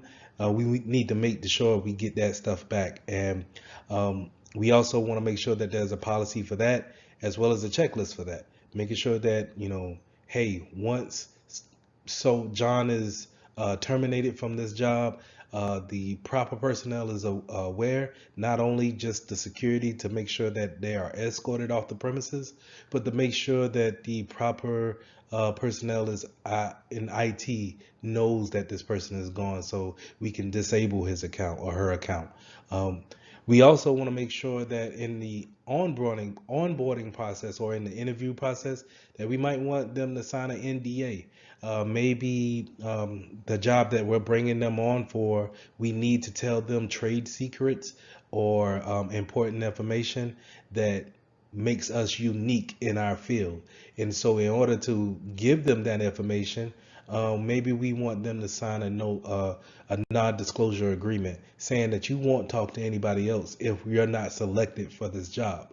So just making sure that we have all these things in plan to take a new personnel as well as to offload someone. So now that we got our personnel into the office, we need to make sure that we have policies in place for them to follow on a day-to-day basis. We may need to make sure that we have separation of duties in place, making sure that they're not just have to do everything, that we have managers in place in order for them to do certain tasks that should be taken away from them. So to give a good example on that is that if a bank teller has the permissions to print a check, then they should not have the permissions to cash the same check. They should have to go to their manager or floor manager or whoever in order to cash that check. That should be a separation of the duty. Now, we have least privilege, and we want to make sure that we give them only the enough permissions for them to do their job on a day-to-day task. We don't want to load them with permissions in order to see every file that's here on the directory. We want to make sure that we only give them enough permissions in order to see what they need to see. And this is This is needed because if they're compromised with their account and a hacker gets into their account, then we don't have to worry about them seeing more than what they're actually able to see. They can see only what Bob can see in the mailroom, and he doesn't have access to the marketing department. So make sure that we have least privilege in entailed on our accounts. We also want to make sure that we have job rotation. So, kind of going with the separation of duties, uh, job rotation is not having you do the same job year in and year out, or even if we want to rotate the functions that you may do quarterly throughout that year, right? So in order to do that, we're just going to make sure that our training process is up to par, because a lot of us, the reason why we probably stay in one spot is because we can't actually train you in another spot, right? But if we can rotate you out, then we can have you doing something totally different every quarter. Therefore, if you were, let's say, you were sneaking money out from one account to your account every month, you were just sneaking that money out, and then we rotate the jobs. Now you're not able to have access to those accounts, and we get Susie to come in and do your job. Then we can see, oh, okay, wait, we had logs of this money going to Bob's account every month, but now all of a sudden it stopped. So that's why we kind of want to have that job rotation to kind of weed out those processes that we don't have an awareness of. So we want to make sure that we have that job rotation. We also want to make sure that we have a mandatory vacation too, just to kind of, piggyback on that job rotation. Let's say if we can't rotate jobs, we can have mandatory vacations where we tell you to go home for 2 weeks and see if anything arises, any kind of different processes comes up, and now all of a sudden we found out that this was going on while you were over it. So now we can ask those questions and get those things ironed out, or we could take the appropriate actions. So, like I said, HR needs to have those onboarding processes, but we also, like I said, to have those offboarding processes, making sure that we get everything back. We want to get our laptops back, phones. We give out phones, but make sure we take them back. Make sure we change the phone number. And we just don't give the same phone number back to the new guy or the new girl that's coming onto the job, right? Making sure that we take back tokens, bank credit cards. I'm sorry, not bank credit cards, but business credit cards, just in case you had someone that was traveling, and sometimes you forget to get those type of items back, USBs, USB thumb drives. And these are things that we accumulate over our time, our tenure at our business, and we just accumulate all this business assets, and we just don't. We sometimes a breakup, or let's say if I'm really mad and I quit the job, then do I have a policy in place to say, hey, Lee's not gonna come up to the business to give back the stuff. Can we remote wipe the cell phone that he kept? Can we remote wipe the laptop that he kept? What information was on that laptop? Can we shut it down in any other way? Because I may not get that back. Let's say if you have an employee suddenly pass on, then how do you go about respecting the family but also protecting the business at the same time? What is the process on that? So we want to make sure that we have all those policies ironed out, and making sure that we have just as a robust onboarding processes, that we have a offboarding process that just as robust to keep the business safe, keep it moving forward, but at the same time getting back what assets you may have given out to that employee. So when creating accounts, we want to make sure that we have privileges limited to what a user can do at their job and nothing more, right?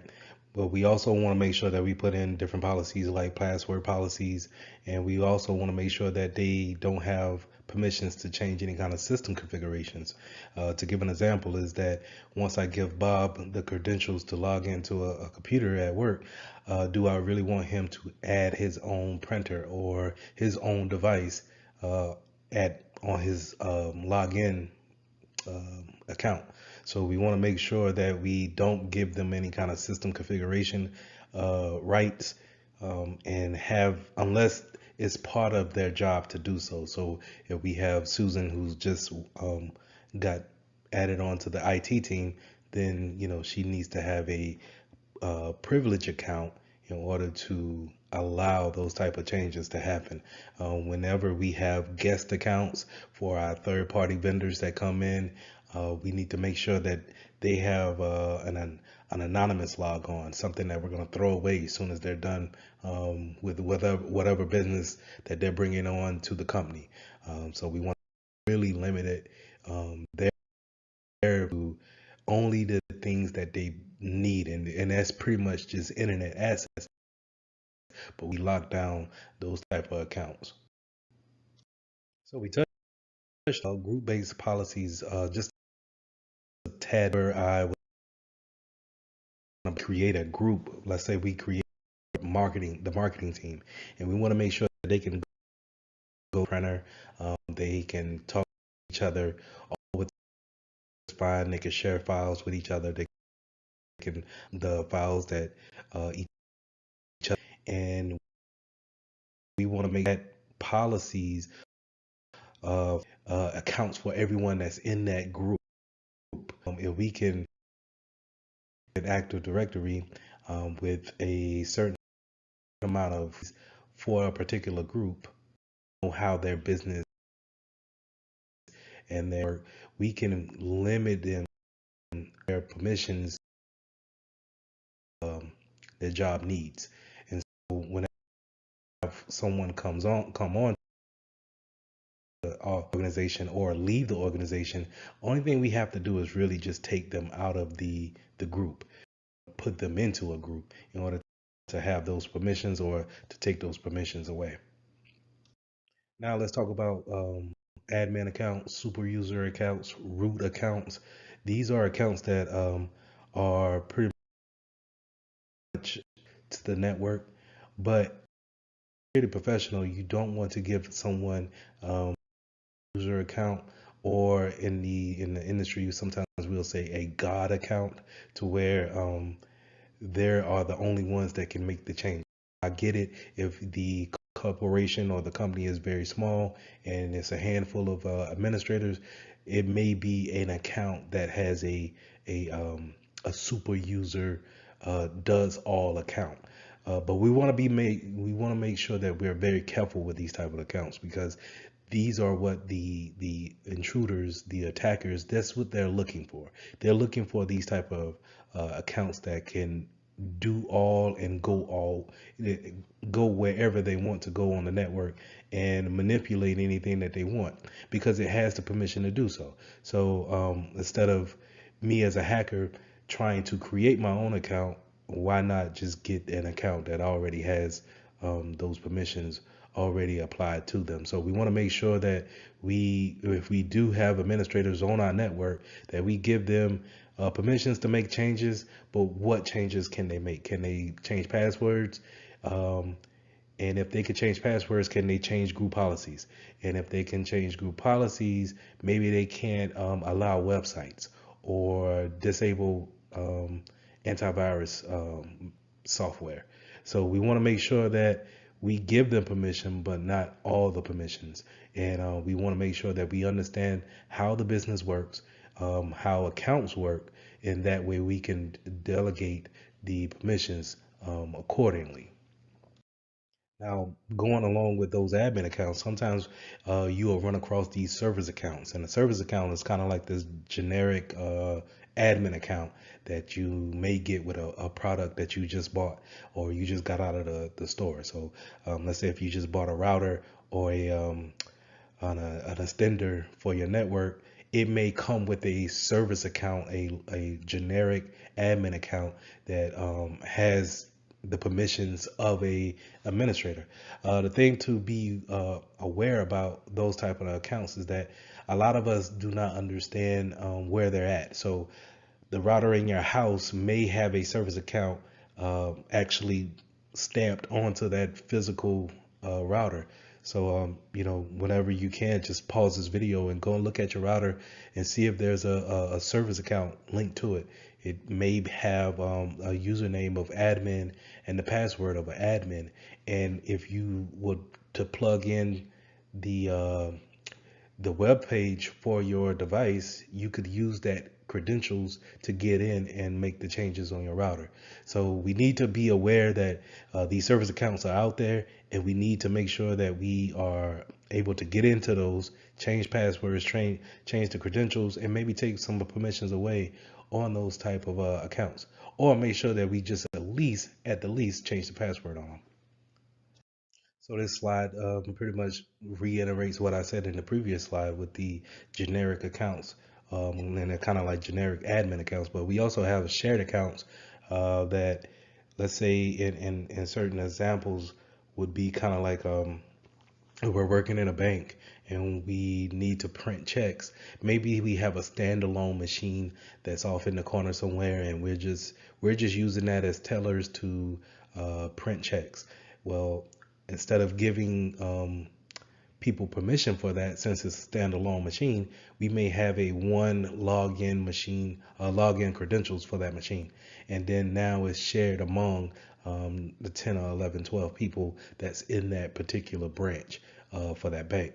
And so we need to make sure that those credentials that's on those standalone machines that are shared accounts, we want to make sure that our users are very aware about the security of those accounts, and then making sure that we go in as administrators on that account, and then, like I said, kind of trimming it down, trimming the permissions down to where it can only do but so much damage. Now, when you're building out your accounts, you can get real granular on how much information you want to put in there. But from a security standpoint, how much information do you really want to put into your attributes when it comes to building your accounts?